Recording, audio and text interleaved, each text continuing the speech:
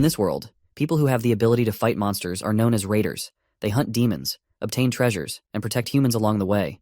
While their job may be a dangerous one, people call them heroes. They're loved by everyone and envied by some because the idea of hunting and gaining treasures excites people. Those who manage to land this job can't help but feel jealous of other heroes. This story starts in a public restaurant where everything seems to be going fine until someone starts shouting. The one shouting is the protagonist of the story, known as Jae-hyun, and he's absolutely mad to hear that he's only being hired as a meat shield while raiding. The guy in glasses immediately tells Jae-hyun to simmer down because our hero was the one who wanted to make some quick cash with a job, and this is the only one currently available. Well, as much as our hero Jae-hyun might drag his feet, it seems he doesn't have much choice in the matter. Jae-hyun then reveals to us that the guy with glasses is Young Wooman, working at the raider agency. He hooks up people like Jae-hyun with jobs who aren't officially part of any guild. When Young Wooman finally got in touch, our hero thought he'd scored a sweet gig. Turns out he's just getting a role of cannon fodder, standing frontline in a dungeon full of undead. It's like being told you're disposable shield of meat, ready to be ditched if things get hairy. Jae-hyun sighs and wonders why this is the only job available for him, especially when people lower ranked than him are landing high-paying jobs. Young Wooman then reminds him about his martial arts class, which, despite being top-notch class, rarely gets job offers. Jae-hyun then gets even more annoyed, questioning if he's being underestimated just because he's a martial arts raider. The guy with glasses reluctantly agrees, explaining that in reality, magic users dominate the job market and snatch up all the requests. The truth is, martial arts raiders tend to take longer to finish jobs and get injured more often. That's something employers definitely take into account, and that's the harsh reality here. You see, unlike mages who stand at the back while hunting monsters, martial arts raiders are on the front lines and naturally prone to more injuries, and that is precisely why, in a fights, mages definitely have the advantage. The boy further reveals that about 10 years ago, martial arts raiders were in high demand.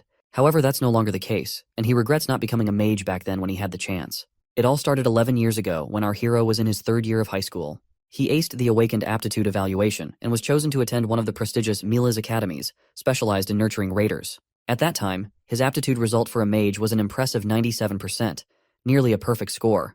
Even the top students of the time only managed around 92%, like Lady Sioina. His results back then were unbelievable. On the flip side, his aptitude for a martial class was just 34%, and despite that, he made a dumb move and chose to become a martial raider. He didn't choose the martial class for any noble reason, he just didn't want to become a mage. Back then, mages had a bad rep because they were seen as mere buffers, unable to handle even low-ranking monsters without martial arts raiders backing them up. But times have flipped since then. Martial arts raiders are on the decline, while mages are now highly sought after. If our hero had gone for mage class 11 years ago, his life would probably be a lot better now. Even if he decides to switch classes now, raiders hit a growth plateau at age 20, so there's no room for improvement. I guess there's no point in dwelling on regrets since nothing can change now. Young Wooman then reminds our hero that opportunities like this are hard to come by nowadays, and he shouldn't be choosy. He further reveals that he was going to offer this job to someone else, but chose our hero instead, because he thought of him. Hearing this, our hero feels a mix of sadness and irony. His talent was one that was envied by all those who wanted to become mages at one point in time, but now his dumb choices has reduced him to just an insignificant D-rank martial arts raider. With no other options left, he decides to accept the job. His friend perks up happily upon hearing this, assuring our hero that he's making the right call. As our hero is about to leave, the manager informs him that he'll see Jae-hyun at 8 a.m. the next day at an address already sent to his phone. Curious, Jae-hyun asks why the manager will be there, assuming he'd be busy with agency work. Young Wooman casually reassures him not to worry and mentions he has some business there as well, so they'll meet regardless. The next day arrives, and everyone gathers outside one of the dungeon gates. There stands our hero alone. Jae-hyun checks the time and starts feeling jittery because Young Wooman still hasn't shown up, despite saying he would be there. He lets out a sigh, thinking maybe Young Wooman should be handling more capable raiders, considering he himself is just a D-rank martial arts guy and Young Wooman's an A-rank mage. Jae-hyun wonders why Young Wooman bothers hanging around at a raider agency when he could join any guild he pleases with his skills. If Jae-hyun were in his shoes, he'd have found a better place somewhere by now. Suddenly, a thought pops into his head where someone calls him a useless bastard. It seems to be a part of Jae-hyun himself, though we don't know much about that yet. Lost in his thoughts, Jae-hyun hears someone calling out to him. It's Myung-ho, clad head to toe in armor, a friend of our hero. As they chat and joke around, Myung-ho seems pretty proud of being a martial raider. He thinks the younger generation doesn't appreciate how cool martial arts raiders are, compared to mages who he calls useless hobos standing at the back throwing fireballs. But Jae-hyun doesn't see it that way at all. He feels being a martial raider is far from cool. In fact, they can barely afford food these days. Myung-ho encourages them both to do their best regardless of their position. He suggests they grab a drink after the raid, and Jae-hyun agrees, but he quickly adds that he's broke and can't foot the bill. Myung-ho shoots back that it's not his turn to pay since he covered the last round. Jae-hyun feels a bit awkward and embarrassed hearing this, but seeing Jae-hyun's helpless look, Myung-ho decides to cut him some slack and agrees to pick up the tab once more. Jae-hyun chuckles and apologizes for always letting his friend pick up the tab. Deep down though, he can't help but think Myung-ho is a bit too easy to sucker into paying again. Suddenly, someone abruptly arrives and instructs everyone to gather at the dungeon entrance as they'll be entering in 30 minutes from now. For some reason, everyone seems really worried and anxious upon hearing this, including our hero. It might be because they don't appreciate this new guy barking orders. In any case, the armored guy decides to head back to his party to prepare, while Jae-hyun remains standing there, repeatedly checking his phone. While waiting for the raid to start, we learn that when raiders enter a dungeon, they need to be mindful of two things. The first is when they unexpectedly find treasure tucked away inside. Once they're pumped about the loot, their greed can mess with their heads. They stop thinking rationally, and that's when the dungeon decides to test them. Surviving that stroke of misfortune is rare. Usually it's a total disaster. As for the second thing, we'll have to wait to find out because the armored guy butts in again. He tells Jae-hyun to quit staring at his phone. It's time to roll into the dungeon. Then he cracks a joke about our hero, stating that he is probably ogling his girlfriend's pic before getting inside the dungeon. Jae-hyun waves off the comment, saying it's no big deal, but truth be told, he's actually peeking at a pic of his mom, not some girlfriend. After a quick word to his mom, he heads inside the dungeon. Once inside the dungeon, the mages hang back with their wands while the martial raiders walk up in the front line. Mindless ghouls immediately appear with their grotesque faces, and an arrogant wizard starts yelling orders at the martial raiders, demanding they form up even if it means risking their lives. This is exactly why our hero despises this job. He hates being bossed around by these jerks about what he should do, but he's got no choice but to follow orders. The mages begin chanting, conjuring their elemental powers, and start throwing sizzling fireballs straight at the zombies, turning the creatures into crispy critters. Jae-hyun checks out the wizards and wonders if they're actually with the Meteor Guild, because that guild was just a rookie not long ago, but it appears that is not the case right now. Despite the tension, he figures today isn't his day to kick the bucket thanks to their power boost. While taking a moment of respite, Myung-ho grabs water and chugs it down to refresh himself, and points out that the dungeon's all about taking down the big boss now. The old man jokes about feeling his age, saying he can't keep up with others like he used to. The old man then asks if our hero got any item drops. He is feeling happy while asking this because A-rank dungeons usually have decent loot. The boy decides to check for himself, but as soon as he opens his system window, it starts glitching, and he feels a sudden headache. But then, another system message pops up, stating that the Aesir system is down, and the connection to the user will be temporarily disconnected. Then, another message follows, explaining that for unknown reasons, the Aesir system failed to reboot. Our hero has never been in such a situation before and has no idea what's happening. Suddenly, a voice starts speaking in his mind, urging him to follow the light. Startled, he turns around to see the glitching system notification stating that an unknown entity has infiltrated the system and the safe mode restoration is failing. Jae-hyun is utterly clueless about what's going on. The old man notices his tense expression and asks if something's wrong. The boy simply explains that someone asked him to follow the light, and right on cue, something starts happening. These bubbles of light start appearing out of thin air. He wonders if this is the light he's supposed to follow. It looks like no one else can see this light other than our hero, and the old man asks why he's acting so strangely. With no clear answer, the boy's eyes stay fixed on the light. He swallows his fear and decides to check out what it is. When the old man asks where he's going, our hero assures him he'll be back shortly. After following the light for a while, he ends up in a strange place, and the system window immediately pops up, saying the Aesir system has been disabled and the status window can't be loaded. He tries to interact with the system, but it's unresponsive. Another notification arrives, stating there's partial damage and the system will attempt to reboot in safety mode. Jae-hyun scratches his head in confusion, because ever since he first became an awakened at 10, the system has never gone down in those 17 years. There's never been any damage or reboots either. He wonders if the voice he heard is somehow related to the system going haywire. The system keeps glitching and bombarding him with the same failed notifications. Despite this, he continues to follow the light and wonders if something is changing within the Aesir system. A little background on the Aesir system. It's said to be named after the Aesir, the gods from Norse mythology like Odin and Thor. The system is believed to have emerged from Aesir, representing humanity's last hope and defense during the year of disaster back in 2011.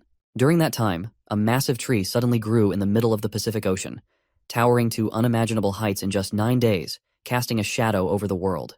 And that terrifying tree from back then was none other than Yggdrasil, the world tree from mythology. Once it fully sprouted on that 9th day, all hell broke loose.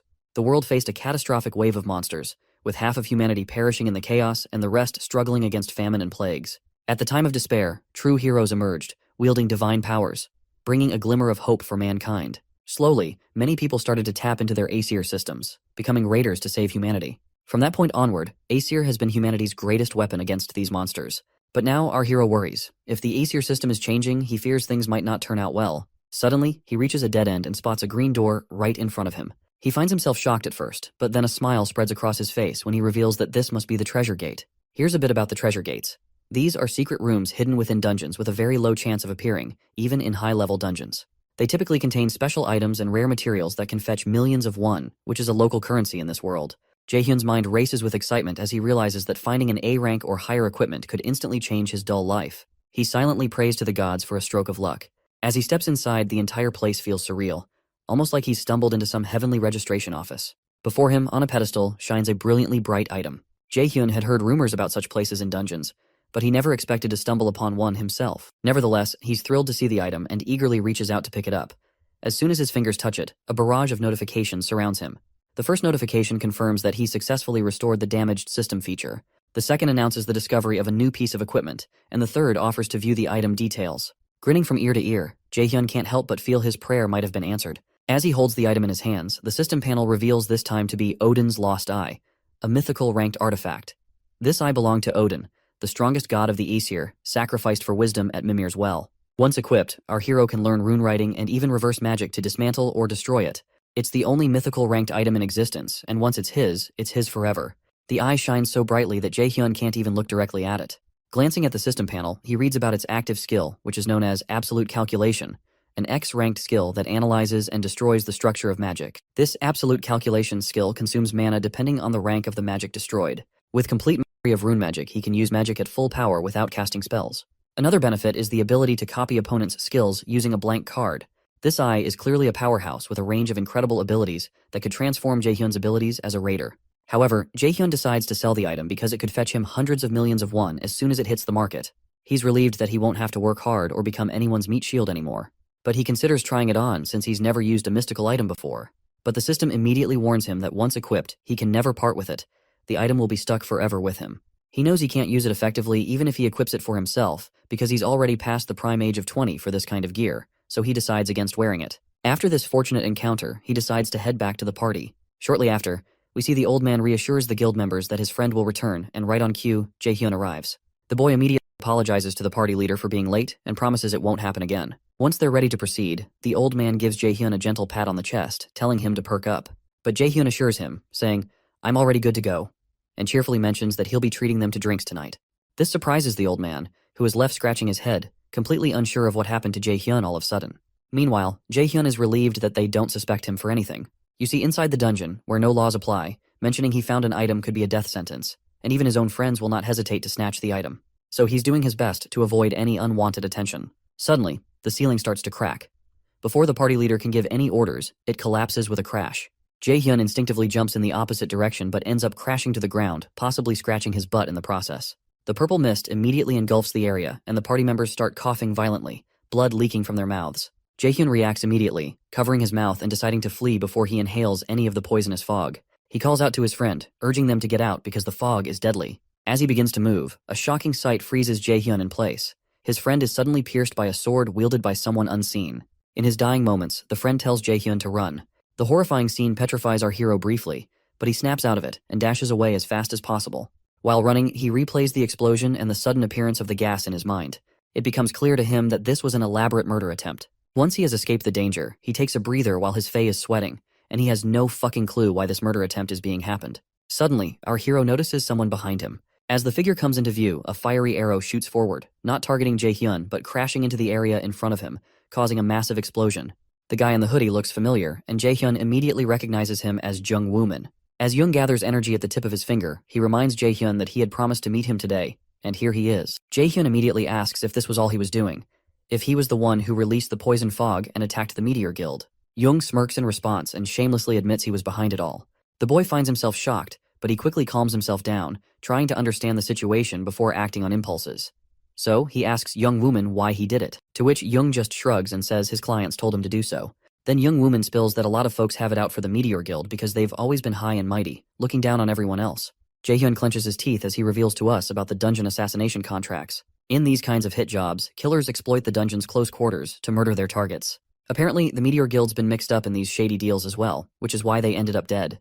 Jaehyun feels the sting of his injury from the grazed shoulder by the arrow. He's not sure he can go toe-to-toe with Jung Wooman, because he is an A-rank magician, who's in the top 2% of geniuses in the whole country. On the other hand, our hero is just a mid to low rank player. Even though he knows he's not their main target, Jaehyun's worried they might try to take him out to tie up loose ends. Of course, like any righteous protagonist, Jaehyun feels the urge to avenge his comrades, especially Myungho. But right now, he's not about to make any reckless moves. He assures young Wooman that he won't spill a word about what happened to the Meteor Guild. Instead of listening, the guy in glasses launches another volley of fire chains. Jae-hyun immediately takes sidesteps to dodge the attack, but his face still gets grazed by the fiery blast. He's certain that even a split-second delay would have meant his end. The crazed magician continues hurling fiery chains aimed directly at Jae-hyun, who keeps running relentlessly, desperate to escape. He's baffled by why he's being targeted, considering he's just a lowly D-rank player. With each passing moment, his face bruises from the onslaught, while the relentless attacker shows no sign of stopping. Suddenly, that voice inside Jae-hyun's head berates him once again, calling him a useless fool and questioning why he even exists. It seems like this man who always appears in his head to insult him is definitely his father. And after seeing his father in his head, something clicks in Jae-hyun's mind, and he boldly asks if his father is behind this assassination attempt.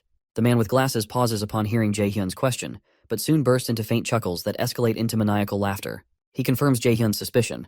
Jae-hyun is struck silent by this confirmation, his mind flashing with images of his mother. He recalls the heart-wrenching day when he cried bitterly over his mother's lifeless body. He confronts young Wooman, asking if his father ordered the assassination of his mother 5 years ago during winter. The guy with glasses grimly affirms, acknowledging that he can never understand why a father would want his own son and wife dead. Young Wooman shoots another arrow at Jae-hyun, teasing him about his situation. He conjures up a bunch of fiery arrows, ready to blast our hero into oblivion, and before throwing down his arrows, he wishes his final goodbye. Jae-hyun stays quiet for a moment, then suddenly activates Odin's Eye. Young's confident smile takes no time and turns into pure shock as he watches Jae-hyun developing magical powers inside him. The magical powers just keep growing stronger without any sign of stopping, leaving the fool with glasses even more terrified. Realizing the seriousness of the situation, Young decides it's time to take Jae-hyun down. He throws a fiery arrow at Jae-hyun, expecting him to flinch or run, but Jae-hyun stands his ground. As the fire arrow gets dangerously close, it simply disintegrates into nothingness, leaving young Wooman's jaw practically hitting the floor. It looks like the eye has finally been activated, confirmed by the system itself. A sassy smirk spreads across Jae-hyun's face after feeling that surge of power inside his body. The system window pops up once again, mentioning the availability of a blank card. Meanwhile, Young is losing his composure, baffled at how his magic was nullified so easily. My guy wastes no time and uses the blank card to copy young Wooman's skill, known as Blitzchain, and makes it abundantly clear that he is going to inflict a painful death over this bastard. In the next moment, he conjures up fiery arrows, while Jung Wooman struggles to comprehend how his skill, which took him years to master, is being used by this lowly D-ranked raider. Even though he's visibly shaking in his boots, Jung Wooman warns Jae-hyun that taking him out won't be a walk in the park. The boy unleashes a barrage of fiery arrows, confidently telling young Wooman they'll settle things soon. In retaliation, Glasses Guy fires off his own arrow barrage. Their powers clash, but it looks like Jae-hyun might be gaining the upper hand. Jae-hyun keeps up the relentless assault, driving the cocky guy to flee in the opposite direction to save his own skin. Young Wooman tries to strike back with a massive blitz chain attack, but Jae-hyun swiftly activates his absolute calculation ability, disintegrating the incoming attack while sending his own arrow straight at his opponent. Desperate, Young Wooman throws up a barrier to shield himself. But Jae-hyun isn't done yet. He uses his absolute calculation once more, nullifying the shield and leaving Jung Wooman defenseless. The arrow strikes him directly, unable to dodge in time. As the dust settles, Jae-hyun walks up to the fallen Jung Wooman, who's begging for mercy like a dramatic soap opera scene. Tears are streaming down his face, but Jae-hyun ain't going to cut any slack. He just lets loose with a fiery arrow that finishes off the cocky guy in one good blow. After the intense battle, Jae-hyun is totally wiped out. He flops down on the ground, thinking about how he finally snagged a mythic item, only to end up facing death in such a crappy way. Death was always this scary thing he dealt with as a raider, but now that he's staring it in the face, it's a whole different feeling. He starts feeling that coldness creeping in. Then out of the blue, a system window pops up, talking about a new download. It offers him a way out. If he activates the system, then he can jump back to some past time. Knowing he's about to kick the bucket anyway, Jae-hyun just says, "Yeah, sure, let's do this." With that command, the new system, known as Nornir, activates, and suddenly we find ourselves facing divine-looking ladies conversing in a foreign language that goes way over our heads. The blonde lady extends her hand, possibly grabbing our hero's hand in the process. Just as this happens, the friendly blue system windows turn deadly red, and a notification pops up stating that our hero has become a major enemy of the High Aesir. He's also gained 2 passive skills, with half of the Aesir's gods now keeping an eye on him at all times. Next thing he knows, he wakes up in his bed, looking utterly terrified as if he's seen a ghost. He scans the room, everything feeling surreal. He stares at his hand, where a red fiery blob starts to form, and the system announces that the user has successfully returned to the chosen time period. The memories of past suddenly flashes into his eyes, where he sees his dead mother, and the time when he fought Young Wooman. He also sees his mother, and rushes to hug her tightly, unwilling to let go, hoping desperately that this isn't just a dream. And in fact, this is not a dream. He was actually hugging his mom. After a while, once he is alone in his room, his chest pains sharply, jolting him back to reality. The system confirms the date as November 15th, 2020, which is the time he's been regressed back to. and his body has successfully been healed by 20%. Breathing heavily, he wonders if he's still dreaming. Looking around his familiar surroundings, he realizes he's indeed in his old home. A system notification pops up, presenting a quest titled, "A Break is the Mother of Success." His main task is simply to rest until fully recovered, with the promise of a blank card as a reward once he's restored. The boy exhales deeply, trying to calm his racing thoughts. He then reflects on how he died fighting that guy, and somehow ended up regressing 11 years back into the past thanks to this new system. 11 years is the same time when he was in his 3rd year of middle school. He checks his calendar and realizes that he has actually not been enrolled in the Mills Academy. He also finds a note from himself, which is clearly telling him to choose martial arts, but he grabs his pen and immediately scratches that out. He's not going to waste this chance on the martial arts class, because this time, becoming a mage is definitely the way to go. In the next scene, we find him having dinner with his mother, struggling to hold back tears that threaten to spill from his eyes. His mother looks concerned, noticing his recent strange behavior. When she came home earlier, he had hugged her tightly, and he cried deeply. She gently asks if something is bothering him. With a forced smile, he reassures her, saying it was just a nightmare, nothing more. But those haunting memories of his dead mother are far from mere nightmares. Finally gathering his courage, he tells her there's something he wants to discuss. She encourages him to speak freely. It's clear to her that he may not want to enroll in Mills Academy. She understands the dangers and fierce competition involved in such a path. She's prepared to let him choose a regular school if he's hesitant, not wanting to impose her wishes on him. But contrary to her expectations, our boy reveals that he's considering changing his major to enroll in the magic class instead. His mother chuckles at the sudden change and quickly approves of his decision, though she's visibly startled by the abrupt switch from his earlier determination to join the martial arts major. Despite her initial surprise, she trusts her son's judgment and believes he must have a good reason for the change. With a reassuring pat on his cheek, she encourages him to pursue what makes him happy, whether it's martial arts or magic, and assures him not to worry about financial matters. She promises to support him wholeheartedly in his choice. Moved by her understanding and support, the boy starts to cry again. And amidst his emotions, memories of his father, Min Seong-oh, who is an A-rank raider, flash through his mind, reigniting his desire to become stronger to take revenge against his father. Jae-hyun is getting into serious training, starting with push-ups, and he's also earned a blank card from completing his first quest. His physique is getting toned and fit, something I envy a bit myself. As long as I'm here writing recaps for you guys, I don't think I can get back on the track for a 6-pack abs grind. Jae-hyun still isn't entirely clear on what the Nornir system entails, but he's not complaining as long as it keeps functioning. His past life knowledge will let him monopolize dungeon items, and his experience as a dungeon guide will surely be useful. However, he doesn't have many skills besides his martial arts abilities. Absolute calculation and blitz chain he copied from Young Wooming. He leans back on his chair, summons his system, and checks his current stats. He's pretty sure his level has reverted to the current time and his stats have been reset. He also somehow retains all the passive skills from his previous life, with 2 new skills.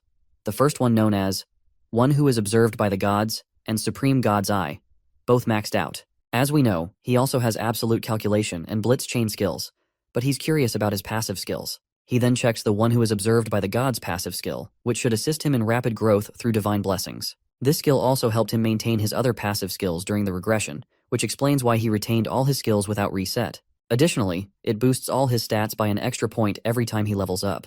Thanks to this ability, most of the Aesir's demigods are keeping an eye on him. He then decides to explore his other skills. The Supreme God's Eye passive skill is also an exceptional skill that allows him to see through false illusions and uncover the truth. There's also an active skill called Blitz Chain, where he attacks enemies with electrified chains, sometimes causing paralysis. The mana consumption increases with the number of chains emitted. Initially, I thought they were fiery chains, and I'm pretty sure you'd agree with that too. He takes a look at his other stats. Despite all of them being at abysmal levels, he's really focused on beefing up his magic stat, which is super crucial. And he knows endurance is key too. In those marathon battles, you've got to keep going without burning out. After thinking it through, he decides to use his fresh blank card to copy a healing skill, since he's already got an offensive skill. You see, even in this year of 2020, where mages get no love, those with healing skills are still hot stuff. They're treated like royalty everywhere they go, earning respect beyond just scope of rating. So he figures as a mage with healing powers, he'll still get his due respect. But here's the catch. Finding an awakener with healing skills to copy will be like hunting for a needle in a haystack. Before he was desperate and used his blank card to fight with Young Woman. But this time around, he's not blowing it like that again, because he has no clue how many cards the system will grant him. His phone suddenly rings, and as he checks it, his eyes widen at seeing Kim Yoo-jung's name on the caller ID. Kim Yoo-jung is his childhood friend, someone he's been close to for years, and who had always shared his dream of attending Mills Academy to become a raider. In his previous life, he tragically lost her in his arms, a fate he's determined to change this time around. He smirks as he reads her text message. Apparently, she's calling him to meet Saintess Yu Seongun at her seminar. This news fills him with happiness, as Saintess Yu Seongun is known for her magical prowess, particularly in the magic of sacrifice. Without hesitation, he stands up, grabs his hoodie, and quickly informs his mom that he'll be back soon. Once outside, he checks his phone again and lets Kim Yoo-jung know that he's on his way. Meanwhile, a luxurious Rolls-Royce speeds through heavy traffic. Inside, Saintess Yoo Seongun sits quietly, surrounded by a busy schedule as her manager updates her on the day's events. Concerned, the manager asks if she's all right, noting she's been pushing herself lately. She reassures him she's fine, but a bit tired, reminding him that sacrifice often means giving up one's own vitality. Meanwhile, the manager appears visibly anxious, wishing there was someone with healing skills comparable to Lady Seongjun's. He fears it's only a matter of time before exhaustion takes its toll on her. Meanwhile, our duo finally arrives at the event location. The girl seems eager, practically pulling our hero through the crowd. When they stop, the boy teases her, asking if she brought him along just because she was afraid of getting lost. The girl gets annoyed and embarrassed, telling him not to accuse her like that. She falls silent, which clearly indicates she did indeed bring him for that reason. He teases her again, joking about how such a smart girl can have such a terrible sense of direction. While she's giving him a hard time, our hero is secretly grateful to his friend. If he manages to copy Yoo Seongun's sacrifice ability now, it could be a total game changer for him, potentially making him one of the best connections in Korea. As the crowd settles into their seats, our eager lady and our hero are amazed at her huge following, which isn't surprising. She's the guildmaster of Lotus. She is a top-grade healer known across the nation and worldwide. In this era, raiders aren't yet used as meat shields, but she still always puts others' safety first. Finally, she steps onto the stage and the crowd goes wild. Our hero waits eagerly for the perfect moment to copy her abilities. While he waits, he lets slip that in just 2 months, the Saintess is going to get seriously sick during a dungeon raid in Itaewon. And it's all thanks to her own healing magic. Sacrifice. He figures he's the only one who could heal her if he could copy her abilities. Meanwhile, Kim Yoo-jung's getting all hyped up, which Jaehyun finds kinda annoying. On stage, the Saintess starts her spiel about how the world's in a mess because of Yggdrasil's tree and monsters munching on people's lives. Despite all that, she throws in some hope and tells everyone to remember the awakened who can help to save humanity, and urges one of them to become a raider as well. As her speech concludes, the fans are ecstatic, and Jaehyun acknowledges her words too, stating that since it's no easy task fighting monsters on the front lines, everyone feels reluctant to become a raider. He's a living example of this for us, because he also wanted to sell Odin's Eye to avoid raiding for cash. As they moved forward, she couldn't stop talking about the Saintess, while our hero kept teasing her, which really got on her nerves. He then mentions that he has already called her mom earlier to pick her up due to her poor sense of direction. She suggests he just catch a ride with her mom, but he brushes it off, saying he has other things to handle. Before leaving, he casually mentions changing his career path to focus completely on magic and hints he'll need her to teach him later. With that, he takes off without explaining why he changed his career plans, leaving her feeling disappointed and alone. The boy starts looking around and finally spots the lady's car. A smile spreads across his face as he heads towards the car, but the manager notices him approaching and tells him they're not accepting any fan visits right now. But the boy boldly states he's here to meet director Yoo Seongun. The manager sighs, clearly annoyed by another raider fanatic to deal with. With an irritated expression, the man cockily tells the boy to walk off and reminds him to respect her privacy, mentioning even the director would be bothered by his presence. The boy insists he's not here for a fan meet and greet.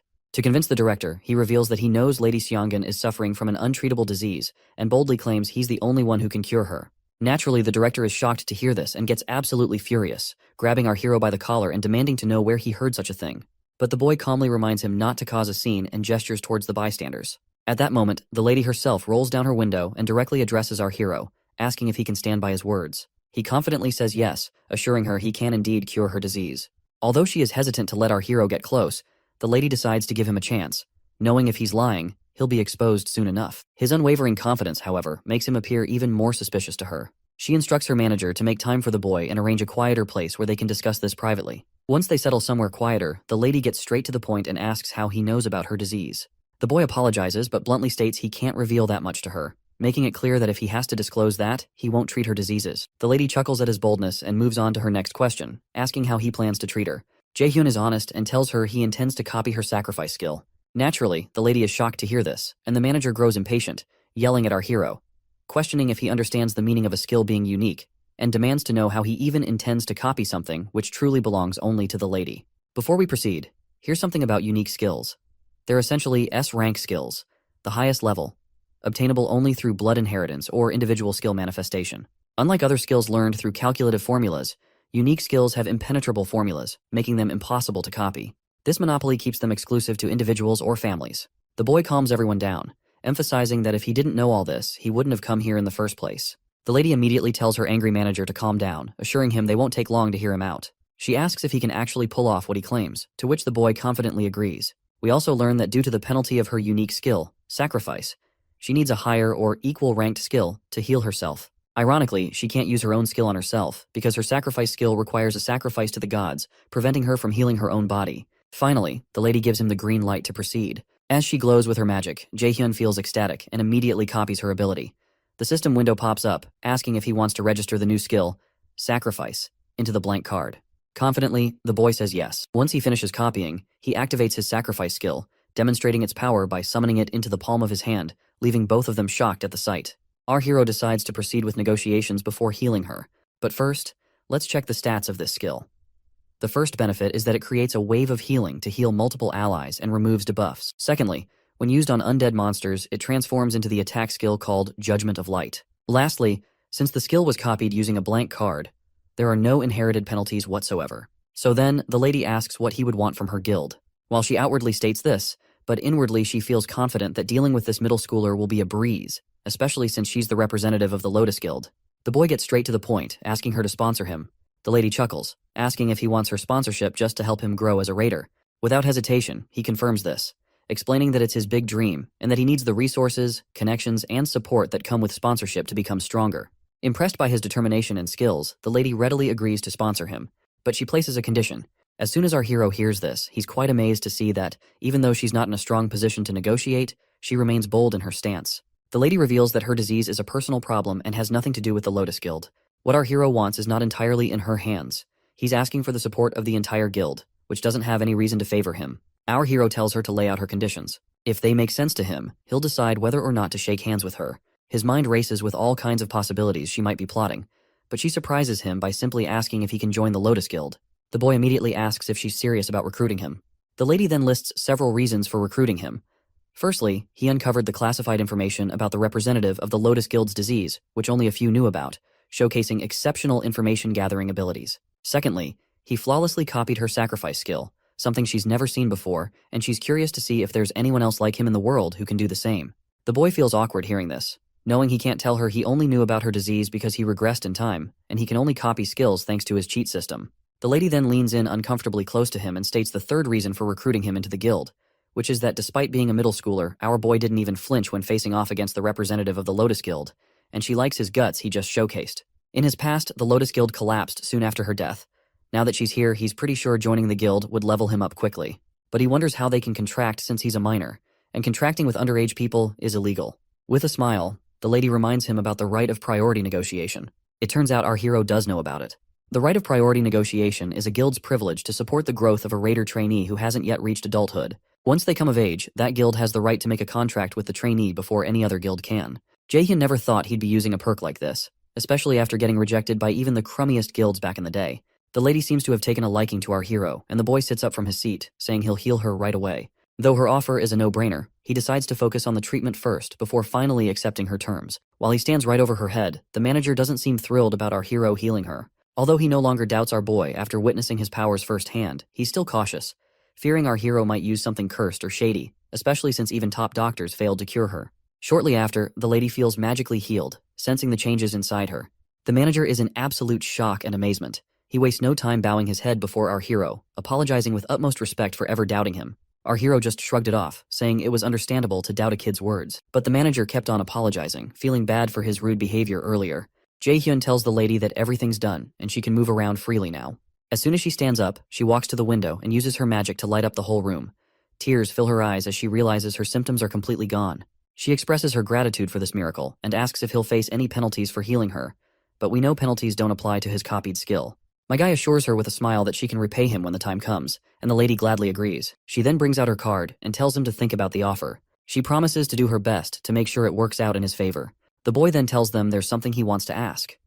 The next day, the manager escorts him to a low-rank dungeon owned by the Lotus Guild. As you can guess, he's there to level up his skills, aiming to become an ace at Mills Academy. The guild makes sure they've got all the essentials ready for him, and even loans him some spare gear meant for guild members. But the manager warns him going alone into the dungeon could be risky, asking why he insists on soloing it. Jaehyun just says he wants to grind. As a safety net, the manager hands him a stone, saying it's a warp stone. If he breaks it, he'll teleport outside the dungeon gate. It's a little thanks for how he treated the lady, and the boy happily takes it. He proceeds to enter the dungeon, and as soon as he steps inside, he is sure that it's just an E-rank dungeon, not something to worry about. The manager urges him to warp out quickly if danger appears, to which he nods in assurance. Deep inside, though, he suddenly finds his mouth covered by unexpected hands, and the system indicates he's now in Helheim's Field of the Dead. The scene transitions to the director Yu Seong-in office. There we see the lady deep in thought regarding our hero. She's concerned that even in an E-rank dungeon, a newcomer clearing it alone is nearly impossible, regardless of how skilled they are. However, she can tell this kid isn't your average Joe. He didn't just pick this gate on a whim, so she grins and decides to see where he's going with this. Suddenly, there's a knock on the door, and after getting permission from the director, a lady enters. The director asks about the matter she requested updates on, and the other lady hands her the files, explaining it's our hero's profile. As the director flips through the pages, she's shocked to read that he aspires to be a martial artist, which makes no sense to her considering his magical capabilities. A heavy silence falls over the room as the lady who brought the reports also has no clue how someone can be so talented, but she assures the directory that the reports are accurate unless there are not any mechanical errors. Taking a peek ourselves, we see that our guy's aptitude for magic is at 97%. Shortly after, the director calls his manager Appa and instructs him to call her immediately once our hero is out of the dungeon. She's eager to witness our hero's talents with her own eyes. Meanwhile, our boy finds himself falling into the unknown realm known as the Field of the Dead, hitting his ass on the ground hard upon landing. As he looks around, he realizes he's in a graveyard and struggles to stand up, coughing harshly. Before he can make sense of his surroundings, an undead creature appears. Wasting no time, it aims its bow at our hero and shoots an arrow at him. Reacting too slowly, he ends up with a nasty cut across his face. Another monster appears, ready to strike our hero down. He's unsure if it's laced with paralysis poison, which annoys him greatly. He quickly heals himself using his fancy sacrifice skill. Suddenly, more zombies emerge, and he finds himself surrounded by black souls hovering above in the air. They immediately start attacking and shooting at him. But this time, Jae-hyun grabs an arrow with his bare hands and breaks it by clenching his fist, thoroughly annoyed by their pesky attempts. Meanwhile, Kim Yoo-jung stares at the autograph she received from the director, and she is also feeling totally annoyed at our hero for leaving her alone, despite knowing she has a terrible sense of direction. She's getting more and more annoyed by his unpredictable moves. He used to avoid crowds, but suddenly he's agreeing to tag along with her. He never used to ditch her like this before, always making sure she wasn't left hanging, but this time, he left her high and dry down there alone. And now he's switching to magic class, even though he's always dreamed of martial arts. She just can't wrap her head around his sudden change because she knows he's usually thoughtful and careful, not someone who acts without a good reason. Suddenly, she starts texting him again, giving him a piece of her mind about leaving her alone that day. Meanwhile, back in the dungeon, Jae-hyun's face pales as he freaks out at the sight of ghosts right in front of him. To make matters worse, they're far more organized than your typical monster horde. He decides to rely on an item, a staff forged by a blacksmith from the Lotus Guild. Before we delve deeper, we learn that this dungeon, Helheimr, is the realm of the dead overseen by Loki's daughter, Hel. It's one of the 9 worlds in Norse mythology, created after the 7 realms excluding Midgard and Asgard.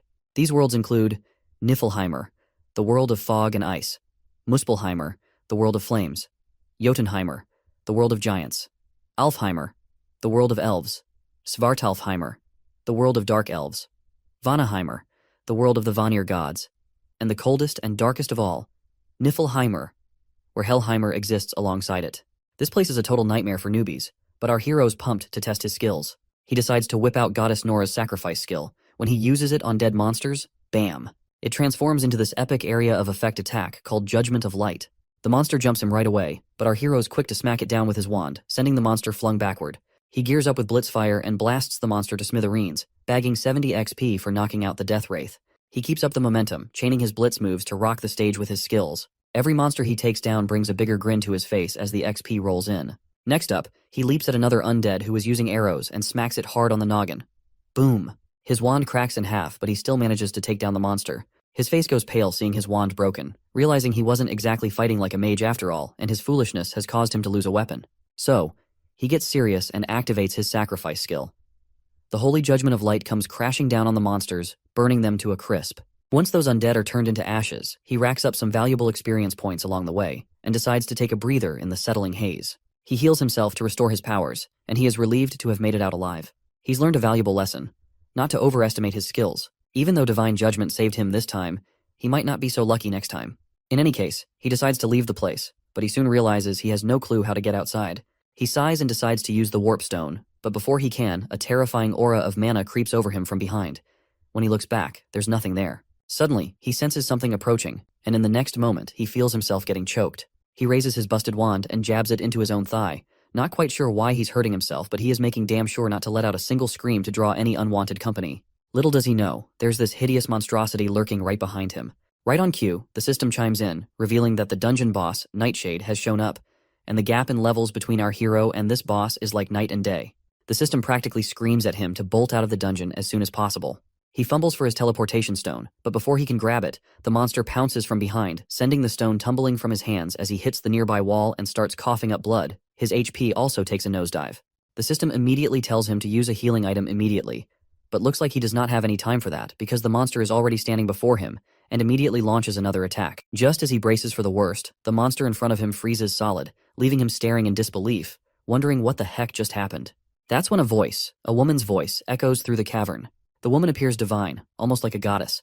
She commands the monster not to harm him, revealing that she herself brought him here as an important guest. This half-demon, half-angelic elf informs our hero that he is destined to be the adversary. Confused, the boy has no idea who this woman could be. The lady continues, expressing her belief that he was meant to effortlessly defeat this monster as the adversary. However, it seems she was mistaken, seeing him as just an average kid with moderate mana and abilities. She questions why Loki chose someone like him to be the adversary against the mighty Aesir gods. The boy struggles to remain conscious, his life slipping away from the loss of blood. He knows he can't afford to die here, not when he's been given a second chance to make things right. Seeing the determination in our hero's eyes, the lady acknowledges his resolve but states that he's still too weak to fulfill his role as the chosen adversary. She begins to choke him, warning that his end is near. If he doesn't grow stronger quickly, she threatens to end his life with her own hands. Recognizing his importance to them, she decides to grant him another chance. She urges him to become much stronger than he is now, to defeat the Nightshade monster easily. If he succeeds, she promises him a reward, but emphasizes that he must act quickly. And then, a system pops up with the first main quest, Hell's Trials. His main goal in this mission is to take down Nightshade within 2 months, and it looks like this mysterious lady is none other than Goddess Hel herself, Loki's daughter. If he nails this mission, then the Goddess Hel will personally give him her gift, but failure means death as the penalty. As those creepy hands start dragging him into the darkness, he loses sight of everything. And as the scene shifts, we see this blonde goddess we saw during his time regression, and she still appears to be saying something to our hero in this foreign language. Suddenly he awakens in the real world. As he stands up, he realizes that his injuries have been healed completely. Checking his window stats, he sees the same quest still hovering before him, which confirms that everything he felt back then was real, and the lady he encountered was indeed Hel, the goddess who rules over Helheimer, one of the 9 worlds of mythology. He's still clueless about this whole adversary thing, and he's heard something familiar already right after getting this new Nornir system. With a pile of unanswered questions looming over him, like why he regressed and what the heck this adversary stuff is, he knows one thing for sure: he's gotta level up fast. If what that goddess said holds water, the moment he stops getting stronger, he will be killed by that goddess. But hey, he chuckles to himself, at least he's got some daring tasks ahead. Still, he's got a long road ahead. He doesn't know how to fight as a mage, and he also lacks any basic spells to handle small fry. Pulling out his phone, he sees a call from the director summoning him. He tells her he'll swing by tomorrow and is ready to make the contract. The next day rolls around, and our hero steps into the Lotus Flower Guild. The manager leads him inside, and as they walk, he understands why they are giving him so much special treatment, because his mage aptitude is at 97% after all. Arriving at their destination, our hero brightens at the sight of the lady director, exuding confidence with her long hair and a presence that catches his eye. They exchange greetings warmly. She dives into the perks the guild is offering with the contract, and our hero enthusiastically confirms they're impressive. I mean, who wouldn't be thrilled? Alongside a stipend for living expenses, the guild provides him with an endless supply of B-rank items at no cost if they break. On top of that, he'll earn a substantial profit based on his contributions in the raids. These terms are usually reserved for top-notch A-grade raiders. Before signing the contract, he reveals a condition. The lady director warmly encourages him to speak his mind. He explains that it's only been a month since he transitioned from martial arts to magecraft, making him inexperienced in magic. Therefore, he requests to be personally trained by the director herself. The manager marvels at our hero's audacity to directly confront the prestigious director without hesitation. Meanwhile, the boy asks if she agrees to his condition before signing the priority negotiation contract with the Lotus Guild. She chuckles at his interesting request and agrees to his terms. He thanks her, and she teasingly reminds him she's already got her eye on his potential and can't wait to see it in action. She presses him to display his talent first, if he's comfortable enough. Of course, our hero had already anticipated this. After all, it's the main reason the Lotus Guild is interested in him. He immediately asks what he should do to demonstrate his power. The lady simply clicks her fingers, and blue energy begins to manifest behind her, forming a mana cube, and she tells him to endure it. The boy is absolutely baffled by the sight of the mana cube. The lady quickly reminds him that a talented individual should be able to manage at least this much if he's going to sign the priority negotiation contract with her Lotus Guild. You see, a mana cube is a test that B-rank and above mages use to gauge their mana sensitivity. But there's no way someone like our hero wouldn't be overwhelmed by it, as only 7% of awakened mages can endure it. The boy asks the lady if she's trying to scare him off. She reassures him that even if he fails, it won't affect their priority negotiation and they'll still form the contract. With no way out, our hero bites the bullet and steps forward. The director nods to her manager to prepare, who expresses concern about her decision since even current mage raiders struggle with the cube. The lady reaffirms that our hero isn't your average guy, so it's worth a shot. Reluctantly, the director nods and activates the cube. Once the mana cube is activated, the boy hesitates before the overwhelming energy. The lady behind him encourages him to step in, and finally, he gathers the courage to enter. As soon as he's inside the mana cube, the manager remains visibly anxious, seeing him as just a young kid. The lady reassures her that he can handle it, confidently expressing trust in her intuition that he won't fail. Inside, our hero feels like he's drifting in a vast ocean made of mana. Surprisingly, he can breathe normally, alleviating his earlier concerns about getting sick from prolonged exposure to thick mana, which could even lead to death during the test. He searches for a way out, recalling that the only escape from the mana cube is finding the singular door connected to the outer world among countless whirlpools. He gathers his resolve, searching for a way out within the mana cube. Suddenly, he senses something unusual, an unassuming crystal tucked away, pulsating with immense magical power, as if containing the entire essence of the great ocean of mana. Meanwhile, the manager remains anxious while the lady continues to chuckle. Anxiously, the manager asks how long it typically takes. The lady mentions the fastest exit from the cube is 40 minutes, a record high. Upon hearing this, the manager bluntly states it'll either end in our hero's death or he'll set a new world record. The lady agrees, albeit confidently expecting the latter outcome. Their eyes widen as they witness the crystal starting to fracture. Shocked, the manager grabs his phone and realizes only 10 minutes have passed since our hero entered. While the spectators anticipate what's happening inside, our hero senses the immense power of the crystal and grins, thinking that breaking it might just be his ticket out. With determination, he swims towards the stone, clenches it tightly in his fist, and shatters it into pieces in a swift motion. As cracks begin to spread around him, a system notification reveals that he has acquired a passive skill called Crystal of Mana Operation. Suddenly, the mana cube collapses, leaving both spectators in a mix of terror and awe. This kind of test typically takes an hour for an S-rank player, but our guy smashed through it in just 26 minutes, shattering the record held by the European Union's Camilla, a genius mage noted in the World Guinness at 36 minutes. The manager immediately walks forward, shaking our hero's hand enthusiastically and showering him with praise. The lady also joins in, but her curiosity is piqued about how he managed to shatter the cube so quickly. The boy explains that he found a crystal inside the cube and broke it. The lady is shocked to hear this because a mana cube crystal contains all the magic power within the cube, and it's incredibly rare for anyone, especially a regular awakened person, to find or break it. The fact that our hero not only found it, but shattered it, suggests that his mana capacity exceeds that of the entire cube. She bursts into a moment of happiness and immediately vows to help him become the greatest mage in the world. The scene transitions back to Lady Kim Yoo-jung, who is visibly upset that Jae-hyun is still late. Our hero's mother stands beside Kim Yoo-jung, confirming that he's indeed late and not answering calls either. Suddenly, a familiar flashy Rolls-Royce grabs both ladies' attention. They're stunned to see our hero stepping out of such an expensive car, completely blowing them away. How could he afford something like that? Jae-hyun immediately notices the ladies and waves happily. While his mother is anxious, concerned if her son is involved in something shady, Lady Kim is livid to see him lounging around. Once they're settled in the room, the girl jumps straight to demanding answers, asking why he switched to magic class. Our hero casually explains that martial arts just wasn't cutting it for him anymore, and he already filled out all the paperwork for the magic track. She keeps pushing for more details about his decision, but he flips the script and asks why she's dropped by. He then asks if her parents are off at work, to which she nods, explaining that's why she's crashing for the night with our hero's mom's blessing. We then learn that her folks work in a monster processing plant, shipping creatures abroad, which keeps them moving. And whenever she's left alone, she tends to hang out with him, since our hero's mother is a good friend of her parents. Moving forward, the boy asks her to teach him the theories of magic now that he's in the magic class. The girl demands to know what she'll get in return. Reluctantly, the boy asks what she wants. The girl admits she doesn't have anything specific in mind at the moment. After thinking for a bit, she decides that he must grant her one wish. The boy agrees but adds a condition. Her wish must be made within a year, or it expires. The girl agrees, somewhat annoyed, while the boy privately bets that she'll likely forget about it within a year. Teasingly, the boy asks what kind of wish she might have in mind, but the girl, now visibly annoyed, tells him to shut his yapping. The lady gets so mad that while she was holding to that pillow, I thought that she is squeezing her boobs hard. Did you get the same kind of illusion, or it is just me?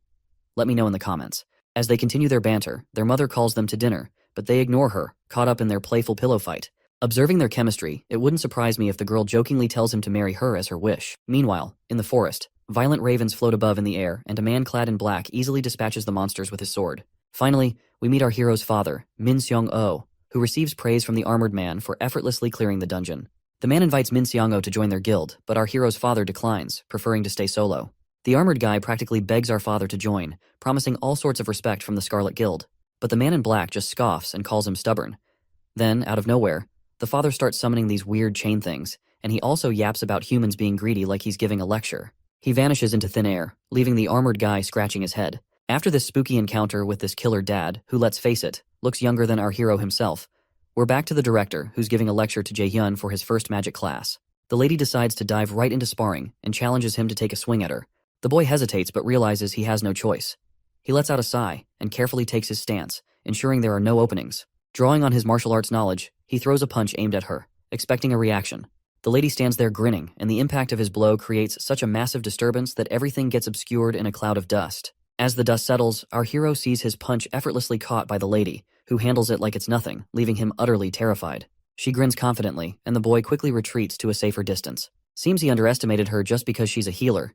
He's now certain she's got the power of an S-rank raider. After that punch, she breaks down his moves, noting the martial artist's habits in his stance and attack. She points out that mages typically don't charge in like that to attack.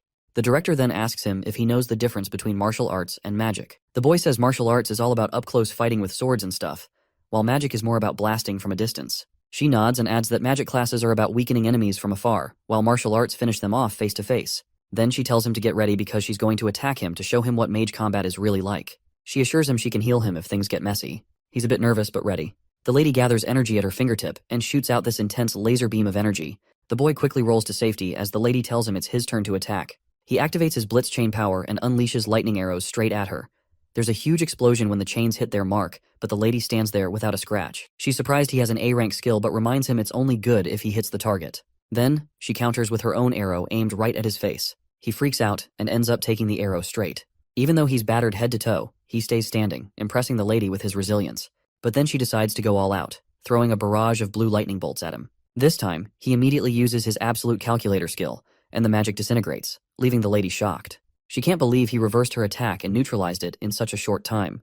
The lady is once again amazed and asks him if there are any more surprises he's hiding. Our hero just tells her to find out for herself, and with that challenge, the ground right in front of her starts crackling with intense energy. She takes a direct hit, but manages to deflect it with her hand, though her hand trembles from the impact. She's absolutely baffled at how he managed to cast this attack so fast. Meanwhile, he sends a barrage of arrows her way, but she quickly throws up a shield to protect herself. She's curious why he's casting magic without chanting, as casting for a mage typically requires a deliberate process. Experienced mages can reduce the chant for lower-powered spells, but each of his attacks is just as potent, making her doubt he's casting without uttering a single word. On the flip side, our hero's almost wiped out and can't muster enough mana to keep attacking, so he just blurts out that she's a monster for being so resilient.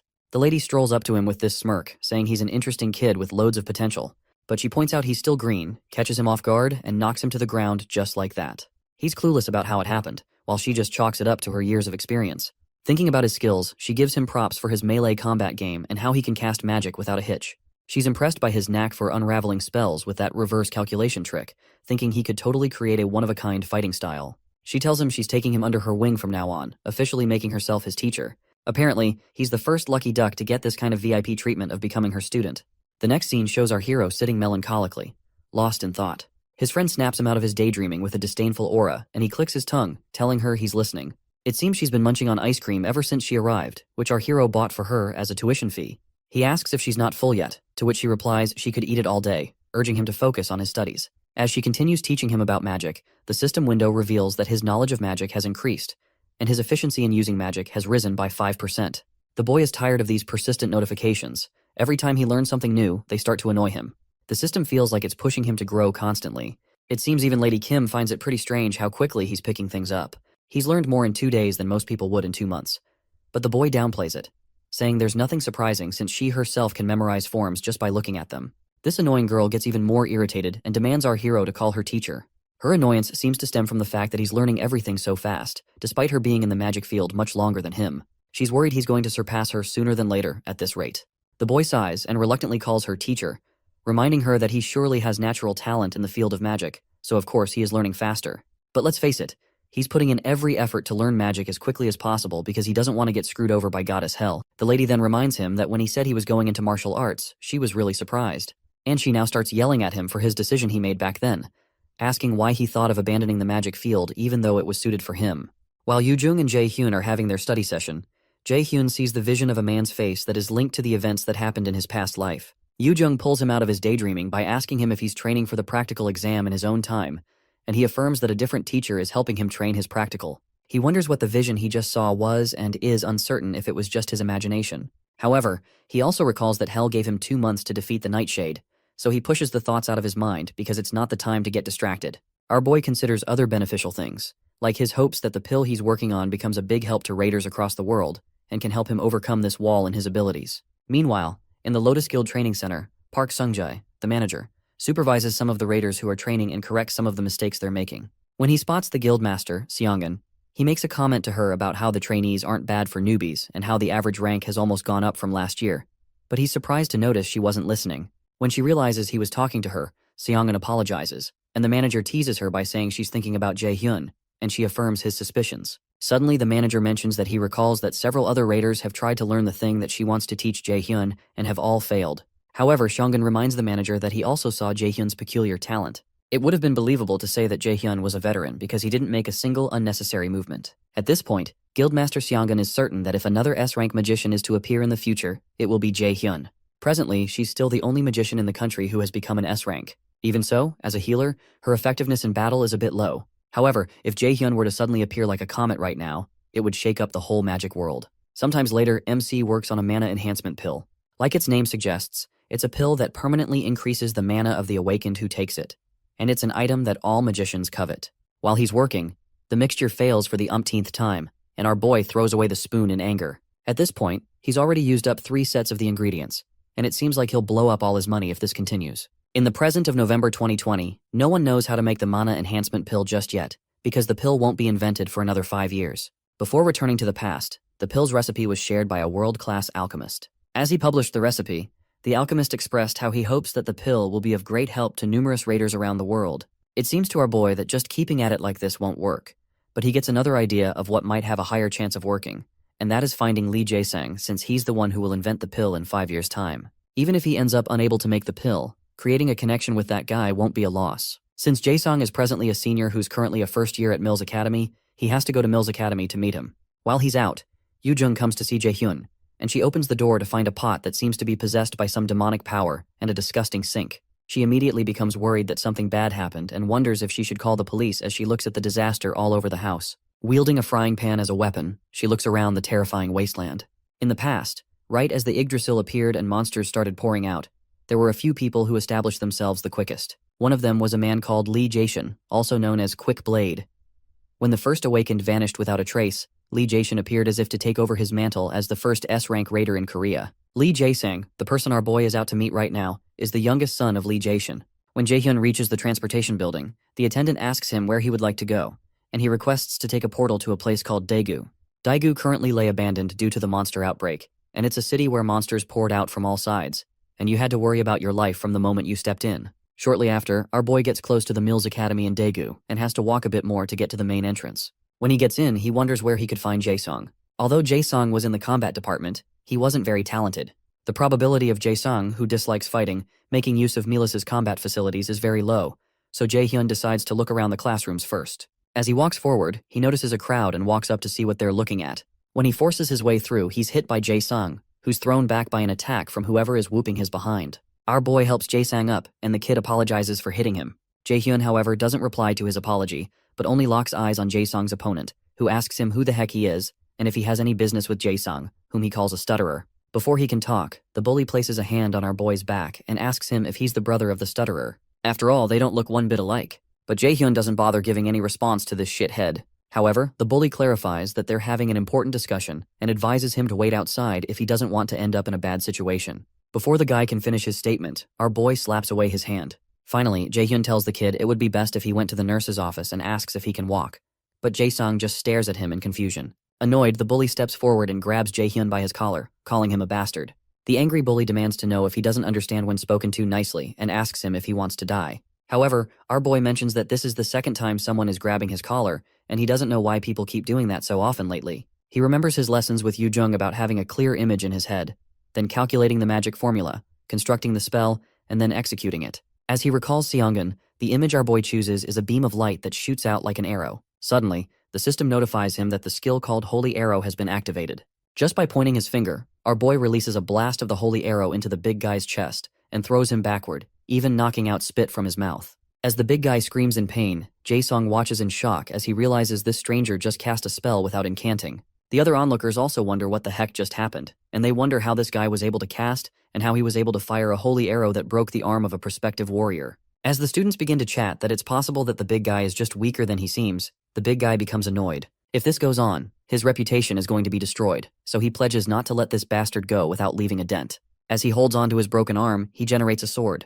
When Jae-sung notices it, he calls out to Jae-hyun to be careful, but the angry bully swings the sword to injure Jae-hyun. As the sword closes in on Jae-hyun's face, he remembers how Master Seongan had taught him how to create a barrier by evenly wrapping mana around his body, so attacks violently bounce off. He immediately activates his mana barrier skill, and the bully's huge sword bounces off like rubber until it swings out of his reach. A look of terror crosses the big guy's face, but he's unable to react quickly enough because our boy soon grabs his face and asks him if he's done with his tricks. As the bully attempts to call him a crazy bastard, Jae-hyun doesn't let the words fully come out of his mouth before he blasts a holy arrow into his face, violently knocking him backward and breaking his nose. A huge thud occurs as the bully crashes into the ground, and Jae-sang watches in awe as he wonders who this stranger is. When Jae-hyun eventually locks gazes with him, the kid shrieks in fear, but Jae-hyun only walks past him towards the unconscious bully, who's still enveloped in smoke. Jae-hyun crouches near him, and he's surprised by how good he got the guy. Soon after, our boy brings out a potion. He regrets having to use the potion he bought for this, but it can't be helped, so he pours it on the injured bully. Immediately, the bully's face completely heals up, and our boy is impressed by its effectiveness. Once that's done, he turns to Jae-sang, who's still pretty shaken up, and proposes that they get going to the nurse's office. As they head to the nurse's office, Jae-hyun stops when they reach somewhere where no one can hear them talk. Confused, Jae-sung stares at him, and he suspects that Jae-hyun came looking for him because he knows who he is. Eventually, he musters up the courage to ask Jae-hyun if his father sent him by any chance. Intrigued, Jae-hyun replies that his father didn't and asks how he would know who his father is, but it's clear that Jae-sung isn't buying it. Eventually, Jae-sung asks him why he came looking for him, so our boy informs him that he has a favor to ask. When Jae-hyun mentions that he would like him to make a certain pill, Jae-sung becomes shocked and states that he doesn't know how to make things like that. Confused, Jae-hyun tells him he's good at alchemy, and when he brings out the potion he used on the bully, he asks Jae-sang if he wasn't the one who sold the potion on the black market. Shocked, the kid wonders how on earth he found out, because there's no way he could have found his information from the black market. Jae-hyun knows what's on his mind, and truthfully, he's not wrong because the black market is a transaction system that completely hides the user's identity. The sale of items, product price, recipient, and everything else happens through the Aesir system, so it can only be secure. Fortunately, the black market works normally with the Nornir system that Jae-hyun possesses, which made him able to buy this potion and made things much easier. Once more, Jae-hyun asks Jae-sung if he made the potion, and Jae-sung utterly denies it. But our boy immediately tells him he's not very good at lying. Eventually, Jae-hyun tells him he completely understands why he would like to hide it, but he explains that he doesn't have much time. Jae-sung recalls how he had listed the potions on the black market, and wonders if it was a mistake to register his potions on the black market. He hadn't thought that things would become like this because he had only done this to try to earn some money. He knows that he's going to die if his father finds out, so to stop that, he bows to Jae-hyun and pleads that he keep it a secret from other people. Eventually, Jae-hyun explains that he didn't tell him this to blackmail him, but he only needs an excellent alchemist that can help him make the elixir that he wants. After Jae-sung thinks about it for a while, he asks Jae-hyun who on earth he is, so our boy explains that he's a prospective student of Mila's academy and calls him senior. Eventually they both sit, and Jae-sung, who's still tense, requests that he tell him about the pill he wants to make. Our boy informs him that he wants to make a mana enhancement pill, a pill that permanently increases a raider's mana. Shocked, Jae-sung gets up and asks him if permanently increasing someone's mana is even possible. Jae-hyun tells him it is. Immediately the kid's engines begin running, and he wonders what kind of ingredients would be needed to create such an effect. As he begins to think of the things that could be needed for the mana pill, Jae-hyun is surprised to notice that the kid's aura has changed, and he's stopped stuttering. Apart from that, Jae-sung was able to guess most of the ingredients just from hearing the effects, which shows he's truly talented, and Jae-hyun decides that he has to win him over. Eventually, Jae-sung stops talking and concludes that it would be better to ask another alchemist since it's such a great elixir, but Jae-hyun refuses because he wants to ask him, and even promises to provide everything he needs. Although it's true that with the recipe, other alchemists might be able to create the pill, the one who possesses overwhelming, incomparable talent is Lee Jae-sung. Finally, he asks Jae-sung if he'll do this favor for him, and the kid agrees. Regardless, Jae-sung clarifies that he doesn't know if he'll succeed or not, so our boy tells him it's alright even if he fails. Confused, Jae-sung asks him if it's alright since he'll be the one taking the loss, so Jae-hyun assures him that he's investing because he thinks that he has the ability, and he admits some investments can result in failure. As Jae-hyun tells him he looks forward to working with him, tears fill up the kid's eyes because this is the first time that someone has ever believed in him like this. When Jae-hyun notices this, he's glad he's been able to make a connection with him. The next morning, while Jae-sung is alone in his room, he thinks about the events that had transpired just hours ago, and he wonders if he's even had anyone believe in him this much in his life. Because he's a coward, not as talented as his other siblings, and lost his mother early, he was eventually left alone and was unable to gain the approval of his father. So to him, it's odd that someone would trust him enough to tell him that it's alright to fail. The fact that he, who had nothing to show for himself, received such trust for the first time, reaches deep into his heart and makes him begin to cry. Meanwhile, Jaehyun's main quest is to deal with Hell's trial by defeating Nightshade within the time limit and getting Hell's recognition. The mission comes with a reward of Hell's gift, and he had 2 months to fulfill the mission, with a penalty of death looming over his head if he fails. Presently, he has only 10 days and 23 hours to perform it. Sometime later, Jaehyun goes to the training center to spar with Seongun, and he manages to dodge her blue lightning attacks. As he moves forward to close the gap between them, he's targeted by some blasts, but he creates a shield to protect himself. He quickly activates his own holy arrow attack and blasts her with it, but she's already covered up in a magic shield. However, she notices a crack in the shield, and she's surprised our boy has grown this strong already. After the smoke clears, both of them lock eyes with one another, as if at a cowboy standoff, until Jaehyun starts to burn bright with yellowish streaks of lightning around his body as he activates his blitz chain skill. But Seongun looks quite ready for his attack. As they both prepare to attack, the manager steps in and tells them to wrap it up because their time is up and they've both worked hard today as well. The manager is surprised that the training hall made with arc metal, which takes a significant amount of strength to create even a little of, has been destroyed by their sparring session. If he hadn't stopped them in the middle, the hall would have been obliterated. While they're resting, Seongun tells our boy that he's grown strong at a truly unbelievable rate. Apparently, he can cast more spells now, and his strength is now ridiculously high. Suddenly, she asks him if he's studying the theory separately, so he affirms that he's learning it from a friend. Excited, Seongun declares that it's better than she expected, because she was worried since she couldn't help him with the theory too. She comments that it seems like Jaehyun has an intelligent friend, and he reluctantly agrees she is. But he considers how the real problem is Yoo-jung's weird-ass personality. Before they leave, Seongun reminds Jaehyun that he had said he wanted to try raiding a dungeon again, and he affirms that he wants to test out the effectiveness of the training thus far. Because of that, Seongun believes that the E-rank dungeon that he entered should be a breeze with his current skills, so she asks him to do his best. The only issue is that it's not an E-rank dungeon he entered, but a C-rank one where he encountered Hell and Nightshade. He wonders if he can defeat a C-rank boss monster alone, but he decides not to worry too much about it since he's prepared well enough and he can only focus on the battle. Sometime later, Jaehyun goes to see Jae-sang, who meets him with the pill he's worked hard to create. Soon after, Jaehyun ingests the mana enhancement pill, and his magic stat increases by 15, and the unbelievable effects shock him. Alchemy is fundamentally a profound and difficult science. Even when creating the same item, its effect could differ greatly depending on the skills of the alchemist. If Jaehyun had taken the ingredients to a different alchemist, they probably wouldn't have been able to give him an item that could even increase his magic stat by 5. Eventually, our boy smiles and reminds Jae-sang that he's truly talented, but Jae-sang says it's because he could believe in him, and he thanks him. Shortly after, our boy takes his leave, and he believes he's ready to defeat Nightshade the next day. Meanwhile, Hell speaks with her dragon Garmer and informs him that it seems that they'll be receiving a delightful guest that day. With 9 days and 22 hours remaining on the timer, he has to clear the dungeon. Our boy returns to the gate of the dungeon. He's given a complete probationary Valkyrie set, with which he gains a passive skill called Mana Plundering. Soon after, he enters the dungeon, and the portal system informs him that he'll be transported to Helheim's Land of the Dead, because of the Nornir system he possesses. He falls through the portal and finally lands in the Land of the Dead. If he defeats Nightshade, he'll be able to meet Hell again. Suddenly, he hears a voice behind him refer to him as the adversary, mentioning Loki and Nornir. Soon after, the monster speaking to him fires arrows at him, but our boy protects himself with a magic barrier. As he turns back, he notices several monsters coming out of the ground, and he recalls how Seongjun had told him that what she wants to teach him is the combat style of a battle mage. These battle mages are also called swordsmen by warriors, and it's a hybrid combat style that uses both magic and physical attacks, but until now, no one has managed it. As Jae-hyun turns back to blast the monsters behind him with holy arrows, he considers how this fighting method is not as powerful as being a long-distance magician, and is lacking compared to a close-distance warrior. As he pummels one monster into the ground, he realizes the fighting style is in an awkward position, because it specializes in neither, but Seongjun seems to believe that it's going to be a different story for him. He soon begins to destroy the monsters. Meanwhile, while manager Sungjae is guarding the entrance of the dungeon, he senses that someone else is there, and he recalls that he didn't get a report that someone else would be coming here. He immediately wields his sword as a red car rushes towards him. When the driver parks, a woman who recognizes him as senior mentions that it was rather hard to find him. When Sungjae realizes it's an old acquaintance named Yeonju, he stows away his sword, and he asks her what she's doing here, and about her guild. She explains that she's on the job right now too, and that she figured she'd see him again while taking care of some work for the guild, but she had checked at the Yeonhwa guild and couldn't find him. However, manager Sungjae wonders what nonsense she's spouting, especially since Yeonju hasn't contacted him even once since they graduated from college. Eventually, he replies that it's nice to see her after so long, but he considers that she isn't someone who would come to a remote place like this just to see him. As she steps forward, Yeonju asks her senior if he's managing this dungeon, but he informs her that it isn't something an outsider should concern themselves with. Regardless, she keeps speaking and mentions that managing dungeons is usually not a part of his responsibilities, and asks if he got demoted.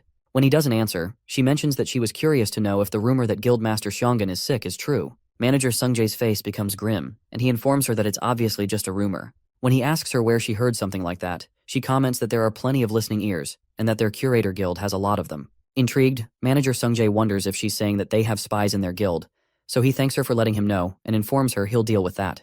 When he grows impatient, he asks her if that's all because he probably has to head back and start the cleanup now, so she also asks him if he knows a kid named Min Jae-hyun. The question alarms Manager Sungjae, and Yeonju mentions that this kid has been visiting Manhwa Guild and meeting Guildmaster Yu Songun quite often, so she wants to ask if he knows the reason for it. Confused, Manager Sungjae informs her that he doesn't think that is something an outsider should care about either. Eventually, Yeonju sighs and walks away. As she leaves, she informs him that she didn't expect him to tell her anything because she knows how inflexible he is. But the reason she came all this way is because she should at least pretend to do something deserving of her salary at the guild. Eventually, she gets into her car and drives off. Meanwhile, in the dungeon, our boy piles up a lot of monster corpses and sits on them. Soon after, the dungeon boss, Nightshade, appears, and our boy tells the monster that it's been a while. Nightshade's body burns in an eerie bright red, and the monster soon lunges forward, causing our boy to jump into the air as he aims his holy arrows at the monster. While midair, he fires the arrows down into the monster's eyes and mouth, destabilizing it for a while before he lands back on the ground. The monster doesn't seem to be injured and removes its hand from its face, unveiling its bright red, eerie eyes. It releases several blasts of energy towards our boy, who spots them and quickly calculates the place to step to avoid the incoming attack. He successfully dodges the attack, and when he gets right in front of the monster, it releases another onslaught of destructive energy, which our boy still dog does. Shortly after, our boy asks it if it's now flustered because things aren't going its way. Jae-hyun activates his lightning chain, and he directs the chains at Nightshade, who manages to knock away the anchor of the chains.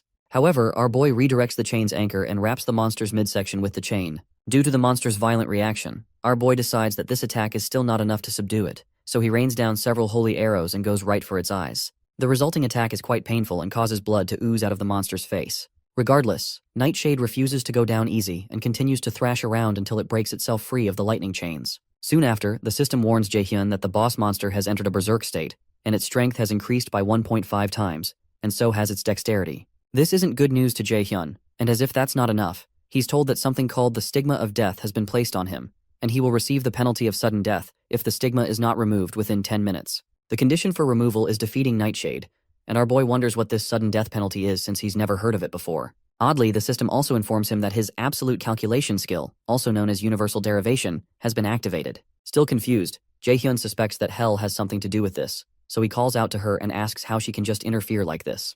Instead of an answer, the system displays the 10-minute countdown, and he's already down by 30 seconds. With the stigma still on him, our boy runs towards the berserk monster, but he's shocked when Nightshade begins to run away from him.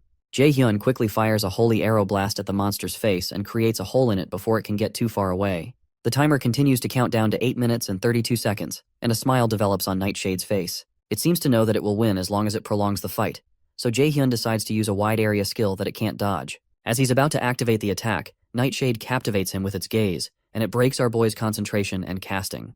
The system informs him that he has failed to resist and has temporarily acquired a fear debuff that weakens his abilities. While he's still shocked at what's going on, Nightshade strikes him. After he's struck, the system displays that the fear debuff has disappeared, but Jae-hyun is coughing out blood at this point. However, he manages to find his footing and isn't knocked off his feet by the attack. At this point, the time remaining until the penalty is 7 minutes and 11 seconds. Jae-hyun expects the monsters to use the same attack on him, and when it doesn't, he wonders if it's unable to use such spells that limit his movements continuously. Jae-hyun isn't certain, and he's worried that the monster might interfere again if it sees him trying to cast Light's Judgment, which will cause him to use up his mana and end up incapacitated. He has to think of another way, and he recalls that the monster got hit in the eye a while ago, and its line of sight is probably narrower than before. He decides to activate his Wind Boost skill to first get rid of the rest of the monster's sight. After using a blast of wind to block the monster's sight, the smoke soon clears, and our boy is seen wielding a light-type magic in his hand, just like he had planned. He teases the monster for thinking he would have run blindly towards it and calls it gullible as he activates his flash bomb skill. The flash bomb is soon triggered, releasing an explosion of bright light that covers the entire field and releases several lightning chains towards Nightshade. Amidst the explosion, our boy is relieved that he finally got the freaking bastard. As the monster is burned up by the explosion, it screeches in pain. Out of nowhere, our boy notices some of the undead monsters he faced earlier behind him. He activates his sacrifice skill, and the system declares that sacrifice has changed into an attack skill, allowing him to use his Light's Judgment skill. With only 3 minutes and 46 seconds on the timer, our boy begins to rain blasts of light from the sky onto the field. In the frenzy, the timer goes down to a few seconds until only just 10 seconds are left. As we count down to 6 seconds, our boy fixes his gaze on Nightshade's crumbling body, and he pats himself on the back for having done it. As the timer reaches 3 seconds, the system declares that he's defeated the dungeon boss and has obtained the title of one who has overcome the first trial. Meanwhile, Hel, who had been watching the whole thing, exclaims that it seems there was a reason behind Jaehyun being chosen. She stretches forth her hand and asks the boy to come to her temple. After defeating the dungeon boss, the stigma of death disappears, and our boy receives some experience points, a crafting item called Nightshade's Core, as well as an equipment item called Shadow Armor. He's also told that he's gained 3 levels and has obtained the title of the one who has overcome the first trial. After checking his qualifications, the system informs him that Hel is calling on him to come to her temple. Moments later, he's transported in front of a huge entrance that leads into Hel's temple. At the entrance, he sees a huge monster burst out of the darkness towards him. Our boy leaps backward due to fear, but Hel calls out to the monster, named Garmer, and asks it to show their guest in. Jaehyun follows Garmer into the temple, and he calls out to Hel. Hel tells him that she didn't expect him to have succeeded, and she congratulates him for overcoming the trial she gave him, referring to him as the child born with the fate of the adversary. Confused, our boy asks the reason she gave him the Nornir system and made him go through a trial like this. But Hel only smiles as she watches him, then states that he has to grow as the adversary. Still confused, Jaehyun asks why he was the one specifically chosen to be the adversary, so she adds that it's because he was born with that fate from the very beginning. Apparently, he's destined to be the adversary to the great Aesir and to become the one who will kill the great god, Odin. She explains that this is what Loki and the rest of them expect from him. When Jaehyun says he doesn't understand, Hel informs him there's no need to understand, because they had no hope of it happening in the first place. When Jaehyun becomes angered by her pointless answers, she places a finger on his lips and states that he must feel wronged because he probably cannot comprehend why he would have to be controlled by the gods. As she moves closer to him, as if to enclose her lips upon his, she reminds him that this does not only concern the gods who are against the Aesir. While speaking, she pushes him into a portal behind him and informs him that the world is heading to its end, and Odin wishes to have everything under his control.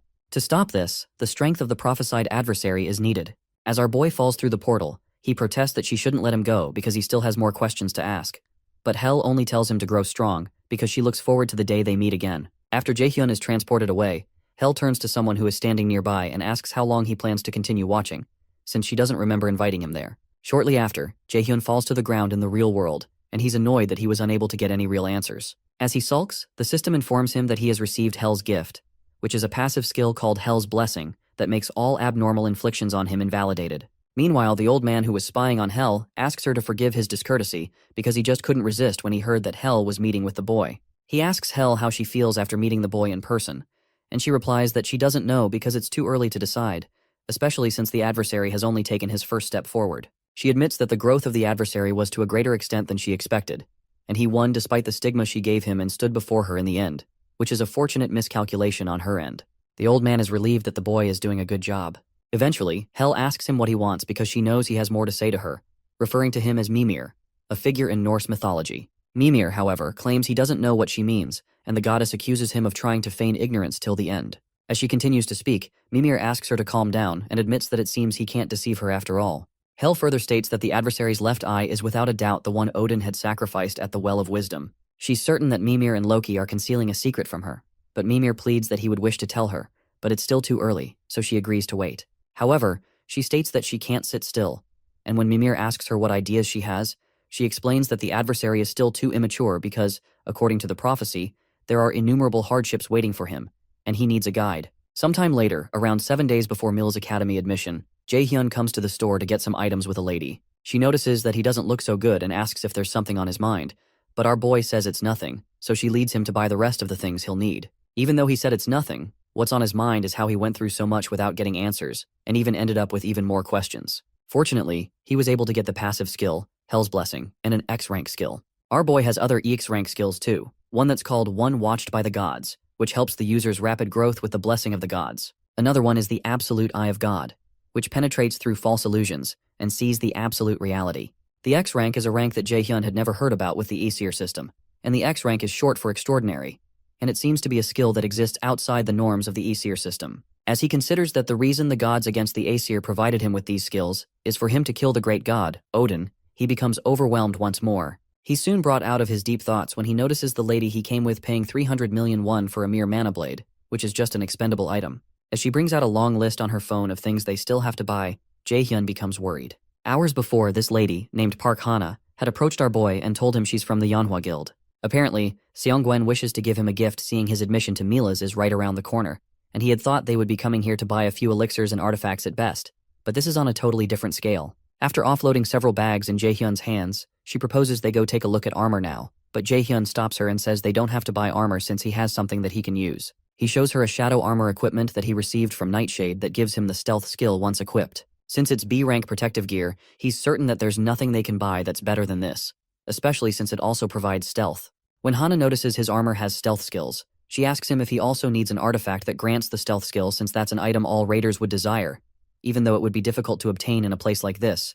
But Jae-hyun says he doesn't. He adds that it would be difficult to get one unless he's lucky to find one in a dungeon, especially since there aren't that many people who learn stealth. Hana agrees because the only raider who possesses the skill in the country is her brother. She walks away right after saying that, and Jae-hyun asks her what she means, so she informs him that manager Park Sung-jae is her brother. That information shocks Jae-hyun, and as she walks away, he can't believe it because Hana and Sung-jae act nothing alike. Out of nowhere, his eyes begin to shine bright, and the Nornir system informs him that an unknown entity is resonating with him. He begins to feel queasy, and he suddenly sees a light trail that he had seen from the treasure gate. When he dashes back to follow the light, Hana calls out to him, but he tells her he's only going away for a moment. While he's following the light, his Absolute Eye of God skill is activated and pierces through the false illusion and shows the truth. The system informs him that the Absolute Eye of God's first low-rank skill has been opened, and he's obtained the skill called Detection. Detection is also an extraordinary rank skill that allows him to check unappraised items as well as invalidate an opponent's stealth or phantom skills. While he watches in surprise, the Nornir system activates the Detection skill. In another place, a close combat match occurs and is soon concluded after a guy named An Hoyeon beats his opponent. Some men in the audience talk about how phenomenal Hoyeon is, but clarify that the difference in his talent and that of his opponent is too obvious, which is the reason why they say he's a future S-rank raider. When Hoyeon leaves the fighting ground, his father commends him for having done a good job. However, his father warns him not to get excited because this was an obvious win. With no excitement in his eyes, Hoyeon states that he knows, so his father proposes he goes to prepare for the next planned activity and asks him to go take a shower. While he's in the shower, Hoyeon thinks about how he despises this tiresome life where his own opinion and desires don't matter. The raider that he wanted to become was nothing like this, and he wonders when it turned out this way. In the store, the Nornir system presents our boy with an equipment item called Mistletoe, with a growth type rating, which is a mistletoe branch that ended the life of Odin's son, Balder. It grows alongside its user and contains an immeasurable amount of magic, and it allows the user to acquire the passive skill called Mana Perception once equipped. The Mana Perception skill is rated A, and it raises the user's ability to detect mana to the highest possible extent.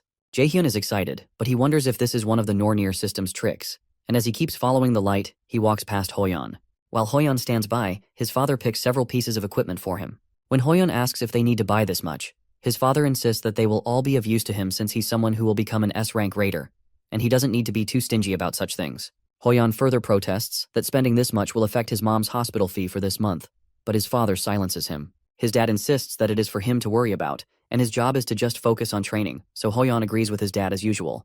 While his dad continues buying, the boy wonders what the heck he's doing there. While he follows his dad through the store, several people who recognize him wonder what a combat genius like him is doing in this store. Meanwhile, Hoyeon pays them no attention as some of them try to take pictures of him, and he wonders if this is truly the raider life he envisioned. He wonders what the difference is between this and being a monkey stuck in a zoo. When he was young and first awakened his abilities, his mother smiled softly at him and patted him on the head. He dreamt of becoming a raider in that dark and poverty-stricken house because he was like a ray of light that could change everything. However, that light didn't last long in front of his father's wish to make use of it. Right now, as if he were a robot, he's merely a tool that continuously does as his father says. He wonders if he can last for 3 years at Mills Academy when he's this pathetic. While they're walking around, a message comes through the speakers to inform all visitors that a dungeon break has occurred in the vicinity of the department store, and monsters have appeared. They're told the raiders sent by the agency are on their way, and they're asked to calmly follow the employees. By the way, dungeon breaks occur when a dungeon isn't cleared within the time limit, causing monsters to overflow from it. Some of the employees signal to the people to follow them and try to calm them down. As Hoyeon's father goes towards the evacuation, he asks Hoyeon why he's just standing behind and not following. His father reminds him that he's a genius with the potential for complete control over Korea in the future. If he gets hurt in a place like this, it will only become a disadvantage during the Mills enrollment event. He warns Hoyeon that he won't gain anything from getting involved, but Hoyeon still doesn't move an inch. The boy agrees with his father that the raiders from the agency should be able to quickly take care of the monsters, but while they're on their way, he wonders what will happen to all the civilians who don't have the strength to protect themselves. This is his chance, and he dashes in the opposite direction as his father orders him to come back. To Hoyeon, this is his chance to prove that he can succeed as a raider. He tells himself that he has to make sure to know if his current self is anything like what he longed to show his mother when he was younger. While running, he has to pause when he runs into a group of gruesome-looking goblins who look both confused and excited to see him. For a moment, he just stands, and sweat starts to trickle down his face, and his body doesn't move at all like he had envisioned. The only movement from him is the tremor in his pupils, and as the monsters rush towards him, he realizes he can't move a single finger or take a single step. He tries to force his body to move, and as one goblin gets close enough to slice him with its sword, he wonders why he isn't moving when he had known this would be dangerous, and had dreamt of becoming a raider for so long. These are low-level monsters, and he wonders why he is scared of them. But before the monster can reach him, Jae-hyun stomps it into the ground. Hoyeon watches in surprise, and he trips on his backside while this strange new person asks him if he's An Hoyeon. A while ago, our boy had bought an item in the store with 50,000 won from his own money when Hana called out to him in a panic. She asks him what is wrong and why he suddenly rushed over to the unappraised items corner, but she only sees a piece of rock in his hand that he had purchased. Jae-hyun wonders if what he bought only looks like a piece of rock to other people, but he doesn't explain it to her, and he says it's nothing. While he's talking, the announcement comes through the speakers about the dungeon break that occurred in the vicinity of the department store. Before Hana can respond, our boy runs off again and breaks through the department store window to jump outside. Leaping downwards, he sees the group of goblins right under him. When he lands on the ground, he rains down several holy arrows on the monsters, taking down several of them instantly. As the others watch him in confusion, Jae-hyun realizes there are more of them than he thought. It might be difficult to take care of them without any casualties, but he tears through their little goblin flesh with his lightning chain, and more onslaughts of holy arrows. As he jumps across the city, he finds Hoyeon ambushed by several goblins, and he leaps on the stupid goblin that's about to clap the boy. Confused, Jae-hyun asks the boy if he's An Hoyeon. Our boy hadn't expected that he would meet the unfortunate genius at a place like this. An Hoyeon, who's still shaken, asks who he is, but our boy doesn't reply and informs him that he'll be needing his help.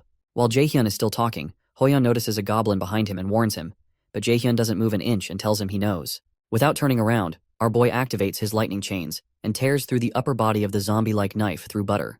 Hoyeon's eyes widen, but Jae-hyun tries to explain to him that they can't let the monsters reach the residential area. When our boy asks him if he's just going to keep sitting on the floor, he quickly gets up to get a weapon.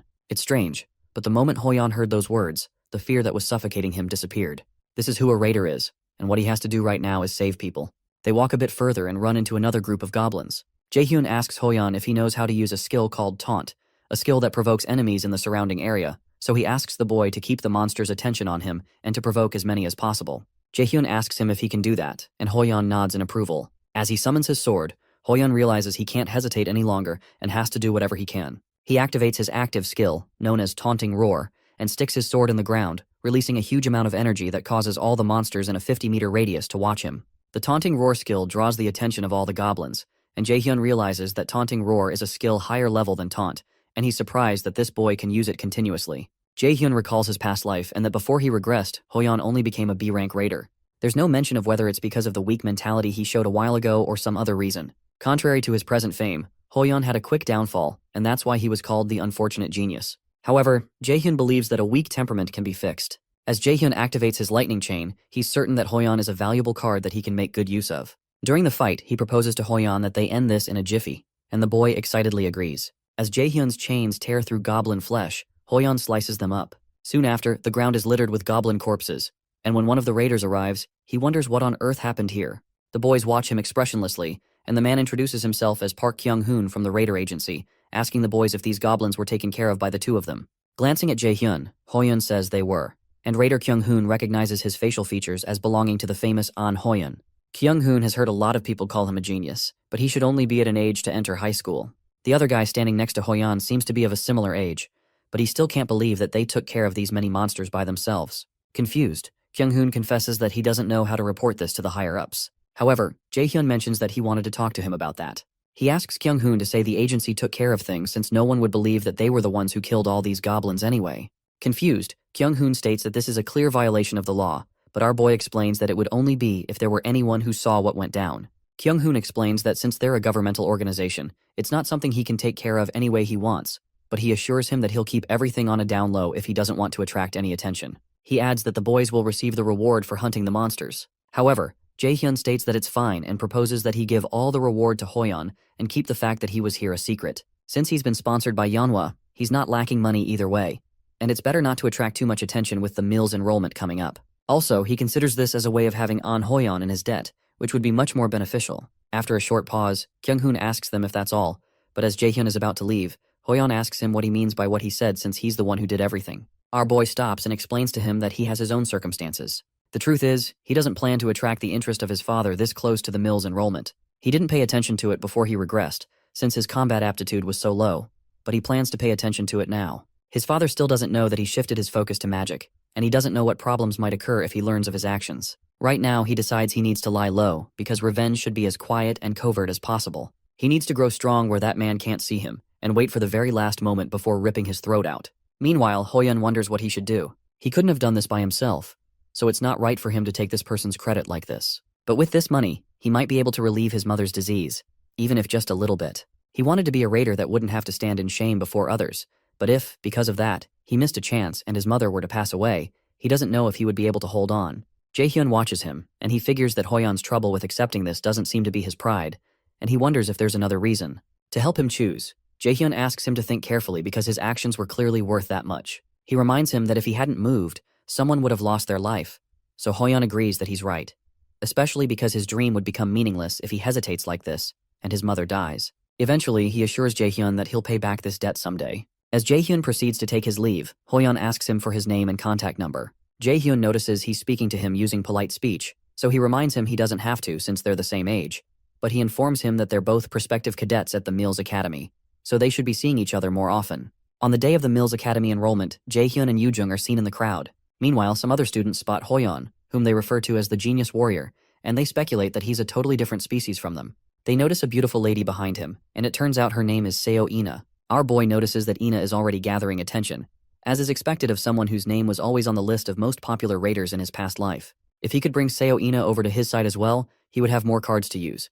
But the only problem is that she's different from the others, so there's no need to force things right now, especially since he already knows other resourceful people. Suddenly, Yoojung interrupts Jaehyun's thinking by saying it's disgusting to keep staring at Seo Ina like that, no matter how pretty she is, but Jaehyun asks her what nonsense she's spouting. Soon after, a man steps on the podium and tells the new cadets of Mills Academy that it's nice to meet them. He introduces himself as Chairman Gu Ja-in, and our boy recognizes the face of the chairman from his past life and calls him a bastard in his mind because he had done something wrong to Kim Yoojung. He turns to her and tells her to be resolute because no one knows what might happen at Mills, but she wonders why he's suddenly saying that and assures him that she's going to do really well. After enrolling, Kim Yoojung was a genius who made it to the top 3 of the magician's ranking, and Jaehyun assures himself that he won't let her die this time. Chairman Gu Ja-in announces that they'll now begin the Mills Academy's entrance ceremony, and cynically adds that there is a special event prepared, a game where the seniors and the freshmen steal each other's name tags in a demiplane. When he announces that the freshman hunt will now begin, a magic circle appears under their feet, which startles the students.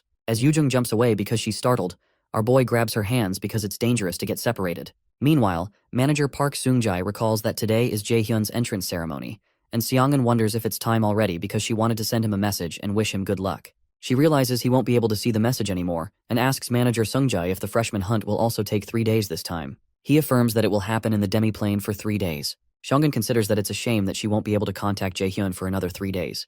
But Seung-jae informs her he figured this would happen, so he sent a message in her stead. Excited, the guildmaster asks him if Jaehyun replied. Meanwhile, Jaehyun and the others are transported to the demiplane, and he asks Yoojung, who is still disoriented nearby, if she's alright. When he looks behind him, he sees Seo Ina, the black-haired lady with hazel eyes, born as a genius with a magic aptitude of 92.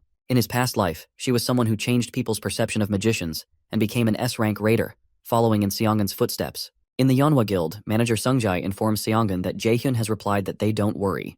At the Mills Academy Central Control Room, the school officials gather to observe the proceedings of the freshman hunt. One of the instructors, Kim Seok-gi, notes that they have quite a few talented cadets this year, and An Hoyeon is so promising that he's getting attention even abroad. Seok-gi mentions that Seo Ina, Kim Young, and Lee Soo-hyuk all received aptitude scores of around 90 or above, but adds that the profiles of the cadets who changed their career paths haven't been updated yet.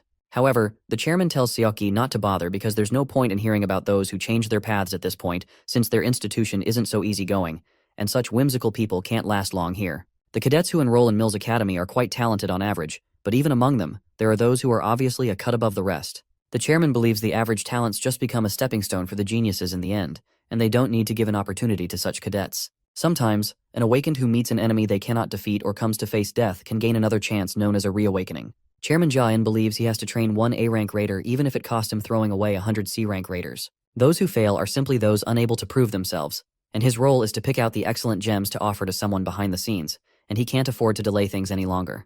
The freshman hunt takes place in a man-made demiplane created with magic. Within this space, it is possible to carry out things that would be impossible in reality, like controlling the flow of time or removing the restrictions of space. In this place, around 5% of cadets fail every year. This event is so difficult and lets them realize just how limited their abilities are. In the demiplane, Chairman Jayan's face appears on a screen, and he proceeds to explain the rules of the freshman hunt. Within the demiplane, they can only use skills that are C rank or below, and every time they steal someone's name tag, they earn points. When a senior takes a freshman's name tag, they will receive 10,000 points. On the other hand, when a freshman takes a senior's name tag, they can get 100,000 points. Since these points can be used in all facilities within meals, it's good to have more of them. Meanwhile, our boy realizes that he won't be able to use his A-rank skill, Lightning Chain, because they can only use C-rank skills, but the chairman didn't say anything about unique skills. After explaining the rules, the chairman explains that all skills used will be diminished to 1/10 of their usual power for everyone's safety, so they don't have to worry about getting hurt.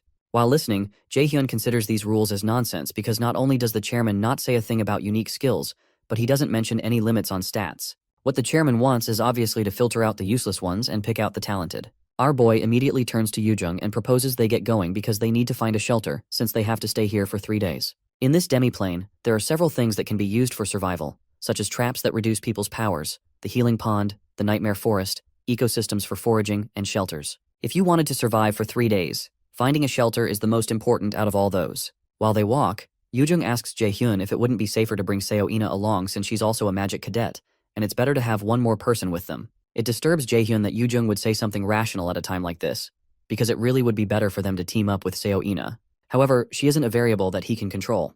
Although everything he knows about her is from the news, he recalls having heard something that occurred on an unfortunate day because Ina lost her senses in anger and jeopardized the lives of a great many. Jaehyun informs Yoojung that it's not something they can easily decide on because there's no way to say for certain that Ina won't betray them. Moreover, he notes that the girl is wary of them and doesn't seem to trust them either. However, Yoojung mentions that from the way she sees it, Ina is just like Jaehyun was when they were younger. Before our boy can say anything, she walks up to Ina and asks her if she would like to come with them since they're both magicians too. Ina doesn't speak for a while, so Yoojung mentions that the event is unfair to freshmen like them, so it's easier for them to fight if there are more of them. Ina seems to reason with her, but she mentions that it seems like they'll have to leave the decision of moving together for later, and Yoojung soon realizes that they've been ambushed by a group of seniors who are excited to have already found freshmen. One of the seniors, Shin Jusheng, mentions that it seems like they'll have an easy time earning points this year, and the other senior, Kwon Soyul, wonders why there are 3 juniors when she had only detected 2. When she looks at Jaehyun, she's shocked because she can't feel anything from him. Meanwhile, Yoojung recognizes that the seniors are warriors, so she suggests to Jaehyun that they escape from there first, but our boy insists that they have to catch them now because if they don't, they won't be able to escape from them. From what Jaehyun remembers, Kwon Soyul has a particular ability that allows her to find any target she focuses on within 300 kilometers called Search. If they don't defeat them now, they might round up other seniors and attack them together. Jusheng tells Soyul that once they get a lot of points this time, he's going to eat a ton of good food. But Soyul warns him not to be careless because there's something strange about Jaehyun. However, Jusheng summons his sword and states that Jaehyun is just a freshman, and they have more experience since they've done this event several times. He tells Soyul to watch him take care of them all in an instant, so he dashes forward. Jaehyun doesn't move an inch, and when Jusheng swings his sword at him, he only bends backwards to dodge. The fact that our boy is able to dodge his attack surprises Jusheng, and Soyul calls Jusheng a fat bastard for not listening to her when she said something is off about the boy. Our boy realizes that it's been a while since someone swung a sword at him. Meanwhile, Jusheng tells himself that the boy was just lucky, since there's no way he wouldn't know the name of a freshman who's skilled enough to counter his attack. He reminds Jaehyun that he's just a magic freshman and goes in for another attack, but Jaehyun dodges it again. Annoyed, the senior continues to land several sword strikes, but none of them touch him. Eventually, Jusheng starts to sweat, and he wonders why he can't seem to land an attack on the boy. Suddenly, Jaehyun grabs the senior's sword mid-swing and commends his skills. As our boy inches closer to the sweating senior, he crushes his sword with his bare hands and asks him how on earth he was able to survive with such a physique all this time. Finally, Jaehyun crushes the sword in his hand, much to the surprise of Seo-ina. Our boy tells Jusheng that he'll let him go if he leaves his name tag behind right now and starts a 3-second countdown. Since his sword has been broken before his eyes, Yunsang begins to shiver. He can't believe that an ordinary magic freshman is able to overpower him with such an aura. When Junsang doesn't respond, Jaehyun tells him not to say he didn't give him a chance because he was the one who didn't take it. In one swift movement, Jaehyun lands a startling punch at Junsang's jaw and knocks him backward towards Soyul. Immediately, the system in the freshman hunt announces that Shin Junsang has been eliminated. In the academy control room, the instructors read on the screen that Min Jae-hyun has obtained 100,000 points. One of the instructors, named Jong Yesu, is shocked that it's not An Hoyun but an unknown person named Min Jae-hyun. She asks another instructor named Park Hajun if there's a problem somewhere, but Hajun, who is equally surprised, explains that there's nothing wrong with the results. Hajun asks another instructor named Kim Ji-yeon if there's any problem on her end either, but there isn't any. Meanwhile, a smirk develops on Chairman Jaehyun's face, and he seems drawn to Min Jae-hyun. Inside the demiplane, Soyul demands to know what on earth Jae-hyun is, but our boy informs Yoo-jung to get ready so they can take care of the other senior too, and he asks her to accept the party invite he'll send soon. As Yoo-jung equips herself, she wonders if Jae-hyun was always this strong. Ina equips herself also, and Soyul curses at the stupid Junsang, who has made things much more complicated. Even without the monstrous boy who took out Yunsang, 3-on-1 is too dangerous. She decides that she has to get rid of at least one of them and get away from here. After grabbing one of her daggers, she dashes toward Yoo-jung, who becomes startled. Jae-hyun considers that Junsang didn't make a bad decision. He knows she plans to create confusion with a rush attack, then make an opening to escape. It's a good plan, but that would only work if Yoo-jung were just an ordinary person. To Soyul's surprise, Yoo-jung activates her binding to attack Soyul, forcing the senior to throw her daggers at her. Before the daggers reach her, Yoo-jung creates a barrier around herself. Jae-hyun, who is watching nearby, considers that it's still too hard for Yoo-jung to take on a senior all by herself. And as he proceeds to help, Ina activates something called the Holy Light of Alfheim. Ina uses the Holy Light to form a radiant sword that catches our boy's attention. He knows that this is Ina's unique skill, and it's called the Falchion of Alfheim. Ina rains several holy swords on the unsuspecting senior and impales her, causing her to sputter blood from her mouth. As Soyul falls to the ground, she realizes that all 3 students were monsters and not just one of them. Soon after, the system announces that player Kwon Soyul has been eliminated. Based on the level of contribution, player Yoo-jung obtains 50,000 points, while Ina also gets 50,000. After taking down the senior, Ina turns to the others and asks them if she interrupted by any chance. Excited, Yoo-jung tells her she didn't because she was able to win because of her. Eventually, Ina asks her if the offer she made before is still on the table, and our boy realizes that he may need to update the information he has on Seo Ina. It's clear that she's reserved, distrusting, and very curious. Soon after, the system informs the 3 of them that they formed a party and placed Jae-hyun as the leader of the party. Sometime later, close to a shelter at the Nightmare Forest, some footprints are evident, and some students figure out that people have passed that way before, and it seems like they entered a shelter. The seniors are looking for the freshmen who were able to eliminate Kwon So-yul and Shin Junsang, so they decide to stop searching and just keep an eye around this area. The freshman hunt game lasts for 3 days, and they believe those brats can't stay holed up in the shelter for all 3 days. As they move forward to find the 3 freshmen, Yoo-jung appears nearby, and one of the seniors named Kim Sung-hoon is punctured in the chest by a light, and the system announces his elimination. One other senior notices Yoo-jung running away and signals the rest, so they run after her. However, Yoo-jung is running with a smile on her face, and when she counts that there are about 5 of them, she's relieved that things are going smoothly. She soon turns to them and tells them that they're like dogs going after a bone, so she asks if they aren't embarrassed to be moving in such a big group, and the angry seniors ask her to stop right there. However, Yoo-jung keeps running away as she considers their simple-mindedness. Just a while ago, Jae-hyun had told them that although shelters may be a safe place, they can't stay there the whole time because they need to find food and they need to obtain points. The girls are surprised, but our boy plainly tells them that they need to hunt some seniors. In the present, Yoo-jung keeps running until she finds some mushrooms, which are, in fact, a Class 1 organism that can reduce one's abilities. She's glad that she's found it and has succeeded in luring over the seniors as planned, but she becomes worried that her endurance is slowly reaching its limits. Using the wind boost skill, she blasts herself far away from them and leaves things in Jae-hyun's hands. When the seniors enter the area, they're informed that they've entered the paralyzing spore mushroom habitat. A while back, Jae-hyun had visited Jae-sang to find a way to deal with the paralyzing spore mushroom during the freshman hunt, and Jae-sang informed him that ash tree sap would probably be the best way since it's common in the Nightmare Forest, but it's only useful as a cure and can't prevent the effect. If you're already under the effects of the paralyzing spore mushroom, then it would be of good use. In the present, the seniors stop when they realize where they are. As they watch Yoo-jung run away, the system informs them that they have entered the paralyzing spore mushroom habitat. One of them signals to their leader Ji-hyuk that this is pretty dangerous, so he suggests that they retreat, but Ji-hyuk angrily sets his sights on Yoo-jung, who is still running away. He asks the others if they're really saying they should give up when they've gotten this far, but the others consider that everything will be ruined if they make a mistake now, so they suggest they stop chasing. However, Ji-hyuk insists that Kim Sung-hoon was taken out by that freshman brat, referring to Yoo-jung, so they shouldn't be saying such bullcrap right now. The cautious one among them reminds Ji-hyuk again that it doesn't matter if their opponent is a freshman because it would be of no use if they also end up paralyzed. Because the paralyzing spore mushroom can affect beings within an approximately 50-meter radius, Ji-hyuk assures the others that the brat will be paralyzed too. He orders one of them, named Park Sung-hyuk, to stay here and steer clear of the debuff area to watch out for them, while the rest of them follow him to get the girl. He believes that all of their petty tricks will be useless. Even though he knows that they're probably using one of their members as bait, trying to lure them into a trap so they can attack them, he believes that they're looking down on him too much. He can't believe that mere freshmen would dare to try to trick him. After running ahead for a while, they catch up to brat Yu-jung, and Ji-hyuk tells her that a shitty brat like her really made them work for it. He asks her where she's going to run, but instead of cowering in fear, she welcomes them and informs them they're all done for. Yu-jung asks which of them cursed at her and asks the person to raise his hand. And as the men dash towards her with their weapons, Ji-hyuk is amused that she's acting arrogant to the end. When the men almost reach her, she smiles and touches one of the mushrooms with her weapon, causing it to burst. The system notifies them that a paralyzing spore mushroom has burst, and all organisms within a 50-meter radius have been paralyzed for 2 hours. In a flashback, Yu-jung protests to Jae-hyun that he had said they were going to look for something important, but there's nothing where they're looking but trees. He asks her to wait a while because they're in the right place while he drains some ash tree sap. Yi-jun points out that they must have noticed that this event is more advantageous to warriors, and Ina agrees that being able to use C-rank skills and below is a big restriction to magicians who rely heavily on skills. For warriors, who have great physiques already, the restriction in the demiplane is useless. Yu-jung laments that it's still alright for Ina, who has a unique skill, but all her own useful attack skills are sealed, and the best she can do is buff spells and basic skills. When she asks what she should do, Jae-hyun explains that they need to make a plan by using those basic skills as efficiently as possible, so he asks her if she knows how to use the skill called Change. Yu-jung proudly tells him she can and reminds him that she was the one who taught him magic theory. Ina mentions that Change is a spell that swaps one's location with that of a designated party member, so she asks him what plan he's going to make with it. When he's done retrieving the ash tree sap, he tells the ladies that they can do something pretty fun with Change using the sap.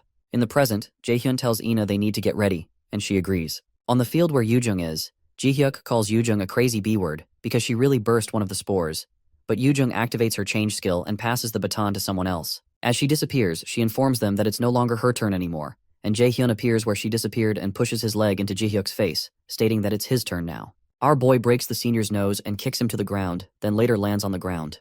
Ji-hyuk lands on the ground still paralyzed and begins to curse. Still paralyzed, he angrily asks Jae-hyun if he thinks that everything will go according to plan, and he calls him an idiot for entering the paralyzing spore mushroom's habitat. He informs Jae-hyun that he figured he would do something like this, so he left one of his companions waiting outside, and he promises him that they're done for once the spores dissipate. Before he can finish his statement, Jae-hyun informs him that the guy he left behind won't be coming. Confused, Ji-hyuk says he's saying bull, but a scream soon erupts from the spot they left Sung-hyuk in, and the system announces to them that player Park Sung-hyuk has been eliminated. Sung-hyuk lays on the ground with Ina's holy sword driven through his body, and the system awards 100,000 points to Jae-hyun, Yu-jung, and Ina. Ji-hyuk lays on the ground confused, and Jae-hyun reminds him that he told him that his friend won't be coming. Extremely angry, Ji-hyuk blurts out that they're still in the same situation for the next 2 hours, and he'll personally take care of him once he's paralyzed. While he's still talking, our boy takes a step forward and asks him what he means by them being in the same situation. That sight shocks the heck out of Si-hyuk, and he wonders how this boy is moving right now. He protests that this is impossible, and Jae-hyun agrees with him that it is. However, Jae-hyun asks him to take it up with the gods. The truth is, our boy is unaffected by the paralysis debuff because Hell's Blessing completely negates any abnormal inflictions on him. Now sweat begins to drip from Si-hyuk's face, and he warns Jae-hyun to stay away from him, but the others soon watch the horrific scene of their teammate being murdered. The system soon announces that player Oh Jin-hyuk has been eliminated, and players Jae-hyun, Yu-jung, and Ina have obtained 100,000 points. When that's taken care of, our boy smiles at the 3 people left, and as they plead that he stop, he takes out all 3 of them, and the team obtains 100,000 points 3 times again. Instructor Yisu can't believe her eyes, and the freshman ranking soon updates with Min Jae-hyun at the top, Kim Yu-jung and Seo Ina at second, An Hoyeon on second, 2 people named Lee Soo-hyuk and Cha Yu-won on fifth, and someone named Jang Ho-san on 7th. Meanwhile, Yu-jung drinks the ash tree sap and almost vomits, but when Ina comes to check on her, she admits that she's feeling better now. As they both head out, Ina comments that Jae-hyun seems to know a lot about magic, and he's never read that one could use the change skill like this in the books. However, Yu-jung informs her that it hasn't even been 3 months since Jae-hyun became a magician, and that's why she's the one who taught him theory. Surprised, Ina asks her if she means that Jae-hyun was actually planning to be a warrior, and Yu-jung affirms that and tells her that Jae-hyun was pretty devoted to combat just a few months ago. The only thing that intrigues Yu-jung is that Jae-hyun knew about the tree sap, and she wonders where he learned something like that and how he will get rid of his own paralysis. Soon after, they run into him, and our boy asks them how the paralysis is because it seems neither of them has had any trouble. Yu-jung cheerfully states that it's expected, even though she only just ran like hell and cast 1 spell. She turns to Ina and asks if she's also fine, and Ina replies that she's fine too. Eventually, Yu-jung tells Jae-hyun that his plan this time wasn't too bad. She adds that he usually looks stupid, but he looks a bit different today. Suddenly, Jae-hyun grabs her cheeks and asks her who she's calling stupid, and asks if she has the right to be saying something like that. Ina simply watches them messing around, and she wonders why Yoo-jung called Jaehyun stupid, and notices she thinks he looks pretty handsome. While they're both still messing around, Ina is caught off guard by her thinking and realizes this isn't the time to be thinking about something like that. And as a tear rolls down her cheek, she recalls that she has to be careful. Later, they return to their shelter, and Jaehyun proceeds to make some sort of concoction. Ina approaches him and asks what he's making, so he tells her it's an HP recovery potion. He says he learned to make it from an older brother of his just in case he needs it, and he recalls Jae-song crying over him murdering his poor ingredients when it took him over 100 tries to do it. Yoo-jung asks Jaehyun how he can know someone that can teach him such things when he doesn't even have friends, and he taunts her by asking if she has many friends aside from him. The comment stings, and Yoo-jung laments that was a bit unfair. Suddenly, Ina tells Jaehyun that he's really amazing, and it's like he's not someone their age. She says he's so skilled that it's like he's lived a decade more. Confused, Jaehyun doesn't say anything, and he wonders how she got such great intuition since she was able to get the timing right. Eventually, Yoo-jung butts in and says it's time to stop chatting because they need to eat if they plan to get anything done tomorrow. She tells our boy to wait and see because she'll go and make something, but he tells her not to bother since they can eat some of the fruits they foraged. Annoyed, Yoo-jung asks why he said that and asks if he doesn't trust her. So our boy asks her to tell him the color of the cookie she made during home economics in middle school if she wants him to trust her. After thinking for a while, Yoo-jung recalls that they seem to be purple, so Ina asks her if she put in some blueberry jam. However, Jaehyun clarifies that that's not the case, but Yoo-jung can't cook, and he recalls how they had to call the teacher because he passed out after eating the cookie. To clarify things, he states that he can't cook either, so Ina mentions that she knows a little about cooking and asks if she can cook for them. Surprised, Jaehyun asks her if she can cook, so she says she used to cook every day when she was living with her grandmother. As she ties up her hair to start cooking, our boy recalls that there was never much information on Seo Ina's family life. Since she just mentioned that she used to live with her grandmother, our boy wonders if that means there's some circumstance around her parents. After a short while, Ina finishes her cooking and serves it to the others. When Yoo-jung tastes it, she hugs Ina and declares that the food tastes delicious. Jaehyun also keeps munching and agrees that the food is delicious, and he's surprised they can eat something this good at a place like this. The compliments from them warm Ina's heart, and a smile forms on her face because it's been a while since she felt like this. Meanwhile, in the Mills Academy control room, Instructor Seok-gi mentions that the much-anticipated cadet, An Hoyeon, is in 4th place. It's more surprising that the 1st and 2nd places are magicians, which is truly incredible, and Instructor Yasu still wonders if there's a possibility that it's a system error, because there seems to be no other way to explain this. Chairman Ja-in, on the other hand, seems to be beaming with excitement. Until now, such scores were only shown by warriors, and he can't seem to wrap his head around this new situation. A party with only 3 magicians is leading the event by taking out a group of seniors from the get-go. Excited, the chairman asks Instructor Kim Ji-yeon to rewind the paralyzing spore part, and he watches Jae-hyun kick into Si-hyuk's face when he appears. He's enthralled by the fact that the boy could have such judgment in a situation like that. In addition, he has the ability to overwhelm warriors. Just calling him a magician or even a freshman is truly unbelievable. Suddenly, Instructor Hajun calls out to the chairman and explains that he's brought the profile of Jae-hyun that he requested, but he's not sure if it's the correct file. Confused, the chairman asks him what he means by that, and when Hajun begins to stutter, the chairman tells him to calm down and speak. Eventually, the instructor shows the profile that displays that our boy's aptitude score is 97%, and he's a warrior class.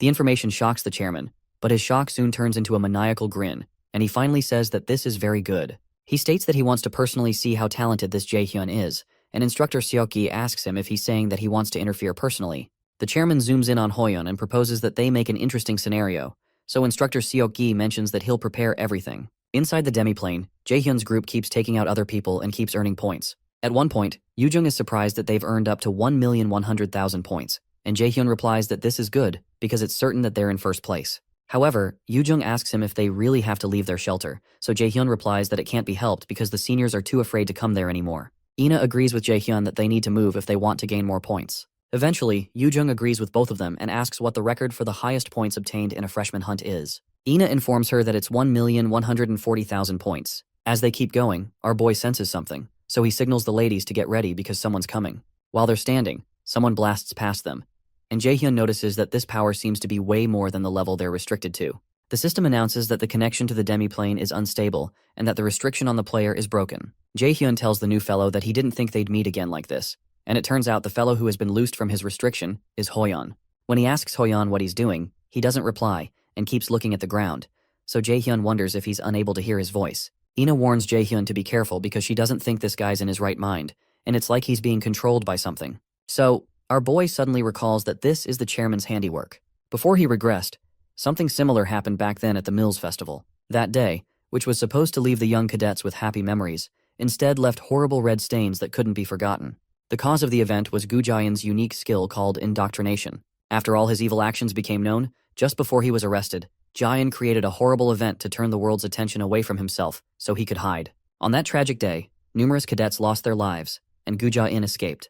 For Jaehyun, it was also the day that Kim Yoo-jung lost her life. In the present, Hoyeon activates his sword, and Jaehyun realizes that he needs to get Hoyeon to return to his senses first. Suddenly, a screen appears from the Nornir system, and a subquest to save the cadet under mind control is given. His job is to break the spell off the cadet under the mind control spell and save him. The difficulty is C-ranked, and the reward is 1 blank card, with a 2-hour time limit given for this quest. Jaehyun is surprised by the subquest but is more surprised by the mention of a blank card as a reward. The thought of getting a blank card that he can use to copy another person's abilities excites him, and Yoo-jung tells him she'll help him. But he tells her he's fine and asks the ladies to leave quickly. He asks them to get as far away as they can and see if they can get some points while they're at it. Yoo-jung stands there confused, and she reminds him that his opponent is the famous genius warrior, so he can't defeat him all by himself. But our boy only smiles at her and asks her if she thinks he can't. For a while, Ina hesitates, but she finally agrees to leave, and Yoo-jung is shocked by the fact that she's agreeing with Jaehyun. Frustrated, Yoo-jung decides to play along and suggests they go gain points like he said, but she asks him not to get hurt before she leaves. She rushes into the woods and drags Ina, who is still looking at Jaehyun, and she asks him to beat Hoyeon up or steal his name tag and then come find them. After the ladies leave, our boy mutters to himself that it won't take too long. A few hours ago, after Hoyeon just took out one of the seniors, he wonders if his last kill made a total of 600,000 points. He's glad that he managed to survive for 2 days and knows he just has to hold on for 1 more day. Since he's in 4th place, he wonders how 1st place is still out of his reach even after he had worked pretty hard, and realizes this is what is expected of Meal's Academy. The fact that Jaehyun ranked 1st as a magician in a situation where his skills are restricted, and even carried his teammates to the top ranking as well, impresses him. However, he decides that he can't lose either, and he still has to work hard because there's still time. While he's thinking, Chairman Ja-in appears to him on the screen and informs him that he would like him to personally help him with something. The chairman uses his indoctrination skill on him and tells him he has a small favor to ask him. After Hoyeon's eyes light up from the indoctrination, the system issues him a warning that someone has infiltrated his mind. As the power overtakes him, he wonders what he's doing where he is. Soon after, the system informs him that his mind has been corrupted. After that happens, he immediately realizes that he has to take out Jaehyun. In the present, Hoyeon employs an A-rank skill called Martial Ascendance. He dashes towards Jaehyun once more and tries to cut him down, but our boy is able to dodge his attack. Jaehyun doesn't think Hoyeon was this skilled even just a few days ago, but he continues to dodge each of his attacks. It seems to him that Hoyeon has become unrecognizably skilled. As Hoyeon tries to smash his shield into him again, Jaehyun jumps backward and avoids the impact. He knows that he'll lose if this fight is determined by both of their physical abilities. To create some distance between them, our boy blasts himself backward with a gush of wind after activating his wind boost skill. The impact of the wind is so strong that Hoyeon blocks his face with the shield, but this gives Jaehyun enough time to circle to his back before he brings down the shield. Our boy tries to use some lightning magic on him, but before he can hit him, Hoyeon turns back and moves backward in one swift movement. This reaction surprises Jaehyun because Hoyeon was able to move his body first, even before his eyes could track his opponent's movements. Jaehyun realizes that his opponent has an innate battle sense, and this isn't as easy as he thought it would be. Breaking indoctrination would be easy with his absolute calculation skill, but the problem is that Jae-in is watching them. Even if he can't see the chairman, he reasons that he's probably got an evil grin on while watching what he does against the talented warrior An Hoyeon. This time, Jaehyun smiles, and he considers that it would be such a waste to end things carelessly. He decides to give them a show if they want to watch, but promises to make the show an expensive one. When Jaehyun begins his display, Instructor Yisu wonders if she's seeing things correctly. It's unbelievable that our boy, who is a magician, is fighting on the front lines like a warrior, but now he's overwhelming his opponent, even when the opponent is the said genius warrior, An Hoyeon. On the field, Jaehyun seems to be using his lightning chain skill, and Yisu considers all of this unbelievable. She wonders how on earth this boy is doing that since a magician can't win against a warrior, and that is something that has always been carved into her mind as she walked down this path as a magician. Meanwhile, Chairman Ja-in watches with keen interest when Jaehyun injures Hoyeon, and he begins to plead. In the demi-plane, Hoyeon crouches by his sword, and Jaehyun tells him that he wasn't planning to go this far, but he promises him that he's tough and he'll recover quickly. Eventually, Jaehyun takes a look upwards at the instructors since he knows they're watching. Then he activates his flashbomb skill, and the impact blinds all the cameras and stops the instructors from seeing the field. Inside the meal's control room, Instructor Seok-gi turns to Jiyeon and demands to know what happened to their screen. But the chairman realizes that something is wrong, so he grabs the remote out of her hand, desperately trying to bring the video feed back up. Instructor Jiyeon mentions that it seems that Jaehyun used a spell to block their sight, but Jaehyun recognizes that he used flashbomb, and he wonders out loud if this is how Jaehyun wants to do things. He immediately summons Instructor Seok-gi, and he asks him to bring Jaehyun to his office after the event ends. Worried, Seoki asks the chairman if it's alright for him to decide so hastily, but the already tense chairman places his hand on the instructor's shoulder and asks him why he thinks Cadet Jae-hyun, who was already in a situation of victory, would decide to block their sight. While stuttering, Seoki replies that it would be because Jae-hyun knows how to raise his worth. In the demiplane, Hoyeon remains crouched on the ground as the blinding light from the flash bomb blocks everything. Eventually he walks up to Hoyeon and places a hand on his head, activating his absolute calculation skill, which allows Jae-hyun to lift the indoctrination controlling him. Suddenly, Hoyeon's eyes become clearer, and he recognizes Jae-hyun. Still smiling, our boy asks him if he's feeling better, and Hoyeon attempts to get up and says he's feeling better, but he soon collapses to the ground because of the violent pain that runs through his body. Our boy apologizes for the pain and reminds him that he attacked him out of nowhere, but Hoyeon doesn't seem to remember attacking him. He asked why on earth he would do that, so Jae-hyun informs him that he was under a mind control spell. Confused, Hoyeon asks him what he means by mind control. But when he thinks about it, he recalls seeing a face that he can't remember clearly, and hearing a voice he can't remember either. However, it doesn't make sense to Hoyeon because spells like that, to even control someone for even a short period of time, are usually over A rank, but they had told them that they could only use skills C rank and below. Jae-hyun informs him that he doesn't know because there might have been a slight malfunction with the demiplane, or perhaps someone intervened. Hoyeon remains silent for a while and considers that there's no way a cadet could cast a mind control spell of this caliber, even if there were a malfunction in the demiplane. Eventually he asks Jae-hyun if he knows who could have intervened if that is the case, or why they would do something like this, but Jae-hyun tells him he doesn't. However, he adds that if whoever did this could do something like this, they're probably someone most wouldn't dare go against. Jae-hyun doesn't want to spell it out to him, but he knows that as they go through more experiences at Miles, Hoyeon will also figure out for himself what kind of person Gu Ja-in is. Suddenly, the Nornir system announces that Jae-hyun has cleared the subquest to save the cadet under mind control, and he's received a blank card as a reward. Eventually, Hoyeon attempts to get up. He realizes his body is a mess, but Jae-hyun doesn't have a single injury, so he wonders if this is his current limit. When he finally gets up, Hoyeon says he has nothing to say for himself and apologizes for what happened. But Jae-hyun jokingly tells him not to be gross, and says he'll be leaving now since Hoyeon can move around. Before he leaves, Jae-hyun wishes them both success in the remaining time, and as he turns around, Hoyeon stops him and offers him his name tag. Confused, Jae-hyun asks him what he's doing and reminds him that he'll be eliminated if he doesn't have his name tag. Regardless, Hoyeon states that it doesn't matter and informs him that he's been able to earn quite a bit of points, even though it's not as much as Jae-hyun has been able to earn.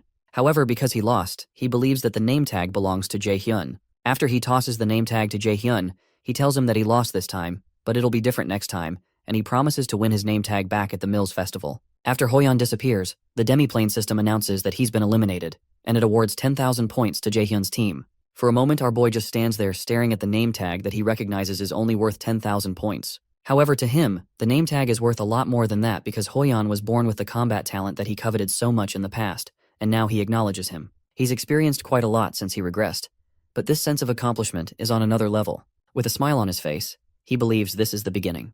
For the first time, he feels like he's starting to move forward, leaving behind the past where he was weak as hell and stepping forward. Sometime after that, the 72-hour event finally comes to an end, and the system calculates the points that everyone has earned. Jae-hyun earns the highest number of points on record, which is a startling 1.53 million points, and he's soon transported back to the real world. When the students appear back in the real world, our boy considers that 1.53 million points aren't so bad, but Yoo-jung immediately busts his ass for not being much happier since it's still the highest number ever recorded in the event. She turns to Ina to get some support, but Ina laments about how they would have been able to get 1.6 million points if they had just stayed one more hour. At this point, Yoo-jung realizes her teammates are really insane. She tries to cheer them up by saying that they should be able to live quite luxuriously for a while with this many points, and Jae-hyun agrees. He calculates that if they multiply the points by 10, it would be kind of similar to real currency value. It's safe to say that they've just earned about 15.3 million won, which is approximately $12,000, and Yoo-jung almost drops her jaw. When Ina hears that, she's shocked that it was such a huge amount of money. Our boy informs them that he's first, but they have 1.48 million points at second, and they should also get bonus points. The mention of bonus points makes Yoo-jung grab Jae-hyun, and he tries to shake her off and explains that the bonus point is about 1 million points or so. The thought of all that money makes Yoo-jung light up like a Christmas tree, and she starts to twirl Ina around in a dance because of the mention of 1 million bonus points. While they dance, Ina is shocked that they got 2.48 million points and won 24.8 million won in just 3 days. Jae-hyun tries to stop them from dancing because it's embarrassing, and he notices the other students watching them with contempt. However, the girls continue to sing until instructor Seoki enters the room to greet everyone. He introduces himself to everyone and tells the 3 top winners he has something to speak to the 3 of them about. To get some privacy, he asks that they go somewhere else, so Jae-hyun asks him if it's related to the amount of points they got during the hunt, and when he nods, Jaehyun follows him hastily. The ladies don't follow him, so they ask to know where they're going first. However, Jaehyun already knows, and he tells them they're going to the chairman's office, and Seokgi affirms his prediction, informing them that they've been summoned by the chairman. Once inside the office, our boy takes his seat and crosses his legs. He asks where the chairman is, and makes a comment that the one who called them here isn't even present, which makes Seokgi angry, but he has no choice but to control himself. The ladies, who are following behind, wonder why Jaehyun is suddenly acting like that, and they stand speechless until Seokgi tells them to also take their seats. When they sit down, the chairman enters and apologizes to them for being late.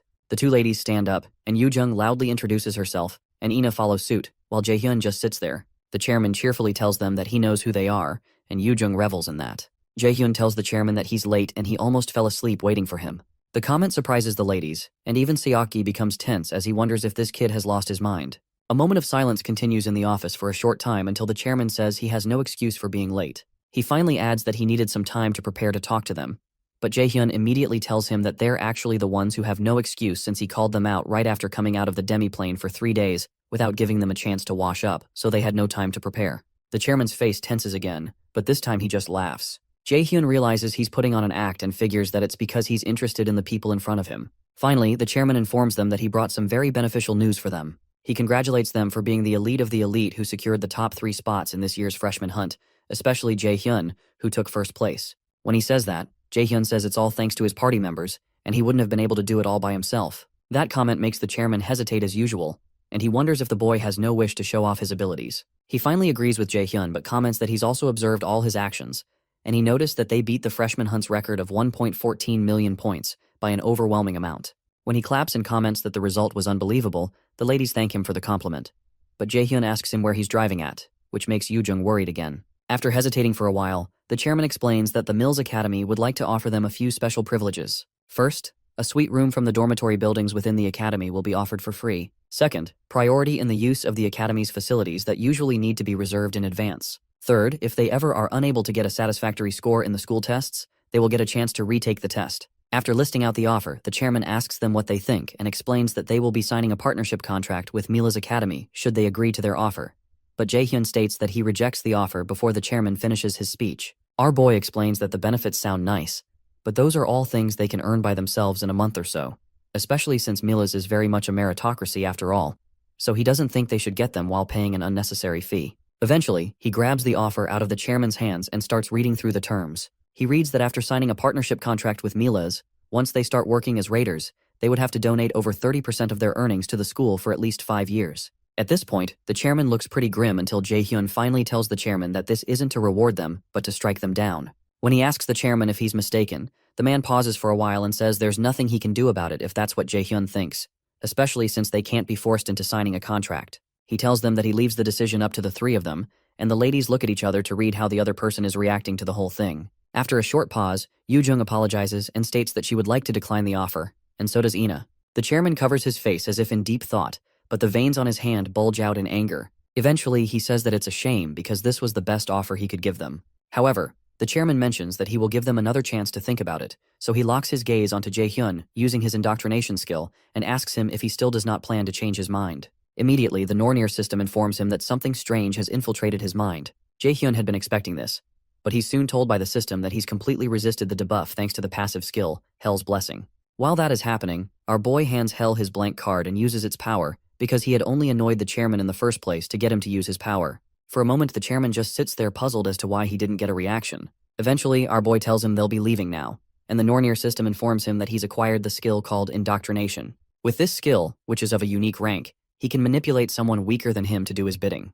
Should both parties agree to a master-servant relationship, the skill changes into subordination. Jaehyun gets up and proposes to the ladies that they leave, especially since they're all tired from spending 4 days in the demiplane. After Jaehyun leaves the office, Yoo-jung asks the men to have a nice day, and Ina, who is still confused, tells them they'll be leaving first. When the students finally leave, Jaehyun asks instructor Seokgi to leave. When he's alone, he wonders how a mere freshman can resist his unique skill, and he finds this really interesting. Outside, Jaehyun asks the ladies if they're really fine with refusing Jaehyun's offer. Yoo-jung confesses that she was a bit tempted at first, but she later decided Jaehyun was right with whatever he said, because it was obvious that Jaehyun was going to sweet-talk them into agreeing and take advantage of them since they're so young. Ina agrees that she didn't also like the contract, and she thinks rejecting it was the best choice. Apart from that, she feels that it's better to earn things with their own hands than to start off with privileges. Jaehyun listens to Ina intently, and he considers her reasonable, which is completely different from the cold image he had of her before he regressed. Suddenly, Yoojung asks them if they also noticed that something was really strange about Chairman Jaehyun, because his expression was totally sickening when they rejected his offer. Ina mentions that she thought so too, and she also mentions that the chairman and instructor Seok-gi never said a word about the problem with the demiplane. Jaehyun listens to them talk, and he notes that Ina has really good instincts. Eventually, she asks Jaehyun if he knows anything about Chairman Jaehyun by any chance, so he asks her why she'd think that. Ina replies that he's always pretty calm, but the moment they met the chairman, he became strangely aggressive. Yoojung agrees with her, and she bugs Jaehyun to tell them if he knows something about the chairman. To answer their questions, he tells them that he's also not certain, so it's hard to tell them anything. But he informs them not to trust anyone in the academy, whether it's the chairman or the instructors. Suddenly, Ina walks up to him and asks if they can't trust him too. And while Jaehyun pauses, Yoojung steps behind Ina with an eerie look in her eyes and tells her not to trust Jaehyun either. She points out Jaehyun's fierce look and narrates how he once left her stranded in the middle of the streets instead of taking her home. And Jaehyun asks her why she's suddenly bringing up something that happened a long time ago. Annoyed, Yoojung grabs his hair and calls him a jerk, reminding him of how hard a time she had back when it happened. Eventually, our boy manages to get Yoojung off him, and he suggests they go into rest since the sun has set. When it's time for them to separate, Ina doesn't look like she wants to leave, so she asks them if they'll be parting ways here. For a moment, an awkward silence occurs, and Yoojung just looks at the two of them. Suddenly, she hugs them both and asks why it feels like a teen romance over here, so she asks them to make room for her too. Jaehyun, however, drags her away and points her to the girls' dormitory, then asks her to go get some rest. She eventually agrees to go rest, and Ina follows behind, but she reminds Jaehyun to rest well before she leaves. Our boy soon heads to the boys' dormitory. When he gets to the door, he realizes it's been a while since he's been here. He recalls the musty smell of mold from the corners, the floor that a lack of funds left unmaintained, creaking with every step, and eventually goes to his bed. To him, those who remained in this dormitory after a few years are those without talent, so he hopes to find a new place as soon as class is over the next day, because experiencing hell once was plenty enough. The next day, Jaehyun goes for a run and eventually stops after he feels he's done enough for a warm-up. He turns around towards the dormitory so he can start getting ready for his first class. Shortly after, all the freshmen that are magician cadets gather in a room, and their assigned instructor for the basic mana acclamation, Kim Ji-yeon, comes to introduce herself. While she talks, Jaehyun frowns because this instructor isn't someone he's familiar with. Even considering the fact he was a warrior in the past, he doesn't have many memories of his instructor. She could be one of the instructors who quit soon, even though becoming an instructor at Mills wasn't easy.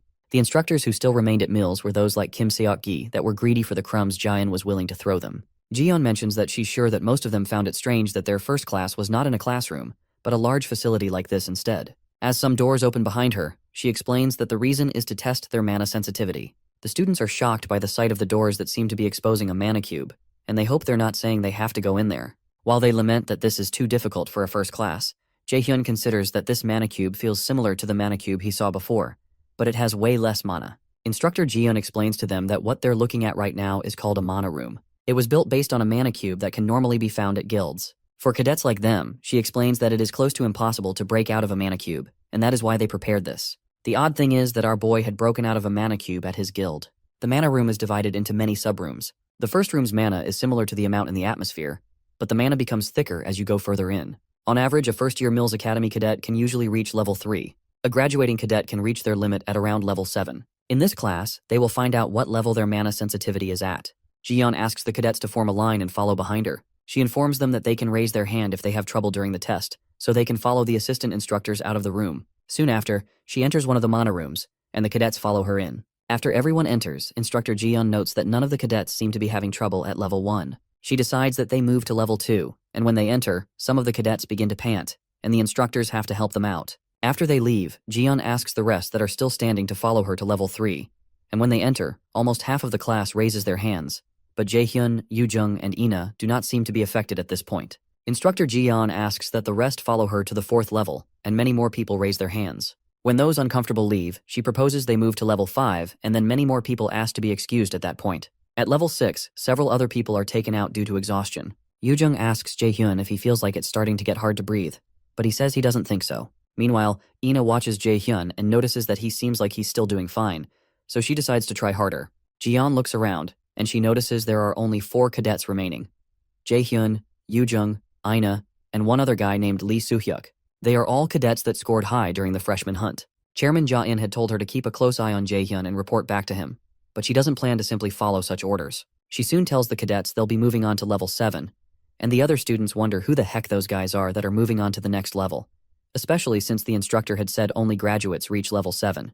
When they enter the 7th level, Instructor Jiyeon proposes that they move on to the 8th level and asks any of the cadets if they're having trouble, and no one speaks, even though Yoo-jung seems to be struggling at this point. The other students are in awe as they watch them move to the 8th level, and when they get there, the cadets feel a sharp spike, except for Jaehyun, of course. Starting from level 8, the mana level fluctuates at every moment like it does within a dungeon. Jiyeon knows that geniuses should have trouble starting at this point, and true to her expectations, Soo-hyuk and Yoo-jung raise their hands to leave the mana room. Meanwhile, Ina begins to sweat, but when neither she nor Jaehyun raise their hands, Instructor Jiyeon has no choice but to move to level 9.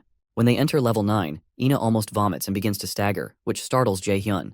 When Jiyeon turns around, she's unable to help because she recalled that the chairman had told her that she should never offer any cadet help before they ask, no matter what kind of situation they face. He had said that danger is no different from a new opportunity to a cadet, and if that opportunity is taken before their eyes, that would be heartbreaking.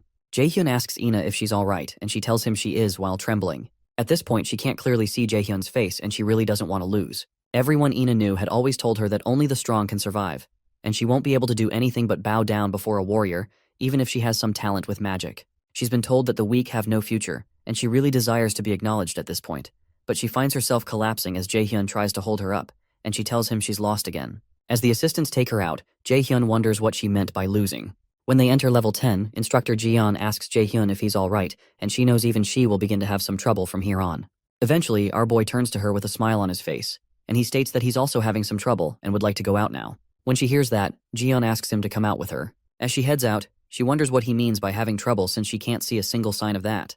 When they finally get out, Jiyeon asks the other cadets to clap for Jaehyun because he succeeded in reaching level 10, which means he's on a par with a raider, that is, a B rank or higher. As she tells everyone else to work hard and try to catch up with him, Soo-hyuk glances at Jaehyun with a frown, and Ina doesn't look so happy with herself. Shortly after, our boy asks Ina if she's alright. She tells him she is and apologizes for making them worry, so Jaehyun tells her it's good since nothing serious happened to her. Yoo-jung asks Jaehyun if he's also alright since he looked pretty unaffected a while ago, and he tells her he is.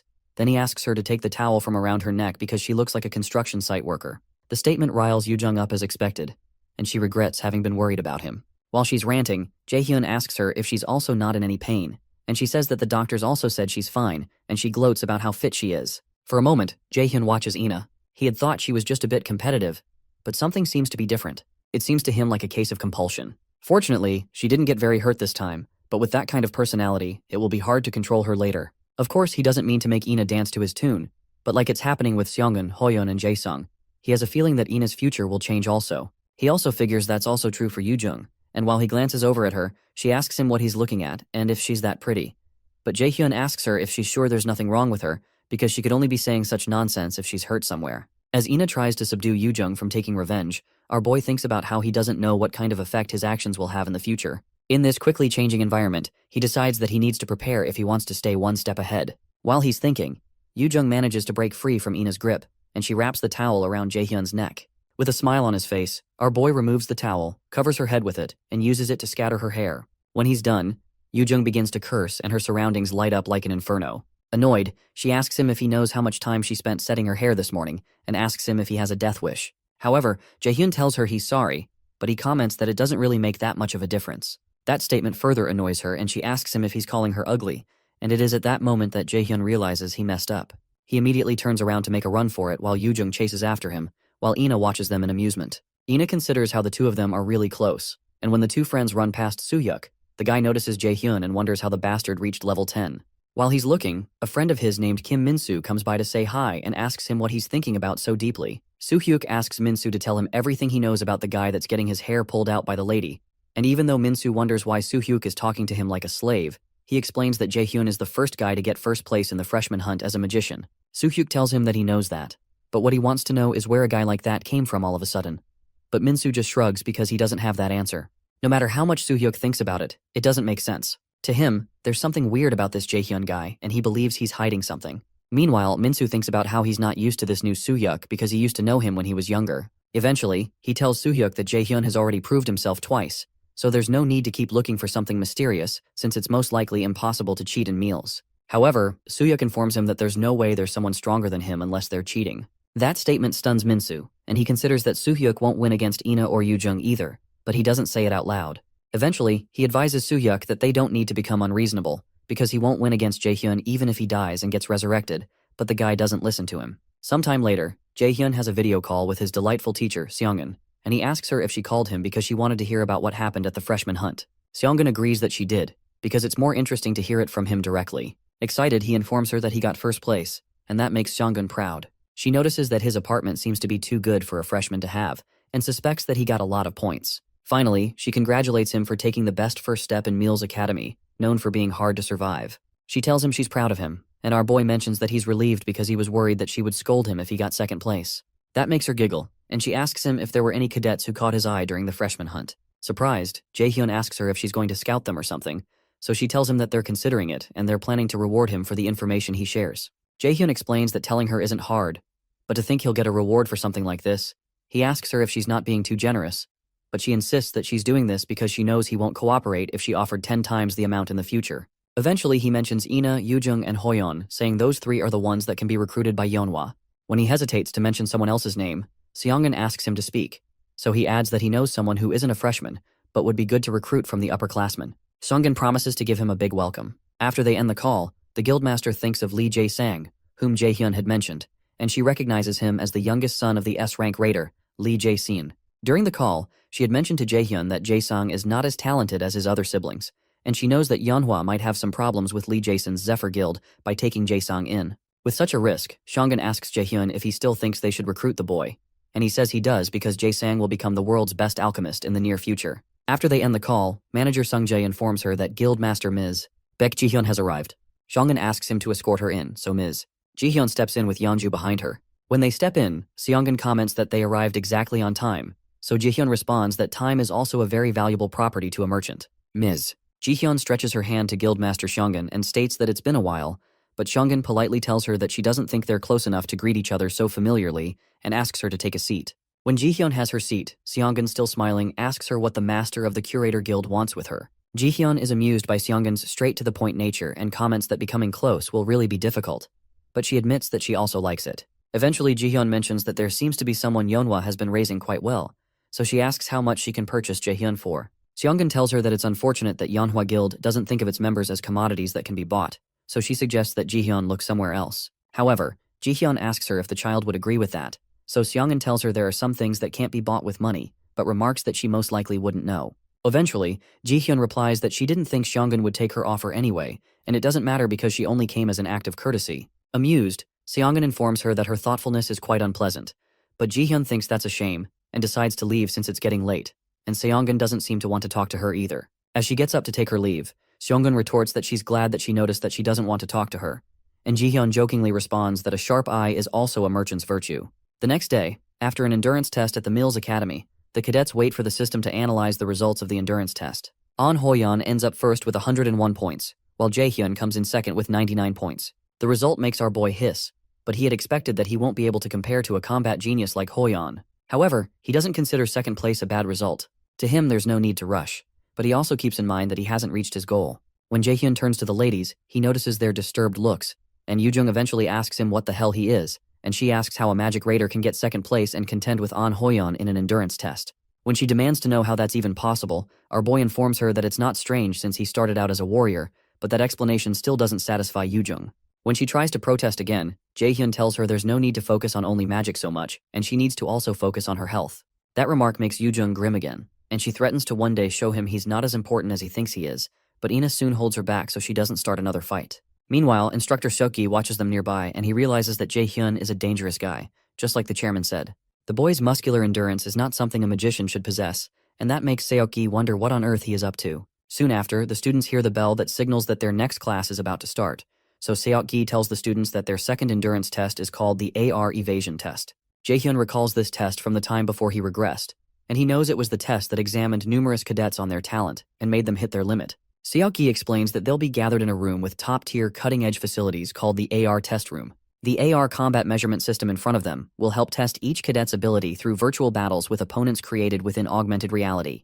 Jae-hyun listens intently, and he realizes that Seokgi is not planning to do this the easy way. Normally, what they would do is eliminate the monsters materialized by drones while analyzing their pattern of attack, but they will only focus on assessing their evasion abilities this time because it's an endurance test. However, if they defeat monsters, they will receive higher scores. Seoki hands the cadets some objects that look like earphones, and when Yoojung asks, Jaehyun explains to her that they're receivers that can analyze and record the combat simulation. After noting Jaehyun's correctness, Seoki adds that this receiver is used to implement augmented reality. It stimulates the brain and using the projector creates the realistic illusion of an actual monster.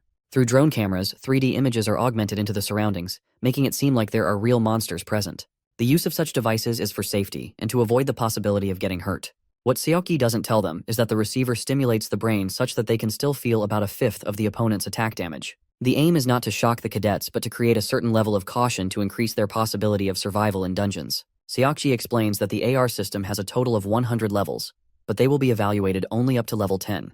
The test will be done in teams of 4, and they will now be grouped and called in order for the test. Before the test begins, the teams are formed, and Team 3 contains 2 warriors and 2 magicians, including Jaehyun and Soohyuk. Jaehyun considers that it's pretty balanced. While he's thinking, Soohyuk calls out to him and asks him if he's Min Jaehyun. Our boy replies that he is, so Soohyuk tells him that he heard that he got first place in the freshman hunt, but there's something he can't just understand. He wonders how a magician can get first place and reveals he believes there's a special reason for that, so he asks Jaehyun to teach it to him. After pausing for a while, Jaehyun asks him if he's considered the possibility that there's no such thing, so Soohyuk informs him that he'll have to expose it in that case, even if he has to use force. Excited, Jaehyun smirks and asks him why he didn't just say that his goal from the start was that he wanted to fight with him. Soohyuk, who is also smiling, informs him that it's nice to see that they understand each other. The 2 other ladies on the team become worried, and one of them wonders why they're acting like that since they're on the same team. The shorter lady wonders if they'll be alright, so she tries to separate them. But instructor Seokgi soon calls their team onto the field. When they step into the field, the system begins a 5-second countdown and informs them they'll be facing a skeleton warrior. The skeleton warrior soon manifests, and Soohyuk decides he needs to step back first to create some distance. Before he can move, Jaehyun dashes forward at breakneck speed, much to the shock of the others on the team, and the ladies try to warn him that it's dangerous. Surprised, Soohyuk asks what the hell he's doing and wonders what Jaehyun thinks a magician can do at the front line. While Jaehyun makes his way to the front, he wonders why there are still such taunts aimed at him, but he decides that it'll be best to show a bit of his ability here. After creating some mana in his hands, our boy smashes the skeleton's head with just one strike, and the others watch him in utmost surprise. Even Seokgi is stunned, and everyone else in the crowd watches in amazement. Soon after, a few more skeleton warriors appear, but Jaehyun proceeds to feed his knee to another skeleton warrior standing nearby. When he lands on the ground, he initiates an active skill of his called Mana Weapon. Mana Weapon is a special skill that an ordinary magician can't make use of because it's a skill that allows a magician to physically inflict damage. It's useless to magicians since they don't fight close combat. But our boy is a different breed. Soohyuk watches in confusion, and he tags Jaehyun as a psycho. The other ladies still can't believe their eyes, and the system announces that they've completely cleared level 1 of the AR evasion test, and additional points have been awarded, with Jaehyun getting 100% of the contribution. Level 2 of the test begins, and they're faced with a monster called a Draugr. The sight of the monster intrigues Jaehyun, and he informs the monster that it's been a while since they met. After a series of fighting and broken grounds, the system announces that they've completely cleared level 10 of the AR evasion test. While the system congratulates them for breaking the record for the shortest time to complete the test, Soohyuk considers this completely unbelievable. Meanwhile, Jaehyun considers that his performance is not too bad, and that his body has been feeling lighter ever since he started using the combat technique that Ms. Seongan taught him. Suddenly, Soohyuk approaches him and asks him what kind of dirty trick he just used, but Jaehyun explains that there's nothing more to what he just saw. However, Soohyuk protests that it was bad enough that he left the safety of the defense line, but he completely annihilated the enemy all by himself, which makes his performance unbelievable. He insists that doing something like that is impossible without cheating, but Jaehyun repeats that he has nothing to say because he has nothing to hide. When Soohyuk stands his ground, our boy tells him not to make him repeat himself, and he moves closer and offers to let Soohyuk confirm his strength right now if he's really curious. The move startles Soohyuk, and he calls Jaehyun a bastard, but before anything can develop, Instructor Seokgi asks the 2 of them if there's a problem.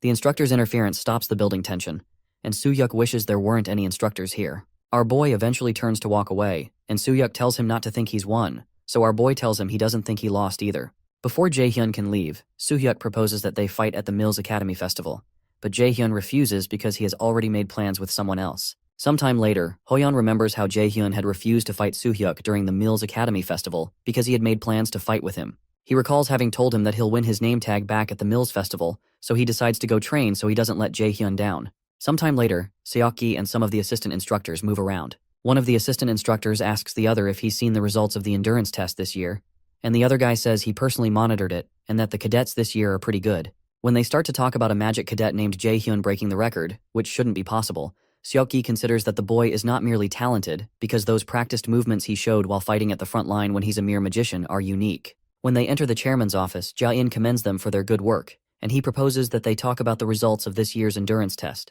Seokgi explains that there were a total of 3 cadets who got full points, and those cadets are An Hoyeon, Cha Yu-won, and Min Jae-hyun. Even among those 3, Jae-hyun's scores were exceptional. The chairman thanks instructor Seokgi for the information and commends him for working hard. On his screen, Chairman Ja-in goes over footage of Jae-hyun, and a grin develops on his face. He tells Seokgi that he hopes he'll continue to keep him informed on Jae-hyun's actions and grades, and to tell him immediately if he starts acting strange, to which Seokgi agrees. The chairman tells them all to keep up the good work, and he asks that they inform the instructors to prepare for the next event. Sometime later, Jae-hyun returns to the AR evasion test and completes level 27 of the test. The 27th level seems to be his limit, and this is a difficulty level that a 6-member party of C-rank raiders would normally clear with effort, so it means he's equal to that much of a force. It turns out that the next event for the freshman is the Dungeon Practicum, and Jae-hyun decides to start preparing. He remembers the Dungeon Practicum incident, which was one of the most disgraceful and tragic incidents at Mills Academy, where numerous cadets lost their lives. He and his teammates were mixed up in that incident, and in the end, he was the only one who survived on his team. Even as he had to listen to people tell him that he should have been the one to die, he couldn't bring himself to leave Mills Academy because he didn't want to disappoint the people who believed in him.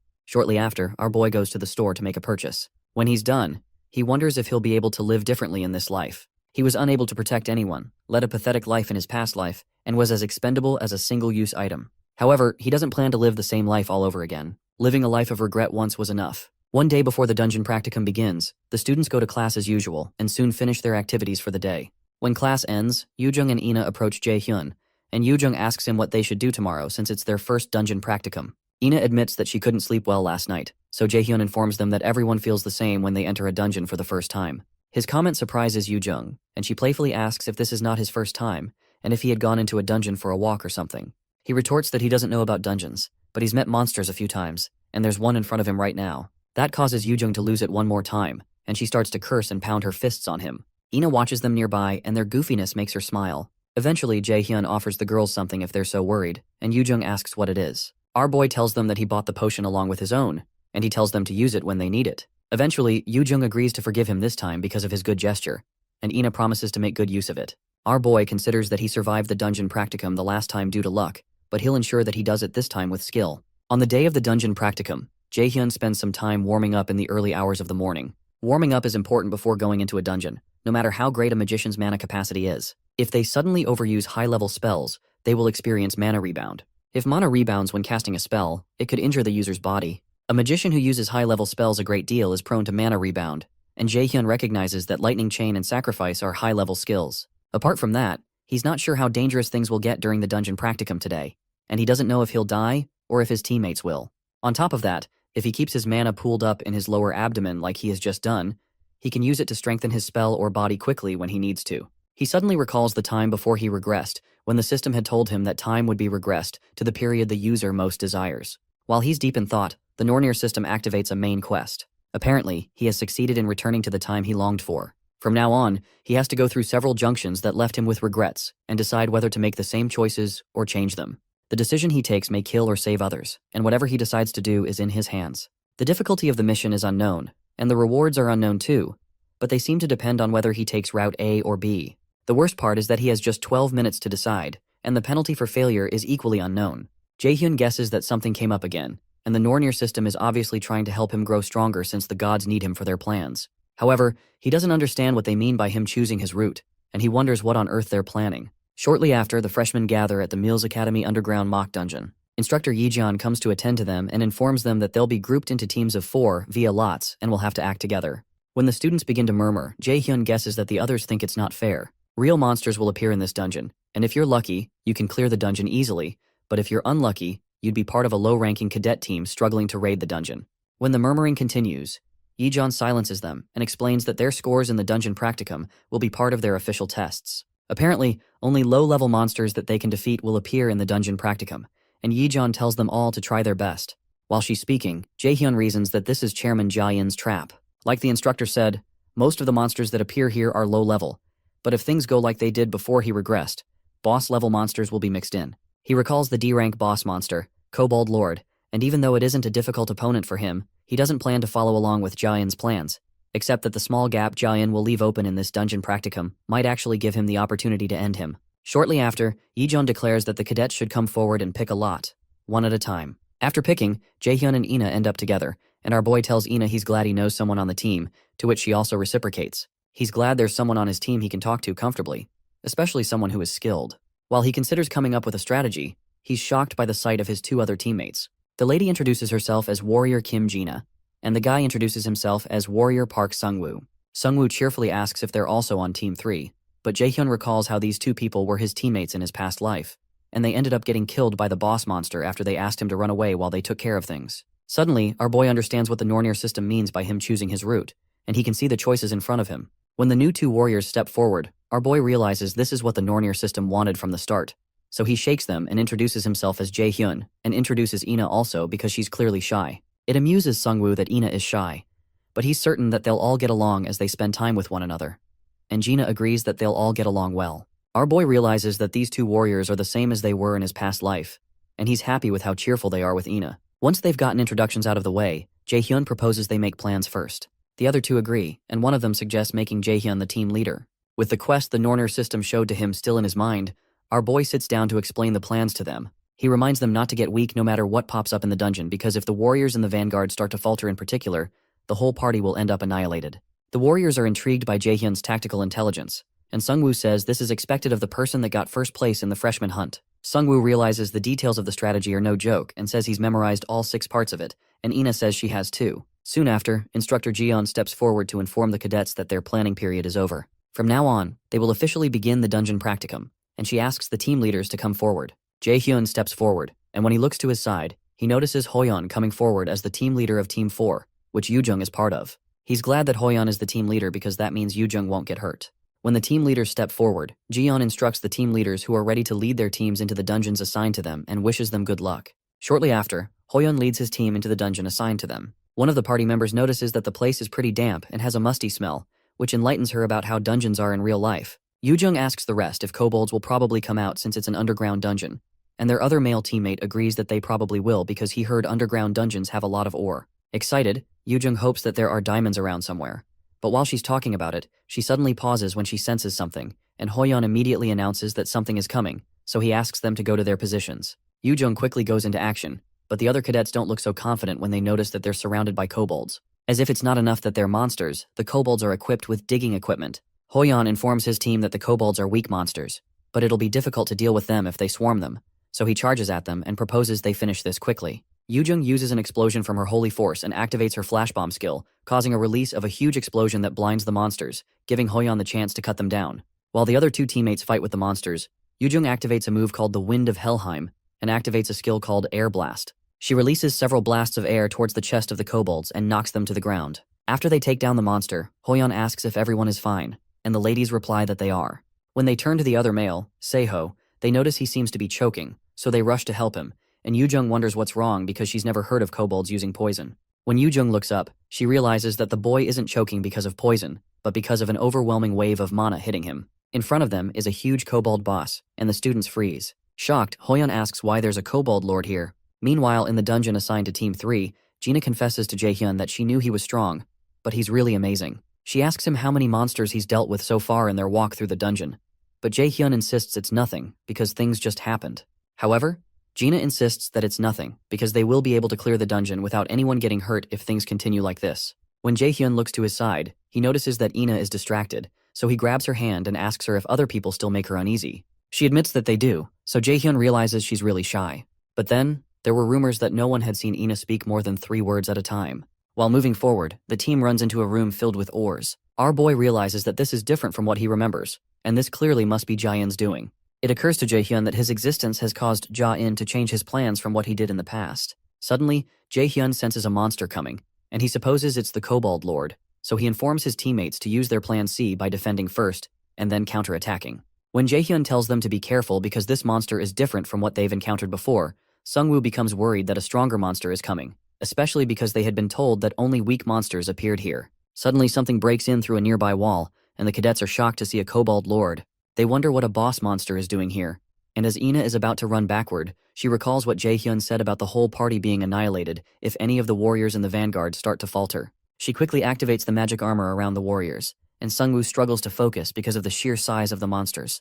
Eventually, Jaehyun activates his taunt skill, and when the Kobold Lord attacks Sungwoo's shield, Sungwoo calls out to Jaehyun. Our boy rushes towards them and creates a mana attack in his hands, and he blasts the Kobold Lord. Ina is shocked by the amount of power that Jaehyun's attack packed, and she hopes that such a great attack would deal a great deal of damage. But the monster easily gets up as if nothing happened.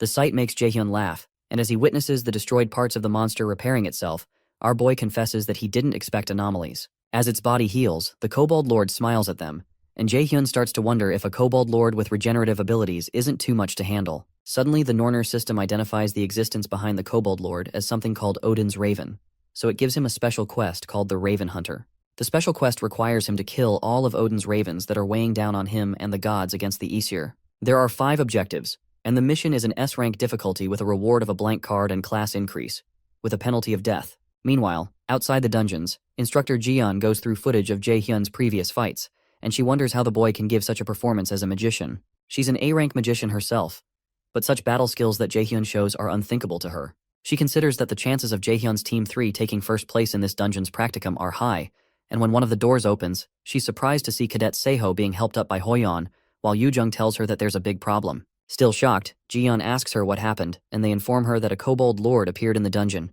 She's surprised that they could run into a Kobold Lord because there's no way it could have gotten in, and Jiyeon begins to wonder what on earth is going on inside the dungeons. Meanwhile, the assistant instructors come to help Seho, who has a mild case of mana addiction, and they ask him to take deep breaths. Soon after, Yoojung asks Instructor Jiyeon if Team 3 has not come out yet, and she's told they have not.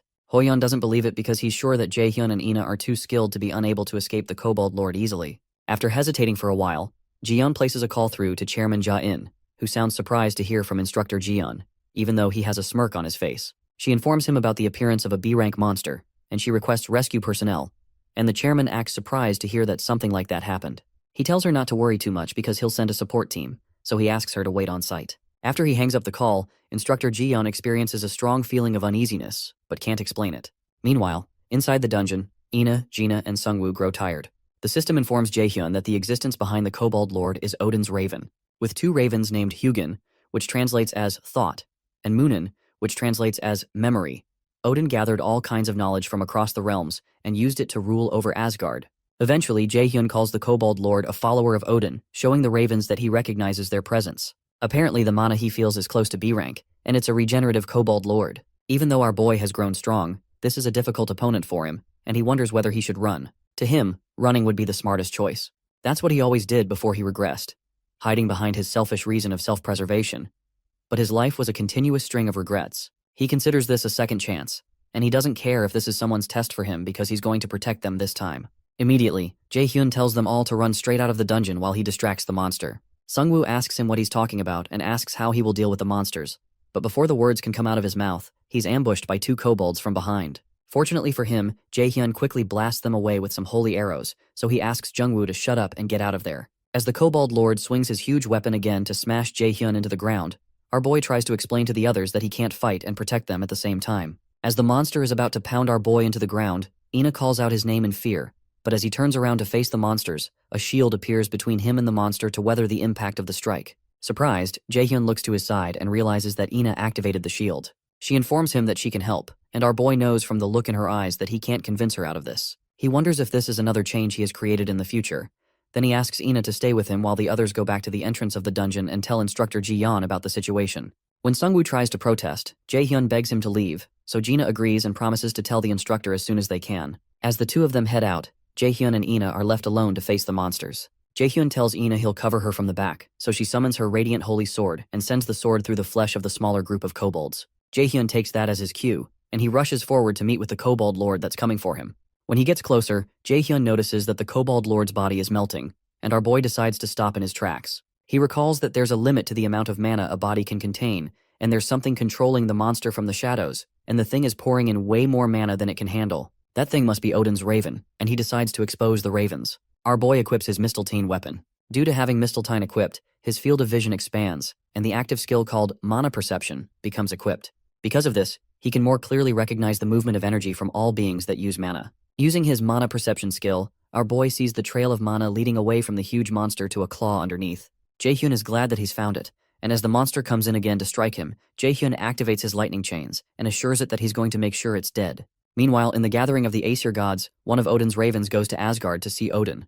Hugin informs the god that, through the ravens, he has found the whereabouts of Misteltein, which had disappeared from the god's storehouse. Frigg, Odin's wife, asks Hugin where the Misteltein is, so he informs her that it's in Midgard, referring to Earth, and it seems to be in the possession of the prophesied adversary. That disturbs her, and she calls Mimir an old fool, but Thor, who is sitting nearby, assures her that they're watching closely, especially since they signed a treaty with the anti-Aesir forces. Freya, who is also sitting nearby, accuses Thor of being complacent and reminds him how they lost Balder in the last war, and how the thing that killed him was the mistletoe branch, Misteltein. After considering it for a while, Odin tells Hugin to find out whether the prophesied adversary has been in contact with the forces against the Aesir, so he returns to Earth to do that. Meanwhile, in the chairman's office, Ja-in keeps massaging the odd ring that he was massaging when Ji-yeon called him. Soon, Seaki steps in, and the chairman asks him how things are going. The instructor replies that no one seems to have noticed anything yet, and that pleases Ja-in. He chuckles again, and he's glad that he borrowed strength ahead of time. The chairman is certain that Jaehyun will fall into his hands no matter how arrogant he acts. Ja-in tells him that all of this is for Odin and the Aesir. In the dungeon, our boy targets the monster's chest with his lightning chains. However, the monster grabs the chains, which do not seem to deal any damage to it, and swings its weapon to take Jaehyun's head clean off. Our boy quickly leans backwards and jumps out of the way to avoid getting decapitated. With Ina by his side, he asks her if she can cover for him because he needs to be clear of the monster's attacks. So she tells him she'll try, but she doesn't look so good.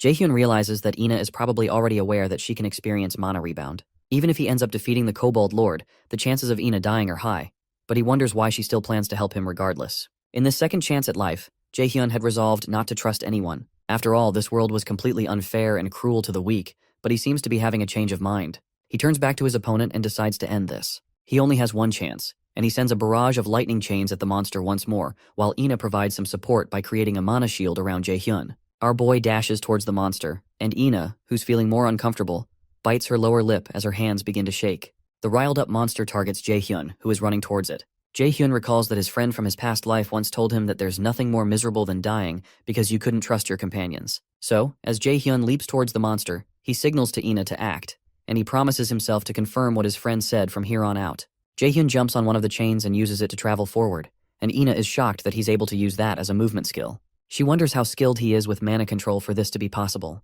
Meanwhile, the monster waits patiently as Jaehyun dashes towards him on his chain, but instead of colliding into the monster, our boy jumps right above it. In a split second, the monster twists its hand and tries to smash Jaehyun out of the air without turning back because it would take much longer to turn back, but it's clearly doing this under the control of the Raven. Ina becomes worried that Jaehyun would be knocked out of the air, but our boy evades the attack and smiles. Using his mana perception, he traces the mana threads to the spot where Odin's Raven is staying and bears down on the spot with all of the might of his sword. The strike is so strong that it breaks his sword, but it still works because the Kobold Lord reacts by letting out a shout. Suddenly, the system announces that the mana thread connecting the Kobold Lord and Odin's Raven has been broken. When Jaehyun lands on the ground, the Kobold Lord crashes behind him, and our boy walks forward to see the face of the being behind all this trouble. When he steps forward, Jaehyun finds Hugin crumbled after being hit by his strike. He asks the Raven what the hell Odin's goal is and steps on its head when it doesn't respond. Eventually, Jaehyun notices a necklace with an insignia of 3 triangles, similar to the shape on Chairman Jaehyun's ring. He steps on the Raven again and asks it what the connection is between Gu Ja-in and Odin, but the monster doesn't respond. Eventually, Jaehyun realizes that the Raven doesn't have a will of its own, and it's meaningless to keep it any longer. He finally raises his leg, allowing the bird to fly back to Asgard to report to its master. Suddenly, Ina bursts into the area looking for Jaehyun, but Jaehyun warns her that it's not over yet because she needs to be careful about mana rebound. Before the words come out of his mouth, she suddenly freezes, and the Nornir system informs Jaehyun that corrupted mana has accumulated in his body. Jaehyun grabs his chest due to pain, and Ina does the same, but the Nornir system soon purges Jaehyun's mana due to the purity of his mana. Soon after, he finally stabilizes, and the system notifies him that his mana capacity has permanently increased by 5%. Jaehyun is glad it worked, and he's told that he has succeeded in hunting the first of his prey from the special quest called Raven Hunter. He's rewarded with 5 stat points, a blank card, and a level upgrade. Once he fully recovers, Jaehyun realizes that things could have ended up worse than they turned out, but when he turns to Ina, he doesn't see anything good, and the Nornir system informs him that his teammate's life is in grave danger. Our boy rushes towards Ina, and he's told that she will die if she does not recover immediately. Sometime later, Ina wakes up in a pool of sweat and a headache. She notices Jaehyun by her side, so she asks him what happened. He seems to have been asleep, but he wakes up when he hears her calling his name. He's surprised she's awake and asks her how she feels, and when she checks her status, she's shocked to realize her health and mana have fully recovered. She's confused about what had happened, because she remembers that she experienced mana rebound. Eventually, she tells Jae-hyun that she's fine and asks him how he's doing. He responds that he's fine and mentions that he fell asleep. When she looks to her side, she realizes the Lord Kobold is dead, so she asks Jae-hyun why he didn't leave. He tells her that he was waiting for her to wake up because he has something to tell her. She wonders what it is, so she asks him. And after pausing for a while, Jae-hyun tells her that they have to get their stories straight. Ina suddenly blushes, because the Korean phrase for getting our stories straight is directly translatable as, I want to touch my lips to yours. Outside the dungeon, Yoo-jung demands from Sungwoo and Gina why only 2 of them made it out, and instructor Ji-yeon tries to hold her back from doing anything stupid. She tells Yoo-jung she understands that she's worried about her friends. Meanwhile, Hoyeon wonders what he's supposed to do to help Jae-hyun and Ina come back. Suddenly the dungeon door opens, and while Yoo-jung is still raising dust, Jae-hyun and Ina step out of the door, causing everyone to freeze. Jae-hyun asks them if they're fighting because of the 2 of them, and even instructor Ji-yeon freezes in shock because the inspection team had told her that the 2 cadets would definitely be dead. The monster inside was at least a B-rank boss. Suddenly tears flow down Yoo-jung's eyes, and she runs towards the 2 of them with her arms open wide. She cries while embracing them, and explains that the instructor and the inspection people all said that they'd be dead. She tells him she's so glad that they're alive, and it causes Ina to smile. But Jae-hyun tells her he gets it, and asks her if she can let go of them now. Even Sungwoo and Gina are teary-eyed, and when Jae-hyun notices this, he thanks both of them for trusting them. Jae-hyun tells everyone that their 2 teammates left because he asked them to go get the instructor for help, and they don't deserve to be insulted or blamed. However, Yoo-jung, who is still angry, asks them how they can just leave behind their teammates like that, so Jae-hyun tells her he would have done the same, so there's no need for her to be like that. He reminds her that not everyone is as brave as her, and he asks her not to get mad for him either. The statement stings Yoo-jung, so she lets go of his arm and clings to Ina, stating that she was mad for Ina's sake and not for him. In a flashback to the time before they stepped out of the dungeon, Ina had asked Jae-hyun if he was the one who healed her body, but he tells her he knows she's confused, but it's hard to tell her everything. He explains that he doesn't want people to know about this ability, so she asks him why he's hiding it. Eventually, our boy asks her if she's not curious as to why a kobold lord appeared here and endangered the students. He tells her it's because of Chairman Gu Ja-in, who's a piece of shit who thinks of students as tools. Jae-hyun tells her that Ja-in is very different from the side of himself he shows to the public and the media, and he thinks it's fine for useless students to die. Ina realizes that's why Jae-hyun is against the chairman and why he's hiding his ability, and he confirms it. After pausing for a while, she reminds him of some things he said to her the day they went to the office. Apparently, he had told them not to trust anyone, whether it's the chairman or an instructor, so she asks him how much he knows about Jae-in. She points out that he knew from the beginning that Ja-in is a bad person, and he acted as if he already knew what was going to happen, so she asks him how he knows those things. When he doesn't speak for a while, Ina pleads with him to answer her, and Jae-hyun still remains speechless because he didn't expect her to react like this. He knows her life may be at risk if she gets more involved, so he considers using his indoctrination skill on her, but he changes his mind because she has a high magical aptitude value. Since her mentality is strong, it might not work, and that's not a good solution in the first place and a terrible way to make allies. Eventually, he apologizes but tells her he can't tell her more than what he already has, so she asks him why he can't. Jae-hyun finally explains that it'll be too dangerous for her too if he tells her any more than this, and he asks her to let it go for now. In the present, instructor Ji-yeon bows her head and apologizes to Jae-hyun for not being able to rescue them from the dungeon, and she tells him she's glad he's okay. However, he tells her it's fine, especially because she didn't put them into the dungeon knowing what was going to happen. When Jae-hyun turns back to go rest, Ina runs after him and asks again if he really can't tell her the things he knows, especially because no one knows if something like this will happen again. But he apologizes that he can't tell her, and expresses his hope that she'll keep the promise she made. After Jae-hyun leaves, the Nornir system informs him that he's cleared the main quest, which is the first turning point, and the rewards depend on the route taken. He's told that he took Route B, which is different from the choice he made in the past. Because of that, he's given something called Idun's Golden Apple. Sometime later, Chairman Jae-in says that he has disappointed him. Seok-ji apologizes to the chairman, but the chairman insists that he will tolerate it once, but expresses that he hates having a useless subordinate. With an eerie look on his face, Ja-in turns to the instructor and asks him if he understands what he means. While trembling, Seok-gi promises not to disappoint him again, and Ja-in tells him he better not. The chairman tells Seok-gi to make sure to tame Jae-hyun in the next event before his patience runs out. The next morning, our boy has a quick shower, and when he sees his clothes, he recalls how Ina experienced mana rebound. Before his regression, Kim Yoo-jung died, and An Hoyeon didn't reach even half of his potential, so he believes he must intervene for the sake of the future. However, he believes he doesn't need to intervene for Ina because she'll do fine without his intervention. He decides that he has to be careful about how he interacts with her, since he's not sure how it'll affect the future. Eventually, he takes his seat on the couch and turns on the TV to see if there's anything worth watching. While watching the news, he reasons that he'll have to find out the relationship between Gu Ja-in and the Asir as soon as possible, since what occurred in this dungeon is just the beginning. There will definitely be more dangerous situations in the future, and he knows he needs to grow stronger so he can respond to any situation. While watching the news, he notices one broadcaster asking another man about some other kinds of dungeons that exist other than the ones they're used to. The specialist invited to the show explains that there are theme dungeons, and you have to approach those differently than you would a normal dungeon in which you kill the boss to clear it. When asked what other feature a theme dungeon has, the man explains that the biggest difference is that you can't leave the dungeon before clearing it, and our boy recalls these theme dungeons from his past life, and he gets an idea. The specialist further explains that raiders who want to raid theme dungeons need to become a character of the theme and clear certain requirements. It could be regarded as a kind of roleplay, and what raiders want in these kinds of dungeons are rare item rewards. Apparently there's a hidden piece that raiders also call God's Arrangement, and this item is the reason raiders are desperate to clear such dungeons despite their difficulty. After hearing that, Jae-hyun smirks and realizes this is his opportunity to get what he needs the most. Meanwhile, Ina enjoys a cup of tea with Yoo-jung, and she apologizes to her for making her worried. Yoo-jung tells her it's fine because she's happy as long as the two of them are okay. She admits that Yoo-jung's personality is kind of shitty, and she was worried that Jae-hyun might have been mean to Ina, so she explains that Jae-hyun is always like that. Ina pauses for a while, and Yoo-jung becomes angry and asks if Jae-hyun was actually mean to her. Surprised, Ina clarifies that he wasn't, but it's just that Jae-hyun seems to trust Yoo-jung a lot. She reasons that she would be happy if Jae-hyun could also trust her and depend on her a bit more. Finally, she mentions that he might trust her if she were a bit stronger, and when she pauses again, Yoo-jung becomes worried about her, so she eventually gets up and proposes that they throw out the thought of Jae-hyun and go eat something yummy instead.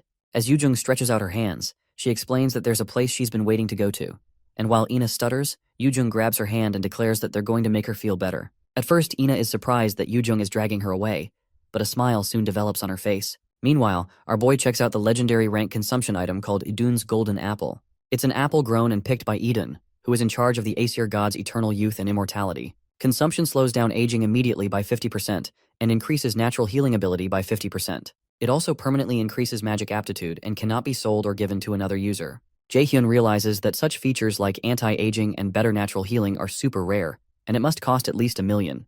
However, the issue is that he can't give this one out too. He decides to focus on calculating all the loot he can get, and he recalls that an A-rank theme dungeon will open soon in a theme park in Seoul. It's where he can obtain the shoes that increase speed called Thialfi's Thundersteps that Thor's servant Thialfi used to wear. The shoes greatly increase one's dexterity stat, so a lot of martial arts raiders really wanted them. Eventually, Jae-hyun takes a bite of the apple with much anticipation and everywhere lights up, but he eventually realizes the apple tastes like every other apple. Soon after, the Nornir system informs him that Idun's golden apple is starting to take effect, and his stamina stat has permanently increased by 20.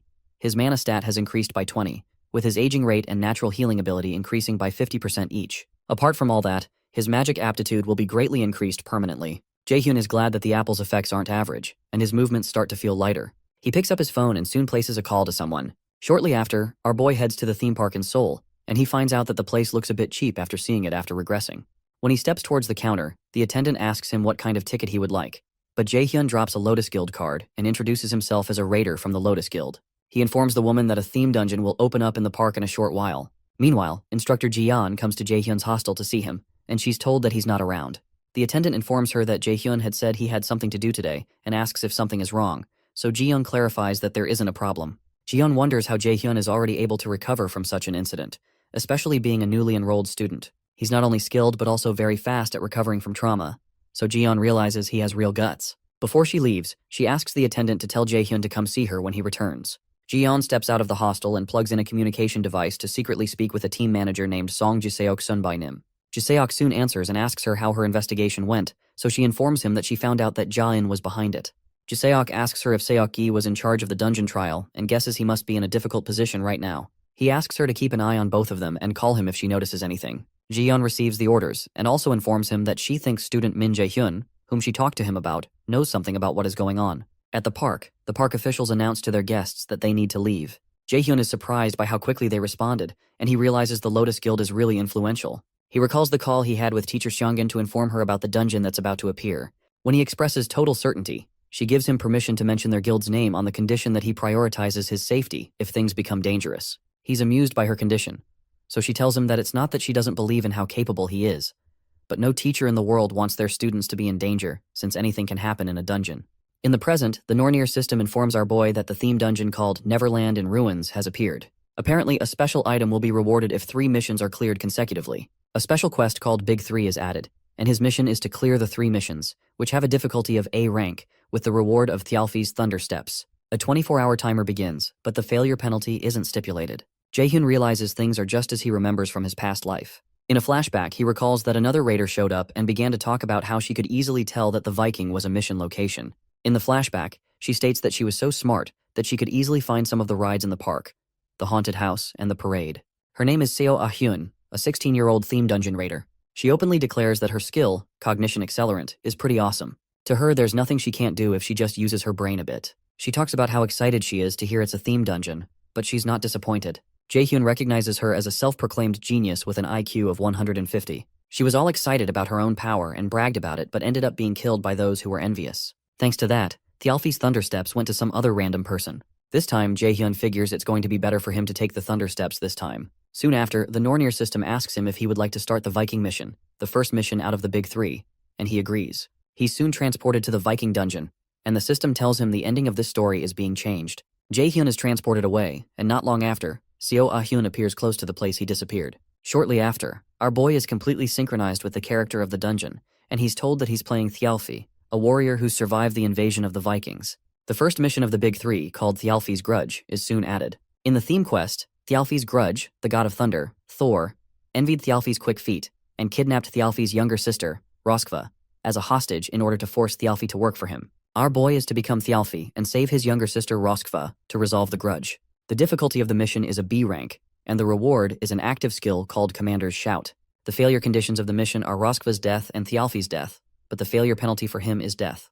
Thialfi, servant of the god of thunder, Thor, and fastest in the 9 realms. He was originally a human, but he began to despise the Aesir because he lost his family to the Vikings who worshipped the Aesir. Jaehyun is surprised to learn that Thialfi hates the Aesir because this isn't the original story according to what is popularly known.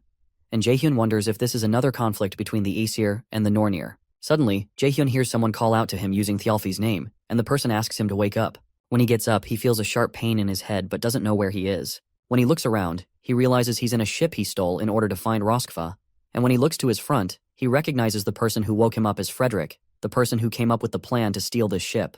Frederick asks him if he's okay, and as he's about to reply, the ship collides with another ship, causing the entire ship to wobble.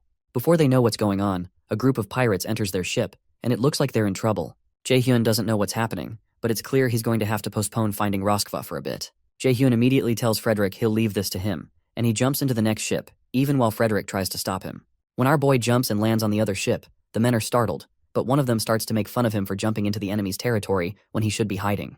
They begin to call him names and threaten to kill him immediately, but our boy doesn't say anything. When he notices a girl tied to the middle of the ship, he recognizes that it's Seo, the same girl who had boasted about her abilities, so he wonders what she's doing here. Immediately, the Nornir system informs him that the lady tied up is Thialfi's younger sister, Roskva. Seo Ah-hyun prides herself as the owner of a genius brain and also a great raider to be. She considers herself an amazing person, but somehow she found herself locked up in this dungeon. Just 3 minutes before the emergency announcement at the park, she had told her friends she wanted to go to the bathroom. Now that she's stuck, she calculates that there's a 0.6% chance of a dungeon appearing where she is, and a 0.0003% chance that she'll get locked up in a themed dungeon. After lamenting about her luck, she decides not to think about it but to think about a way out of here. After tearing up because she doesn't want to die here, she hopes a raid team might have already arrived. As she hopes to run into one of them, she spots Jaehyun standing in the middle of the park, so she tails him. She wonders who he is because he doesn't seem like a part of a raid team, so she decides to follow him. In the present, Jaehyun wonders why he ended up meeting her again of all the people he could meet, especially after they even made an announcement for everyone to escape. While he's lamenting, the pirates prepare to poke him full of arrows, but our boy creates a mana shield to protect himself from the onslaught of arrows. While they fire, he wonders why he's always surrounded by abnormal people. He soon creates a punch packed with mana and knocks them all down with one strike. Eventually, our boy decides to be optimistic. Even though Seo is a bit of a bitch, he knows she'll be helpful for the raid. A new and bigger opponent appears and tries to slash Jaehyun with his sword, but our boy slides out of the way to avoid his attack. Since he can't send Seo out, he decides that it'd be better for him to use her. After evading the first attack, he lands a punch on the big guy's face and sends him rolling backward. He'll have to first take care of this situation and then figure out what to do with Seo after. The other pirates rush out to deal with him, so Jaehyun tells them he doesn't have time right now, so he asks them to come at him all at once. After a short while, he takes out all the men and walks up to Seo, then tells her she can stop pretending to sleep. Jaehyun asks her if she's supposed to be Roskva, but she only hisses and admits that she's been found out. With a smirk on her face, she asks him if he's supposed to be Thialfi. Jaehyun affirms that he is, and he crouches down to speak with her. But he suddenly cracks the structure she's tied to with a punch, causing her to tremble. With a crazy look in his eyes, Jaehyun tells her he can tell what she's thinking about right now, so he advises her not to try any of her funny ideas. It's clear the threat worked because Seo nods eagerly and hiccups. Soon after, the system informs Jaehyun that he's cleared the first mission of the Big Three, and he's being sent to the field.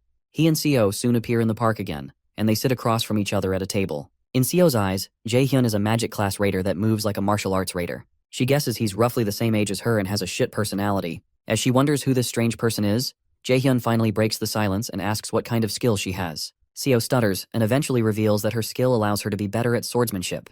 She believes that Lai should trick Jaehyun since there aren't many middle schoolers who have skills. Since he has a shitty personality, she plans to use him to her advantage. But while she's thinking, Jaehyun tells her that's not all there is to her skill. When he tells her he hates liars, she insists that she's not lying and she has a D-rank skill called Beginner Swordsmanship Revision. After a short pause, Jaehyun informs her that her skill is called Cognition Accelerant, and he explains that it makes it feel like time's slowed down and quickens the user's thoughts. It's usually used in leadership positions, but it's effective for analyzing and figuring out the opponent's mind. When he asks her if he's wrong, she's utterly perplexed and asks him how he was able to figure out her skill. Immediately, Jaehyun gets up and tells her he can't take her around with him because she still seems to be planning to lie and use him. He tells her he's not that stupid and turns around. But she pleads with him to wait and apologizes with tears streaming down her eyes. She begs him not to leave her alone there because she'll absolutely die if he leaves her behind. Jaehyun asks her how he can trust her, and she offers to figure it out. When he hears that, our boy smiles and proposes she write a contract in that case. She's initially confused, but she soon understands what he's saying when they draft up a contract. The first term of the contract is that she can't act in any way that will harm Jaehyun. The second is that she must obey all of his orders. The third is that Jaehyun will guarantee her safety until clearing the Neverland theme dungeon. And the fourth is that she will never talk about this contract. She grabs her hair in frustration as she reads the contract. This contract is enforceable using Jaehyun's subordination skill that comes with his indoctrination skill. He can hold supremacy through a contract, and he knows this is the best way to use her since she's a real pain in the ass. Eventually, she agrees to sign it, and a binding chain appears around her neck and arm after she does. The system declares that Seo has been subordinated, and the subordination will not be broken even after clearing the question, as it is a subordination through contract. Jaehyun tries to cheer her up by saying it's a pretty good condition since it's not like he has control over her mind, but she retorts that there's no way it'd feel pleasant to have someone else in her mind. When she says that, he tells her she can break the contract since he never forced her into this, and he can just leave her here. But before he can finish his statement, she assures him she'll do her best. Meanwhile, in Hell's temple, someone tells Hell that he noticed the little adversary seems to be working hard, especially since the glares of the Aesir gods have gotten rather sharp.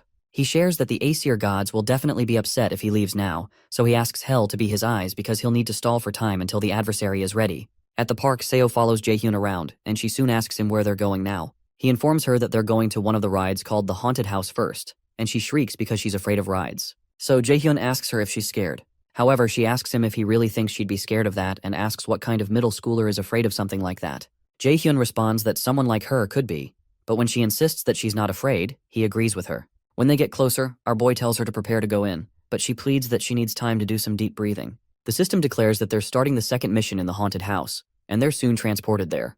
They're to escape without breaking the 3 rules, and some of their skills will be locked. Jaehyun asks Seo what her role is in the dungeon, and it seems to her she's a cameraman because of the camera given to her. So she asks him what his own role is. Our boy explains that he's some horror streamer, and it's been a while since they've had a guest. Suddenly, a huge man appears by their side and greets them. Seo looks like she's about to explode, but the man soon introduces himself as Alfred, a butler of this mansion, and he explains he's serving Countess Flandier.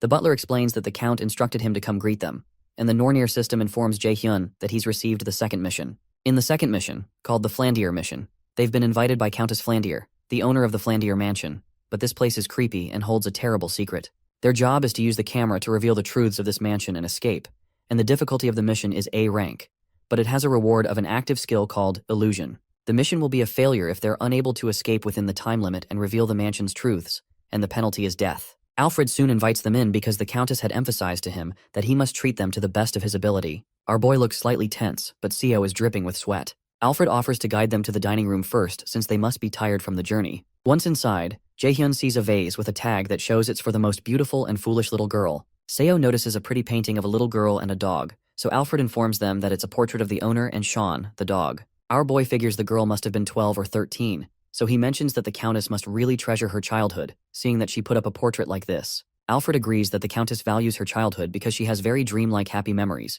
but he says this with such a ghastly expression that it makes MC uncomfortable and Seo teary. Eventually, the weird butler tells them to follow him, As they both follow behind, our boy knows he has to be alert. The system told him the context of the first mission, but didn't do so for this second mission, which means he'll have to figure out all the secrets himself. He looks over at Seo, who is freaking out, and he asks her if she's good, pointing out that she was lying when she said she wasn't scared. However, Seo interjects that she's only jittery because she's not gotten used to the place yet. Soon after, Alfred tells them they've gotten to the dining table, where he shows them the feast that Countess Flandier has prepared for them. Still with that creepy look in his eyes, he tells them to dig in and slowly disappears behind the door, as if waiting for them to eat poison off the plates. When Alfred leaves, the two of them pause for a while. Eventually, Seo mentions that it would definitely be a bad idea to eat the food, so Jae-hyun suggests that they explore since the butler isn't here yet. As he's about to move, Seo tells him to wait so they can get some information before they go. When he waits, she focuses her attention and activates her cognition accelerant skill. The skill makes her very aware of her surroundings, and after a short time, she informs Jae-hyun that she's discovered a few things about the mansion.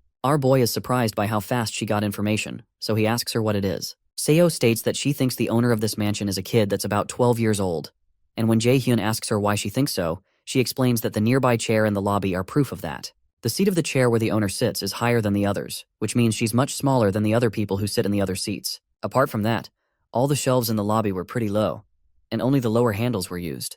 Jae-hyun considers that it truly makes sense, so he proposes that they go check somewhere else. Seo follows him around, and she expresses her wish to take the camera she got back with her because it's a really expensive one. When Jae-hyun suddenly stops, Seo walks up to him and asks what's wrong, but he tensely tells her that this is not the time for jokes because they're locked in here. Outside the theme dungeon appearance, raiders and news reporters arrive 2 hours after the appearance, and a particular reporter mentions that an employee of the park had revealed that there is a raider from the Lotus Guild inside, and a middle school student, Seo Ah-hyun. She also expresses their concern to find out whether the two kids will be able to make it out okay. Nearby, a raider named Sun By Neem standing nearby curses when he realizes that their inability to get into the theme dungeon early enough will stop them from getting promoted soon. His pal, Kyung-hoon, the same raider who had shown up after Jae-hyun and Hoyeon dealt with the goblins, mentions that there was no way they could know that a theme dungeon would break out in the theme park. Sun Bae-nim mentions that if the civilian council judgment of them falls, then Kyung-hoon may also be demoted too, despite having been promoted with the goblin incident, and Sun Bae-nim recognizes that his own promotion will be nullified. Kyung-hoon thanks him for the positive words, and Sun Bae-nim reiterates that they're going to be blamed for all this. He asks Kyung-hoon to check who the two people who are in the dungeon are, and Kyung-hoon is surprised to find out that it's Jae-hyun. He recalls that he heard that the boy enrolled in Mills Academy, and he wonders if Lotus already scouted him. When Sun Bae-nim notices his expression, he becomes worried and asks him if there are 2 people instead of 3. But Kyung-hoon assures him that he believes that this theme dungeon is going to be cleared. Inside the haunted house, Seo is petrified when she learns that they're locked in. She starts to tremble and asks Jae-hyun what will happen if they're trapped in here and never make it out. But he asks her to calm down because this is a dungeon, and there must be a way out. She has no choice but to agree with him due to her desperation, so she decides to look around a bit more for an escape. When he's alone, our boy considers that the owner of this mansion doesn't seem to like them. Secondly, there's no way he can't open such a flimsy door with the high stats he has right now. More so, Seo has escaped this place before on her own before his regression, so it's assumable that the required stamina stat for successfully raiding this dungeon is low. It seems to him that there must be another variable involved, and while he's thinking, Seo tells him to come look at something. He asks her what's wrong, so she explains that something is wrong with the camera. He thinks she must be dramatic, but when he steps closer, he finds a corpse of the Alfred who had guided them here on the table they're supposed to eat at, and he realizes the Alfred who guided them here was a fake. Immediately, the system notifies them that they've reached 70% of Alfred's secret, the first mystery of the mansion. When he realizes that the camera is showing them things they can't see, they realize this camera is a key to solving the mystery. Our boy realizes that if they assume that the Alfred they met is fake, then this screen is either showing them the present or the past. Since this is a dungeon where they have to solve the mystery of the mansion, they wouldn't show them the future, so Seo concludes that it must be the past. She believes the camera is showing them the mansion's secret through the past. If that's the case, she realizes all this food definitely isn't made for eating. Jae-hyun realizes that it was weird that he kept sensing a bit of mana, which means all of this is an illusion. Illusion is a type of magic that occasionally appears in dungeon traps, so our boy places a finger on the table and activates his absolute calculation skill. For some reason, the system tells him that there was a failure with activating the absolute calculation skill because the skill is not allowed here.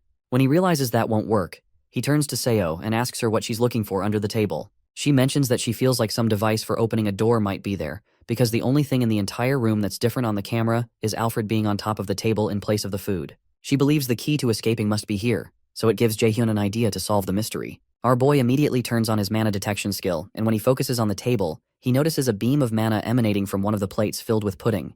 It confirms his suspicions, since locking magic is fundamentally tied to other objects or calculations. So, in order to destroy the magic, you need to destroy either the object or erase the calculation. He informs Seo that the key must be inside that pudding, but for some reason Seo is scared of going close to it because of the gory picture of the real Alfred's dead body. When Jaehyun taunts her by asking if she's scared, she screams at him that she's not and proceeds to stick her hand into the pudding to find the key. After searching for a while, she finds a key, and the system informs them that they have succeeded in undoing the second secret of the mansion, the Seal of Magic Illusion, so they'll receive extra rewards once the dungeon is cleared. Meanwhile, the fake Alfred watches the two guests from a pearl in another room and becomes worried that the guests did not like the meal. He states that they can't be lacking on how they treat their guests, and he promises that he, Butler Alfred, will never disappoint the Countess. Eventually, he walks out to go do something about it while laughing like a maniac. Inside the hall, Jaehyun and Seo make their way to a well-lit room. However, when Seo looks through the camera, she sees a lot of gloom, blood, and children's toys. They soon find a door through the camera, which Jaehyun figures is the guest bedroom. When Jaehyun proposes that they go in to see if there's anything strange, Seo jerks backwards because of the blood in the room, but Jaehyun reminds her that they have to find a way to get out of there or stay in the mansion forever. Eventually, she agrees that she doesn't want to stay in the mansion forever, so our boy tells her to shut her mouth and look around, and call him if she sees anything. After stepping in, Jaehyun decides to look around for clues. Not long after, he looks backwards and sees a girl in shiny white clothes and bloodstains on her body. When he looks closer, he notices that parts of her face have been torn off, and a thread was used to sew her mouth shut. She soon points her finger at him, and the fake Alfred appears behind Jaehyun, but he's not aware. Soon after, Jaehyun wakes up and sees a strange figure looking down at him.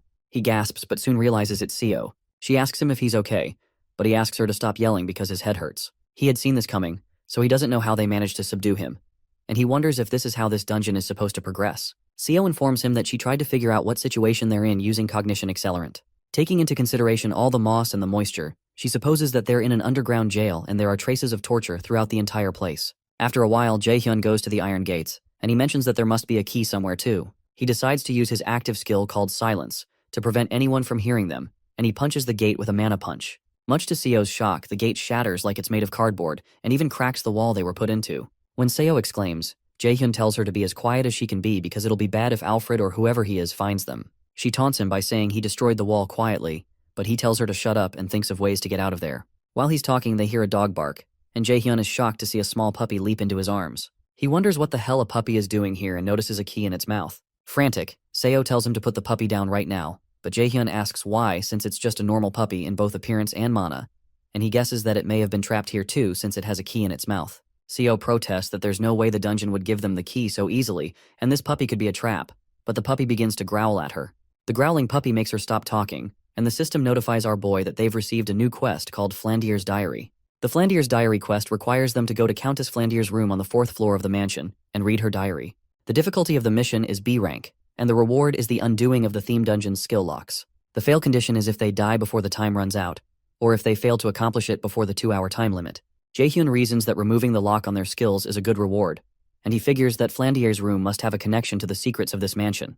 They all sneak around until they make it to the 3rd floor. Jaehyun eventually stops and admits he doesn't know where they have to go, and the dog jumps down from his hands. Seo also laments because they don't have their camera anymore, but she stops talking when she notices that Jaehyun has frozen on the spot. She calls out to him to ask what's wrong because he's making her anxious, but when he doesn't answer, she turns back and sees the little bloody girl dressed in white clothes that Jaehyun had seen before. With a closer look, her eyes seem to have been gouged out and her lips sewn together. Jaehyun tries to talk to the girl, but Seo grabs his shirt and proposes they leave because they don't have time to talk to a ghost. However, Jaehyun brushes her hand away and asks the ghost girl why she's still here, and he asks if she has regrets related to this mansion. The girl shakes her head, so he asks her if she's here to help them, and she nods affirmatively. Eventually, our boy asks her where on the 4th floor Flandier's room is, so she points in the direction behind them. Jaehyun thanks her and promises to help her move on to the afterlife if he gets the chance, so he asks her to wait, as they all turn around, and the dog soon returns. Jaehyun signals to Seo that it's time to go, but she looks slightly worried about the whole thing. Meanwhile, in the theme park, Sunbae Neem sits with manager Sungjae, and he asks to confirm if he had said that the Lotus Guild will take responsibility for everything related to this theme dungeon. Sungjae affirms that this is true and says he can point the knives of the National Raider Association and the civilians toward the Lotus Guild, but in return, Guildmaster Yu Seongan has requested that they don't release any information about Min Jae-hyun. Sunbae Nim hesitates for a while and finally admits that it's hard to understand why the Lotus Guild would go to such lengths just for a Mills Academy student. Sungjae says he can't tell him the reasons, so Sunbae Nim agrees to accept the offer since they won't lose anything by accepting. However, Sunbae Nim asks him what will happen if he fails the dungeon raid, but Sungjai assures him that the Lotus Guild wouldn't have done all this for him if he was someone who would fail at this kind of thing. Inside the dungeon, Jaehyun takes out the last living armor with one strike, and Seo, who is standing nearby, is shocked because she had thought that living armors were C-rank monsters. Jaehyun explains that this is the shortest route, and these monsters are nothing. They open the next door, so the system informs Jaehyun that they're entering Flandier's room. Once inside the room, they notice it's super creepy, so Seo tries to go check the desk first. As she moves forward, Jaehyun stops her and mentions that it's obvious that there would be something on the desk. He proposes they check places where you wouldn't expect to find hints, and after looking around for a while, Jaehyun finds it. The system explains that he's found a diary in which Countess Flandier, the mansion owner, wrote every day. The first entry he finds is from May 7th of the year 1474. Flandier mentions her skin is looking paler every day, and all of the doctor's attempts do not seem to be working. She wonders if she'll end up dying without ever getting to see the outside world. In another entry on May 10th of the same year, she talks about how she's excitedly waiting for her great parents, who had promised to buy her a doll she'd been wanting from the city. In another entry on May 12th, she writes how she got a letter stating that her parents died from an attack by thieves. The page is stained with her tears, and she wonders if they would still be alive if she hadn't asked for that doll. In another entry on May 15th, she writes that the funeral is over, and she became the owner of the mansion since she's the only one left of the Flandier bloodline. She explains that she's not happy at all because she's alone now and forever. In the month of July, another entry for the 4th day is written, where Flandier explains that a girl was caught who had taken one of the flowers from her garden. Apparently the girl is about her age and looked somehow like her doll, so she took a liking to her. She says she's going to ask the girl to live with her in the mansion. On the 20th of July, Flandier mentions that the girl said she has no name, so she named her Sally. They played every day in the mansion, and she expresses how happy she is to make a friend and hopes this continues every day. In another entry on the 8th of September, Flandier mentions that Alfred left the house without a word. Apparently Sally said he must have been in a hurry and that he went to the next town over, but she mentions how anxious she is because she doesn't know why he left. In an entry for September 10th, she mentions that Alfred has returned, but he seems different. Apart from that, Sally seems to be hiding something from her, and it seems something must have happened. In an entry for November 9th, Flandier mentions that she keeps hearing screams inside the mansion. Apparently the kitchen lady, Selena, and her maid, Michelle, keep screaming, and it seems like their throats are going to tear. She wonders if she's dreaming, but it seems too real, and she's scared. The page is covered with blood, and in another part of the entry, Flandier writes that Sally and Alfred are knocking at her bedroom door, and she's certain that they want to kill her, but she doesn't know what to do. After reading it all, the system informs Jaehyun that the restrictions on skill use are no longer in effect. Our boy realizes that Flandier had been murdered, and it was probably the doing of the monster that had stolen the mansion. He realizes that the monster must have been a doppelganger monster, and when he turns to look at Seo, he realizes it's actually a doppelganger monster that has been following him around. Behind the monster are several other Alfreds that are also monsters. The system notifies our boy that he's discovered the first secret of Alfred's identity, and he's completed the subquest, Flandier's Diary. The system informs him that he has succeeded in finding out all the secrets of the mansion, and he's now to safely escape the mansion. Our boy turns to the monsters, with the little puppy by his side as support. The monster releases deadly extensions from its body and goes in for the first attack, so Jaehyun scoops up the puppy and jumps out of the way. Our boy tells the monster that it's finally showing its real self, because he was growing impatient seeing it act so fake. The monster laughs for a bit and tells him he's pretty quick to catch on for a human, but Jaehyun tells him it wasn't anything difficult because he's just smart. Apparently, Jaehyun could see the monster for what it truly is because of his ability to see through illusions. Eventually, our boy tells the doppelganger that it's also possible that he's not that smart, but the monster is just stupid. That statement annoys the doppelganger, and it asks him how he can dare to insult him. In a rage, the monster destroys the overhead lamp and the roof, forcing Jaehyun to run out of the room. With the monster hard on his tail, our boy activates his lightning chain and fires it at the monster, causing large gaps in its structure, but it doesn't destroy it. During this time, the little puppy begins to feel queasy because of all the quick movements.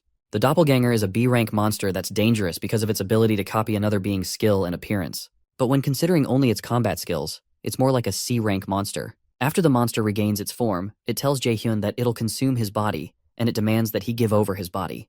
Jaehyun doesn't move an inch, so the monster rushes toward him, and Jaehyun still doesn't move, even when the monster is inches away from him. When it comes closer, our boy surrounds it with another lightning chain, and asks how it feels to be played after being the one to play others for a long time. The heat of the lightning burns the monster, and it lets out a loud shriek. As the monster melts into a puddle, it mentions that envy led him to this because he also wants to be human. Eventually, the heat burns into the ground until the monster falls through.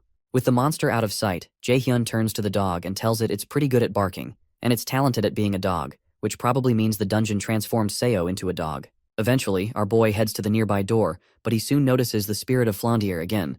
But this time, she looks just like she looked in the painting. She has a smile on her face and waves at him, which makes Jaehyun smile back at her. As he opens the door, he tells her goodbye, and the system informs him that he has cleared the second mission. It also adds that he's cleared all hidden scenarios in the mission and will be given extra rewards. Jaehyun and Seo are soon transported to the real world, and our boy checks out his rewards. One of the rewards is called Commander's Shouting, which increases morale in allies to increase mana and stamina. The second is Illusion, which creates illusions for the enemies. Jaehyun doesn't really like the Commander's Shouting skill because he won't use party member support skills often, but he likes the Illusion skill because he can use it to turn tables in a battlefield.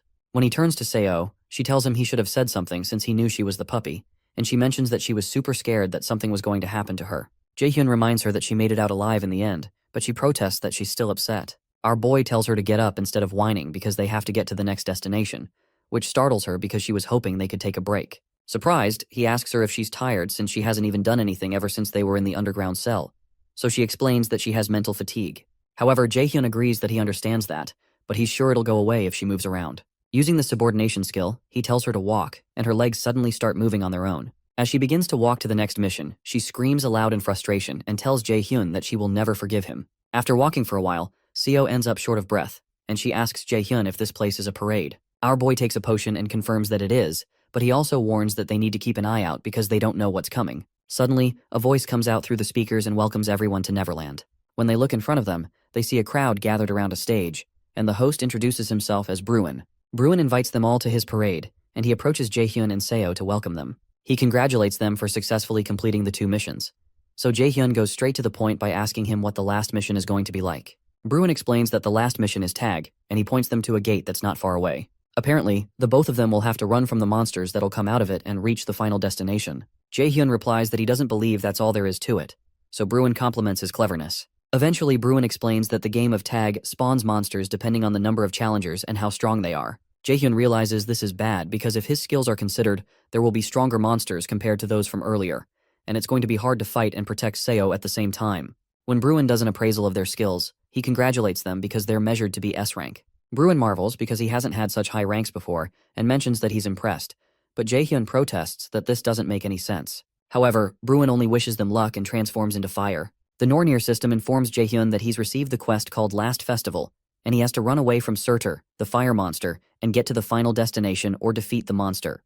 The theme quest, Last Festival, has a difficulty of S+ rank, and the reward is Thialfi's Thunder Steps. The requirements that typify failure include being killed by Surtur, but they're told there are 3 enemies to defeat. Apparently there's a hidden quest to both kill Surtur and get rid of the potential threat, which has an undecided reward, which could possibly be something called Unbelievable Performance. Jaehyun is stunned that there are 3 of them, and he figures that something is wrong. While they're watching, another fire monster comes out of the gate that Bruin pointed to. Surtur is a being whose purpose was to engulf the whole world in flames before even the first giant Ymir was born. The Sword of Flames in his hand is said to be hot enough to burn the world to ashes in a matter of a few hours. Jaehyun quickly starts to run, and he drags Seo with him as Surtur begins to set everything close by on fire and rain brimstones over the whole place. Seo, who is now crying, asks how they're supposed to run away from that monster.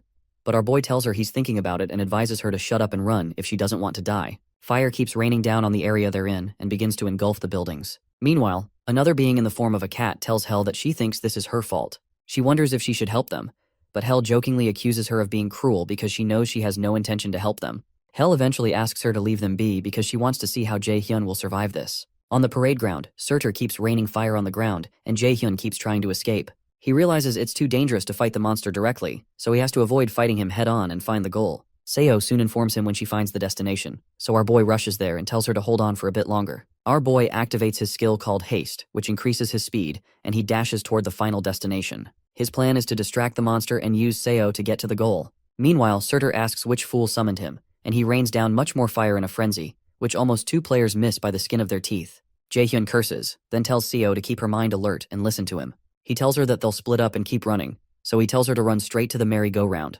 Seo asks him if he's going to distract this thing, so he asks her if she wants him to use her as bait instead, then tells her to just run. As she makes her way toward the final destination, Jaehyun ends up face-to-face with Surtur and signals to him, calling him a bastard.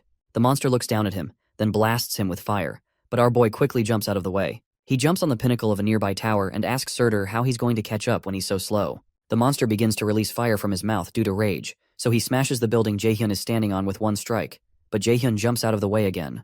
Meanwhile, Seo almost reaches the destination, but before she can get there, Surtur sends down fire to destroy the destination. She's forced to stop, confused as to what the heck is going on, and Jaehyun wonders the same thing. Soon enough, the system announces that the goal has been destroyed, so the quest's clear condition, other than the hidden quest, has been changed to impossible. At that point, Surtur calls Jae-hyun an ignorant fool and asks how he can dare consider himself to be a match for him. Our boy realizes that the only way out is to kill Surtur, so he stands his ground. The next time Surtur sends a ball of fire at him, Jae-hyun easily blocks it without moving out of the way. Surtur commends his impressive skill because there have only been a few other people who could defend against his attack. Eventually, the monster reaches for his sword and swings it toward Jae-hyun to see if he can block this too. Regardless, our boy doesn't move out of the way and prepares to block it. Nearby, Seo realizes they might really end up dying at this rate, so she decides to use her cognition accelerant skill to find something she can do to help. While Jae-hyun is defending himself against the onslaught of fire, Seo calls out to him and informs him that she has found a way to beat the giant. Jae-hyun leaves the battlefield to go meet Seo, so Surtur asks him how he dares to run away from him. When our boy runs far away into one of the standing buildings to speak with Seo, she explains they can use the water tank. Apparently there's a water tank on the outskirts of Neverland, and if they lure the monster there, they might be able to damage it if they use water to get rid of its flames. Jae-hyun reasons that they might truly be able to damage its head or heart if they can deal with the flames, and Seo further explains that this can only be a copy and not the original giant from the myth. She believes that this monster would die if they were to destroy his weak points. She explains that she'll use her skill to predict Surtur's route and tell him so he can lure him to the water tank. Soon after, Jae-hyun goes out and runs toward the water tank, but he relies on Seo to call out the number of steps to take in what direction and what to do to avoid the next attack that Surtur is going to direct at him. At one point, our boy stops, so Surtur calls him a weak human and asks him if he's given up on running. Jae-hyun turns back at him and tells him he's not running. Our boy mentions that he heard that Surtur is nothing compared to the Aesir gods, and he's just working as a gate guard right now, so he's not in the position to call him weak. That statement stings Surtur, and when he only exclaims, Jae-hyun asks him if he's also scared of him, who is a human too. Surtur, now blazing through his eyes, calls our boy a bastard, and when Surtur strikes him with fire, a surge of water bursts out toward him. It turns out that Jae-hyun had activated his illusion skill, so Surtur didn't know he was standing right in front of the water tank and not Jae-hyun. The water is so great that it covers up the monster and temporarily puts out the fire around his body. Without hesitation, our boy leaps into the air with his mana-packed sword and strikes it into the monster's heart, pushing him to the ground. With his back on the ground, Surtur accuses him of using a dirty trick, but Jae-hyun says it doesn't matter since he won. The giant warns him not to be arrogant because he only fought him with a copy of himself, and dealing with the original form won't be this easy. Shortly after, Surtur dematerializes, so the system informs Jae-hyun that he has cleared the last mission of the Big Three, and he has cleared the hidden route and will get extra rewards called Unbelievable Performance, as well as an item called Surtur's Undying Flames. Seo, who is standing nearby, is glad that it's all really over.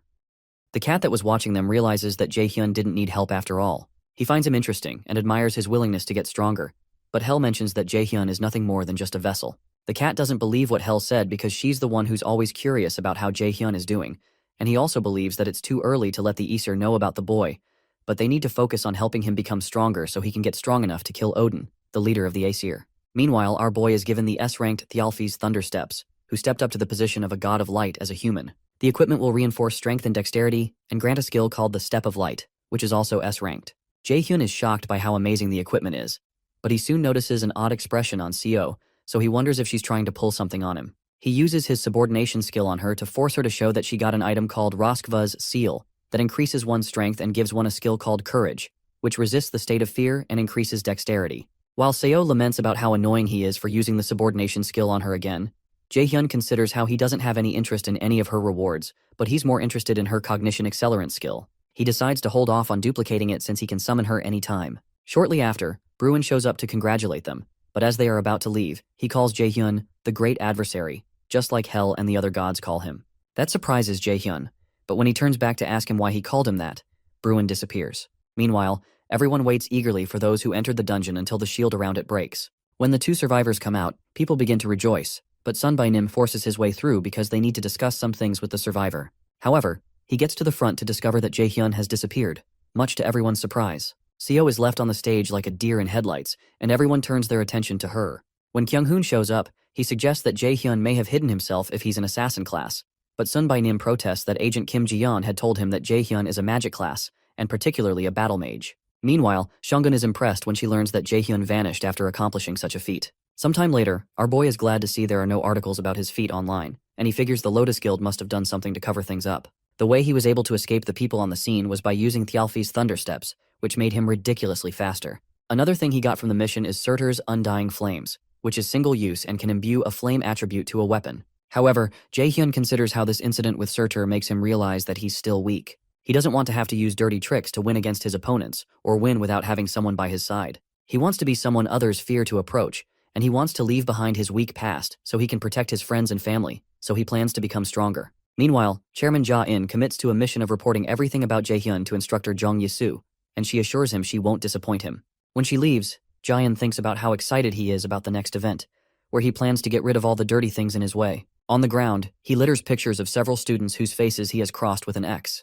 The next morning, Jae-hyun tells the ladies why he was unavailable the previous day. Yoo-jung had assumed he was ignoring her calls and messages on purpose, but our boy clarifies that's not the case. Ina, on the other hand, asks him if he's hurt anywhere, and he tells her he's not. Yoo-jung thinks he has bad luck getting into such troubles, and she wonders if God hates him. Suddenly, Soo-hyuk walks up to them and mentions that he saw our boy's annoying face here. He tells Jae-hyun he can't play any stupid tricks on him this time, but when Yoo-jung asks our boy if he knows who the strange new kid is, Jae-hyun tells her he doesn't know him. Annoyed, Soo-hyuk screams at them that he's Lee Soo-hyuk, but instructor Yi-soo tells him to keep his voice down, so he has no choice but to back off.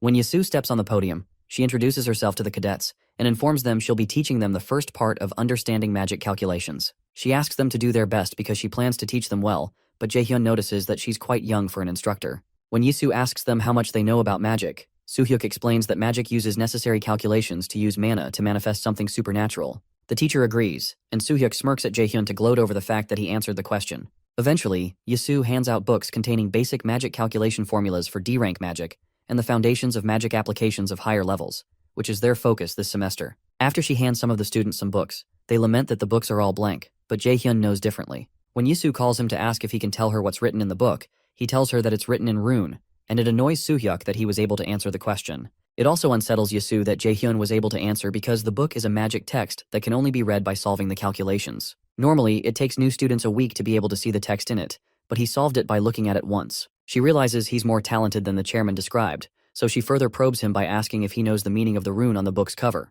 Meanwhile, Jae-hyun doesn't know why he can read the book easily, and he doesn't know if it's the Nornir system playing a trick on him, or if it's the fate of the Aesir, but he tells her that the writing on the cover says, Odin's life and the basics of rune. In her apartment, Seo laments because Jae-hyun, whom she refers to as a bastard, made her walk so much that her legs are now hurting. She also hates the fact that she had to answer the journalist's questions about the interior of the theme dungeon and explain what happened on her own. Before he left, our boy had made her unable to reveal anything about his skill using his subordination skill. Even recalling the experience makes Seo burn with rage, and she wonders when he's going to undo this subordination. Eventually, she recalls she can go find him, and it gives her an evil idea. Sometime later, our boy reads the book instructor Yi-soo gave him, and he finds it more interesting than he expected. He learns that all calculation formulas change their nature depending on how they're used. The in-depth knowledge of the basics from the book allows him to use a wider range of low-rank magic and can easily help him attain higher levels faster. When he notices Yoo-jung collapse from exhaustion, he praises the fact that she was able to succeed in reading the book cover. She laments that she's upset because she was the one who taught Jae-hyun magic, but our boy jokes that the student surpasses the teacher. Meanwhile, Ina rejoices because she can finally read the first page now, so Jae-hyun praises her hard work. His compliments make her blush, so she covers her face with the book. Jae-hyun notices that Ina has been treating him differently, and he wonders if it's because he drew a boundary the day they came out of the dungeon. Outside the library, Odin's crow watches the students and soon travels back to report the situation to Odin. Sometime later, Jae-sung organizes a naming competition for his potion shop and offers to give a box of best quality potions to the winner. Hoyeon, Ina, Yoo-jung, Jae-sang, and Jae-hyun are seated at the table, and they soon realize it's harder than they expected. Ina mentions that it may be because there are barely any potion shops, and Yoo-jung wonders what will happen if the shop doesn't get any business. Jae-sung explains that survival is the most important thing to a raider, so there's no way a potion business would fail. He reminds them of their experience when they tried the potions and declares that this is revolutionary. A few days earlier, our boy considers how a raider would do anything to get stronger. Although, to get stronger, money is more important than effort. As someone who has regressed to the past, Jae-hyun realizes he has many opportunities in business and investments because of his knowledge of the future. In the present, he plans to get Jae-sang on his side since he knows he will be responsible for half of the potion businesses in the entire world in the future. Suddenly, Seo barges into the room where they're having their meeting, and she chides Jae-hyun for not keeping his promise. He wonders how she found him, but he soon recalls that the system told him that the user and the subordinate can locate each other, and this effect cannot be cancelled. Yoo-jung asks Jae-hyun why he'd blackmail a kid like that, but Jae-hyun only asks Seo to take a seat so he can borrow her brain. A few minutes later, Seo suggests the name Heavenly Demon Potion, but our boy forcefully makes her shut up using subordination because he thinks her idea is trashy. Others also suggest names, but Jae-hyun doesn't like them, and he believes even the monsters in the dungeons would have better ideas. Eventually, Yoo-jung gets angry because Jae-hyun isn't asking her for some ideas. He's not asking her because he believes her ideas will also be terrible, but he decides to consider her. She suggests the name Workshop Elixir, and our boy recalls that the word elixir is another name for the Philosopher's Stone that's supposed to bring back the dead and heal injuries. Jae-sung loves the idea, and Jae-hyun also thanks Yoo-jung for saving them, which is a first. Sometime later, in one of Instructor Yisu's classes, Jae-hyun answers a question about rune being the language and foundation of magic. He answers it perfectly, and it further annoys Soo-hyuk. After the lesson ends, our boy informs Instructor Yisu about a question he has about something he read. When she sees the book he's holding, she becomes tense because it's a 4th-star rank magic text, which even most instructors struggle to read. At this point, she wonders what kind of creature Jae-hyun is. Later on, our boy heads to the library, and he soon realizes he's stuck on this book, and he also couldn't get anything from Instructor Yisu either. However, he doesn't realize that the librarian, who's sitting nearby, is taking notes about him, and the fact that he's reading a 4-star rank magic text. After leaving the library, Jae-hyun goes to see his teacher to help him understand the 4-star magic text. He explains that creation is to make new magic,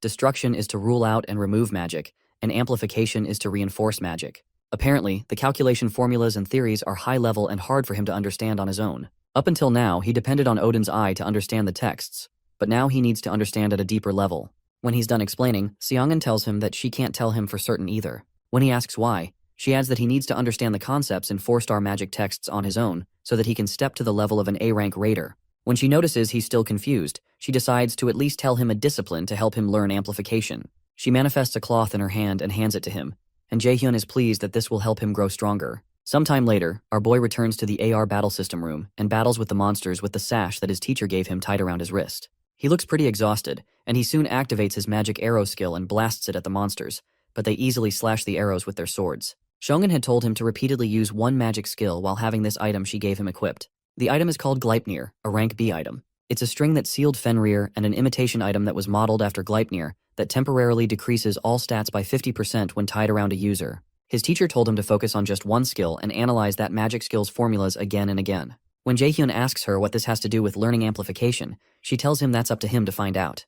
In the present time, Jae-hyun notices his entire body feels heavy and slow because of his decreased stats, and it's worse than he imagined. Some days later, Yoo-jung notices the dark circles around our boy's eyes, and she asks him if he's okay. When he tells her he thinks he's fine, she informs him that she can detect him from 100 meters away because of the smell from his pain relief patch, and informs him that he's been living in the AR test room for a week now. Ina looks worried about Jae-hyun, and Yoo-jung adds that it's not good for him to overwork himself. He thanks Yoo-jung for her care, but reminds them that there's a quiz in 2 days, and he heard they're not done decoding the book and may have to take extra classes if they fail the quiz. Upon hearing that, the girls rush off to study. Eventually, our boy returns to the AR battle system room for another session, and he perfectly clears test level 41. The Nornir system informs him that his understanding of the formula has greatly increased, and his magic arrow's efficiency has increased greatly, causing the magic arrow skill to increase to level 2. Because of this, Jae-hyun understands that amplification in the 4-star magic text means to level up a skill by increasing one's proficiency with that skill and understanding the magic's formula.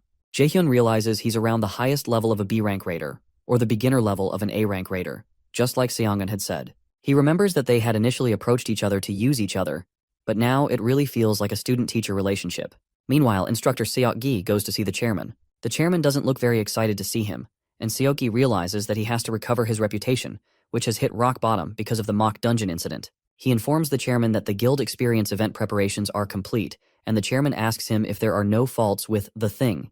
When Seok-gi confirms there are no issues, the chairman smirks in his evil manner, and it's clear that he has some terrible plans. Outside, Jae-hyun moves into the woods, and he asks a mysterious person if they're going to come here or if he needs to come to them. Soon after, a bright light appears, and a strange figure that looks like one of Odin's crows jumps down toward our boy, but he moves out of the way. When the being is close enough, our boy lands a kick that sends it rolling into a nearby tree. Jae-hyun tells the being that it must have missed the news that its colleague went through hell the last time he tried to kill him. Suddenly, our boy notices some other creatures trying to ambush him from above, and it's clear that Chairman Jae-in is on the move for these creatures to have the boldness to come at him inside the academy grounds. Jae-hyun surrounds himself with magic arrows and tells them that they messed with the wrong person, then fires them at the bird-like creatures, knocking them backward. However, he soon sees something that makes him cringe. One of those beings turns out to be his father, Min Seong-o, who tells him it's been a long time since they've seen each other. Jae-hyun burns with deep rage and fires several lightning chains at his father, who dodges his attack easily. After evading his attacks, his father places his hand on his sword and sends a sword slash toward him. Jae-hyun gets cut on his side because he can't escape the slash quickly enough, especially because he didn't even see his father draw his sword at all. The slash Songo sent created such a deep gash in the ground that it would have cut Jaehyun in half if he didn't move out of the way. After a moment of silence, Seong-oh tells our boy he was looking forward to seeing him after such a long time, but his personality seems to have gotten much more aggressive. However, Jaehyun tells him to stop calling him son, because he never thought of him as his father. Surprised, Seong-oh mentions that our boy must be in his rebellious phase, but Jaehyun tells him to cut the bullshit and state why he's here. For a moment, Seong-oh looks at Jaehyun and recognizes that he possesses the power of the prophecy, but he believes there must be a limit to how strong he can become. Eventually, he asks Jaehyun if the resistance against the Aesir got in touch with him, and when Jaehyun looks shocked, Seong-oh gets his answer. He sends sword slashes to cut down Jaehyun, but our boy manages to create a barrier to protect himself. Regardless, the strength of the slashes breaks the barrier and burns up some of his clothing, so Jaehyun wonders if this is really the power of an A-rank raider. His father tells him he's gotten stronger, but Jaehyun still can't wrap his head around how he knows about the Aesir, and he wonders what he's been hiding. Eventually, he asks Seong-oh if he intends to kill him, and he tells him he doesn't plan to.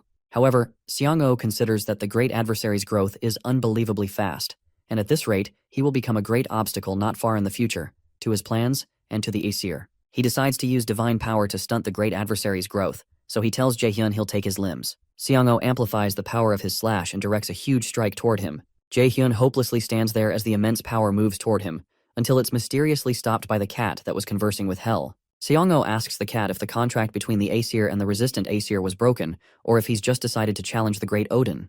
The cat tells him that he's not sure what he's talking about, and Jaehyun doesn't understand how the cat just spoke.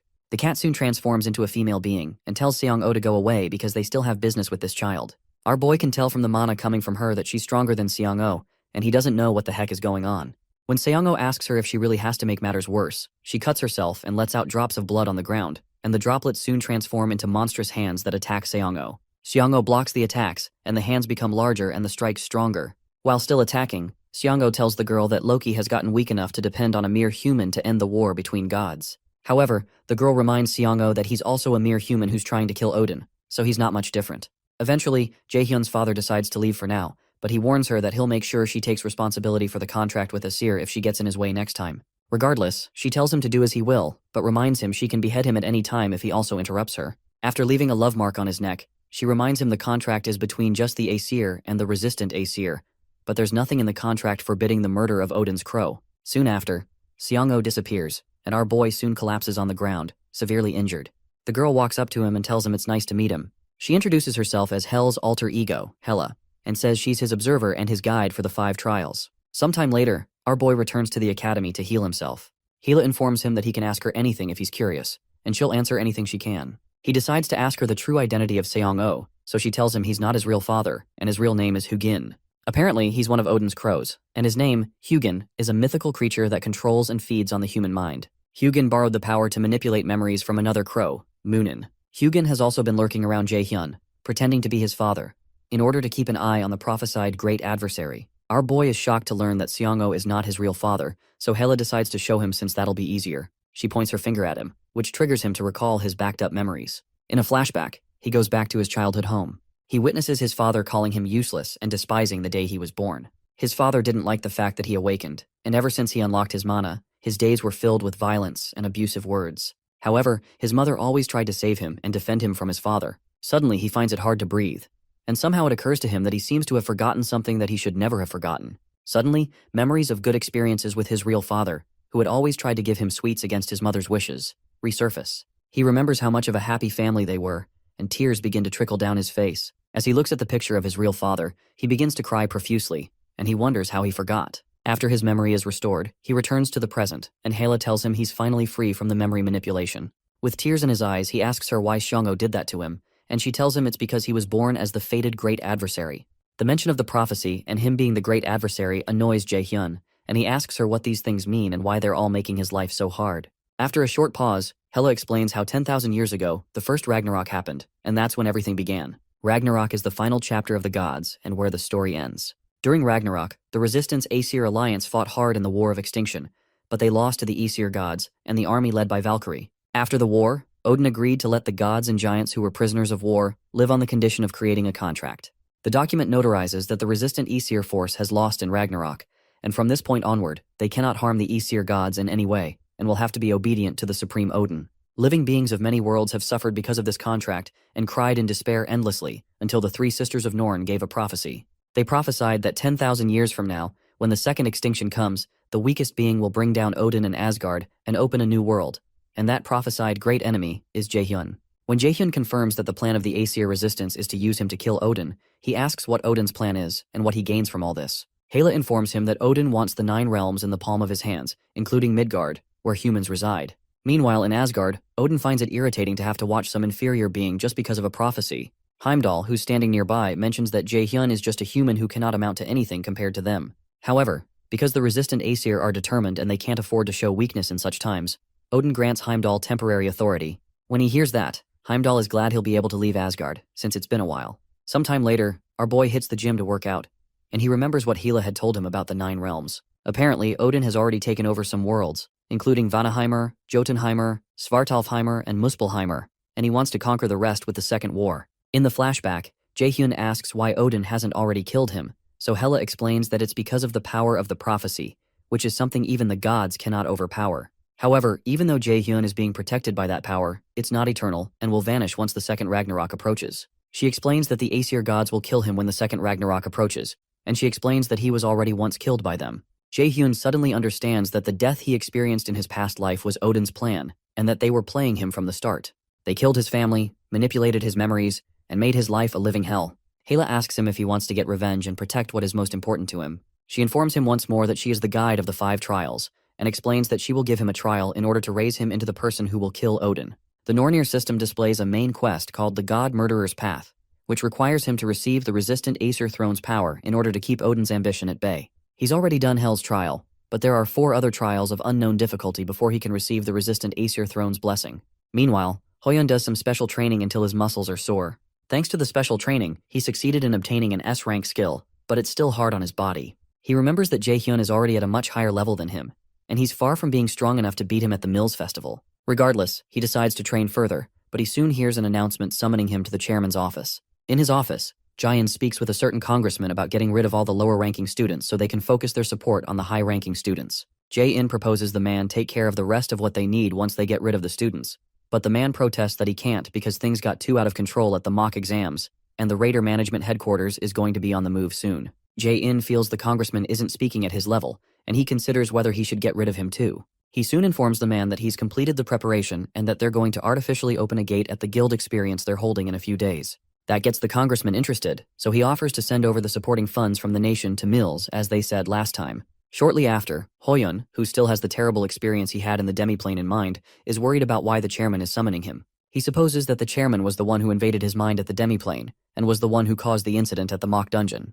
As he knocks on the chairman's door, he decides not to act rashly because he can't handle this alone. Later on, while in class, our boy flashes back to his conversation with Hela. In the flashback, she informs him that Odin probably already knows that he has made contact with the resistant Aesir force, which means that Ragnarok can happen earlier than planned. Instructor Yisu soon ends her class and asks them to wake those sleeping, including Ina, because she has a message. She explains that the guild experience will be happening in 3 days and that the event will be a good opportunity for them to see how raider guilds work and hunt monsters. She adds that there is a guild that was specially prepared by Chairman Jae-in for them. Jaehyun hates the idea of going to the guild Jae-in provided and recalls that he went to a new E-rank guild and just sat on a moldy couch for a bit before leaving in his past life. But he can go anywhere now because of his accomplishments. He plans to go to the Neptune Guild because it's the #1 ranked guild in Korea before his regression. However, Instructor Yisu reads out a guild priority list, which offers a student they covet to experience their guild in exchange for a special point. Yisu announces that Jaehyun, Ina, Yoo-jung, and 3 others were chosen by the Lotus Guild, and Lee Soo-hyuk was chosen by the Neptune Guild. Yoo-jung is ecstatic about the Lotus Guild, and our boy realizes this is why his teacher asked for the names of the skilled students. Yoo-jung begins to weep because she'll get to meet Guildmaster Yoo Seong-in and almost chokes Ina with a hug, but she has to stop when the 3 of them receive an emergency message from Hoyeon to show up at Jae-sang's workshop.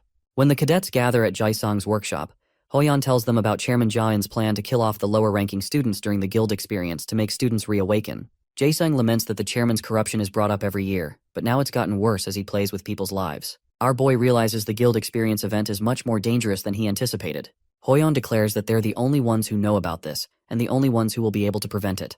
Jaehyun, on the other hand, believes they might just end up getting killed if they act rashly, even though it's noble to want to help the others. After silence lingers around the table, Yoo-jung asks them why they're hesitating at all when the lives of students are on the line, and Jae-song agrees with her. So does Ina. It actually makes Jaehyun happy that they're all in support, and he believes their love for fighting and protecting others is what makes them raiders. Suddenly, the system adds another main quest called the Second Turning Point, where he has to prevent Jaehyun's greedy plan and save the students with an A+ rank difficulty. The mission has a reward of a blank card and a sealed magic text, and the Nornir system informs him that the resistant Aesir are watching to see what decision he makes. Eventually, Jaehyun suggests to the others that they make a plan to mess up Chairman Jaehyun for good. Sometime later, Instructor Yisu is surprised when Jaehyun tells her he's already mastered a 4-star magic text, and she doesn't believe it's possible. She suddenly becomes afraid when she realizes this student is dangerous and something is off about him. She knows the chairman plans to use him as a chess piece, but she doesn't believe that Jaehyun can be manipulated. Suddenly, our boy tells her that she looks pretty upset after passing a lot of knowledge to him as his teacher, so he asks if she's planning to snitch all of this to that bastard Jae-in again. When she demands to know how he knows about that, he uses his brainwashing skill on her and tells her he has a favor to ask. The brainwashing is effective, and our boy confirms that he's much stronger than her now, as he suspected. His plan to win this battle is to take control from the inside, so he asks Yisu to tell him about the kind of dirty things Jae-in is planning for the Guild Experience event. 3 days later, on the day of the Guild Experience, Yoo-jung is extremely excited that she gets to tour the Lotus Guild building. Soon after, Manager Sungjae comes to welcome the students to the Lotus Guild and tells them he'll be their guide for the day. He shows them around until they come to a place where Guildmaster Seongun is waiting to meet them. Shortly after, they all sit around a table to have tea and eat. Yoo-jung can barely raise her head due to how much she's in awe, and she eventually asks the Guildmaster to sign a paper because she's a big fan. Seongun signs it and tells Yoo-jung that she gets motivation from people like her. When the Guildmaster tells Jae-hyun that it looks like he's already made so many friends, Hoyeon asks our boy if he's already acquainted with the Guildmaster. She informs them that Jae-hyun is her student, and Yoo-jung almost loses her mind. The Guildmaster explains that she was able to hear a lot about them from Jae-hyun, and she called them here because of him. She explains that Lotus and a few other guilds already know about Jaehyun's corruption, but they haven't been able to do anything about it because of the absolute power he holds. Most of Jaehyun's skills are kept secret, and Seongun confesses that she doesn't know most of them. Meanwhile, some other students are being shown around in another guild, and one of them named Seong-chan considers his peers foolish for looking down on him or not being talented. He believes it's different now because the chairman picked him out personally to be here because he finally saw that he had the potential to be a great raider one day. Suddenly, one girl stops Seong-chan and asks him if he also finds this place weird. When he asks what she means, she explains that a raider guild should have various facilities, but this place looks like it's been left here for a while, like some abandoned building. When he also looks around and notices the boxes and cobwebs, he becomes worried, and the man leading them informs them that they've reached their destination. When the man turns around, they notice his face burning off to expose the face of Instructor Seokgi. Seokgi hadn't realized that his skill's effect would burn out so fast, and he realizes he has no choice but to start the plan early. He immediately activates a bright pink magic circle underneath the students and tells them goodbye. The students begin to panic and try to run, but they're unable to. Meanwhile, the kids use the mana map that Guildmaster Seongun gave them to track down the destination of some supernatural activity, but when they realize it looks more like an abandoned building instead of a guild building, they aren't sure they're at the right place. Behind them, Jae-hyun communicates with Manager Sunjae using his mind, and he confirms that he's following them. When Sungjae asks him how he's already been able to learn telepathy, our boy informs him that he read a few magic texts. Sungjae is proud of his progress because telepathy is not as easy as he makes it sound. At the Yeonhwa Guild, Guildmaster Seongun detects an ominous mana wave close by. She flashes back to how Jae-hyun had told her that the guild that Ja-in wants to use for his plans is one called Cain. Seongun recognizes that as the guild that Jae-in made himself, and she finds it weird because Cain is a guild in the middle of Seoul, which is not far from Lotus. It doesn't sound like something that Ja-in would do to cause such a big incident so openly, so Jae-hyun informs her that he got this information from someone working for him. In the present, she asks Hana if she has looked into the guild that Ja-in set up, and Hana says she has. Hana explains that the Cain Guild is actually a ghost guild. Ghost guilds are guilds involved in tax evasion and other kinds of corrupt activities, and they don't record their activities. After hearing that, Seong-gwen suspects that Jae-hyun was right, but she still doesn't know what Ja-in is planning. To be safe, she tells Hana to prepare her equipment in case something happens. Meanwhile, the students enter the Cain Guild. Yoo-jung doesn't think this is the place because it looks abandoned, but our boy assures her this is the place the rotting mana is coming from. The mana Jae-hyun is sensing feels off, and he suspects he may have to send the others out and face this with Manager Sungjae. When they move in closer, they sense the remnants of some advanced magic that was just activated. While looking around, the pink energy appears again, and our boy tells the others to get out immediately. Before they know it, they're surrounded by the magic circle and are unable to move.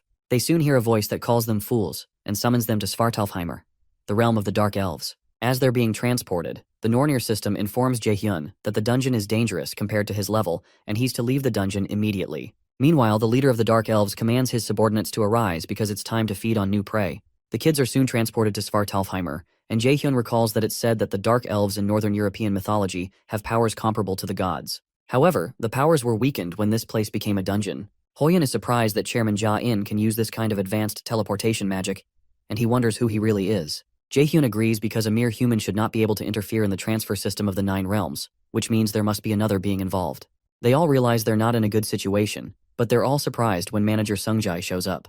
Sungjai informs them that Jaehyun had asked him to come here if something went wrong, and Yoojung is relieved that they're not going to die after all. However, Sungjai clarifies that the situation isn't really better just because he's here, because even A-rank raiders struggle to survive in the world of the Dark Elves. He plainly tells them that they'll all die if they let their guards down. Jaehyun agrees with Sungjai that there aren't any flawless methods for clearing this dungeon, at least in this timeline.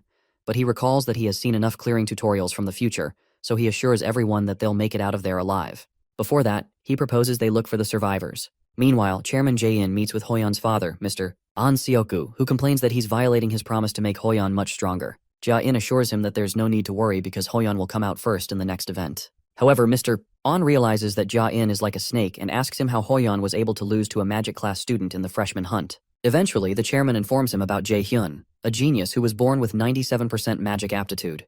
That figure shocks Mr. An, and he decides to take his leave. Apparently, An Seogu used to be a military officer, and his deep connections with the central government are of value to Ja-in. However, this is not enough reason for Jae-in to intervene in the new event, because he doesn't want to play games he knows he'll lose. In the world of the Dark Elves, Aina decides to use one of her skills called Flash to illuminate the place since it's too dark. But Jaehyun asks her to wait and uses a level 3 Flash skill that has stronger rays of light. Yoojung is surprised, so our boy explains that he leveled up Flash from D rank. Ina wonders how this was possible because leveling up a skill is only possible once you're an A rank raider, and Hoyeon is shocked that Jaehyun is already this skilled. While they move forward, manager Sungjae considers our boy's ability to level up skills, and he wonders how he's never seen such a thing, even though he's trained countless new raiders. He secretly wonders how much stronger Jaehyun can get. As they continue to move deep into the dungeon, Jaehyun suggests that they rest for a bit, and Sungjae agrees since they've been walking for a while. Because dark elves are used to the dark and can turn off Flash easily, our boy turns off the light so they can get used to the darkness. The kids soon take some mana potions that Jae-sung had prepared for them in advance to replenish their mana. When Hoyeon mentions that the survivors must be somewhere beyond the fork, Jaehyun uses his mana perception to check around the dungeon. He detects that the middle road leads to the room where the boss is, but he suddenly detects an incoming object and grabs the arrow mid-air before it pierces through Ina's chest. Our boy activates his absolute calculation skill, and everyone gets into fighting mode when they notice that they're surrounded by dark elves. Everyone watches in shock as Jaehyun crushes the arrow in his hands.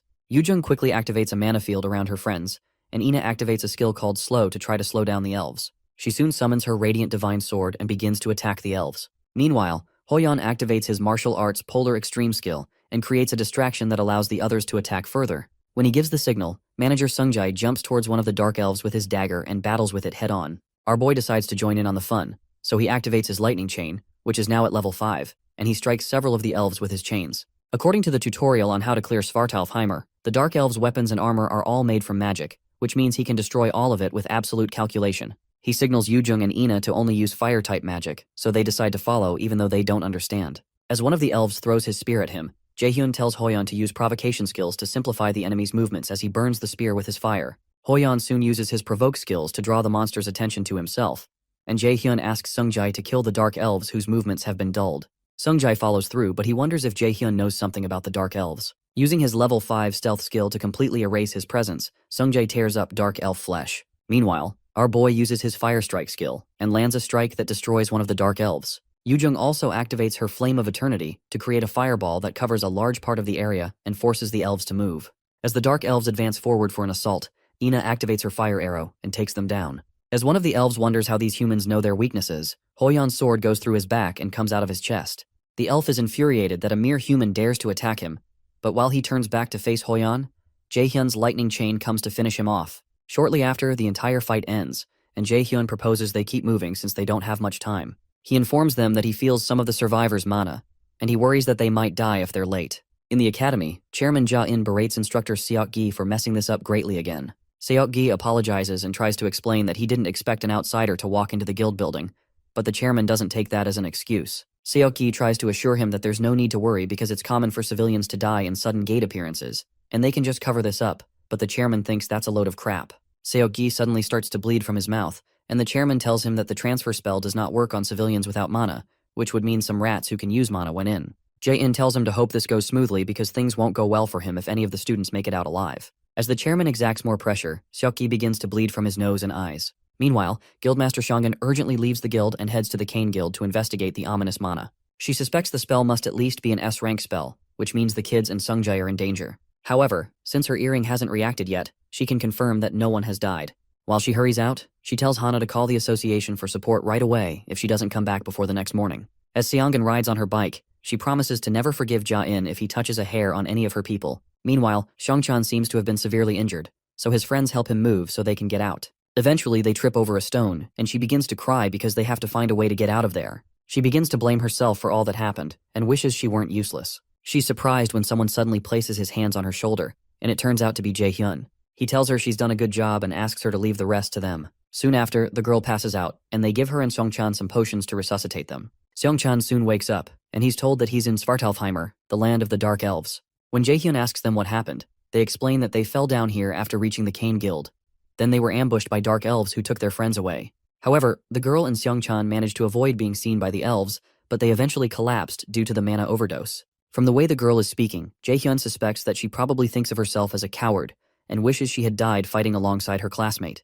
However, Jae-hyun believes it's arrogance on her part to wish she fought with an opponent she cannot handle, since that's only stuff that happens in movies.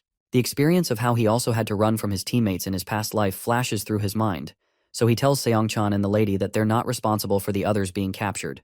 When Jae-hyun asks them to tell him where they were taken to, the girl explains that they were taken to the king controlling the Dark Elves. Jae-hyun also asks them who brought them here, so Seongchan informs him that it was instructor Seokgi. After a while, Jae-hyun asks the others to wait while he goes ahead, but Yoo-jung protests and asks him what he's going to do. Our boy informs them that he feels dark mana from the direction they took the others to, which means it's probably the way to the boss, and he needs to hurry because the energies from the other guys are getting fainter. Yoo-jung protests that he's crazy and would get himself killed, and Ina agrees that they need to work together, but Hoyeon agrees with Jae-hyun for some reason. Our boy explains that they won't be able to fight against Dark Elves one-on-one and win, and they need to stay back to protect the injured.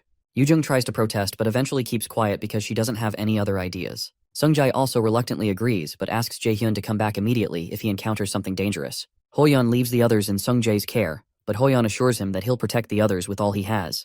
As Jae-hyun makes his way into the dungeon, Seongchan's friend wonders if he will be okay, so Sungjae assures her that he will because he's strong.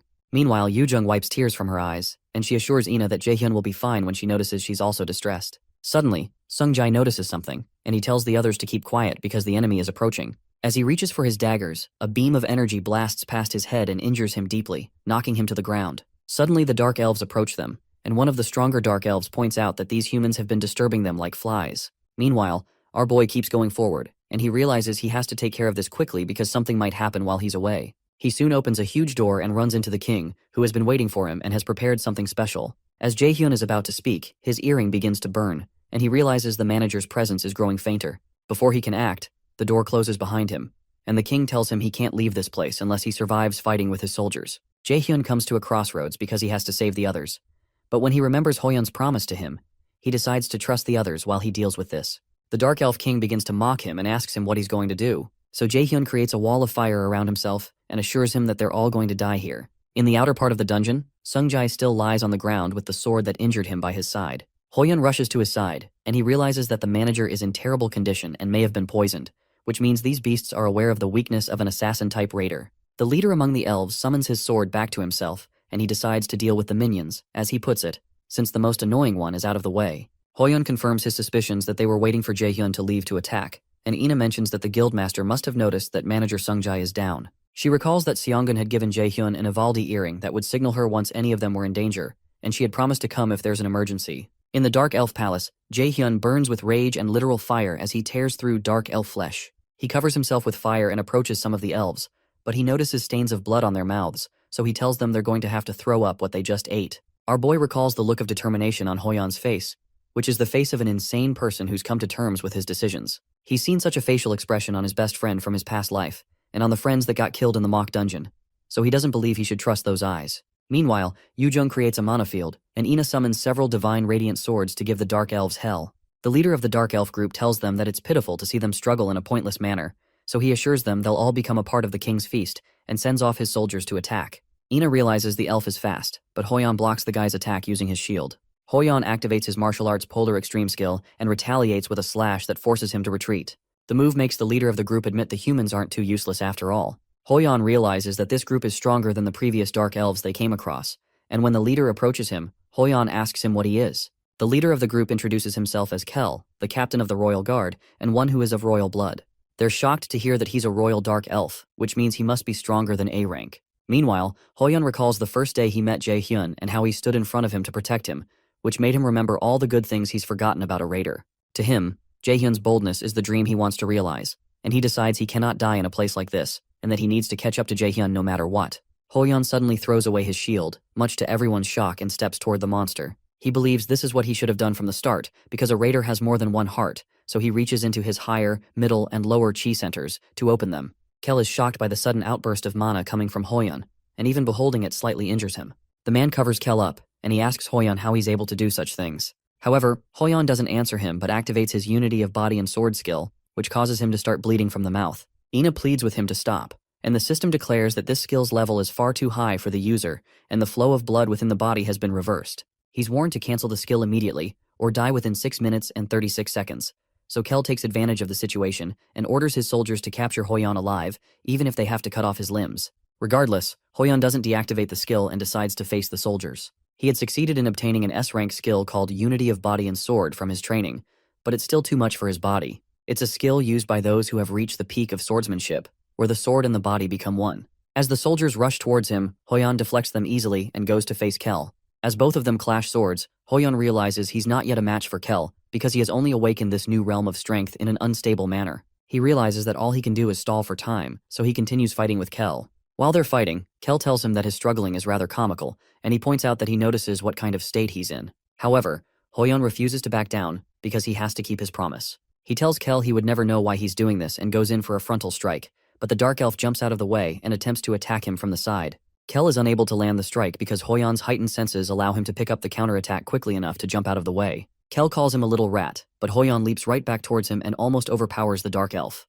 Suddenly, while they're fighting, Hoyon's body begins to break down, and the system tells him to undo the skill immediately because all muscular fibers are being disconnected and all blood paths are being twisted. While he's in pain, Kel comes in to finish him off, but Hoyon still manages to block his attack. He begins to cough and pant when his body can't take it anymore. Regardless, he continues with the skill and decides to put up one last fight. From where he is, he releases a huge mana blast that tears through the ground. The attack injures a dark elf, but Hoyon is disappointed when he realizes it's another elf that Kel had used to shield himself. The elf calls out to his captain as he dies in his arms, but Kel tells him not to worry because he was useful. As Hoyon collapses and profusely coughs out blood, he mutters to Kel that he's a coward. The words barely come out of his mouth before Kel rushes towards him and drives his sword through him. Meanwhile, tears flow from Yujung's eyes as she watches the horror and calls out to Hoyon. Inside the palace, Jae-hyun kicks Dark Elf behinds using chains of fire. He's still unable to set the captured students free, and when he recalls that he had asked Hoyon to give him just 10 minutes to kill the king and save the others, he becomes worried. Just then, one of the Dark Elves comes at him with a spear to kill him, but our boy waits for him to get close and covers his face with fire. Meanwhile, the Dark Elf King laughs as he watches the entire thing. He calls Jae-hyun a fool and asks him if he thinks he can win against the number of soldiers going against him. Jae-hyun asks him why he can't, and the king tells him he's very arrogant despite being a useless human. Jae-hyun recalls that he heard people call him useless way too much while growing up, and he's sick and tired of it. Suddenly, the Dark Elves begin to struggle to breathe, and our boy starts to burn bright as several of the elves collapse. The surprised king asks the soldiers why they're immobile and not attacking, but he doesn't know our boy is activating his Chains of Inferno skill. As the soldiers try to attack, Jae-hyun takes out several of them using his chains, and he thanks the king for giving him the chance to try out his new skill. Hundreds of dark elves burn because of the fire of the Inferno, and the infuriated king calls Jae-hyun a bastard. He threatens Jae-hyun that he won't let him live after what he has just done, but Jae-hyun simply approaches him and asks him if he's serious right now. The king is certain that it's impossible for a mere human to be this powerful, and he realizes he cannot win against him. He threatens Jae-hyun that he will regret this, and informs him that the other 7 kings will definitely destroy him even if he succeeds in killing him here. While the king is still talking, Jae-hyun uses his Step of Light skill to run towards him in the blink of an eye, and he lands a punch on his face. Along with the punch, he releases a fiery explosion in his face that knocks the king away. Finally, he tells him it's none of his business what the other kings do and proposes that they come find him if they're pissed. Meanwhile, Kel drives his sword through Hoyon's chest. Ina watches in despair because she wasn't able to do anything while her friend was injured because she's weak. She's losing someone once again, and this time, there are only the leftovers. Kel walks up to her and grabs her by the throat, planning to gobble her up. Yujung calls out to her, but she only cries in Kel's hold and tells herself she can't lose. Suddenly, a bright mana overshadows the place, and it turns out to be Guildmaster Seongun, who asks Kel if he hurt them. She asks him to think hard before answering because he will die if it's true. Her aura fills up the entire place, and Hoyan, who's bleeding to death, is glad that he was able to hold on till help arrived. Once more, Seongun asks Kel if he hurt the people on the ground, and the overwhelming weight of her aura begins to make him sweat. Kel realizes that he can't ever win against this lady from the strength of her mana, so he plans to take the kids hostage to have a chance against her. He boldly declares to her that the gnarly sight is his masterpiece, so Seongun asks if that's so. She suddenly activates her sacrifice skill to heal them all at the same time, consuming her own life power. Kel is surprised that she can use healing magic this fast, and he wonders what the hell is going on. Eventually, Seongun tells Kel that she doesn't like it when people put a hand on her people, so she blasts him away with a torrent of energy. The blast knocks him backward and starts to consume his flesh until he begins to fade away. Yujung watches in awe when she realizes that Seongun didn't attack Kel with any skill, but only shot out concentrated mana. Seongun rushes to Sungjae's side to heal him, and she's able to stabilize him. The only issue is Hoyan, whom she realizes is in pretty serious condition, and when she tries to heal him, her system informs her that his injuries are severe and would take a considerable amount of time to heal. She realizes he's overworked himself by using power past his critical point, which has messed up his meridians and nerves. If she had been late by just a little bit, he wouldn't be able to use mana again. Shortly after, she manages to heal him, but her system informs her that her life power, which permanently decreases her life power by 2%. Using the skill takes a lot out of her, and she realizes that she would have been long dead if it weren't for Jaehyun. When Yujung asks after Hoyan, Seongun explains that he'll be fine but may not wake up for a few days. The news relieves the students, so Seongun asks them where Jaehyun is. They reluctantly inform her that he went to the boss room on his own, but instead of panicking like they expected, she assures them that he'll be fine. Yujung protests that Jaehyun went in alone, but Seongun assures that Jaehyun won't die that easily. Since dark elves use magic to attack, she knows that they're no match for Jaehyun. Meanwhile, our boy tells the king of the dark elves that the other kings can come find him if they're pissed, but that can only happen if he makes it out of here alive. The king, who is now bleeding from his face, curses when he realizes he's now losing to a mere human, so he decides to make a run for it to tell his brothers about it. As he makes a run for it, he's shocked that Jaehyun outruns him and ends up in front of him. Using his lightning chains, our boy ties him up and smashes his face into the ground. Infuriated, the Dark Elf King tells him he won't die here alone, but he'll take him to Helheimer with him. The king activates a secret technique only passed down to the king of the Dark Elves called Frozen Earth, expecting Jaehyun to shake in fear. However, Jaehyun thanks him for the unexpected gift, and the king wonders why he's smiling. Our boy activates his blank card and thanks the king for using it now, because he didn't think he would use it in a place like this. He soon registers the Frozen Earth skill onto a blank card and uses his absolute calculation skill to destroy the Frozen Earth that the king triggered. The king watches incredulously as the Frozen Earth attack crumbles, so Jaehyun drags his head up and reminds him of the saying to know himself and to know his enemies. After he burns up the king's head with fire, the Nornir system registers that he has defeated Kanan, the Dark Elf King. Because of that, he earns the title of the one who killed the king of the Dark Elves. Jaehyun obtains an ingredient item called King of Dark Elves Essence and an equipment item called King of Dark Elves Pauldron. After successfully clearing the second quest, he also gets a blank card and a sealed magic text, as well as a skill called Embodiment of Magical Artifact. He soon rushes to help the captured students, and he's glad to find out that one of them is still breathing. However, his stomach turns when he realizes that some of them are dead, so he uses his sacrifice skill to heal the guy that's still breathing. While healing him, Seongun comes to join her power with his, and she tells him that being a healer is a cruel job. Apparently, a healer is happiest when healing is not needed, and the second happiest person when saving a person who's on the brink of death. Meanwhile, on the streets of the city, Seokgi boils with anger when he realizes that his plans have been foiled. He swears to himself that it doesn't matter if they make it out of the dungeon because they will all die painfully. Suddenly, Jaehyun appears by his car window and smashes the glass to grab his neck. With a maniacal look on his face, Jaehyun calls him a son of a bee because of what he did. An hour ago, those who are trapped in the world of the Dark Elves come out at the entrance of the Kane Guild. Songchan thanks Seongun for her help, so Seongun says they can come to her guild later on if they're so grateful. The offer amazes Yujung, and she wishes she could join right away. Jaehyun thinks Yujung is cringy and tells her to read the atmosphere better, so she kicks him in his calves and reminds him that he's not allowed to talk for the rest of the day because he got them worried. Jaehyun winces from the pain and wonders why it hurts so much even though her strength stat is low. Soon after, Hana arrives in a company van and informs the guildmaster that she had to hurry over because she couldn't reach her for hours. Seongun apologizes for that and tells her she'll explain the details of what happened later. In the meantime, she asks Hana to take the injured and the kids to the guild first. Seongun doesn't follow them because she and Jaehyun have something to do. Hana asks manager Sungjae to come with her, and Jaehyun notices that Sungjae's arm tore, which surprises him. As he's about to say something, Sungjae communicates with him via telepathy not to say anything to his sister because it's going to be worse if Hana finds out about it. There seems to be a love-hate relationship between these siblings, and Hana almost ditches Sungjae when he doesn't come into the car, which forces him to run in. After they drive off, Jaehyun and Seongun ambush Seokgi, who has been watching from nearby. He's shocked that they made it out, and he doesn't understand what Seongun is doing here. Infuriated, he activates a magical equipment that Chairman Jae-in gave him because of the urgency of the situation. Using the equipment, he teleports behind her and attempts to stab her, but she easily slides out of the way. She mentions to him that his teleportation item isn't that great because it only moves him a couple dozen meters. She asks him why he was trying to kill the students and who was behind it, but Seokgi refuses to and states that the mages are inferior anyway. He activates something that Seongun recognizes as a mana suppression device, so she tells him it's a shame. Meanwhile, Jae-in listens in on the conversation, and he decides that he no longer has any use for Seokgi.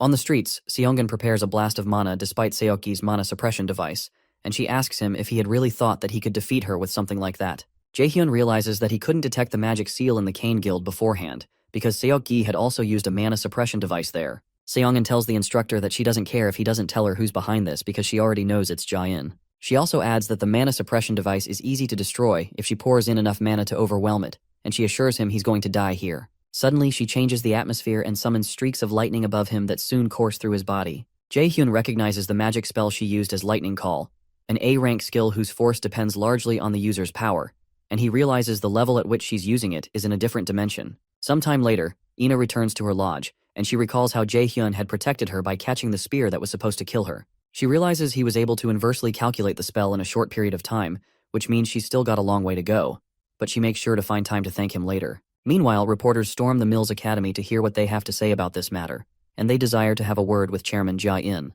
Instructor Yisu goes to inform Jae-in that the Academy's reputation has fallen, and there are assumptions that he was the one who created the Ghost Guild to try and abandon the students. Jae-in boils with anger as he wonders why this happened. Expressionless, Yisu informs him there are journalists outside and calls from everywhere, so she asks him what she should do about them. Annoyed, the chairman orders her to lock down the academy and tell everyone they're not taking any interviews right now. When she leaves to handle that, Jae-in realizes there must be a traitor inside Mills for such information about his plans to have leaked. It's clear that Seokgi is probably dead, so he decides to take an eye for an eye. The chairman places a call to someone and offers to pay anything he wants for a media cover-up. A few days later, Jaehyun intentionally collides with Hoyeon while they're in the hallway, and he comments that he's looking fit. Hoyeon is glad to see him and says he's only well because of him and the guildmaster. After a short pause, Jaehyun asks him why he almost killed himself, and when Hoyeon struggles to answer, Jaehyun warmly assures him that he just needs to keep moving forward with that kind of mindset.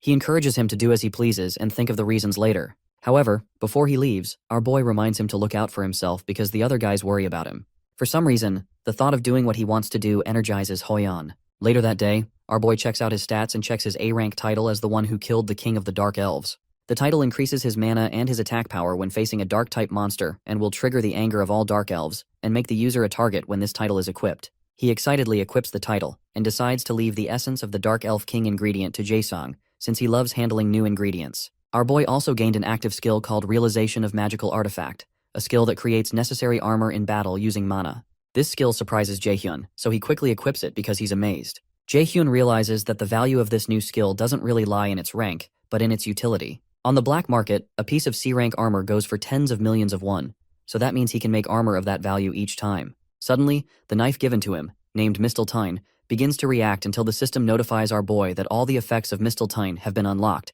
because he has fulfilled all the conditions. Because of this, he obtains a passive skill called Genius of Armor Making, and all the equipment he creates from now on will have their rank increased by 1. This is ridiculously great news to Jaehyun, and he now understands that the full effects of Misteltein weren't working because he hadn't fulfilled the full conditions before. Since he's getting all these benefits, he decides to begin training with them. The next morning, many students are seen preparing for the Miles Academy exams. Because of the difficulty of the exams, they're nicknamed the Grave of Students because of the intense competition. The exams are both theory and practical, where the practical involves potion making and pocket-plane dungeon raid tests that are broadcast live to the entire nation. Meanwhile, Hoyeon is woken up by Yoojung, who threatens to beat him up, and he apologizes that he sleeps whenever he reads. The frantic Yoojung reminds him they just have a few days left until the midterm exams and warns him against getting a failing grade. Nearby, Ina also struggles to understand what she's reading. Hoyeon realizes that he and Ina suck at theory, and she had offered to tutor them to help out. Both of them eventually give up and accept the fate of retaking the exams, but Yoojung tells them to stop saying nonsense and explains the next subjects they have to them. A few days later, after the students finish one of the tests, some students talk about how the test was, and notice the top-tier students, Ina, Yoojung, and Jaehyun, talking with one another. The students suppose that they're all geniuses and did the test with their eyes closed. When Yoojung asks Ina how the test went, she suddenly blanks out. Jaehyun and Yoojung make fun of Ina and Hoyeon and state that books are their enemies, which makes Ina chase them around.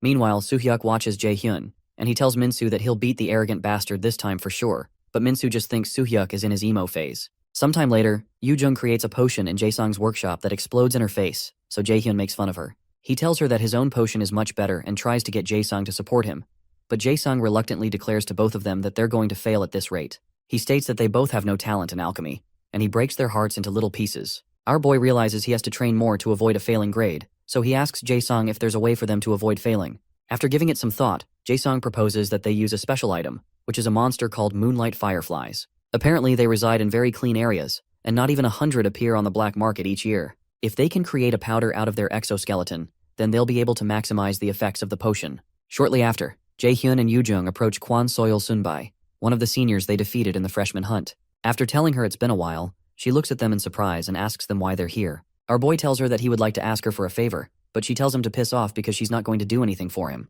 However, he asks her if she's going to reject it without hearing what he has to offer, but she still refuses because all he can probably offer are some points. Our boy offers her 30 million won in cash, which shocks Yoo-jung, and Soil lights up at the mention of that amount of money. Soon after, they head to a place called Jolabuk Domuju, near Mount Daeogyu, and they bring Jae-sung along. An hour earlier, Soil listened to their offer and believed it was doable, but explained that even with her inspection skill, she still needs traces in order to find something.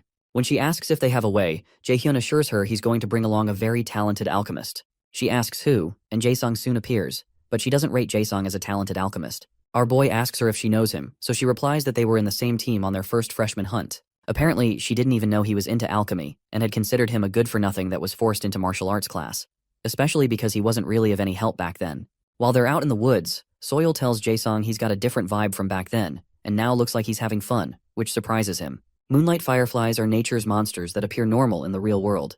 Jae-sung leads them to a good spot where they can easily find fireflies, but Soil reminds him that it's getting hard to see in front of them from this spot. Regardless, Yoo-jung notes that the scenery doesn't seem to be affecting Jae-sung, so our boy informs her that Jae-sung had told him that he likes bugs, and that creeps Yoo-jung out. After looking around for a bit, our alchemist finds a trace of a moonlight firefly, so Soil swings into action to find them. After activating her skill called Inspection, she finds something that she believes are moonlight fireflies. They soon begin following the path, but they soon realize that it's not the way they came, and they notice that it's kind of creepy. However, Soil insists that her skill is guiding her here. After going through the weird-looking vegetation for a while, they suddenly run into a bright waterfall with enthralling fireflies moving around. Jae-sung excitedly informs them that these are moonlight fireflies, and it's clear from how large they are compared to normal fireflies that they're monsters. Because of how fast they're moving, Jae-sung activates his gravity skill to restrict their movement, but the bugs seem to withstand the force of the pull. When Soil suggests that Jae-hyun make his force stronger, he replies that he doesn't have the proficiency to change the force of this skill. Jae-sung becomes worried that they'll miss the fireflies, but our boy assures him they won't, so he generates a mana room to trap them all. Soil is totally shocked that our boy just created a whole mana room, so she tells him he's a monster. Jae-sung is amazed because he would never have thought of this method, so he rushes in, but it's clear from Yoo-jung's expression that she despises bugs. Regardless, Jae-hyun forces her in, and they all enter to join Jae-sung, who is already collecting bugs. While catching the bugs, Soil wonders if there's any other student in the academy who can create a mana room like this, and realizes even a third-year student wouldn't be able to do this. After they finish, they return to Jae-sung's workshop and try to create potions again. This time it works and doesn't explode in their faces, which shocks Hoyeon and Ina. Jae-sung proudly declares that he worked hard to make this, and they can expect a purity of at least 70% in their potions. When they finish, Yoo-jung and Jae-hyun begin to celebrate, but Jae-sung becomes worried that Jae-hyun's potion only has a purity of 50%, and Yoo-jung's has 47%, so he wonders if they'll really be okay in the tests. A few days later, after their test, Hoyeon makes fun of Jae-hyun and Yoo-jung, saying he almost mistook their ingredient pot for a monster summon pot. Even after Yoo-jung got all the good ingredients, she still ended up in the 42nd position, with Jae-hyun at 31st, Hoyeon at 29th, and Ina in first position. After teasing them a bit more, Hoyeon heads over to his next class, so Jae-hyun tells himself that it's not over since he still has other exams left, and so does Yoo-jung. The only issue is that the practical exams are difficult. It's a compilation of all the freshman hunt, AR test, fake dungeon, and every lesson they've done so far. Apart from that, another factor that exponentially increases its difficulty is the way teams are made. On the day of the practicals, Yoo-jung laments because she got a cost of 14 and will have to plan well in order to get a good team. The cost is calculated among the students based on the grades they have at the moment. Students must make teams of 4 without surpassing a total team cost of 50. In this exam, Hoyeon has a cost of 17, Ina has a cost of 15, and Yoo-jung has a cost of 14. Jae-hyun had a cost of 6 in his past life, and he remembers that he was excited because he got to enter a good team, but the results were the worst. He considers it a crappy way of choosing teams, as the higher ranks choose the lower ranks because they have higher costs and can easily accommodate those with lower costs. Suddenly, our boy is approached by one of the cadets whom he knows from his past life. This same guy had insulted him for being a lower rank, but in the present, he's asking if he's the genius student who got first in the student hunt and did great in the fake dungeon too. In the past, this guy made fun of him and told him to know his place during their exams. In the present, he cheerfully introduces himself as Chu Han-sung, but Jae-hyun simply dismisses him. Regardless, Han-sung suggests that they team up because he has less cost compared to his skill, and he proposes to help Jae-hyun with his cost of 20 that makes it hard for him to choose teammates. However, Jae-hyun only considers this guy a garbage bastard who preys on the weak and sucks up to the strong. He tells Han-sung it's a shame that he doesn't want to team up with him and tells him to go look for someone else. Flustered, Han-sung tries to explain again that he has low cost with high skills, but our boy tells him it doesn't matter to him because he can clear the test on his own, and Han-sung is too weak anyway. Our boy goes to meet some of his friends, and he asks them if they've considered his idea, while Han-sung stares at him with utter contempt. Meanwhile, warriors Jina and Sungwoo tell Jae-hyun that they're up for it. Han-sung recognizes Jina and Sungwoo as the ones who abandoned Jae-hyun during the mock dungeon, and our boy tells them he's glad they agreed because he was worried they'd say no. Han-sung continues to burn with rage because Jae-hyun picked those bastards and storms off, certain that Jae-hyun will regret his decision. Sometime later, Jae-hyun and his new teammates meet at a cafe. Suddenly, Jina asks Jae-hyun if he's sure he really wants them since they weren't very helpful at the mock dungeon, and Sungwoo also reminds him that they were abandoned to die in the Kane incident because they were not skilled enough. Regardless, our boy assures them that he doesn't intend to lose. Jae-hyun realizes that Jina and Sungwoo's costs are lower than what they are capable of because they ran away during the mock dungeon, and they're the ones with good costs and not Han-sung. Eventually, the two agree and ask who the last person will be. Our boy tells them the lady will be here soon, and shortly after, Yoo-jung steps in through the door. They recall how instructor Ji-yeon had to hold back Yoo-jung from destroying them because they left Jae-hyun in the dungeon. When she steps in, she directly asks Jae-hyun why he called her to team up with these guys. Meanwhile, Chairman Ja-in reads about how the Mills Academy is losing its title as Korea's top academy, and he's at risk of being driven out because of the incident. He angrily smashes the computer because those bastard reporters still wrote these articles even though he paid them so much money. He realizes the media is turning their back on him, the mighty Ja-in, and it's clear that the Lotus Guild is most likely responsible for this. He decides that he has no choice but to lay low for now, even though he'll have to take some losses. He has to wait for the media to calm down and then return to his original plan for the sake of a seer. Meanwhile, in the cafe, Yoo-jung sits defiantly while watching the two warrior cadets. She eventually agrees to overlook the issue, but she asks Jae-hyun if he's really okay with this. Our boy declares to them that he wants them to believe that asking them to run was realistically the best option they had, and Yoo-jung has no choice but to believe him. She eventually asks him the real reason he wants them on his team since he can easily get full points on the test on his own. Truthfully, our boy chose them because they all share resentment against Ja-in, and he's certain they will keep whatever happens between them a secret. He eventually admits to them that he has a plan to bring down Jae-in using the event, and they all look at him in shock. On the day of the practical exam, the students gather, and one instructor, Park Ha-jun, comes forward to take charge of the second part of the practical exams. Our boy considers that this Ha-jun is just one of Ja-in's minions who is here to replace Seokgi. Ha-jun explains that the exam will be streamed to the entire nation to show the students' skills to the world, so he asks them to do their best and wishes them luck.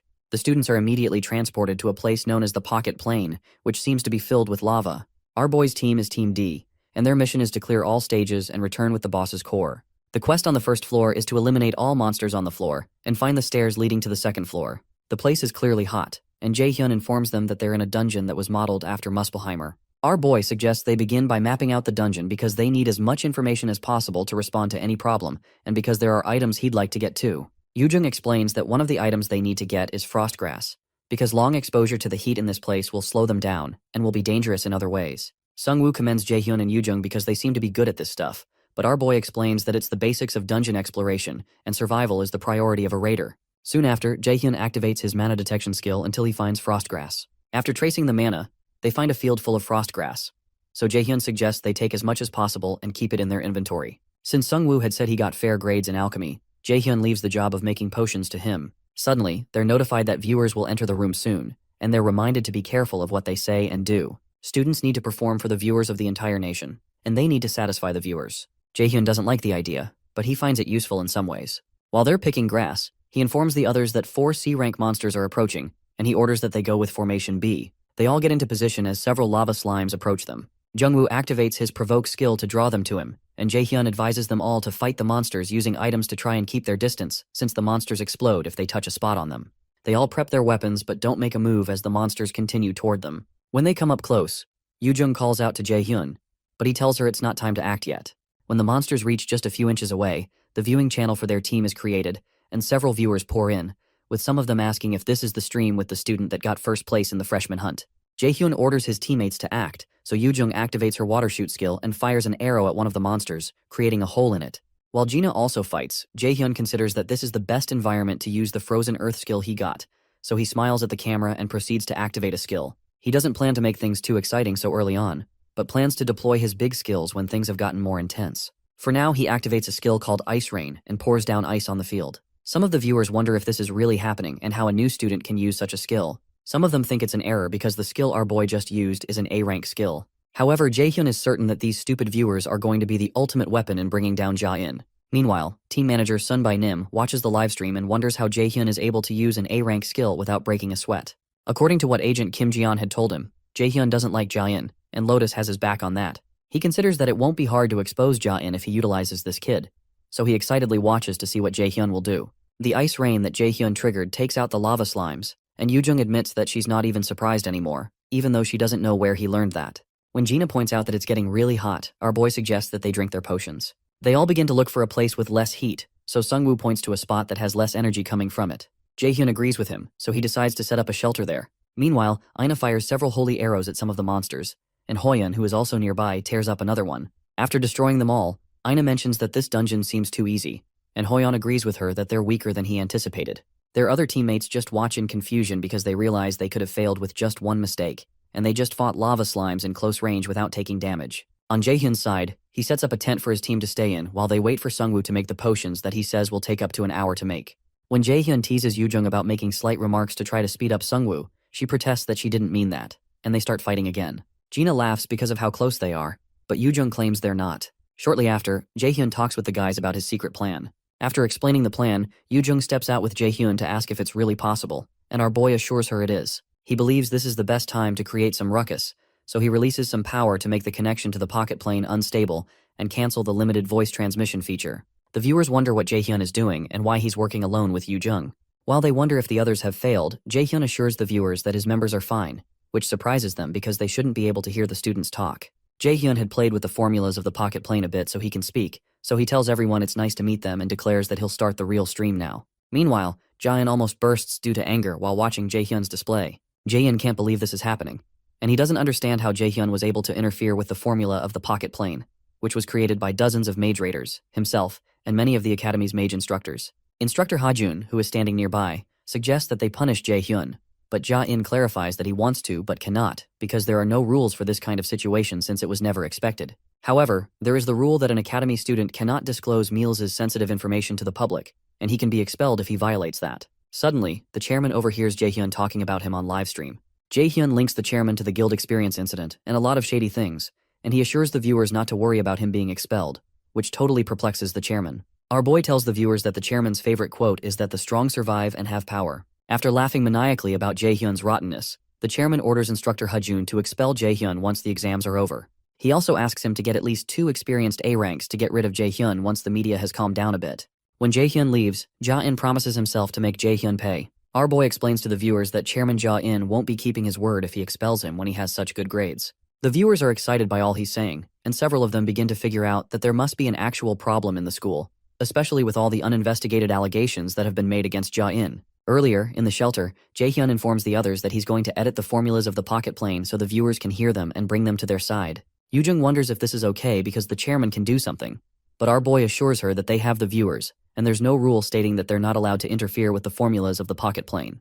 In the present, Jaehyun tells the viewers that he's going to start the real dungeon raid stream, which they've specially prepared for the viewers to enjoy. The viewers are excited, but Yoojung feels vulnerable in front of the viewers because they soon begin to talk about her performance and strengths. Shortly after, Jaehyun takes Yoojung with him to a place that looks like a lava waterfall, and our boy tells the viewers that they're planning to find the hidden piece of the pocket plane here, which would be interesting to them.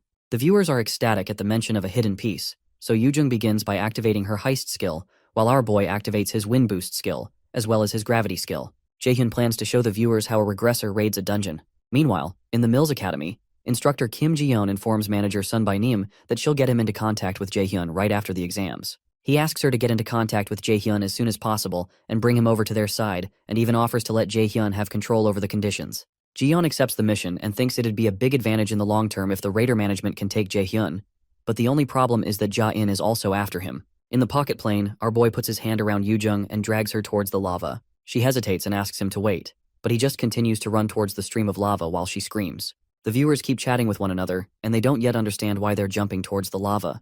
However, Jaehyun lands on an invisible platform near the lava stream, and Yoojung is extremely relieved that there's a hidden foothold there, just as Jaehyun had said. He tells her to hold on to him and cast the spell and ensure she doesn't make any mistakes in her time calculations. Jaehyun is in awe of the first person who actually found the hidden piece here in his past life, even though he knows Chairman Ja-in hid it here under the sponsorship of the nation and didn't intend for a student to take it. After following all the footholds, they finally land on a spot where they can stand, so Yoojung asks him if the shiny thing in front of them is the item he was talking about.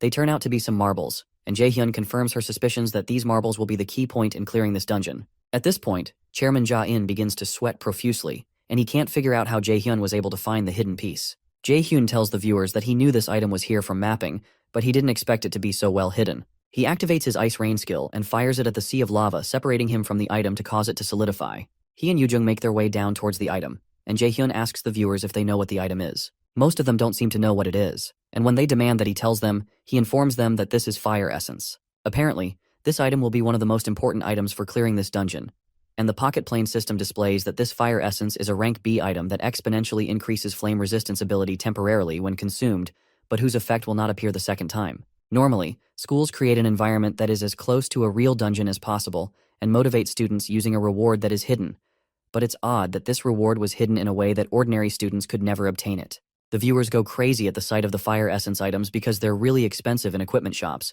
and they figure that Mills Academy is investing more than 10 million per team for the midterms. After getting the first item, our boy proceeds to go for the next thing on their list. He wishes he could see the kind of face Chairman Ja-in is making right now, and he hopes to see how he will look when he shows him the rest of the gifts he has for him. When night comes, they return to the shelter, and Yoojung laments that the potion is too bitter. Our boy tells her he knows, but she'll need to eat it because it'll make it easier to clear the dungeon. Eventually, Yoojung works up the nerve to consume it and suddenly collapses. Confused, Jaehyun asks Sungwoo if he poisoned her or something, but Sungwoo denies it. After that, Jaehyun explains that they're almost done with stage 1, and they need to find a way down to the second floor. In the academy control room, Instructor Jiyeon comes to ask Instructor Hajun how the situation is looking. He jokingly reminds her that he's the one in charge, so he asks why she came here and if she doesn't believe he can take care of his duties. After a short pause, she tells him it's possible he can't, which makes him frown. With Seoki gone, the administrative authority of the second round of practicals was supposed to be Jiyeon's, but Hajun managed to worm his way through and took the authority from her. Eventually, Hajun sarcastically apologizes to her because he's getting ahead of her even though they were hired as co-workers, but Jiyeon tells him she doesn't care about that stuff. He tries to poke further and asks her what she means since it's normal for her to be envious of the position, but he doesn't get any response from her. That frustrates him. But Hajun reminds himself that he has the chairman's admiration now, and Jiyeon is no longer better than him even though she was 2 years ago. Soon after, Jiyeon tells Hajun that he better take a close look at the rope he's holding to make sure it's not thoroughly rotten, then she steps out. Hajun finds her words cringy, and he considers her arrogant. He knows she's referring to his affiliations with the chairman, and he's certain that the chairman will regain his reputation since the obstacles they have now are nothing. Meanwhile, in the dungeon, Team D enters the second floor. They're given a quest to hunt the elite monsters of the second floor and obtain the hidden treasure. Somewhere else, Heimdall massacres a few people and speaks with Hugin, who asks him if he's going to meet the great adversary. Heimdall tells him the great adversary is just a mere human, and he doesn't need much time to get rid of him. But after eliminating him, he's angry he will be stuck with Bifrost once again and act as a gatekeeper. He tells Hugin not to concern himself with his affairs since he's just a thing of evil. However, Hugin considers both gods and humans foolish, and he remembers Munin, the other of Odin's crows. While in deep thought, he tells Munin, who is not present, that nothing has changed or will change. On the second floor, Gina notes that this floor is even hotter than the first floor, and Yoojung notes that the quest here seems harder. Jaehyun, on the other hand, knows where all the paths are, but something seems odd. An hour earlier, they had followed a small cave to reach the second floor, and Sungwoo wonders why there aren't any paths and why the way to the second floor was buried underground. Yoojung explains to him that finding the way to the next level in stage-type dungeons is usually difficult, which makes her wonder how Jaehyun was able to find it so easily, and she begins to suspect that he's been here before. While she's thinking, she finds her bug that makes her scream so loud that it scares the users. After she ends up in Gina's arms, Jaehyun captures the bug and informs the users that he's capturing it in case he needs it later. Before they move on, he tells his teammates there's something they have to prepare before they move on, and offers them the fire essence to consume. They all seem so reluctant, so Jaehyun jokingly tells them not to be so dramatic, especially while he's still being nice. With a horrific expression on his face, he orders them to eat it, and they have no choice but to do so. Apparently, there are 3 floors prepared, and the boss is on the last floor. On that floor, Jaehyun intends to give Ja-in another problem to deal with too. Before they begin looking for the monster on the second floor, our boy tells the viewers he has an idea where some treasures might be, which makes them really excited. He gave them that small spoiler to get their attention, but his goal is different. He declares that one of the treasures in this dungeon is the salamander, which has a habit of collecting shiny things like crows do and keeps several of them hidden in its nests. The viewers become excited, and one of them checks online to see that salamanders can also purify items that are corrupt. When they wonder how Jaehyun got to know that salamanders hide items in their nests, he explains that he studied it. The second hidden piece is something called Balmung's replica, a sword that appears in the Song of the Nibelungs from the 1200s in Germany. It is said to be a sword meant for killing dragons, and like Thalfi's Thundersteps, it's an item with overwhelming strength and destructive power. The original is said to have been possessed by a German raider named Balak. Suddenly, Gina asks him what a salamander's weakness is, so Yoojung tells her it's its stomach since they have hard outer skins. Apparently, the most common way to kill them is to direct ice-type magic at their stomachs. They move deeper into the dungeon, and Sungwoo notices that this place is much hotter, and he'd be struggling if it weren't for the fire essence. Even though Jaehyun knows where everything is, he decides to pretend to do some work here so he doesn't raise unnecessary suspicions. He soon stops the team and mentions that he feels some mana around a place where several swords are placed. Yoojung doesn't know if the swords are hidden pieces, especially since there are so many and they look like unregistered items, but Jaehyun knows the perfect place to hide a hidden piece is among these dozens of swords stuck in boulders. Although Jaehyun messed with things so that students can't find it, Jaehyun doesn't have time for his tricks and activates his detection skill. After looking around for a bit, he eventually finds it and pulls it out of the boulder. Once he pulls it out, the Nornir system informs him that he's found the copy of the Tainted Balmung, a rank A item that is Dragonslayer Siegfried's beloved sword. It has a sealed effect that raises strength by 70 and agility by 30, and a passive S-rank skill called Dragonslayer, which heightens a user's physical abilities when fighting draconic species. However, the effects of the sword cannot be activated because it is tainted. Some of the viewers wonder how he knew that specific sword was the hidden piece, but some of them believe Jaehyun has his ways. They continue their journey, and Yoojung tries to track the salamander down, but Jaehyun reminds her that they need to wait a bit since she had said that the salamander is weakest after it has just fed, and the king salamander eats only once a day at night. Yoojung asks him if it's a wise idea to stall for time, since salamanders are sensitive to smell, and they might get attacked first if they stay there. He proposes that they need to find a way to prevent that and brings out the bug from earlier, which causes Yoojung to freak out again. When she tries to run away, he holds her down because she's the most important part of this plan. The bug is called the bomb centipede, and it expels a liquid when it feels threatened. The liquid is known for smelling so bad that it induces tears, and this stench is what Jaehyun plans to use in this hunt. Shortly after, the salamander shows up after detecting the stench. Yoojung prepares for the salamander and reminds Jaehyun that he had promised her something for doing this. Because she was terrified, Jaehyun promised to give her a magic staff that teacher Seongun loved if she did this. Truthfully, he was just going to give her a random staff, and he's certain she'll kill him when she finds out. The viewers watch in exhilaration as they wonder if their plan is going to work. Jaehyun assures the viewers that Yoojung specializes in wind magic, and Yoojung creates a small wind to trap the scent of the bug to send to the salamander's nest. The viewers are impressed because this is only possible because she has impressive control over mana, and the humans start to feel bad for the salamander. Upon smelling the bug, tears start to roll down the salamander's eyes, so Jaehyun tells the others to remember the plan to wait and only move when he gives them the signal. He soon activates his level 2 ice spear and strikes the monster that's writhing in pain, knocking it to the ground. Jaehyun waits for the moment the monster breathes out fire, and when it does, he brings out the Balmung sword and throws it into the monster's mouth. Yoojung calls Jaehyun a psycho, and the viewers wonder what on earth he's doing. Meanwhile, Jaehyun almost drops his jaw when he sees what Jaehyun did, and he's certain there's no way a new student would know this since he left it out of the syllabus on purpose. On the second floor, the monster begins to vomit the sword, so Jaehyun signals the others to move, and the warriors immediately stand in front of him to block the sword with their shields. Jaehyun soon picks up the sword, which is now shining differently, and the viewers still go berserk due to confusion.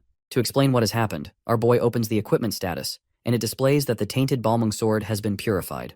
The viewers almost lose their minds because of the high stats of the sword.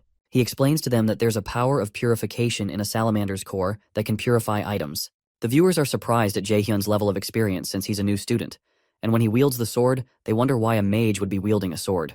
They expect him to give the sword to the combat class warriors with him, but he doesn't. Sunbae Nim, who is also streaming anonymously, informs the others that Jaehyun is a battle mage. Jaehyun steps in front of the monsters and activates 2 skills named Agile Steps and Flexible Movements to help his movements, as well as his wind boost. With one swift movement, he leaps towards the monster and cuts off one of its arms. After he jumps down, he activates another skill named Ice Edge to create an icy spike. Sungwoo signals to him that the salamander's stomach is exposed since it doesn't have one arm, so Jaehyun leaps towards it and stabs it in the stomach. The viewers are speechless for a while, and they can't fathom what they just saw. Meanwhile, Seo uploads something online, and she wonders why Jaehyun made her do something so annoying. She has just uploaded an article about Jaehyun's real identity, citing the achievements he had at the Neverland dungeon since Jae-hyun had initially covered up his identity at the Neverland incident. This article is meant to go against those who are saying what Jae-hyun is doing is computer-generated. Meanwhile, on the second floor, after taking out the salamander, Jae-hyun tells the others he's found something called the Ring of Transcendence. The Ring of Transcendence is a B-rank equipment that momentarily amplifies mana to increase the force of magic and grants the active skill known as Overdrive. However, because of the lack of something called the Rock of Transcendence, the rank is lowered, and the state of Overdrive is unstable. Overdrive is a rank A skill that amplifies mana to increase the force of skills by 1.5 times for 5 minutes, but will leave the user unable to use mana for 5 minutes after activating the skill due to the lack of the Rock of Transcendence. Since there's only one ring, Jae-hyun suggests they do rock, paper, scissors, but the others suggest he take it since he did most of the fighting, so Yoo-jung suggests he buys them food or something when they get out. Excited, Jae-hyun keeps the reward, and they're transported to the next floor. Once they arrive there, they're told the protective barrier will disappear after a minute, and the boss fight will begin. They're protected by a magic barrier that doesn't break even though the boss monster pounds on it. The pounding of the monster freaks them all out, so Gina asks Jae-hyun if he has a plan. He tells her he doesn't because they don't need one, and he's going to do this alone. Some of the viewers also wonder if it's a wise idea for Jae-hyun to ditch the party formation to fight the monster. Apparently there are a few differences each year, but it's usually a C or B rank monster, and 70% of the students fail on this floor. Soon after, the barrier is taken away, and the boss monster, a lava golem, is set free. Our boy goes in with a mana punch, but Gina warns him that it's dangerous. While Sungwoo and Gina panic, Yoo-jung assures them that Jae-hyun is strong, so he won't lose to that kind of monster. Jae-hyun and the monster match up punches, and our boy knocks back the monster's hand. When the monster retaliates with a punch from his other hand, our boy protects himself by setting up a barrier. When he lands on the ground, he activates a level 4 wind boost and activates his Ice Edge skill to hold down the monster's legs. After that's done, Jae-hyun activates his mana detection skill and runs past the monster's punches, dodging at the same time. While he's moving, Jae-hyun recalls that lava golems are sturdy and have heavy attacks, but there is a way to defeat them. He activates a skill called Bind to create chains that hold down the monster, then rains down a myriad of ice on the monster using his Ice Rain skill. Although the bind magic soon breaks, the ice hits all the golem's joints and cools them, making it hard for it to move its limbs. Excited, our boy activates his water ball skill and shoots water at the ice around the monster's joints, causing all of its limbs to immediately split apart. As the monster crumbles, the pocket plane system informs them they've defeated the pocket plane boss monster. Some of the viewers ask to confirm if that was really a boss fight, and the other teammates just watch in shock. Yoo-jung calls him an insane bastard and feels like he's already so much farther in skill than she is. Shortly after, the system informs them they've obtained the golem's core, but Jae-hyun doesn't believe the test is over since he still has to ensure that Jae-in falls today. The system asks them if they'll return to reality, and Jae-hyun rejects the option. He tells the viewers that the boss fight was too short, and he has something to show them all, which is to fight the hidden boss. The viewers become curious about what's going to happen next, and Jae-hyun leads the team to a place where he says he feels a strong mana presence. When he turns back, he realizes none of his teammates want to follow him in, so he assures them they won't die, no matter how much it hurts. When they enter, the system notifies them that they've found a hidden door, and a special quest is being created where they have to defeat the hidden boss of the hidden floor and return to reality. Ordinary students can't even detect the presence of the hidden door, and they can't even make it to this point even if they stumbled upon it by luck, which is why Jae-in planted the hidden piece here. He turns to the viewers, who can't believe that this guy has found a secret floor when the others are still struggling on the second floor. Jae-hyun already knows the method to summon the hidden boss, but he decides to at least pretend to look around a bit. Suddenly, Yoo-jung points to an altar that looks familiar, and after a while, Yoo-jung realizes it's quite similar to the pattern on the golem's core. Our boy puts the golem core into the hole in the altar, which causes bright light to fill the entire place. Jae-hyun asks them to get back, and the pocket plane's hidden boss, the Red Drake, begins to appear over the altar. Their mission is to all survive, defeat the enemy, and obtain the heart of the Drake to obtain special privileges as rewards. As the Red Drake forms, the viewers can't believe their eyes because even veterans struggle to handle a Drake. The viewers begin to react negatively because of how difficult the pocket plane was set up, which is the reaction Jae-hyun was hoping to get. However, his absolute calculation doesn't work on Drake's physical attacks, but he knows he can still take it on by himself. In the control room, Chairman Jae-in watches in total shock because his plans to ensure this year's midterms go by quietly so he can deflect the media's attention seem to have been destroyed. He realizes that Jae-hyun has interfered with the entire pocket plane this time, but Instructor Ha-jun protests that there's no way a student can do that. When Jae-in insists that it's Jae-hyun, Ha-jun tries to kick his behind so that he can get promoted in no time. Eventually, the chairman admits that he's glad that it's Jae-hyun that's behind this, because there won't be any problems if his goal is to get an item, as they can minimize the hate to the Mills Academy if he successfully clears the dungeon. Ja-in is concerned that Jae-hyun enraged the Drake, and he assumes it's because he doesn't know any better. He hopes that Jae-hyun kills the Red Drake, but when he turns to the screen, he soon finds out that Yoo-jung has been hurt and is bleeding from the mouth. The students begin to panic because the pocket plane's protective system is broken and they need to get out, which makes Jae-in panic. The viewers become worried because the students shouldn't be able to get hurt in the pocket plane, but it's suddenly happening. When the students' HP bars disappear because the pocket plane has become unstable, some of the viewers become worried that the students can actually die. This development further enrages the chairman, and he calls Jae-hyun a son of a B-word. Meanwhile, our boy wonders how the chairman must feel to be manipulated and have things fabricated just like he used to do. Some of the viewers begin to complain about how Ja-in is running the academy facilities, and they suspect that Ja-in is doing all of this on purpose to harm the students. They begin to protest about how many times these things have happened, and how their school keeps pushing kids to the brink of death. He was taken aback by how good her acting was, and when she suggests that she should have just gone into acting and that her looks are wasting away in this school, Jae-hyun pleads with her not to make him laugh since he has to keep up a sad expression. He eventually leaves her alone so he can go handle the Drake. As he faces the monster, he knows he can easily defeat it, but it wouldn't be fun. The monster attacks him with one of its claws, but he quickly jumps back to dodge it. He activates a skill called Mana Weapon and pulls out his purified Balmung sword.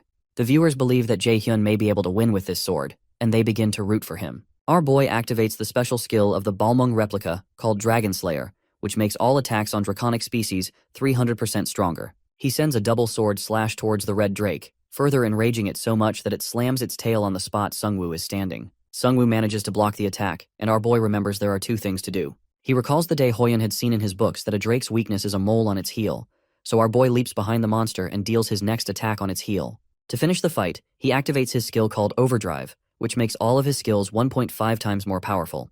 Moments after, he activates his Frozen Earth skill and freezes the entire place, including the red drake. The viewers watch in shock and can't identify any A-rank skill that can do what he just did. As they start to speculate if Jae-hyun is S-rank, our boy cracks the frozen drake and defeats it. After defeating it, Jae-hyun leans over his sword and tries to conceal his grin as he hopes that Jae-in will like his gift. In the chairman's office, he begins to receive several calls from the members of the school board, blaming him for everything. Even though he tries to clarify that he didn't cause this, it dawns on him that no one is believing him, which has never happened to him before. He asks instructor Ha-jun about the reporters and journalists, and Ha-jun informs him that he's contacted all the reporters they have connections with, but they rejected his offer because they can't trust Mila's anymore. When Ha-jun mentions that he thinks someone has done this on purpose, Ja-in angrily strikes him with a magic attack that launches him across the room.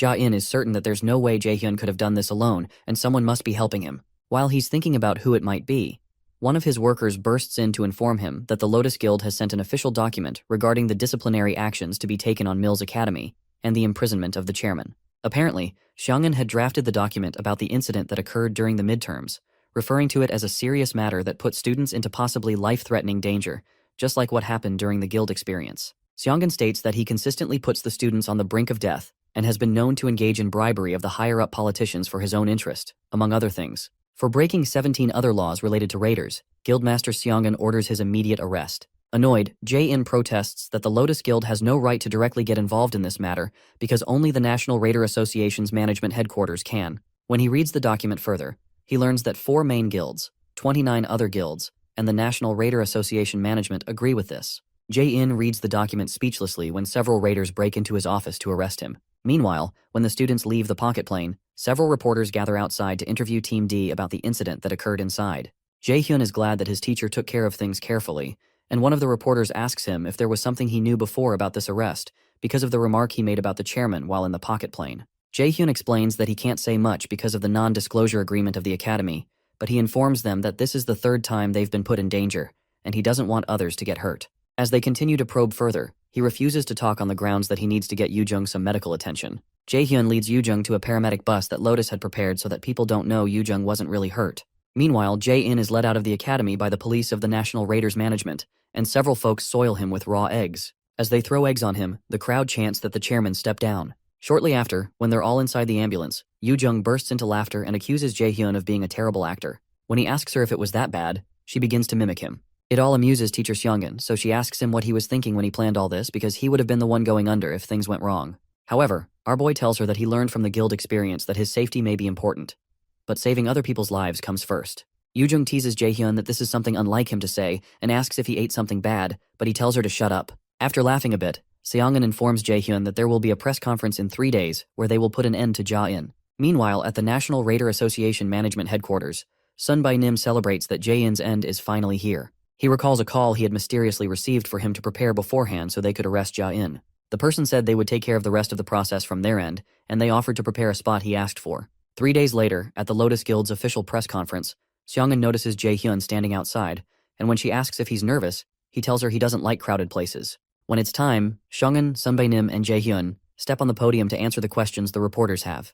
After the three take their seats, several reporters think about how this is a big chance to write an article about the priority negotiation the Lotus Guild has with Min Jae-hyun, which can make global news. Shortly after, Seongun allows them to ask questions, so the first reporter asks if it's true that Jaein killed the students on purpose and covered them up as accidents. Seongun confirms that this is true, and they've already obtained all evidence of his evil actions. Our boy smiles because he knows they had to use brainwashing on instructor Yisu to get incriminating files ahead of time, which means Jaein can't get out of this. Seongun adds that Jaein has broken many other laws, including shady funds that go into Mills Academy. Soon after, another reporter asks if they know the people who are involved with Jaein's corruption, but Seongun only says they're investigating that right now. After some back and forth, one of the reporters asks Seongun if it's true that Jae-hyun is her mentee, and she confirms it.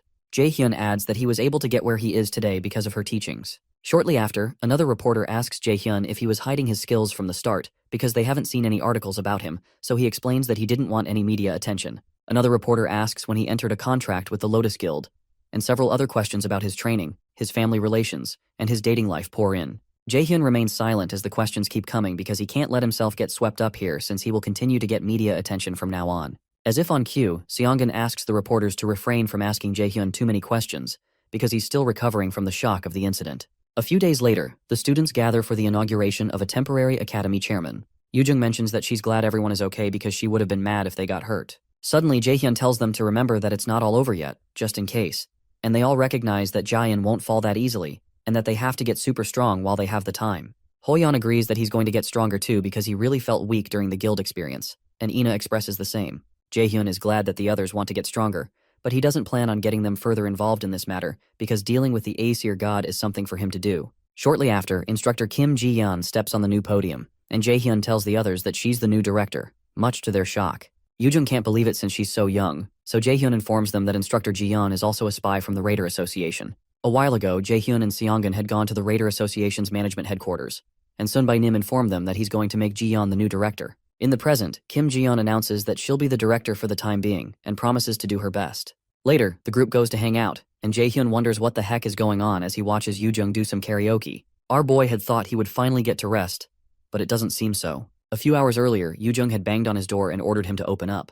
When he does, she reminds him of the promise they made to go to karaoke once they were done with exams. Apparently, they had made an appointment at the best karaoke place around there, and they drag Jae-hyun with them. In the present, Jae-hyun decides he might as well take the stage to show off his karaoke skills since he's already here. The others look at him in despair, and one of the regulars curses out that someone is terrorizing his ears and requests that such people be banned from karaoke. When he's done, Ina comments that she can see he's also human like the rest of them, and Hoyeon jokes that people can't be perfect at everything. Our boy gets a score of 10 out of 100, and Jae-hyun hands the mic to Ina since she's next. When their hands touch, the mic slips out of her hands, and she begins to blush. Luckily, our boy catches it and grabs her palm to place the mic there. For a while, Ina's face looks quite red, and when Jae-hyun asks her what's wrong, she says she's okay. Finally, she asks them not to expect much from her performance because she's embarrassed, but Yoo-jung assures her she's most likely better than Jae-hyun. Ticked off, our boy protests that his skills are quite average, but Yoo-jung is certain he has no self-awareness. After they quiet down, Jae-hyun wonders how Ina's singing is and plans to clap even if she's not good. However, when she begins to sing, he realizes she's ridiculously good at it. Meanwhile, Heimdall walks on the streets of Earth, and he spots Hela around. Eventually, she shows herself and tells him she just came to say hi and to ask how his little outing is going. Heimdall accuses the resistant Aesir gods of doing really interesting things this time, but Hela retorts that it's nothing on the level of what Odin and the Aesir gods have done. Heimdall makes fun of Hel for holding on to the pointless hope that a great adversary of the prophecy will appear and free them, and when she tells him they can never tell, he states that a mere human can't bring down the Aesir gods. When he steps forward, Hel stops him from going further. He tells her to move, but she explains that she can't allow him if he's going to meet the great adversary of the prophecy. Annoyed, Heimdall asks her if she wants to die, but she reminds him he can't use his powers properly here on Earth, and she has the advantage here. However, Heimdall reminds her to be better prepared for her own death if she plans to kill him here. Regardless, she states that she's ready for that because her job and role right now is to stall time for a small break. Ina sings quite well, and she soon turns to ask them how she did when she's done. They look so stunned, and Yoo-jung asks her how she's so good at singing, while Hoyeon accuses her of hiding this from them all this time. When Jae-hyun asks her if she took choir classes, she says she didn't. Yoo-jung is surprised that she didn't take any classes, and Ina is surprised that they actually like her voice. She thanks them for the compliment and informs them this is the second time she's let other people hear her sing. A few days later in Seoul, at Jaehyun's house, our boy hands his mom a gift. When she opens it, it turns out to be checks for allowances. She's surprised that her son has grown so much, and he thought about her at an age where he should be focused on having fun. When she reads through it, she's surprised he has earned so much on his own, and our boy tells her it's all for her. To Jaehyun, he's finally got to say what he's always wanted to tell her. He always wanted to give her a hug, saying that he succeeded, but he was too busy to take care of her in his past life. A lot has changed since his regression. His goal is to protect his family and friends, and then to kill Odin and end all this misery. He promises himself not to let Odin steal the life he just regained. Shortly after, he tells his mom she can live comfortably without worrying about money, and she hugs him and says it must have been hard for him. Our boy begins to tear up, but someone suddenly knocks on the door while they're sharing a hug. It turns out to be Ina, who says hi to him. However, our boy soon finds out that Yoojung came along with her. Jaehyun asks her what she wants this time, so she informs him that she came to invite him because her family is having a barbecue.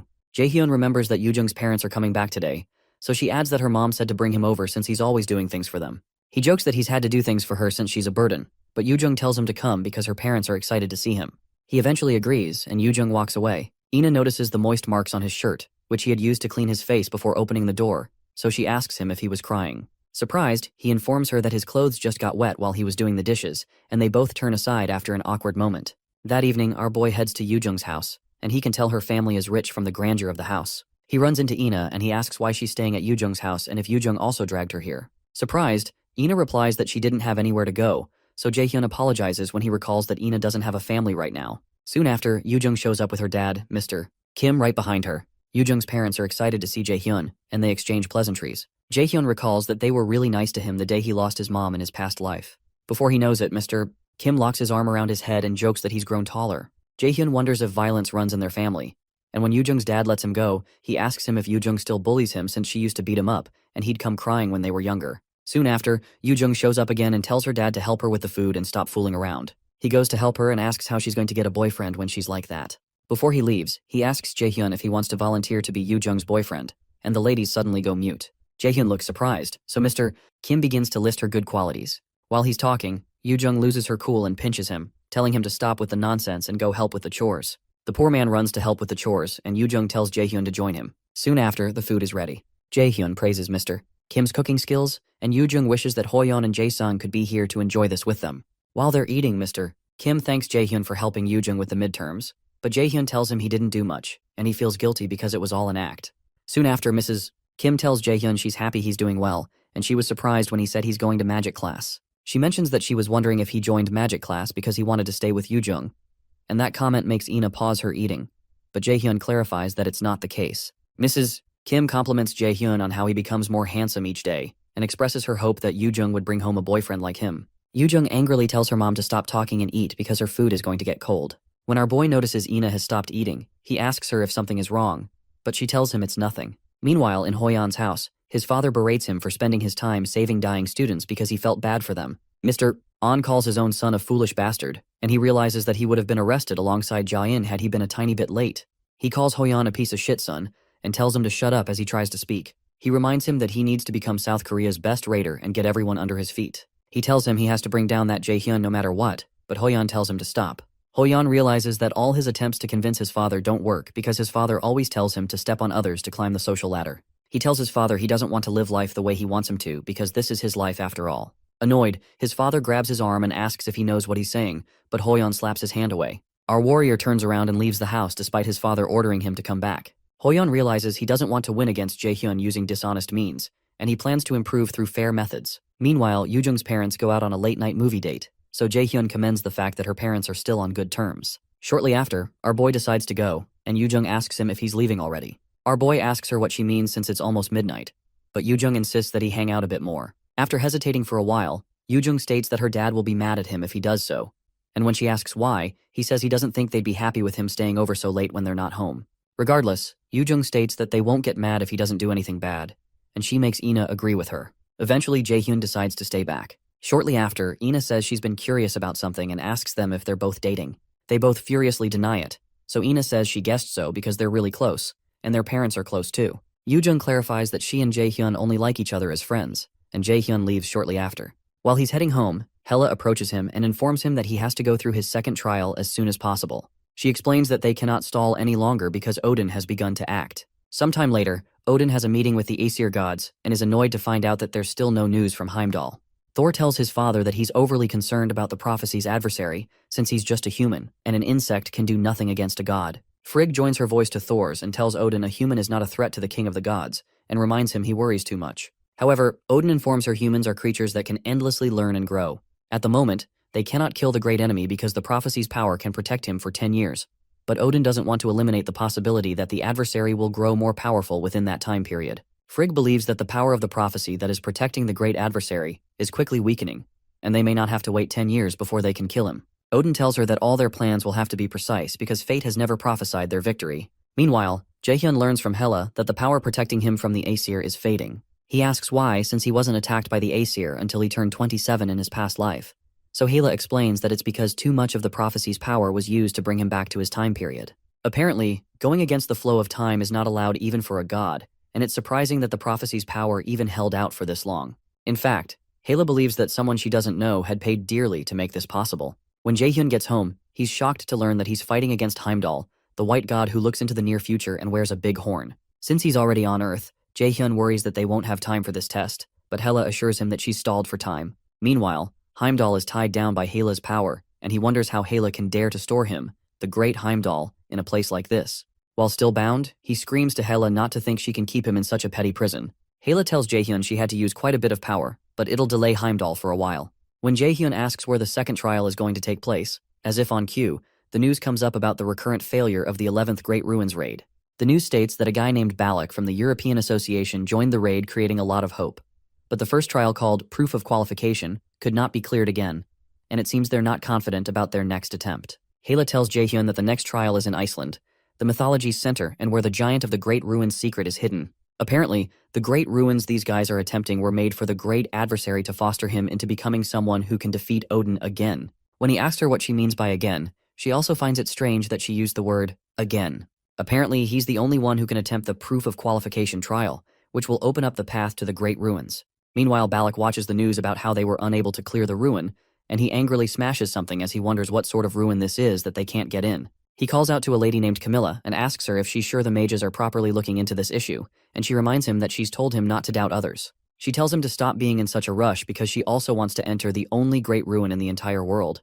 But Balak still wonders how they're supposed to get past the first trial, which keeps asking them to prove themselves if they want to enter. A few days later, our boy heads to the airport to go to Iceland, and he calls director Kim Ji-yeon to help him make up an excuse to his friends so they don't worry about him. He had to rush the preparation process by using mana stones to reinforce all his artifacts to enter their maximum and level up beyond level 30. As Jaehyun gets into the plane, he knows the Great Ruins are protected by Balak, who doesn't want anyone else to invade it, and he'll have to fight the S-rank raider, who's carrying the real Dragon Slayer sword, Balmung. Meanwhile, Hela, who's traveling in Jaehyun's coat as a cat, hopes to see whether Loki made the right choice by seeing how Jaehyun handles this. The ruins are mysterious burial grounds that popped up all over the world suddenly. After being cleared by raiders, it was revealed that these locations were places where artifacts were hidden. It provided an opportunity to earn items of higher rank than those in normal dungeons, which made the competition intense. The government of each nation had to intervene. During the flight, Hela informs Jaehyun that Mistletoe, the bracelet around his wrist, was an object they had hidden in the ruins, so it wasn't pure coincidence that he was the one who found it. Jaehyun guesses she must be referring to the bubbles of light he saw back then that led him, and he recalls that the beginning of everything was that strange light too. Shortly after, Hela explains that the ruins were created by the giants. Apparently, 10,000 years ago, their guardian and Thor's rival, Hrungnir, created it for the great adversary of the prophecy, as well as the countless humans who would be fighting Odin's army. Jaehyun realizes that it makes sense why the ruins have so many puzzles and riddles, because the giants are known as wise beings, who were said to be confident even in the face of the Aesir gods, even though they met a horrible end. Jaehyun mentions that he has a pretty good item with him. Before he left, he got an A-rank reinforcement item named Shadow Mineral that reinforces his shadow equipment. The Shadow Mineral can be used to reinforce shadow armor that he got after defeating Nightshade. After using the Shadow Mineral, his shadow armor increases to rank A. His Mistletoe activates a passive skill called Genius of Armor Making, which further increases it to an S-rank armor called Armor of Abyss. The Armor of Abyss is said to have been made from the Abyss of Ginnungagap, with an active skill of level 3 Stealth and a passive skill called Shadow Synchronization. Shadow Synchronization is a rank A skill that synchronizes the user with the shadows to create an afterimage, has a 20% chance of deflecting enemy attacks, and has a single 100% chance of deflecting an attack, but doesn't work against light attribute attacks. A few hours later, they reach Iceland, and they lodge in a special hotel where only the awakened are allowed to stay, and one night costs 50,000 won. While going to his room, Jae-hyun walks past Balak, who is the head of the European Raider Association, and Camilla. When he walks past them, Balak stops Jae-hyun and asks him what he is.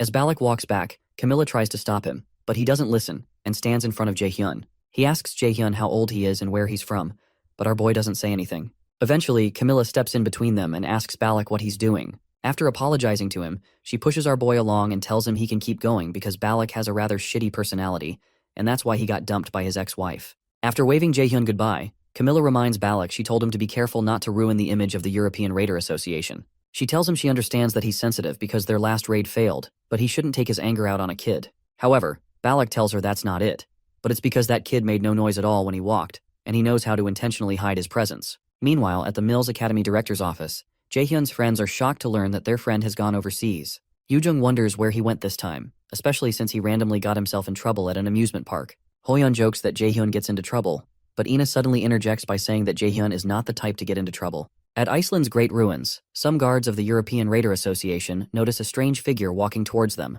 and they tell him to reveal his identity. Jae-hyun, who has concealed his identity with the armor, asks them if they can't just let him in because he's too lazy for this shit. As they're about to signal that an invader is present, Jae-hyun covers their mouths and activates his brainwashing skill. He apologizes for acting like a criminal, but explains that the ruins were meant for him. Before Jae-hyun left Seoul, Hila had told him that the conditions he needed to meet to be allowed into the Great Ruins were first the Nornir system, and secondly that his strength and agility stats had to be over 150, which is basically S-rank level. She hesitates for a while, hoping he's S-rank, but when he tells her he's not, Hela can't believe it, because she saw him defeat Surtur's clone.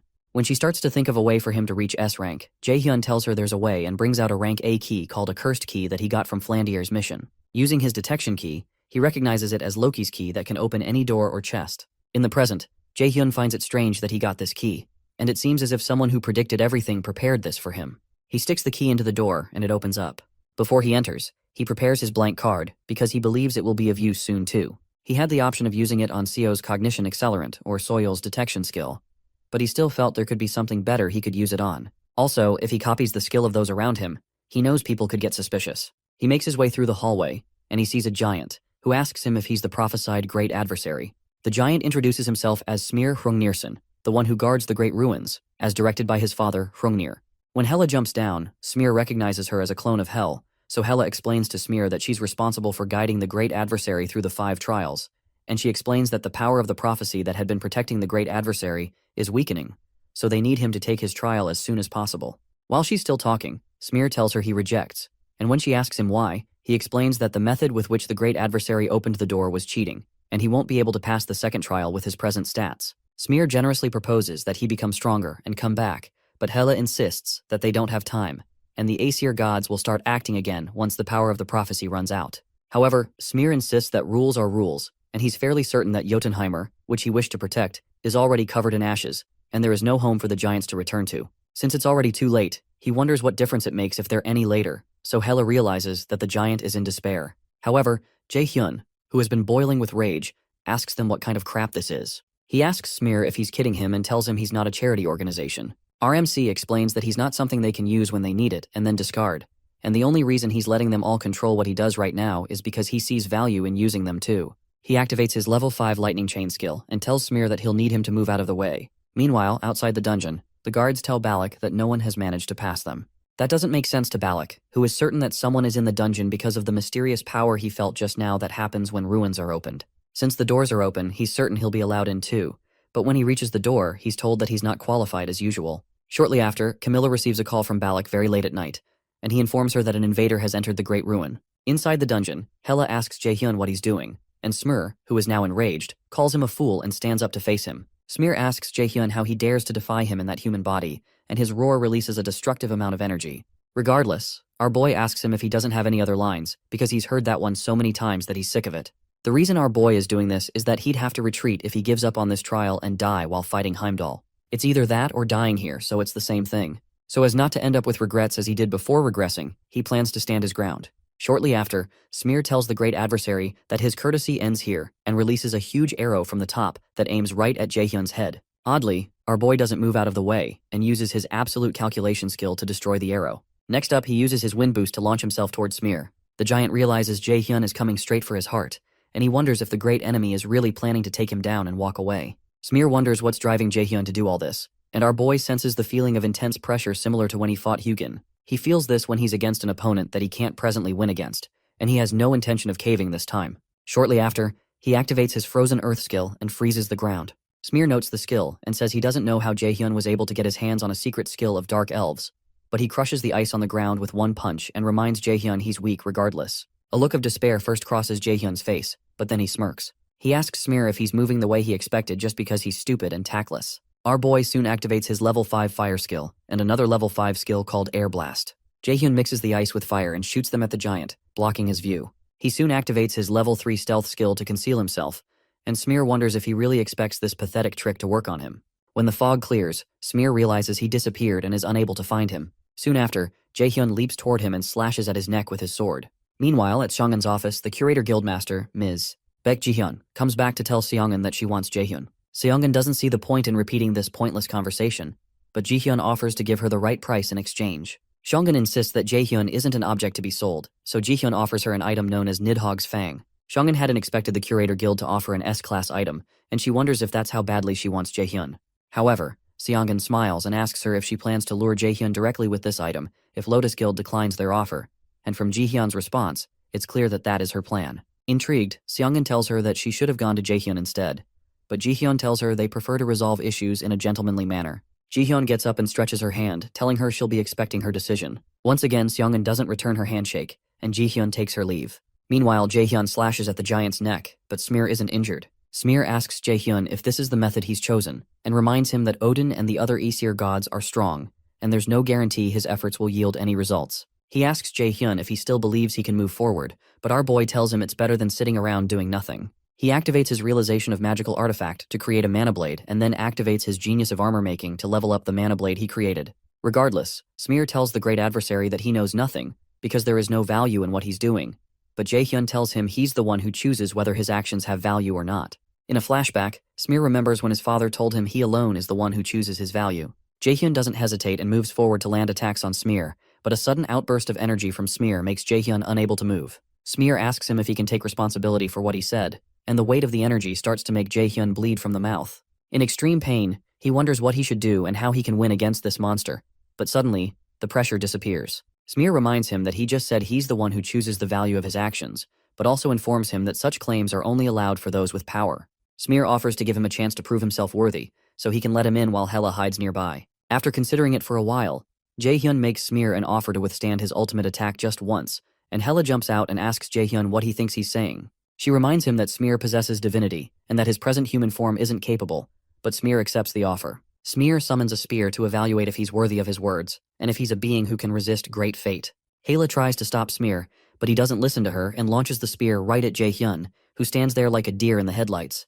The immense power of the spear shakes the entire building, and eventually creates a large gap where it's targeted. After the smoke clears up, Jaehyun remains alive, and he asks Smear if that proves it. He had used his shadow synchronization skill, and the system tells him that the skill will have a 20% likelihood of activation from now on. Smear is surprised, but a smile soon develops on his face, and he allows Jaehyun to go in while Hela just stands there speechless, wondering what a strange human Jaehyun is. As our boy makes his way in, Smear informs him that there are 3 trials of wisdom prepared for him in this ruin. When he asks Jaehyun if he's not afraid, Jaehyun tells him he is, so Smear tells him that's good. While walking into the ruins, Hela asks Jaehyun how he did what he just did, and he says he's not sure either. As they walk further in, they encounter 2 ladies, who welcome him, and introduce themselves as Norn, the gatekeepers of the first trial of wisdom. Hela tells Jaehyun that she can't intervene from this point onwards and warns him to be cautious. The ladies tell him that one of the 2 of them is an angel and the other is a demon. The angel speaks only the truth, and the demon speaks only lies. One of them is a gateway to heaven where the angels reside, and the other is a gateway to hell where the demons reside. Apparently, whichever gate he chooses, he'll be able to reach the next step of the trial.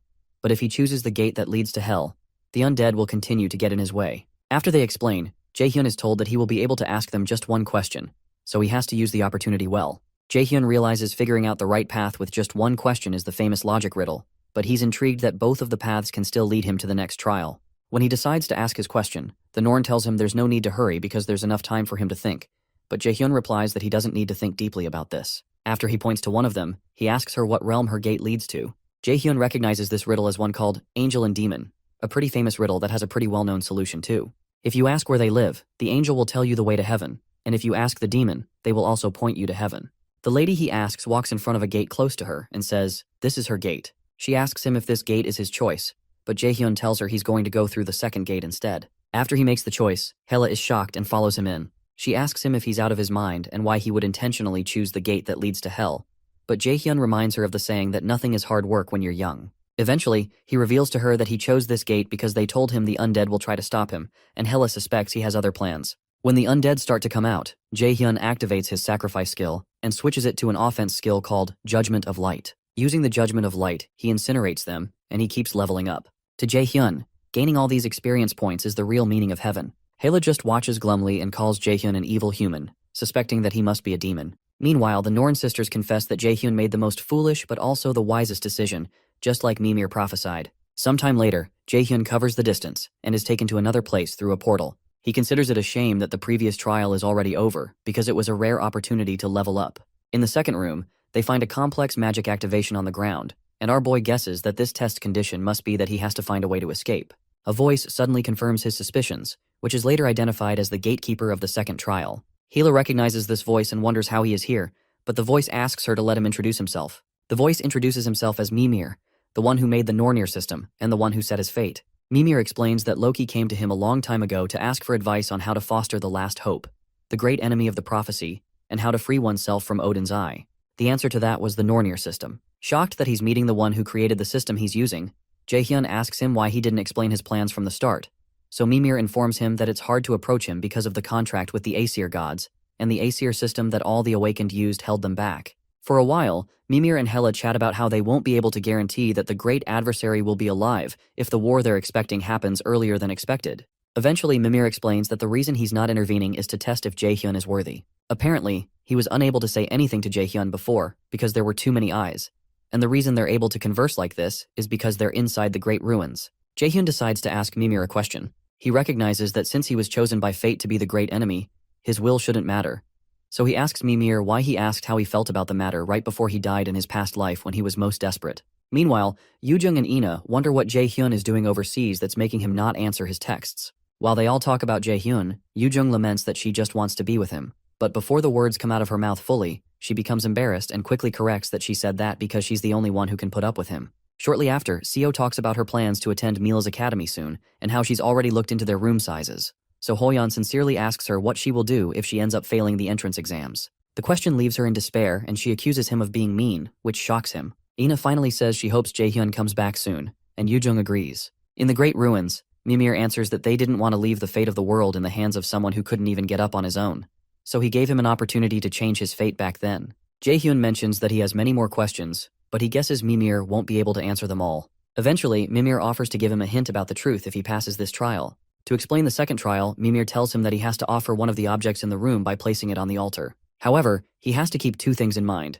First, that this is to earn wisdom, and secondly, that he only gets one chance. When Jaehyun despairs because he's going to have to look through all this stuff, Mimir recognizes his thoughts because he can access his thoughts through the Nornir system. Mimir decides to give Jaehyun two hints for the trial. The first is that he already has the wisdom he could earn from this altar, and the second is that he came to the ruins 2 days earlier than they planned because today is Monday. Jaehyun is still pretty confused, but Mimir tells him that's all the hints he can get, so he asks Jaehyun to show him his wisdom. Before Jaehyun begins, Mimir adds one last condition to this trial, which is that Jaehyun will die here if he fails to pass this trial. Annoyed, our boy thinks within himself that Mimir is a real son of a B-word because he knows he can hear his thoughts. The cursing makes Mimir laugh, and he tells him he has an hour to bring up an answer, and an hourglass is set up. Jaehyun thinks about what Mimir said about him already possessing the wisdom, and how Mimir meant he was supposed to come here on Wednesday. None of that seems to relate to this trial, so he decides to calm down and think back to where it all began. Before he does anything, Jaehyun decides to try out his mana detection to check out all the items, but he doesn't pick up anything special. He keeps thinking about the wisdom he already possesses, and Wednesday, as the time continues to count. Eventually, he decides there's only one possibility remaining for what Mimir expects from him. After he generates a spear, the Nornir system asks him what he will sacrifice to the altar, so he decides to sacrifice himself. The system reminds him he only gets one chance and asks if that's his choice, so he cheerfully says it is. Suddenly, the magic circle under his feet lights up, and Mimir tells him that he gave the correct response. Jaehyun recognized that the wisdom he already possesses refers to the knowledge of runes that he earned after obtaining Odin's lost eye. Second, The word Wednesday is rooted in the term Day of Woden, and Woden is Odin's other name. Odin is said to have sacrificed himself in order to gain knowledge of life and the afterlife. If that has something to do with this trial, then it's clear that he needed to offer himself on this altar. Eventually, Mimir asks him if he knows the meaning behind the choice he just made, so Jaehyun tells him he knows Odin was hung upside down on Yggdrasil and speared through for 9 days. He tells Mimir he's someone who's willing to put his life on the line if it's to get what he wants, so our boy removes his armor and stabs himself with the spear in his hand, despite Hela's protest. As he drives the spear through his stomach, he asks Mimir if this is what he wanted to see. Jaehyun recognizes that sacrificing oneself means enduring the threat of death. To end things a bit sooner, our boy activates his realization of magical artifact skill to create another spear and stabs himself with it again. Hela clamors for him to stop, but Jaehyun generates another spear, and as he's about to stab himself, Mimir tells him it's enough, and then drops him back onto the magic circle. When he drops him, Mimir tells him he's changed quite a bit, and no longer needs his advice. Jaehyun is surprised that the injury is gone, and Mimir tells him the test is over, and that he's shown him he's better than he thought him to be. To keep his end of the promise, Mimir gives Jaehyun 3 words that he says will become a sentence again, and will guide him to the truth. Jaehyun protests that he's using an indirect method to answer his questions, but Mimir pleads with him that he has to answer like this to avoid the eye of the Aesir gods. Mimir informs Hela that even she doesn't know about the thing he's about to say, which surprises her. The first word is raider, the second is eye, and the third is shinier. Jaehyun can't seem to make sense of the words, and he wonders what they're supposed to mean. To help him, Mimir leaves him with one last piece of advice: to doubt the system, as he believes that will help him reach the truth. After Mimir leaves, Jaehyun considers his words carefully. At a glance, all 3 words seem to be pointing to him. Raider is his job, the eye refers to Odin's lost eye, and his present is shinier than his past. However, it doesn't explain why he specifically used the word shinier, and why he should doubt the system. To offer some comfort, Hela tells him she'll also think about what it could mean and proposes they move on to the next trial. As they move forward, Smear shows up and informs Jaehyun that the last trial now awaits him. Smear tells him the huge mirror in front of him is the next trial. Apparently the mirror is known as the Mirror of Erd, the first of the 3 Norns. It's an artifact that shows the past. Jaehyun will see the memories of a Jotun, and he's to watch the memory and come back to tell Smear the answer he has earned to pass the trial. Jaehyun asks him if there's an answer he's looking for, but Smear tells him there isn't, and any response he has is not for him to judge. Once he's ready, Smear tells him to place his hand on the mirror, and Erd, the 3rd Norn sister, touches his hand from inside the mirror. She's glad he's finally here and tells him she's been waiting for him. She tells him she's Erd and intertwines her fingers with his. As she holds him, she explains that she's waited a long time for him, holding on to this broken past, which is a fragment of the past that an old being wishes to show him. She leads him toward the first piece of the memory, and takes him to a place that Hel, who is following behind, calls Jotunheimer, the land of the giants. Because of how Jaehyun and Erd spoke, Hela asks Jaehyun if he's met Erd before, and he says he's not sure. Erd soon asks them to quiet down and look at the past in front of them, but explains to Jaehyun that he won't be able to change anything because this story has ended.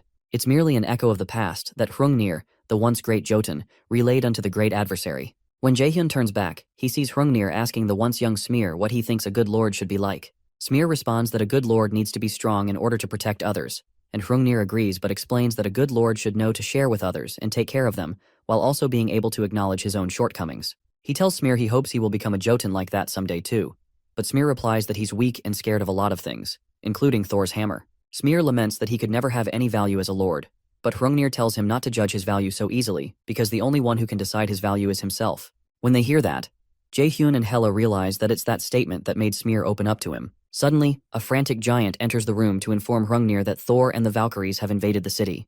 Hrungnir tells Smear not to worry, because he'll do all that he can to protect them. After that first vision, Erd explains that it was a dark past, but the misery of the giants did not end here. She decides to show him the second piece, and he's suddenly translated to a time when the city is burning. Everywhere he looks, corpses and blood fill his sight. Hela mentions that this is the War of the End, Ragnarok, right before the contract was written, and the man standing over all the corpses is the god of thunder and lightning, Thor. Jaehyun beholds Thor and realizes he's way too strong for him as he is right now. Even if he reaches S rank, he can't face a monster like him. Eventually, he asks the women what he needs to do to become as strong as Thor, and Hela tells him he has to pass the 5 trials. In the vision, Thor mentions that he always hated giants, and he's intrigued that they're not giving up but still want to fight him. To show his respect for such warriors, he offers the king of the giants, Hrungnir, a chance to avoid a massacre of his kind if he will fight him one-on-one. Shortly after, Hrungnir comes out and asks him if he will truly let the others go for the price of his head, and Thor swears on his name to do that. Hrungnir accepts the offer, and Thor promises to return soon for their fight. Word explains that Thor's change of mind, Hrungnir's sacrifice, and the war between Jotunheimer and Asgard ended with Asgard being the victor. After that, she decides to show him the last piece of the past. Sometime later, Smear pleads with his father not to go fight with Thor because it's a trap. Hrungnir tells him he's aware, but he has no choice but to go. The weeping Smear asks him why he must do this and reminds him he's the only family he has left. Hela informs Jaehyun that the place those in the vision are standing in is called Asgard, the world where the Aesir gods and Odin reside. In the vision, Hrungnir reminds Smear that he has always told him not to be afraid because he's sure he'll do well without him. While Smear cries, his father tells him that the prophesied great adversary will one day come to him, and that great adversary will free them and all other species from the Aesirs. Before he leaves, Hrungnir tells Smear to protect his grave, the Great Ruins. Jaehyun realizes the ruins are the memorials for the giants who died and a symbol of a hopeful future. In the vision, Hrungnir speaks to Jaehyun directly and tells him he knows he'll be seeing this memory in the future, so he asks him to help his child, Smear. Hrungnir soon steps out to meet Thor, who has been excitedly waiting to fight him for a while. Hrungnir asks Thor if he's satisfied now, but Thor says he isn't. The god summons his hammer and says he'll only be satisfied after he kills Hrungnir. Thor fires streaks of lightning at the giant, who blocks them with his weapon. After he stops, Hrungnir asks Thor why he's killing innocent lives for the sake of his greed, so Thor confesses that everything is the will of the great Odin, and he personally doesn't have any reasons. Apparently, Thor's only reason for doing this is to fight a strong opponent. Eventually, Thor asks Hrungnir why he agreed to this fight knowing he's going to die. After a short pause, Hrungnir tells him he has something to protect, and Thor jokingly wonders what he still has to protect when most of his kind has been reduced to ashes. However, Hrungnir assures him that they're still valuable because Asgard will fall someday. When Thor realizes that Hrungnir also believes the prophecy of the three Norn sisters, he calls it idle talk and proceeds to end Hrungnir's life. Before Hrungnir is taken out, he speaks directly to the great enemy again and tells him that the path he must take is chosen solely by him and him alone, and he tells him to have a firm will. Apart from that, he asks him to tell Smear that he's sorry. Thor soon throws his hammer at Hrungnir's weapon. The sheer force of the attack destroys the weapon and smashes Hrungnir's head. Jaehyun finds this ending really messed up, and he suddenly brings out his blank card to get back at Thor. Luckily for him, the Nornir system tells him he can use a blank card. Hrungnir is soon taken out, and Thor stands over his dead body. Suddenly he notices some runes shining out of the dead giant's weapon, which were the inscriptions Hrungnir was making on his weapon while he was speaking with Smear. Thor realizes that Hrungnir has used a petty trick on him, and a huge explosion soon occurs, and strings of light are tied around Thor to hold him down. Thor realizes Hrungnir set this counterattack to be triggered by his death, but Thor doesn't believe something so petty will kill him, so he releases a huge amount of energy to burn the binds away. Suddenly, the Nornir system informs Jaehyun that the rank of the skill he is copying is too high for his level and cannot be properly used until his level is higher. Thor soon successfully burns away all the binds holding him. However, he's suddenly targeted by a small force that remains from Hrungnir's magic that pierces his head. The attack pushes Thor backward, and when he gets up, he finds out that his head is bleeding and Hrungnir had launched an object into his head to repress his power, and it amuses him. Because Thor's power has been repressed, the system allows Jaehyun to register Thor's passive skill known as Lightning God's Power. Hela asks Erd how it's possible to use a blank card on someone inside a memory, and Erd tells her it wouldn't be possible if this was just an illusion.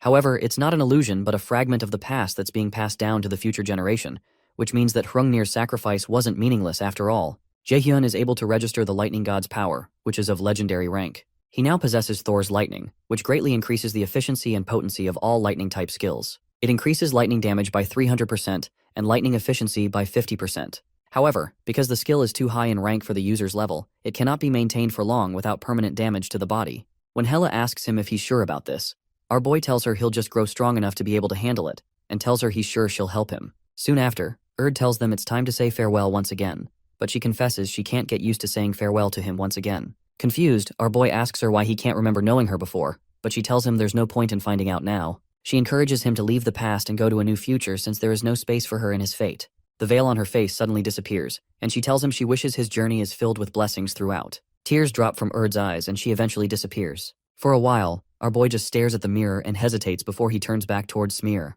Smear decides to ask him one question for his last test. Smear asks him if he's ready, and if he's capable of not straying from his path, even if he were to lose something important to him. Jaehyun thinks about his mother, teacher, and friends. Then he replies that he can't. He confesses that he'll be shaken up, sad, and in pain, just like Smear, but he'll get up again because he must move forward. Smear likes the answer and tells him he's qualified to pass this trial. Immediately, the system notifies him that his level has gone up by 4, and he's obtained the title, The One Who Overcame the Second Trial.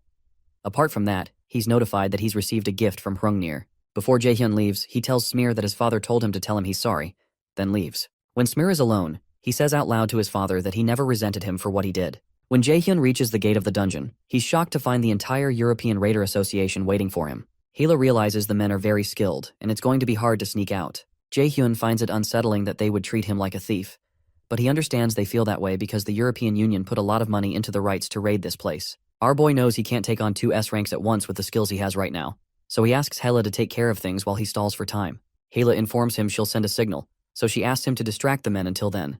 Jaehyun finally steps out in his armor, and Balak steps out to meet him. Balak asks him if he cleared the dungeon, and Jaehyun asks him what will happen if he did. Enraged, Balak points his spear at his neck, and he's certain that the intruder cleared it since he doesn't feel mana coming from the ancient ruins. But he doesn't understand how he was able to. Jaehyun recognizes the sword with Balak as the original Dragonslayer sword, Balmung, the real S-rank artifact. Our boy informs Balak that this ruin was meant just for him, and they never would have succeeded no matter how many times they tried. Annoyed, Balak asks him if he's saying they're not good enough, and Jaehyun tells him it's possible. He reminds him that he couldn't even get in because he failed to prove himself worthy, and Balak almost curses at him. Annoyed, Balak tells him his original plan was to bring him to their side, but he's changed his mind. He tells our boy he won't kill him because there are a lot of things he can find out from him, and Jaehyun is glad he fell for such an obvious provocation. Eventually, Jaehyun tells him to try to kill him if he can, and he generates a sword he was able to get thanks to encountering Balak. Our boy recreates the rank S Dragonslayer sword, Balmung, and Balak just stares at him in confusion. To answer his questions, Jaehyun reminds him there's no law that states there can't be 2 Balmungs. Balak immediately attacks him, but our boy moves backward using his Step of Light skill. The angry raider keeps trying to attack him, but Jaehyun keeps dodging each attack. Eventually, when he stops, Jaehyun tells him he's slower than he expected.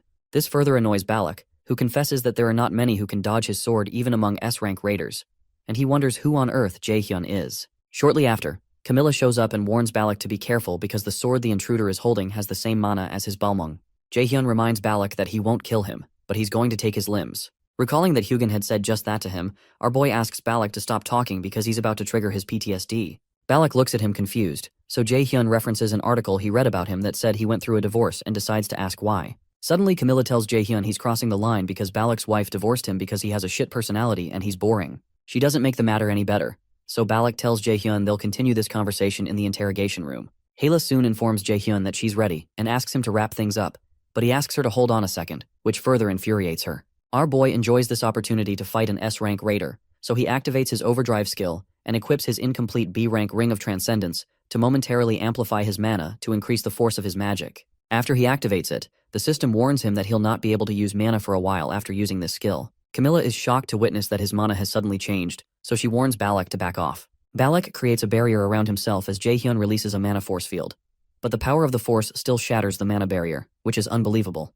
Jaehyun recalls that the Thor he saw in Hrungnir's memories was ridiculously strong, and he assumes Heimdall is the same. He decides that the only way for him to get stronger in a short period of time is for him to continue fighting stronger opponents. Immediately, Balak tries to slash him again, but our boy dodges the attack. Both of them soon collide, the force of their individual Balmungs releasing an explosive energy in their surroundings that knocks Balak several feet into the sky. Shocked, Camilla catches him with her magic, and she wonders how this intruder was able to defeat the European Union's leader like this. Balak lies on the ground unconscious with blood gushing out of his mouth, and Camilla decides she can't let a monster like this roam around the city. As Jaehyun takes his leave, Camilla turns to him and asks him if he really thinks she'd let him run away. She activates a skill called Hellfire and another called Wind Chaser, releasing a huge dark energy. Meanwhile, the Nornir system informs Jaehyun that his mana usage will be restricted for the time being as a penalty for the overdrive skill he used.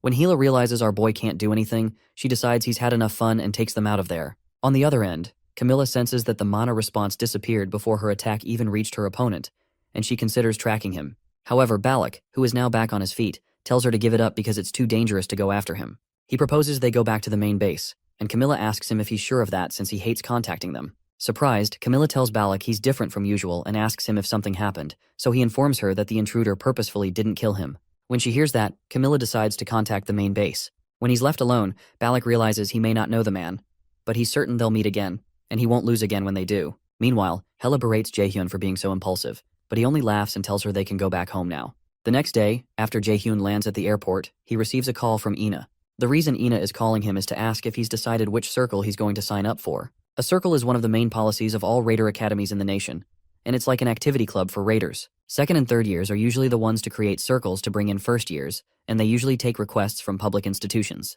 The academy will receive mediating fees during this process, and the students also have an opportunity to earn money and gain connections. The circle is a means to gain experience through circle activities before entering a guild. It seems like a good idea, but to Jaehyun, it's only beneficial if it can help you enter an influential guild. Otherwise, it's a loss.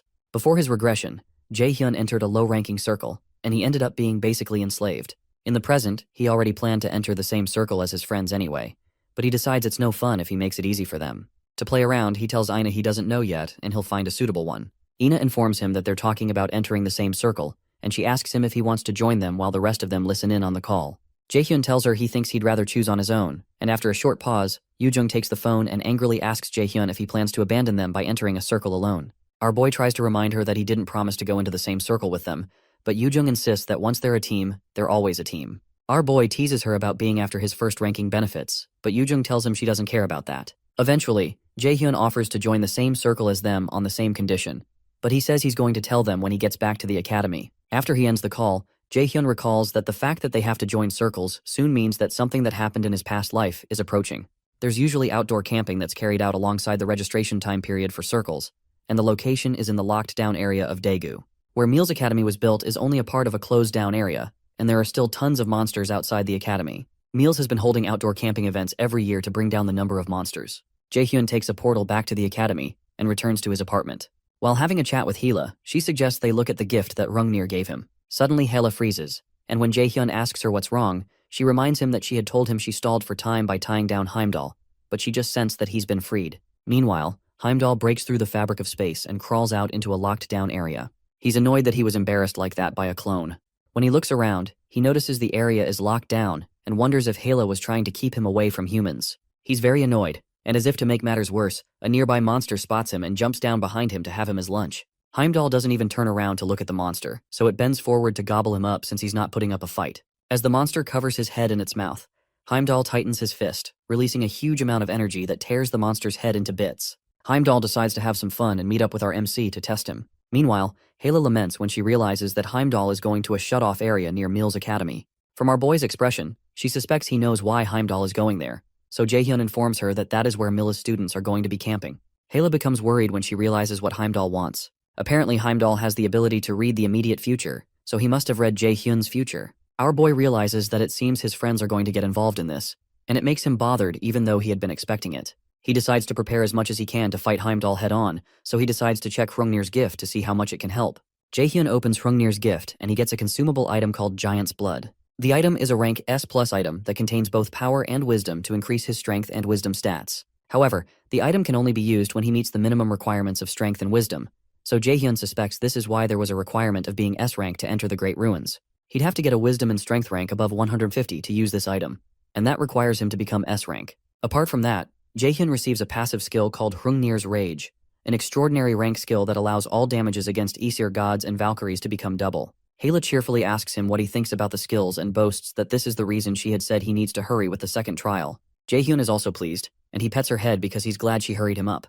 However, Hela jumps out of his reach and asks him what he's doing. Eventually, she calms down and transforms back into her human form, then tells him she knows a way to help him. The next afternoon, Jaehyun is seen bleeding from his eyes and nose after trying to use Thor's lightning skill. He laments to Hela that this is not easy, so she tells him it's expected since the skill he obtained is a legendary rank skill, which cannot even be compared to S rank or extraordinary rank. She warns that he'll destroy his body just trying to use the skill if he doesn't manage to level up enough, and Jaehyun realizes he needs to learn to use the skill as soon as possible. Sometime later, while he's taking a stroll, he thinks about a way to level up. He remembers the special quest, Raven Hunter, that the system gave him a while back, which required him to get rid of all Odin's ravens. He's only taken out 1 out of 5, and he needs more for a blank card and a rank increase. This seems to be the only way for now, but it doesn't seem to be a good idea because time is running out. He also considers that he can take care of any permanent body damage incurred from using Thor's ability for too long using sacrifice, but that won't get to the root of the issue. Suddenly, a nearby car honks at Jaehyun, so he waits to see if it's friend or foe. It turns out to be Guildmaster Jihyun, who tells Jaehyun it's a coincidence to run into him in a place like this. Our boy recognizes her, so she asks him if Lotus is treating him well because she heard he signed a contract with them recently. Jaehyun immediately realizes why she's here to see him, and jokingly asks her if she's not too busy to be meeting him here coincidentally. Eventually, he asks her if she perhaps ran a background check on him or something, which surprises Jihyun. Because of how tense the situation is, Hela decides to excuse herself. Nearby, Sungjae hides his presence with his stealth skill. He soon places a call to Seongan to inform her that the Curator Guild has gotten into contact with Jaehyun. He also informs her that he thinks Jaehyun has found out he was following him around based on how he looks toward where he was standing. Shortly after, our boy meets with Jihyun privately to ask why she wanted to see him. She directly informs him that she wants to scout him, so he reminds her that she knows he's already in a guild. To make the offer interesting, she offers Nidhogg's Fang, and our boy's eyes widen. She seems to be casually offering to give him an S-rank item of astronomical value. Meanwhile, Hela goes to Hel's temple to ask Hel to lend her some of her power. Hel reminds Hela that she's just a fragment of herself, so her power would be unstable in her hands, even if she were to give it to her. Hela agrees that she probably won't be able to use it properly, or may die trying. Although she acknowledges that even if she survives receiving the power, she probably would die soon, Hela decides that she wants to do this, because that's what she's for. As the guide of the fifth trial and the compass for the great enemy, she believes she solely exists for his sake and for prophecy. Hel protests that there should be another way to do this, but Hela confesses that she's actually curious to see the future that Jaehyun will write amidst all the struggles, even if she won't get to see that future. When Hel realizes she's made up her mind, she agrees to give her power but wishes for her to be happy regardless of the decision she makes. Meanwhile, Sungjae tells Seonghyun that he thinks Guildmaster Jihyun is going to try to convince Jaehyun herself. Although he believes that Jaehyun isn't one to be fooled by money, Seonghyun reminds him that Jihyun has something more valuable than money to offer. Seonghyun realizes that Jihyun judged Jaehyun's potential to be better than she herself had done. Surprised, Sungjae asks her if she's going to let Jaehyun be, so she replies that it's not in her hands because Jaehyun is well on his way to being the world's strongest raider. Regardless, she states that she has never and will never let someone take something she's interested in. In the Curator Guild meeting room, Jihyun asks Jaehyun what he thinks about her offer. Recognizing that he's only seated with her because he wants something, she asks Yeonju to bring Nidhogg's Fang to the table, and it catches our boy's attention. Nidhogg's Fang is a renowned blade that was ranked second after the Balmung in Jaehyun's life, but Jaehyun playfully asks her why she's showing him this. Eventually, Jihyun proposes to Jaehyun that they become honest with each other. To fulfill her desires, Jaehyun's aura suddenly changes, and he asks her to say what she wants, which shocks Jihyun since he's just a student. She refuses to let herself show fear, and Jaehyun tells her he knows she's trying to conceal her fear. She's surprised, which makes him eventually smile as he acknowledges her offer to give him Nidhogg's Fang to join the Curator Guild. Jihyun reminds him no one else can offer him something this valuable, and our boy agrees because only a crazy guildmaster would invest so much into a 17-year-old. However, our boy points out that Curator doesn't hire battle-type raiders, so Jihyun confesses that she judged that it's time their guild changed, and he'll be their first battle-type raider. When Jaehyun probes further because he feels there's more to this story, Jihyun admits that stealing him from the Lotus Guild and gaining connections in the Raider Association are the real reasons she offered him Nidhogg's Fang. Jihyun also adds that the contract allows him to take most of the profits, but while she's talking, Jaehyun suggests she let him touch it just once since it's a weapon he might end up using. The truth, however, is that he's about to activate his realization of magical artifact to try to replicate the weapon. Since he's valuable enough to her, she lets him do that, and Jaehyun holds the weapon in his hand. With a smile on his face, he returns the weapon and tells Jihyun that he doesn't think the weapon is really his style and thanks her for the offer. When he gets up to leave, Jihyun asks him if he doesn't like the weapon, but he tells her he's not saying that. It's just not his style. This time, Jihyun becomes angry and asks him who in the world cares about taste when it comes to an S-rank artifact. She reminds him this is a golden opportunity he's turning away, and that he can't buy this with all the money in the world. But Jaehyun stops her by saying he doesn't have anything more to talk about. As he politely asks to excuse himself, Jihyun just stands there, totally stunned. When he eventually leaves, she collapses into the chair and realizes Jaehyun is just like his master, Seonghyun. Anger wells up in her, and she promises to make them regret this. Shortly after, our boy returns home and activates his realization of magical artifact skill to obtain a copy of Nidhogg's Fang, which he hadn't expected to get so early on. Nidhogg is the name of the great and dangerous poison dragon recorded in legends. The dragon inhabits a spring, Vergelmir, hidden deep inside Niflheimer. However, Jaehyun remembers that he needs to be more calculating and careful now. He wonders how strong Heimdall is, and figures he may just be as strong as Thor. The thought of battling against the gods makes him think he's gone insane from the nonsensical situation he's in, but he's still curious to know how strong he is compared to them. He wonders if he'll be able to change the fate that Urge showed him through the mirror. Sometime later, in the Mills Academy Main Circle Executive Conference Room, the top students at Mills Academy gather to have a discussion. A lady watches them from nearby and is surprised by the strength of their auras, which can almost be mistaken for those of veteran raiders. However, what surprises her is that all these circle leaders are here to recruit one person, Min Jae-hyun. One of the students, Jung Hyun, the leader of the school's #1 circle, Guardian, tells the rest of them that they're going to take Jae-hyun, so he tells the others to give it up. Another circle leader reminds Hyun it's their turn this time since the Guardian group took the best students last year too. She also reminds them that there's a rule that mages and martial art raiders stay out of each other's territories, which means they should be the ones to receive Jae-hyun. The girl watching the leaders excitedly takes pictures of them and recognizes the lady who just spoke as Han Ji-an, the leader of the circle called Seonggaeon, named after Yoo Seonggaeon, who inspired them to start their circle. Another guy in the room tells Ji-an to piss off with her crap, especially since the media has clarified that Jae-hyun is a battle mage, so it makes no sense for a circle of mages to recruit him. The lady from before continues excitedly taking her pictures and points out that the guy who just spoke is Gang Ju-hyub, the leader of the second-place circle called Garam. Hyun reiterates that Jae-hyun is a perfect candidate for his circle since he's a warrior type too, but Joo-hyub calls bull on his statement. To make things fair, Jiyeon proposes that they let Jae-hyun choose the circle he goes into so he can consider the one with the best offer. Joo-hyub scoffs that it's not that simple and calls Jiyeon stupid because she seems to have forgotten why they're here in the first place. She quickly attacks him by saying he has brawn instead of brains, which leads to an intense argument. Circles are watched closely by the public, and many guilds keep an eye on circles in order to scout students with good performances. Because of this, the circle leaders have been trying to maintain a balance between each other. However, the girl with the camera believes that Jae-hyun is dangerous and might completely destroy the delicate balance that the circles have been maintaining. While they're arguing, the fourth leader at the table suggests that they all make their offers to Jae-hyun, and if he accepts, they'll let each other know ahead of time. However, the circle that takes Jae-hyun cannot take any of his friends and must also give up on at least 2 academy events.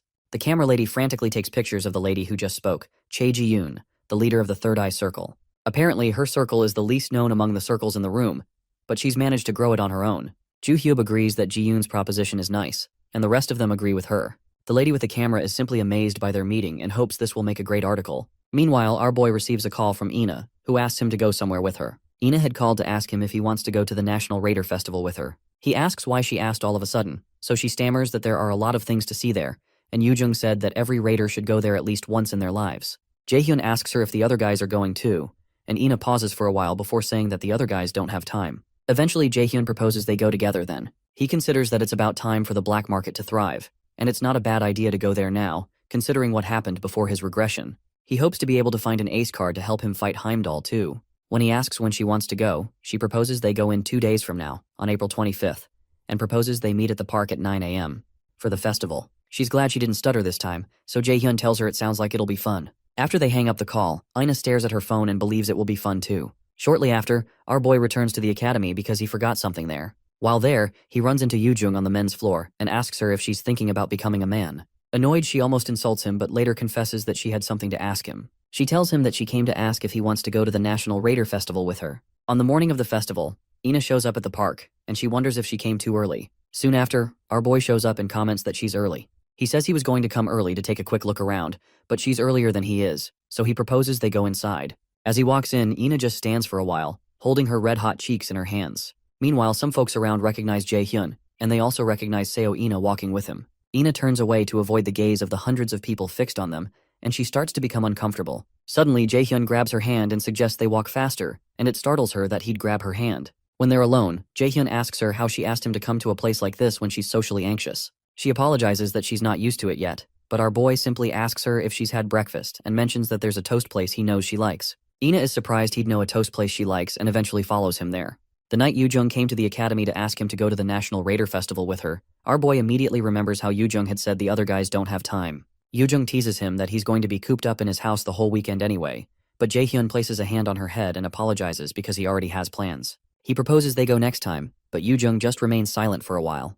While in the park, our boy and Ina look around, play some games, and enjoy some toast. A short while later, it begins to rain, so Jae-hyun goes to get an umbrella. He mentions that this is why he doesn't trust the forecast, and Ina agrees. After a moment, our boy suggests they take a picture, which surprises Ina. So Jae-hyun mentions that he heard you should take pictures when you come to places like this. Since he's unsure if she's uncomfortable with it, he turns around and suggests they just take their leave if she doesn't want to, but Ina stops him and agrees to take the picture. When they step in, some guy welcomes them, referring to them as cute lovebirds. Jae-hyun feels the guy looks familiar and informs him that they want to take a picture. Ina starts to blush again as she wonders if they look like a couple to other people. When the attendant tells them that they can pick out props for the picture, Ina excitedly picks out a rabbit headband, which our boy finds cringy. The worst part is that she gets another headband for him, and he has no choice but to wear it. They're both clearly uncomfortable in the first picture, but eventually get more comfortable. When they step out, Jae-hyun complains that one of the pictures is broken, and the attendant apologizes because the employee he assigned must have forgotten when he told him to fix the machine. The attendant tells them they don't have to pay for the broken picture, and asks them to think of it as an empty slot for them to fill out their future together. And Ina starts to wonder if Jae-hyun will be in her future. Our boy just stares at him in confusion, and in an odd tone, the man mentions that they can only ensure the future if they can protect the present. When they finally leave the shop, Jae-hyun wonders what on earth that was, and he realizes the attendant was a bit concerning, but he didn't feel any mana from him. Ina watches him from behind and eventually stutters as she informs him that she lied to him. She explains that she didn't ask the other guys if they wanted to come with them, and says she was greedy because she wanted to spend time alone with him. Our boy just stands there speechless for a second, and he remembers his encounters with Hel, Nightshade, Hrungnir, Thor, Smear, and Erd. Eventually, he tells Ina he's glad she had a good time. She tries to say something but hesitates. When she works up the confidence, she informs him that she has something to tell him, but an explosion suddenly occurs nearby that startles them. Immediately, an announcement is made to all the visitors of the festival that there has been a dungeon break. Several raiders are dispatched to deal with the issue, and the visitors are asked to evacuate to a safe place as the fire covers the area. Shocked, our boy realizes that this level of mana isn't coming from a dungeon. More so, the mana smells like blood, and Jaehyun wonders why. One of the raiders tells the visitors they need to run away because it's dangerous, and he tries to guide them to a safe place to run to. Ina mentions to Jaehyun that they need to get out of here, but our boy tells her they aren't, then activates his mana detection. He tells her they'll likely die either way because of that bastard that appears to be directing the people to safety. The guy directing people suddenly laughs because Jaehyun caught on quicker than he expected. He asks Jaehyun if he's the great enemy, and Jaehyun immediately tells Ina to get out of here. Before she can respond, the guy speaking with Jaehyun appears in front of Ina and attempts to punch her at breakneck speed. Regardless, our boy covers the distance since he has super speed and grabs his hand. Jaehyun asks him what he is. The guy jokes that Jaehyun isn't so impressive even if he has the title of the great enemy of the Aesir, but our boy simply asks him once more and releases a burst of mana that forces the other guy to jump backward.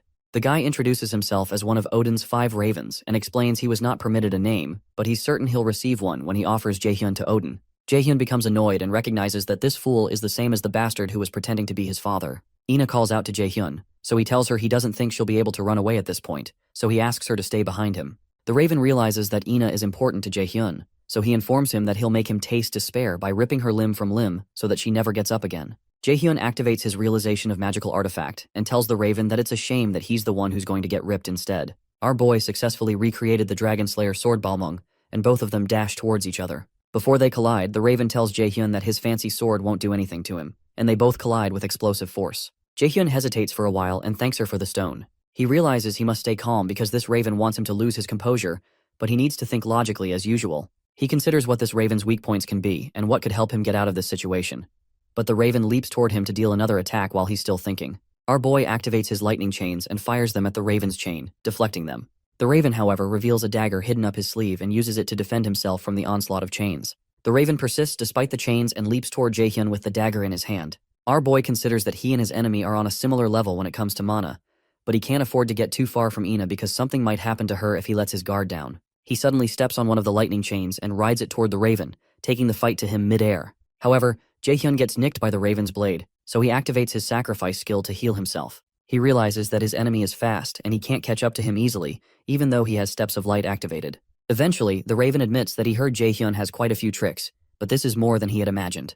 The raven admits that Heimdall was right when he said Jaehyun has the potential to become an interference to the gods. The raven tells him he's going to kill him here, but our boy realizes he's bluffing because the Aesir gods cannot kill him right now since the power of the prophecy is still protecting him. He also realizes that he can use the power of the prophecy to his advantage to help him win. Jaehyun runs forward with his sword in hand, but the raven points out that such a basic attack won't work on him. The raven knows that a longsword slows down Jaehyun's attack, but Jaehyun still leaps toward him regardless, as the raven braces for his attack by putting up his chains. However, Jaehyun doesn't attack with his sword, but performs an attack using his free hand.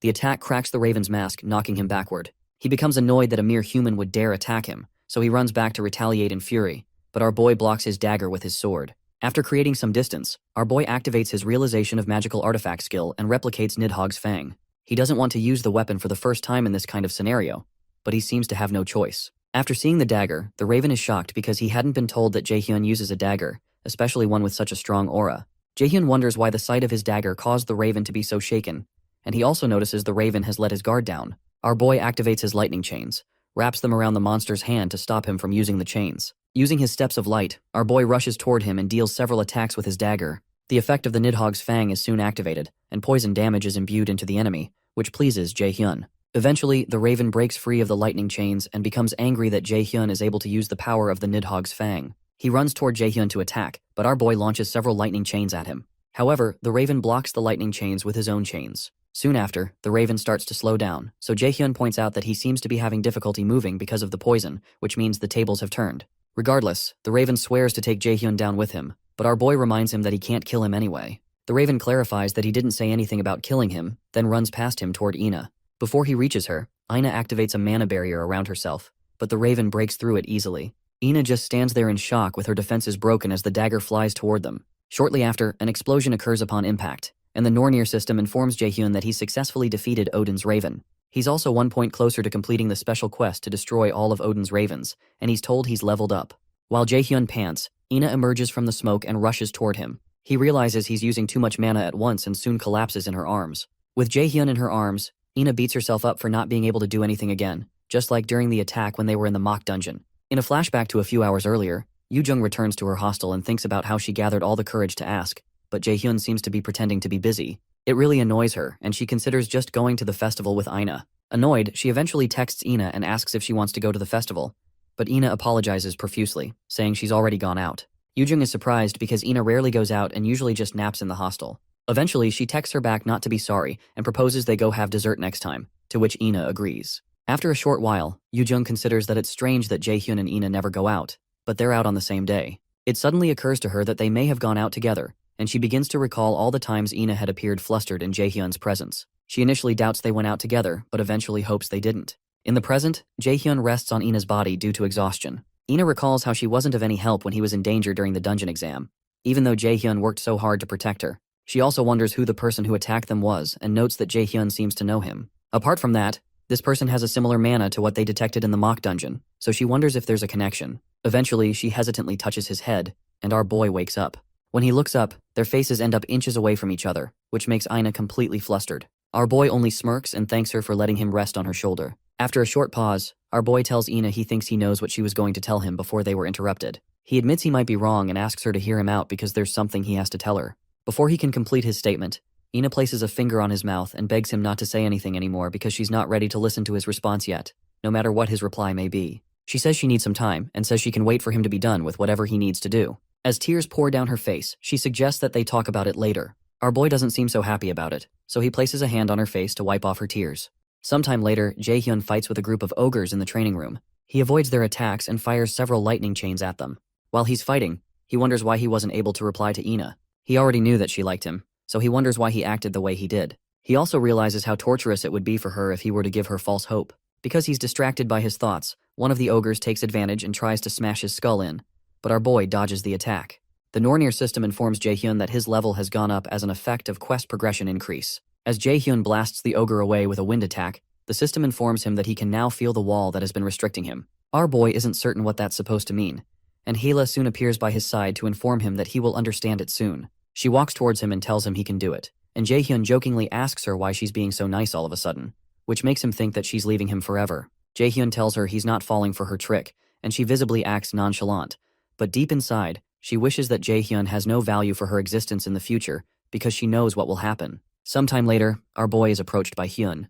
When Hyun introduces himself as the leader of the circle called Guardian, Jaehyun remembers he's heard of the circle before, which is the most powerful circle in the academy when it comes to martial arts. He's impressed that Hyun is the leader, but he still feels he's weak. Hyun tries to tell Jaehyun that he has a good offer to recruit him into the Guardian Circle, but he's soon interrupted by Jian, who protests that Hyun can't just scout Jaehyun like that because Jaehyun is going to join her circle. Shortly after, Joohyub appears too and tells her to cut the crap because the Garam Circle is going to take Jaehyun. Eventually, Jaehyun tells the leaders to stop it because everyone is watching. As he's about to say something else, Ji-yoon, the leader of the fourth top circle, steps in and introduces herself to Jaehyun as the leader of the third eye circle. Our boy is surprised to see her because he's heard of the names of the other guys in his past life, but he doesn't know this woman. Ji-yoon informs our boy that she didn't come to scout him and just came to introduce herself, but Jaehyun tells her she should have come to find him when it was less chaotic. Oddly, Ji-yoon states that it would have been dangerous if she did that. Shortly after, the top students begin arguing again, but Jaehyun makes it clear to them that he doesn't intend on joining any circle. Surprised, Hyun asks him what he's going to do. He admits that he knows Jaehyun is the disciple of Yoo Seongin, but reminds him that raiders with no experience in circles will have a very low starting rank, which will be a pain.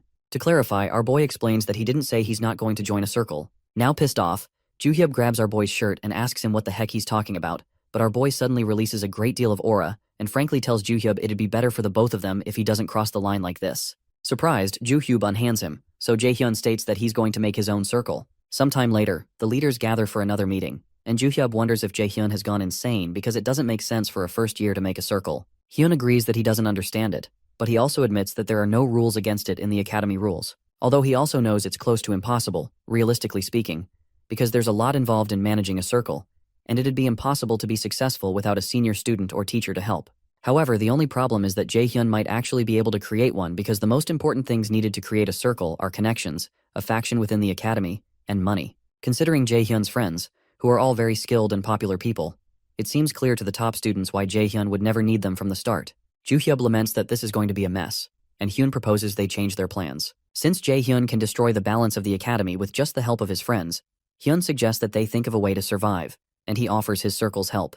While Hyun passes through the hallway, he remembers how Jaehyun threatened Joohyub to let go of his shirt, and he realizes they have a massive problem to deal with, which is the second time after Chae Ji-yoon, the present leader of Third Eye. Sometime later, Yoo-jung expresses shock when she learns that our boy wants to create a circle after he gathers them to break the news. He explains that he doesn't think they need to join an existing one and be forced under the senior students. But Hoyeon reminds him they're first years, and it'll be bad if other circles try to sabotage them. Jae-sung also finds the thought of fighting other students scary, and Soyeol asks Jae-hyun if this will get her money. Eventually, Jae-hyun assures them that they only need to get strong enough so that the other circles can't do anything about them. After a short pause around the table, Ina mentions that she's fine either way, and Jae-sung agrees to go along if Jae-hyun thinks it's a good idea. Stung that Jae-hyun ignored her, Soyeol asks again if they're going to make lots of money because they're all going to starve to death if they don't get points. With the points given to the top students for each grade and what our boy got for being scouted by Lotus, he assures them that he has at least a few 100,000 points. It surprises Soyeol, who calls him a psycho, but Yoo-jung is surprised he's that rich and never treated them to food. Because of that, Seo declares that they're eating out tonight, so Jae-hyun asks her why she would be a part of them eating out. She reminds him that she's going to be at this academy next year too, and she won't be able to go to any other circle because of the skill he has on her. Jae-hyun immediately uses his subordination skill to make her stop talking about his subordination, and he makes her say that she thought it would be easy to scam the members here since they're all stupid idiots. She's shocked by the words that come out of her mouth, and those at the table are equally surprised, which makes Seo annoyed at Jae-hyun. However, Jae-hyun reminds the guys that they're all talented, and if they can create a circle to nurture their talents, they'll be able to easily surpass the wall they're facing now. Hoyeon immediately pledges loyalty to Jae-hyun, and so does Ina, who intends to be strong enough to be the one who saves Jae-hyun if they're ever in trouble next time. Meanwhile, Yoo-jung whispers to Soyeol that she has a bad feeling about this and asks what she thinks. Soyeol agrees that Jae-hyun smiling like this always brings her bad luck, but when our boy turns to them with deadly eyes, they keep quiet. Jae-hyun tells them they'll have to work hard to get stronger, and rhetorically asks them if they will join his circle, with little choice in the matter. Sometime later, the gang goes to the Mills Academy training facility, a fitness facility in the academy that has various equipment and top-tier artifacts. Only the top students and their friends are allowed to enter. Yoo-jung, who is exhausted from working out, calls Jae-hyun a son of a B-word, while Seo lays breathless next to her. Hoyeon suggests they call it a day because it feels like his muscles have been ripped to shreds, but our boy insists that's how they get stronger. Jae-sung is tasked with the job of passing healing potions around, and Soyeol accuses him of being a traitor, but he reminds her that he's not a battle-type cadet. Jae-hyun gives them all 2 more sets and considers how this gym is special, because the gravity in this place is amplified in order to help the students get stronger. Nearby, Ina keeps pushing the weights, and Jae-hyun looks at her. He recalls the incident with the Raven and worries that something like that could happen again, so he decides that the only thing he can do is help his friends get stronger in the shortest time possible so that they won't become a burden to him and can escape when the time comes. After that, our boy heads to the Lotus Guild to see his teacher, and she eventually asks him if he's going to join a different guild.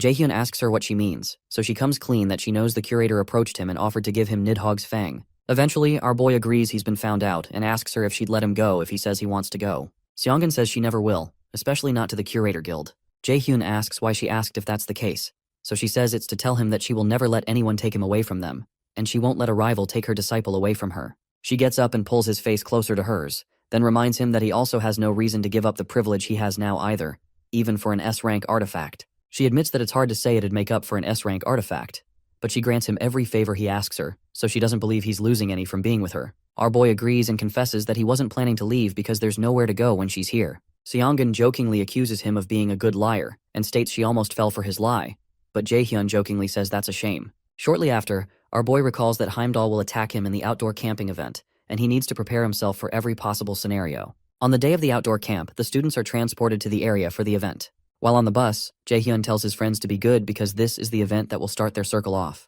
Hoyeon excitedly agrees, but Soyeol smacks Jae-sung and tells him to stop shaking, but he tells her he's scared because this feels like the real deal. Jae-hyun agrees with him that they'll be fighting real monsters now, but he adds that the other raiders stopped by and took care of most of the monsters already. However, that doesn't mean this won't still be dangerous. Ina soon asks Jae-hyun why he chose the name 9 for their circle, and she asks him if he likes the number. Our boy admits that he technically hates the number 9 because, in Norse mythology, the number 9 is a very symbolic number. He explains that he picked the number 9 because he hates it the most, and that confuses Ina and Yoo-jung further.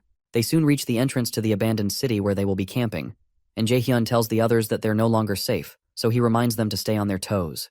Deep within the abandoned city, Daegu, Hugin goes to inform Heimdall that one of the ravens has died, and Heimdall finds that interesting. Sometime later, on a show known as the World Raider Issue, a host invites some guests to discuss the incident that occurred in the Great Ruins of Iceland. She welcomes Balak and the first ever S-rank mage in the world, Camilla. Balak looks as angry as usual, but Camilla seems delighted to be on the show. Camilla tries to nudge Balak to behave because they're there as the faces of the European Union, but he tells her that it's clear from the eyes of the bastards staring at them that they don't respect them. Camilla agrees the audience looks sketchy, but she still advises him not to act so prickly either. Balak considers that these people think that the European Union is the one behind the ruins robbery, and it makes sense since they were the ones with the rights over the ruins when the incident happened. The host soon announces that the topic to be discussed today is the recent robbery of Iceland's great ruins, and Balak becomes agitated, but Camilla nudges him to calm down. Going further, the host asks why two S-rank raiders couldn't guard the ruins, and why the European Union couldn't get through the ruins first when they're said to be the strongest in the world. She states that these 2 points are what people are talking about and asks for their thoughts on the matter. Eventually, Camilla admits that they weren't skilled enough and doesn't say more. The host soon asks what went wrong since they were so confident that they would be able to succeed in the raid after gaining the rights to the ruins, and Balak answers this time. He asks the host if she heard of the invader, and she smugly states that they're the person who is said to have passed the proof of qualification that the Union failed and raided the ruins. However, she states that people want the truth, and this annoys Balak, who asks her if she's implying that he's lying. When his expression changes, the host becomes afraid, but Camilla chides Balak to stop messing around. Regardless, Balak walks to the camera and tells the whole world to listen closely. He explains that the invader, whom they nicknamed the Black Robe, was strong, and was strong enough to the point that he still won even when he and Camilla attacked him together. Instead of trying to rip them apart for their failures, he tells them to do something about the invader instead, who he knows for a fact will appear again. Meanwhile, in the outdoor event, an instructor tells the students that this event will influence what their life in Mills will be like going forward. He explains that this field trip will go on for a week, and they must cooperate with the members of their circle, but they will only get the survival kits that are being distributed to each circle. They're to hunt down monsters with what they've learned, but they're not allowed to leave the 50-kilometer radius of the base so as not to get disqualified. The instructor adds that their first task is to survive to prove that they possess the potential to be a great raider, and the second task is to hunt as many monsters as they can within the time limit and bring back the tokens they drop. The higher the monster's rank is, the more points they'll get, but they're warned not to be so careless that they get injured during hunting. In the case of an emergency, they're told not to worry because there is an instructor nearby at all times. The instructor tells them not to hide an emergency, but to go to the instructor instead. Once the announcement is done, they're all given rings, which is a symbol of solidarity, and our boy tells his circle members to move according to the plan. While they move around, Hugin watches them from nearby and states that it has begun. Shortly after, they find a good place to use as a base, and Jae-sung believes they will be able to avoid winged high-ranking monsters there. However, Soil mentions that there might be bugs in the place, and she doesn't like this kind of atmosphere. Jae-sung tries to advise her not to hate on the bugs too much, but Soil tells him to shut up because bugs are the worst. They start fighting again, and Jae-sung retreats behind Jae-hyun. Our boy eventually stops them and tells them to stay alert. They're in a city that has been locked down and sealed off due to the invasion of monsters. However, Yoo-jung hopes they rack up a bunch of points again so that they'll be able to get so much ice cream and visit the restaurant they wanted to visit. While she's raving about food, she notices that Jae-hyun doesn't look as excited as she is, which makes her keep quiet. Our boy is thinking about how the event isn't much of a hassle to some of the others, especially for them since they're at the top of the new students. However, the most dangerous enemy they'll face here is Heimdall, so our boy decides to keep his head in the game because he's certain Heimdall is coming. Ina also notices he's preoccupied, but he tells her he's fine when she asks. Suddenly, Hoyeon asks Ina and Jaehyun what's wrong with them because they seem a bit awkward, like they had a fight before this. He asks if something happened over the weekend, but Ina blankly asks him what he means and reveals nothing. Soil soon signals them that some people are coming towards them, and Jaehyun jokes that they're probably folks that don't like them and have come here for Soil. Soil agrees and reminds Jaehyun that he had promised to take responsibility for her, so she reminds him to keep his word. Ina and Yoo-jung are shocked by the mention of Jaehyun taking responsibility for her and wonder what that means. Our boy tells the others to prepare for battle, and they're soon ambushed by a circle called Seed. Jaehyun had been expecting them because Soil is from the Seed circle, and he had asked her to leave her circle to join his. Soil had protested that they're still newbies, even though she knows that Jaehyun is talented.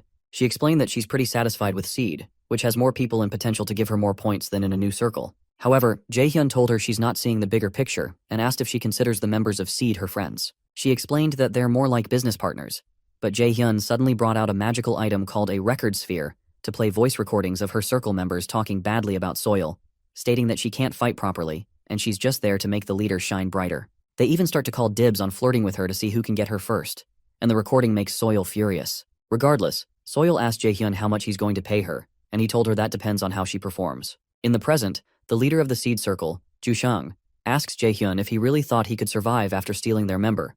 But Jaehyun asks him if he's forgotten how he got beat up at the freshman hunt. Jushang claims that he only let his guard down and reminds him he can't win against all of them on his own. Jaehyun creates a ball of light to illuminate the area, and he tells Jushang he's not alone. He also makes it clear that even if they come at them all at once, they won't be able to defeat any one of them. Jaehyun recognizes that Soyeol is one of the most talented people possessing scout abilities, and he knew getting her onto their team would come with much risk, but he still considers it nothing. After a moment of hesitation, Jushang tells our boy that he might be strong, but he's still a newbie. Jushang orders his men to kill our boy, so they rush at him with their swords, but he doesn't move an inch. Suddenly, Hoyeon activates his skill called Impervious Defense, which increases his defense power and blocks the warriors. The mage-type members of the Seed Circle immediately attempt to use fire and lightning magic, but Yoojung activates her air shield to protect them from the onslaught of the fire and lightning. Our boy is impressed, and he's glad he trained these guys to their bone, so much that Yoojung has already learned a wide-range defense spell. After their attacks, the members of the Seed Circle are surprised that their attacks didn't deal any damage at all. One of them begins to lament that he knew this would happen, and he asks why Jushang had even decided to do something to the Lotus Guildmaster's disciple, even if it's a new circle. Ina soon steps on the scene and asks Jaehyun if she should attack them all. Our boy gladly tells her to spare no one, so she activates her Sword of Alfheimer skill and launches the swords at them. Extremely scared, they try to run away, but they're soon pierced in the back with the swords. Jushang avoids the swords, but he slips over a blue gooey substance that sticks him to the ground. Jaehyun commends the effectiveness of the liquid because the Seed Circle members can't move after being stuck on it. So Jaesong explains that he mixed slime with paralysis mushroom spores to make it. While he's talking, Jushang insults Jaesong by calling him a stuttering F-word, but Jaehyun tells him to watch his mouth. He asks Jushang if he has any idea how much pain he can put him through before he dies, then steps on his spine. Eventually, he lets the rest of Jushang's teammates go, but keeps Jushang. Jushang pleads with his circle to wait for him, but they only call him a crazy bastard and ask why they should wait for him. After they leave, Jaehyun tells Soyeol that he's made up his mind to make Jushang fail this event. Soyeol calls Jushang a piece of crap, but Jushang tries to convince her that he did all of this for her. She tells him to cut the crap and reminds him how he called her a parasite that has no other use than as a scout. She soon brings out her knife and cuts up Jushang until he's taken out. Shortly after, an instructor shows up, and he's shocked to learn that the 9 Circle took out the guys from the Seed Circle. Jushang and the guys taken out by Ina's sword lay unconscious on the ground, and the instructor wonders how an upper-middle circle with a lot of members was taken out by this circle of newbies. Jaehyun asks the instructor to make sure the guys don't kick the bucket because they don't deserve to die this early, and the instructor asks him to try to prevent future fights with senior classes before he leaves. When the instructor leaves, our boy turns to Soohyuk, who has been standing nearby, and he asks him why he helped him. A while back, Soohyuk had approached Jaehyun to inform him that the entirety of the Seed Circle is after them. Jaehyun told him it doesn't matter since the Seed Circle are idiots, so Soohyuk decided to leave, unsure why he's even siding with Jaehyun in the first place. While heading out, Jaehyun advised him to make an exit out of this event since he's playing solo, and when Soohyuk decided to stay around the area, Jaehyun mentions that he didn't expect him to help him since he thought he was only good at starting fights. In the present, Jaehyun asks Soohyuk what his name is again, and the other ladies are surprised to learn he's called Soohyuk. It annoys him because he expects these fools to have remembered his name by now. Earlier, in a meeting of the Seed Circle, Soohyuk disagrees with the idea of ganging up against Min Jaehyun, especially since Soyeol left on her own. Soohyuk suggests they make a better offer, but Jushang insists that he wants Jaehyun to become an obedient junior. Soohyuk wonders when Milas became so political, and why they'd even attempt to beat someone up just because they don't like them. He considers it insane and decides he needs to leave the Seed Circle. In the present, Soohyuk leaves Jaehyun's group, but before he goes, he warns our boy that he'll get revenge the next time he sees him, so he better be prepared. After he leaves, Jaehyun proposes they get right to work. Soyeol protests that they just had a fight, but when our boy starts his talk about how great power brings great responsibility, she asks him what he's going to give her in return. By the way, the reason Milas Academy chose Daegu as its location despite it being locked down is that they wanted to reclaim the sealed-off city. Daegu is where the first ever gate in the world opened and also the first city to fall after the appearance of Yggdrasil. As such, the purpose of Milas' camping field trip is to prepare for the reconstruction of the area. Jaehyun recalls that the disaster at the Daegu gate was a calamity because his mom was there too.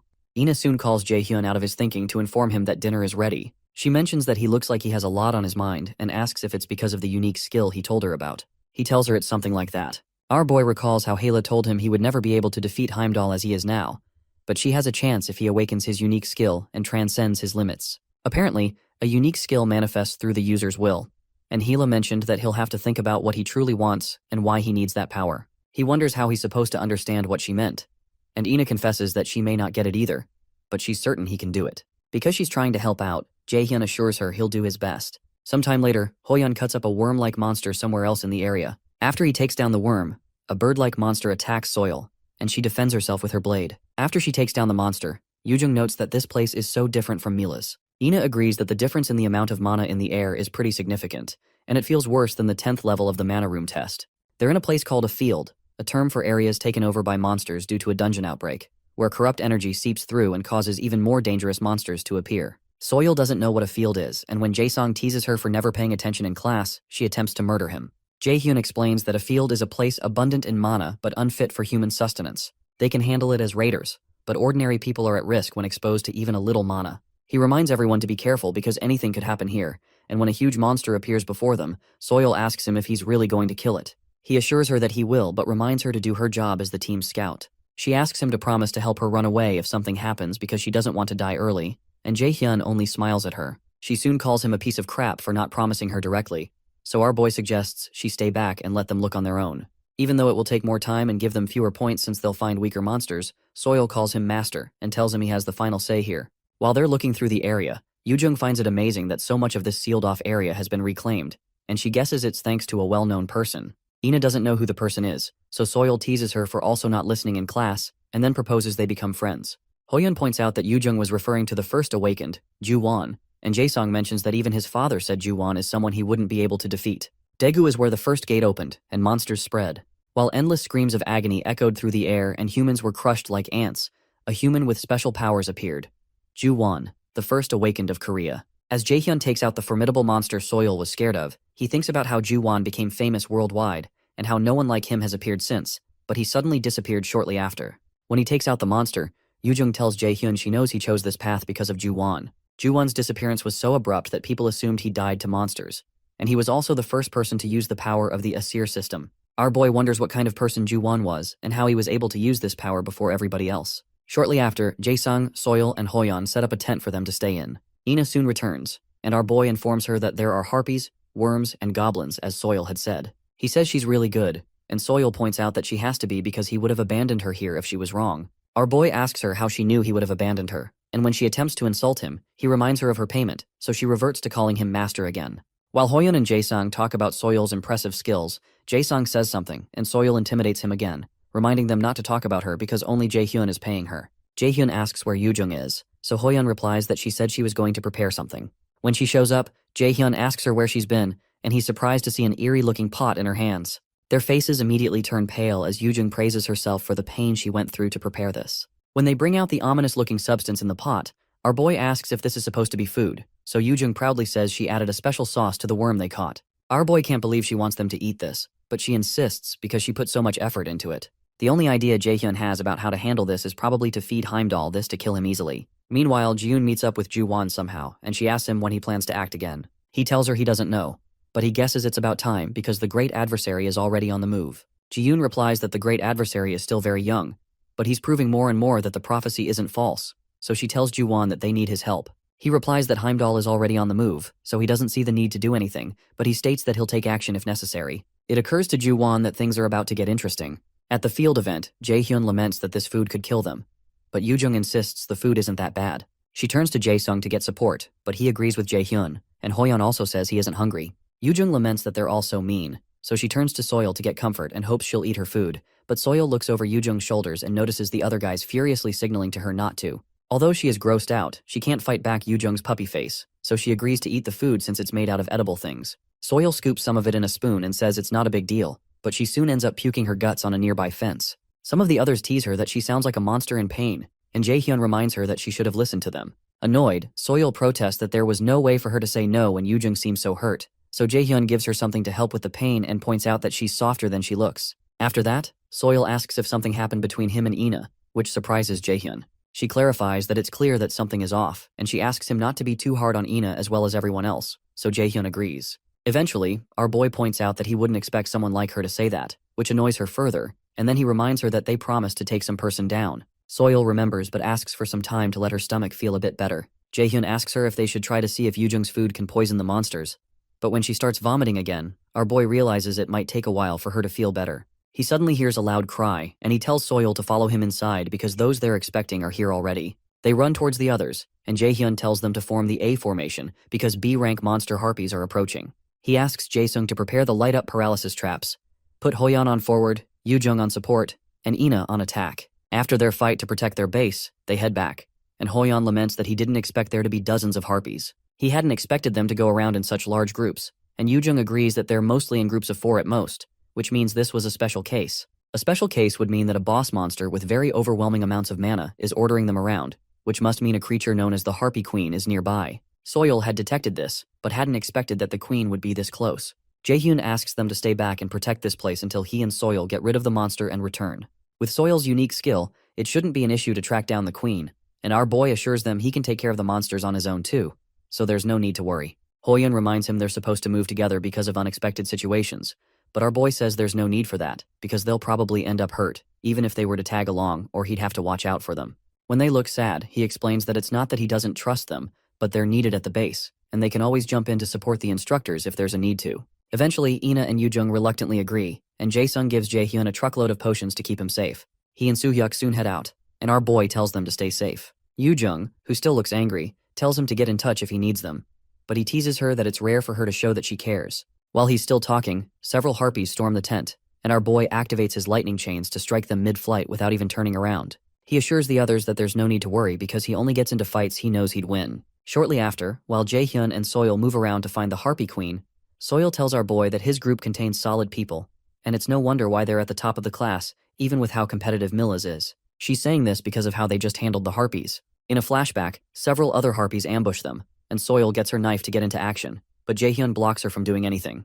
Hoyon tells Ina and Yujung that he'll take the front, and he asks them to focus on casting spells. As some of the harpies attack from the front, Hoyon blocks with the shield and cuts them in half. With the level of skill Hoyon displayed, Soil is certain that he's reached A rank at this point, and the same goes for the other guys. In the flashback, Yujung activates a skill called Overflow, which increases the attack power of the party members by 1.3 times. As one of the harpies targets her, she uses a skill called Wind Edge to cover up the monster, as well as 2 others. Jaehyun realizes that Yujung is able to cast spells faster now, and he also notices Ina pierce almost a dozen harpies around the same time, which really pleases him. Back in the present, Jaehyun gloats that he's still the strongest, and Soil tells him he's annoying. When Soil calls him a genius, our boy reasons that he never expected that word to be used for him, especially when he recalls his past life where his other teammates had used him as a meat shield on the front lines. Jaehyun congratulates Soil for a good job of finding her path and not passing out from Yujung's food. As they move closer, Jaehyun warns her to be careful not to get killed in this mission, and she starts to lament that she's too young to die. Regardless, they move in deeper, and the Nornir system informs Jaehyun that he has come across the boss monster of Region 1 of the lockdown city field. They soon run into the Queen Harpy, which excites Jaehyun but scares Soil.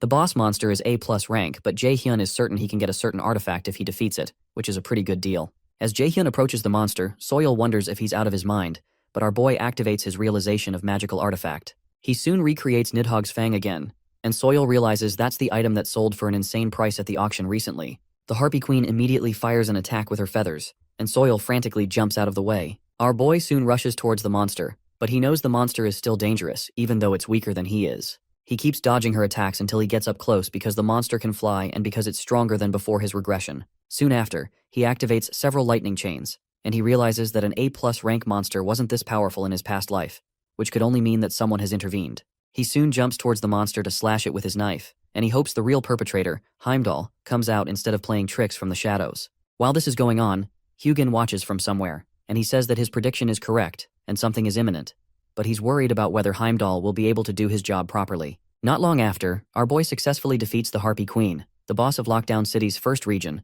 and his reward is put in the nest of the Harpy Queen. Jaehyun is glad that he's finally got the item called Tempest Wings, but when he turns to Soil, who is finding it hard to keep up, she states that Yujung is right, that our boy is out of his mind. Eventually, our boy finds the Harpy Queen's nest and gets the rank S Tempest Wing item that gives Jaehyun the skill called Mid-Air Leap, more agility, and more strength. The Mid-Air Leap is an A+ rank skill that creates a fake wall of wind, while the user is in mid-air to give another chance to jump and can be used twice in a row. Suddenly, they notice a pair of gloves on the ground, and when they check it out, it turns out to be something called Drigon Gloves, and the system tells them it's updating the information on the first ever awakened in the Nornir system. Sometime later, after fighting a few more harpies, Hoyon mentions that they seem to be pretty close to the top record set, which means they're pretty awesome, and Yujung agrees that it's expected since she's there with him. Jaehyun, who is standing nearby, recalls that he gained information on Ju-won, the first to ever awaken in the entire world, and he wonders why the Nornir system is updating information on him. It occurs to him that he probably has something to do with the system, and he knows that he needs to find out why those gloves were there.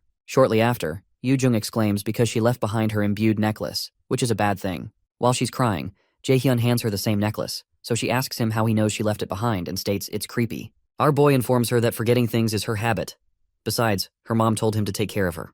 Jaehyun soon tells Yoojung to grow up and stop forgetting things, but Yoojung protests that he needs to stop lecturing her. They get into another argument again, and Hoyeon asks them if they're dating. Jaehyun denies it, and Yoojung asks Hoyeon if he wants to die. Oddly, Ina touches Hoyeon with a dangerous look on her face and tells him to let it go since they've already denied it. Meanwhile, in Valhalla, the great palace of Aesir, also called the Great House of Warriors and the House of Joy, the Aesir gods gather for a feast. Thor enjoys the celebration because the preparations for the war are going smoothly, and Heimdall said he'll get rid of the great adversary. He believes that the Aesir will become the masters of the 9 realms, and the great Odin will be pleased. Another god, Tyr, calls Thor an insincere bastard for holding a banquet while Odin is gone, and he asks Thor if Ragnarok means nothing to him.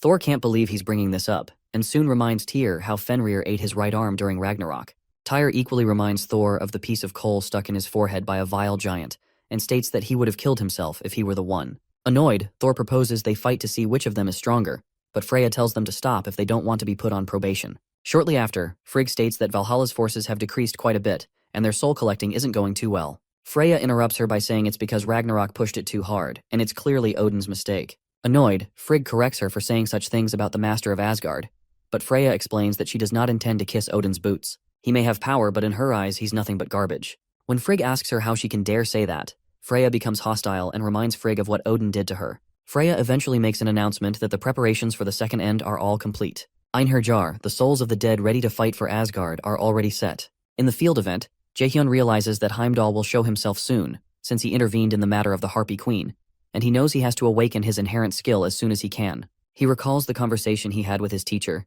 She joked that he's greedy because he's already strong as is, but now wants an inherent skill too. In the flashback, she explains that she doesn't think she can be of much help with this, because her own case was rather sudden. Apparently, there was despair on the day when a gate opened in the middle of the road and people started dropping like flies. In the midst of the chaos, there was one child running for her life, and Seongan felt helpless. She ran to help the child, but she couldn't save her despite being awakened because she was just too weak. However, right after the child died, she earned a new skill called Sacrifice, but she couldn't bring back someone who had already died. She adds that she really doesn't know how to learn an inherent skill as fast as possible the way he wants, but she counsels him not to rush himself because she doesn't want him to lose anything he holds precious in the process of gaining an inherent skill. In the present, our boy wonders if Ina might know how to awaken an inherent skill, so he asks her how she earned her inherent skill so he doesn't lose what's important to him. After hearing his question, she confesses that she earned her inherent skill because of the death of her family. To be exact, she let them die, and she confesses that she still thinks it's a good thing they died. Apparently, when she was 5, she lost her parents and was left alone.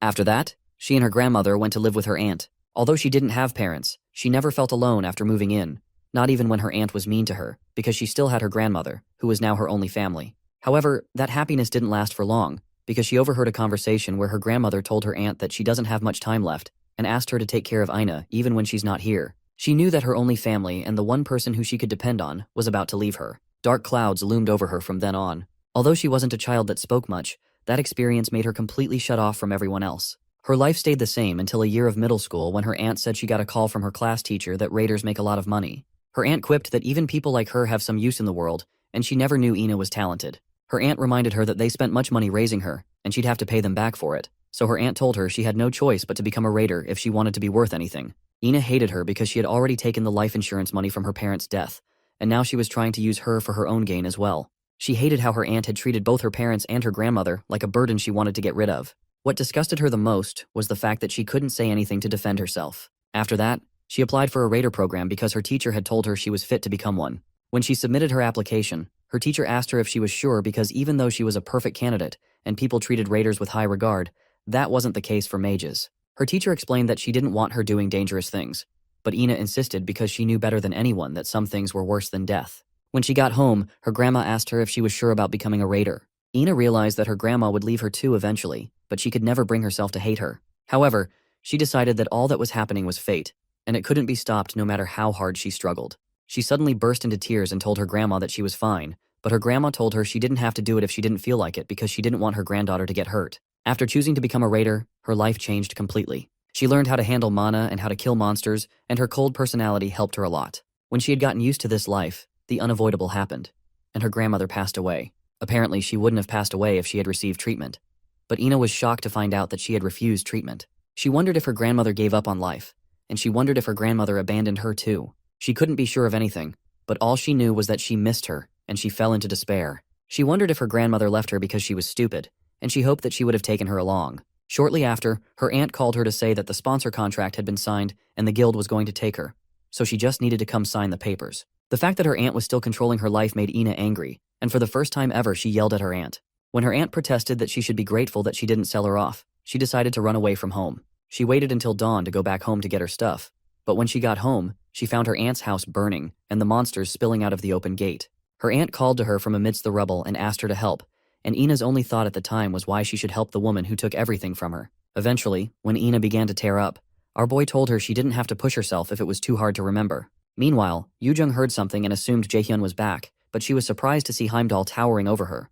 The level of mana this strange person was giving out was more like that of a monster's. Shortly after, Heimdall came down to speak to the others and asked them if they were the great adversary's friends. They all stared at him, and when Yoojung asked him what he was talking about, he released an explosive amount of mana again that made them stagger. When they fell to the ground, he told them to answer his questions. Soil tried to use telepathy to signal Jaehyun to come back immediately because there was an enemy who seemed to have the mana of a monster, but Heimdall approached her and lifted her by her throat when he detected what she was doing. He told them all that they were going to die here, and he prepared an attack in his other hand. He told them to blame the great adversary for this, but Jaehyun soon showed up and told him he wouldn't let him do anything. Our boy activated his absolute calculation skill and deactivated Heimdall's attack. Meanwhile, while one instructor was lamenting to his counterpart about having to babysit the students after already clearing the monsters in the event area, they noticed a huge purple mana cloud that startled them. Before they knew what was going on, a huge monster appeared behind them and gobbled up the guy that was lamenting, immediately giving the other guy PTSD. Before he could reach for his walkie-talkie, the monster impaled him with its scorpion-like tail, but he managed to inform the others that there was danger before the monster completely drained the life out of him. Ridiculously huge monsters suddenly filled up the whole place, and things didn't look good. While that was happening, Heimdall dropped Soil when Jaehyun showed up. He turned to Jaehyun and released his mana storm again as he demanded from Jaehyun to know how he had Odin's eye. Heimdall realized how Jaehyun was able to grow so quickly because a mere human could never grow at such a pace. But our boy told him to come take the eye if it bothered him. Soil told Jaehyun that even he wouldn't be able to take on someone so strong on his own, but Jaehyun told them to run away because this was his problem. Yoojung refused because they were a team, but Jaehyun bluntly told them to run away. Heimdall, who was now armed with his sword, asked him if he really planned to protect his friends when he was there. With one swing of his knife, Heimdall shattered the ground in front of them, but our boy activated his windstorm skill to blow away his friends so they could get out of harm's way. Yoojung called out to Jaehyun to ask what he was doing, but he told her they would all end up dying if he did otherwise. However, she still refused, but Ina stopped her and told her Jaehyun was right because they didn't stand a chance against someone that strong. Yoojung insisted that this was why they should help out, but Ina told her she was sure Jaehyun could do it, so she proposed they go to the entrance and inform the instructors about the situation. Yoojung still didn't seem convinced, but she told Jaehyun to stay alive before leaving. When his friends finally run away, Jaehyun activates his Frozen Earth skill to freeze the entire area. The skill intrigues Heimdall, but he reminds Jaehyun that it's a skill that takes dozens of seconds to fully activate, and asks him if he really thinks he'll be able to hold him off for that long. Jaehyun replies that there's no reason he can't, especially because he had thought of this plan for when he'd have to fight Heimdall. Heimdall jumps towards him to land an attack and tells our boy to go ahead with his tricks. Jaehyun realizes Heimdall's attack could hit his friends if he fails to block it, so he activates his realization of the magical artifact and brings out his Balmung sword to block it. Along with that, he activates his lightning chains and uses them to anchor himself to the ground as he prepares for Heimdall's thunderous strike. The impact of Heimdall's attack soon clashes with our boy's blade and knocks him back, but he manages to keep his balance with the chains. After Heimdall notices that Jaehyun was able to stop his attack from going any further, it annoys him that a mere human would be able to do that. Before he can react, our boy leaps towards him and activates his mid-air leap skill with his Balmung sword in his hand. Meanwhile, the instructors on the other side of the field signal for a rescue team because many instructors and students have already been hurt. They run into a mass migration of monsters that has never happened before. The lead instructor, named Ms. Lee, tries to think of something, but the circle leaders soon approach her and offer to help. However, she tries to make them avoid fighting as much as possible since they're still students, but the students insist. Eventually, Ms. Lee accepts their offer and decides to leave the support roles to the students so she can get the instructors to the front lines to fight the monsters. When she tries to activate her power, she's surprised to find out that she's unable to concentrate her mana. She's soon notified that the ACR system is down and her connection has been temporarily cut. It's more shocking when the other instructors tell her that they're experiencing the same thing. The system has never been down, and Lee can't understand why this is happening now of all times. When she turns back to ask if there's anyone who can use their skills, the top circle leaders say they can use theirs. Ms. Lee realizes that it seems only students can use their mana, so she decides to change plans to let the students fight the monsters while the instructors support the students as best as they can. She directs them to the 3rd district because that's where help is most needed, and the top students hurry. While they hurry, Hyun tells Joo-hyub to take the right side, but Joo-hyub protests that he doesn't boss him around, so Hyun tells Ji-yeon to heal them from the back. While they're running towards the district, they turn back and see a huge skeletal monster that brings a sense of overwhelming dread over them, and they can't believe they're supposed to fight that. The Aesir system informs them that they've come across the 3rd district's boss monster, Bone Dragon, and Hyun realizes this is going to be hard. While Jaehyun's friends make a run for it, a scheduled message enters the ring assigned to the team. Jaehyun left a message to inform them that there's no need to worry about him, but he needs them to do something. He informs them that the entrance of the city is being attacked by a field boss monster, and he asks them to help the people there before he comes to join them soon. After hearing the message, Yoo-jung is fairly certain that Jaehyun will be okay, so they decide to go help out the others. Meanwhile, Jaehyun uses his mid-air leap skill to jump towards Heimdall. Heimdall realizes there's a reason Jaehyun is called the Great Adversary, but he tells our boy he'll still lose. The god lifts his sword and releases an attack wave to test Jaehyun's strength. Using his mid-air leap, our boy is able to jump out of the way in mid-air and still goes ahead to land his attack, which Heimdall blocks with his sword. Heimdall knocks him backwards, but our boy tells him he's going to regret this, then jumps right back to close the distance. He tells Heimdall that he scored pretty well on his recent exams. Then he activates his passive skill called Intermediate Greatsword Arts, and an active skill called Spinning Strike. As both of their swords clash, Heimdall tells Jaehyun his skills are not bad for a human, but he immediately tries to impale him with a frontal strike. Jaehyun blocks the hit and suddenly disintegrates his sword, much to Heimdall's surprise. The sword's disappearance causes Heimdall to fall forward momentarily, and our boy uses his realization of magical artifact to create his Nidhogg's Fang. Then he activates an active skill called Dagger Rampage. With that skill, he cuts Heimdall dozens of times in a few seconds and runs past him. The passive skill of the Nidhogg's Fang is activated, and Heimdall is poisoned several times over, and the poisons form layers over one another. Regardless, Heimdall accuses Jaehyun of resorting to petty tricks, but our boy tells him to take a good look at himself before speaking.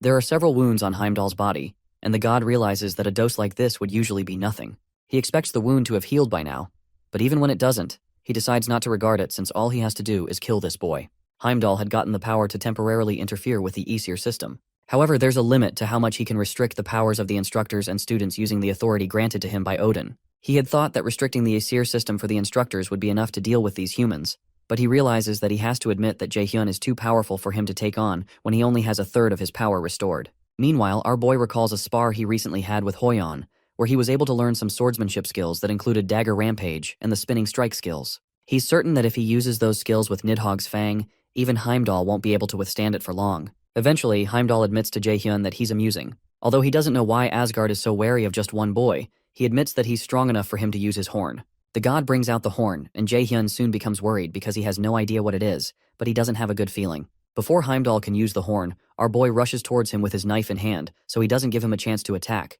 But Heimdall tells him to consider it an honor that he gets to hear the sound of the Gjallar horn. Before Jaehyun can reach him, Heimdall blows the horn, which releases a wave of energy that knocks Jaehyun back. Just the sound of the horn paralyzes him, and the Nornir system informs him that his physical stats will be decreased by 50%. Moreover, the nearby monsters start reacting to the power of the artifact and gather around Heimdall. Jaehyun is shocked, so Heimdall tells him he doesn't know how to control monsters like Tyr, but he's good at magic. When Heimdall creates a ball of lightning in his hands, our boy tries to cancel it with his absolute calculation skill. But the system notifies him that his level is too low, and it has failed to resist the artifact's effects. The monsters soon gather around him and Heimdall strikes Jaehyun with the lightning attack, causing him to scream in pain. That attack is Heimdall's specialty, and it's called Flow Reversal Spell, and it causes immense pain even though it won't kill. As Jaehyun writhes in pain, Heimdall tells him he's going to rot in Asgard's underground cells for the rest of his life. As he fires another attack at Jaehyun, it's suddenly stopped by some force, which turns out to be a shield created by Hela. Heimdall is surprised to see Hela, and Jaehyun asks Hela what's going on. When Hela notices her body disintegrating, she realizes she can't hold on for long. Heimdall had been wondering where she was hiding, but he can see Hela's divinity hovering over her. Hela creates a wind attack, but our boy tries to stop her because he realizes that she will die if she's using Hela's divinity, just like Heimdall had said. After creating the attack, she fires it at Heimdall, who dodges it and rushes towards her. He tells her that the power is too much for her to handle, and he asks her why she intends to sacrifice herself. He wonders if she believes the great adversary will be able to save the 9 worlds, but Hela tells him it's more of a certainty than mere belief. She's convinced that Jaehyun will kill Odin and put an end to Ragnarok, but Heimdall jumps towards her to finish her off because of her irreverent words. She decides to put an end to this and summons a huge viper that tries to consume Heimdall. Regardless, our boy pleads with Hela to stop what she's doing. Meanwhile, Hyun tears up several monsters, and he also has to endure the blast from the bone dragon's mouth. When the bone dragon blasts him once more, he has to stop fighting to block the attack. Meanwhile, the other students fight other monsters, and Juhyub fights with them while Jian heals those who are hurt. Some of the students lament that they're all going to get killed by this bone dragon. Jian tells the others that they can't hold on for much longer, but Hyun insists they keep fighting since they can't get a connection to the outside world. Eventually, Juhyub runs out of mana, and he starts to curse as usual. Hyun hopes they could get a few more people who could fight, and as if on cue, Jaehyun's friends show up to lend a hand. However, Hyun protests that this is too dangerous for first years, and he adds that an A+ rank bone dragon is too difficult. While he's talking, he's ambushed by a wolf-like monster from behind, but Hoyeon activates his 100 Azure Splendor Sword and cuts the monsters into small pieces. The others soon join the action, and they collectively declare that they're here to keep the promise they made to Jaehyun to help the others. Hyun is surprised to see them facing the bone dragon and the other monsters head-on. Hoyeon rushes towards them and signals Yoojung for support. She activates her Overflow skill and another skill called Mana Field to create support, while Ina activates her Sword of Alfheimer. Hoyeon activates his 100 Azure Splendor Sword. They soon start tearing monsters limb from limb, and the other seniors soon join them. Hyun realizes that he had thought only Jaehyun had insane talent, but it's clear his friends are on a different level too. When Hoyeon runs into a Taurus monster that tries to smash him into the ground, he blocks the monster's axe with his shield, while Ina attacks the monster's limbs, and Hyun gets the chance to attack the monster's head. With the new support, the job of taking out these monsters seems doable. Meanwhile, some students thank Jae-song for saving them with his potions, and Soyeol tries to lead the students to the exit. Eventually, the students are left with the A+ rank boss monster. Hyun and Juhyub rush towards the monster to attack its leg and restrict its movements, and he asks the others to reach its core and kill it. Hoyeon immediately asks Yoojung to use debuffs to reduce the dragon's strength, so she leaps into the air and uses a debuff on the dragon. Meanwhile, Juhyub laments that the newbies are going to be the stars of the show at this rate, but Hyun tells him there's nothing they can do about it because the Circle 9's destructive power is better than theirs. Annoyed by that, Juhyub activates his Wheel Wind skill, then he breaks the bones on one of the monster's legs. Hyun confirms his suspicions that Juhyub doesn't consider the allies around him when attacking, so he activates his Deadly Pierce skill and cuts through some of the monster's bones. Once that is done, he signals to the other team to act, so Ina activates her Sword of Alfheimer, and Hoyeon activates his 100 Azure Splendor Sword to attack the monster's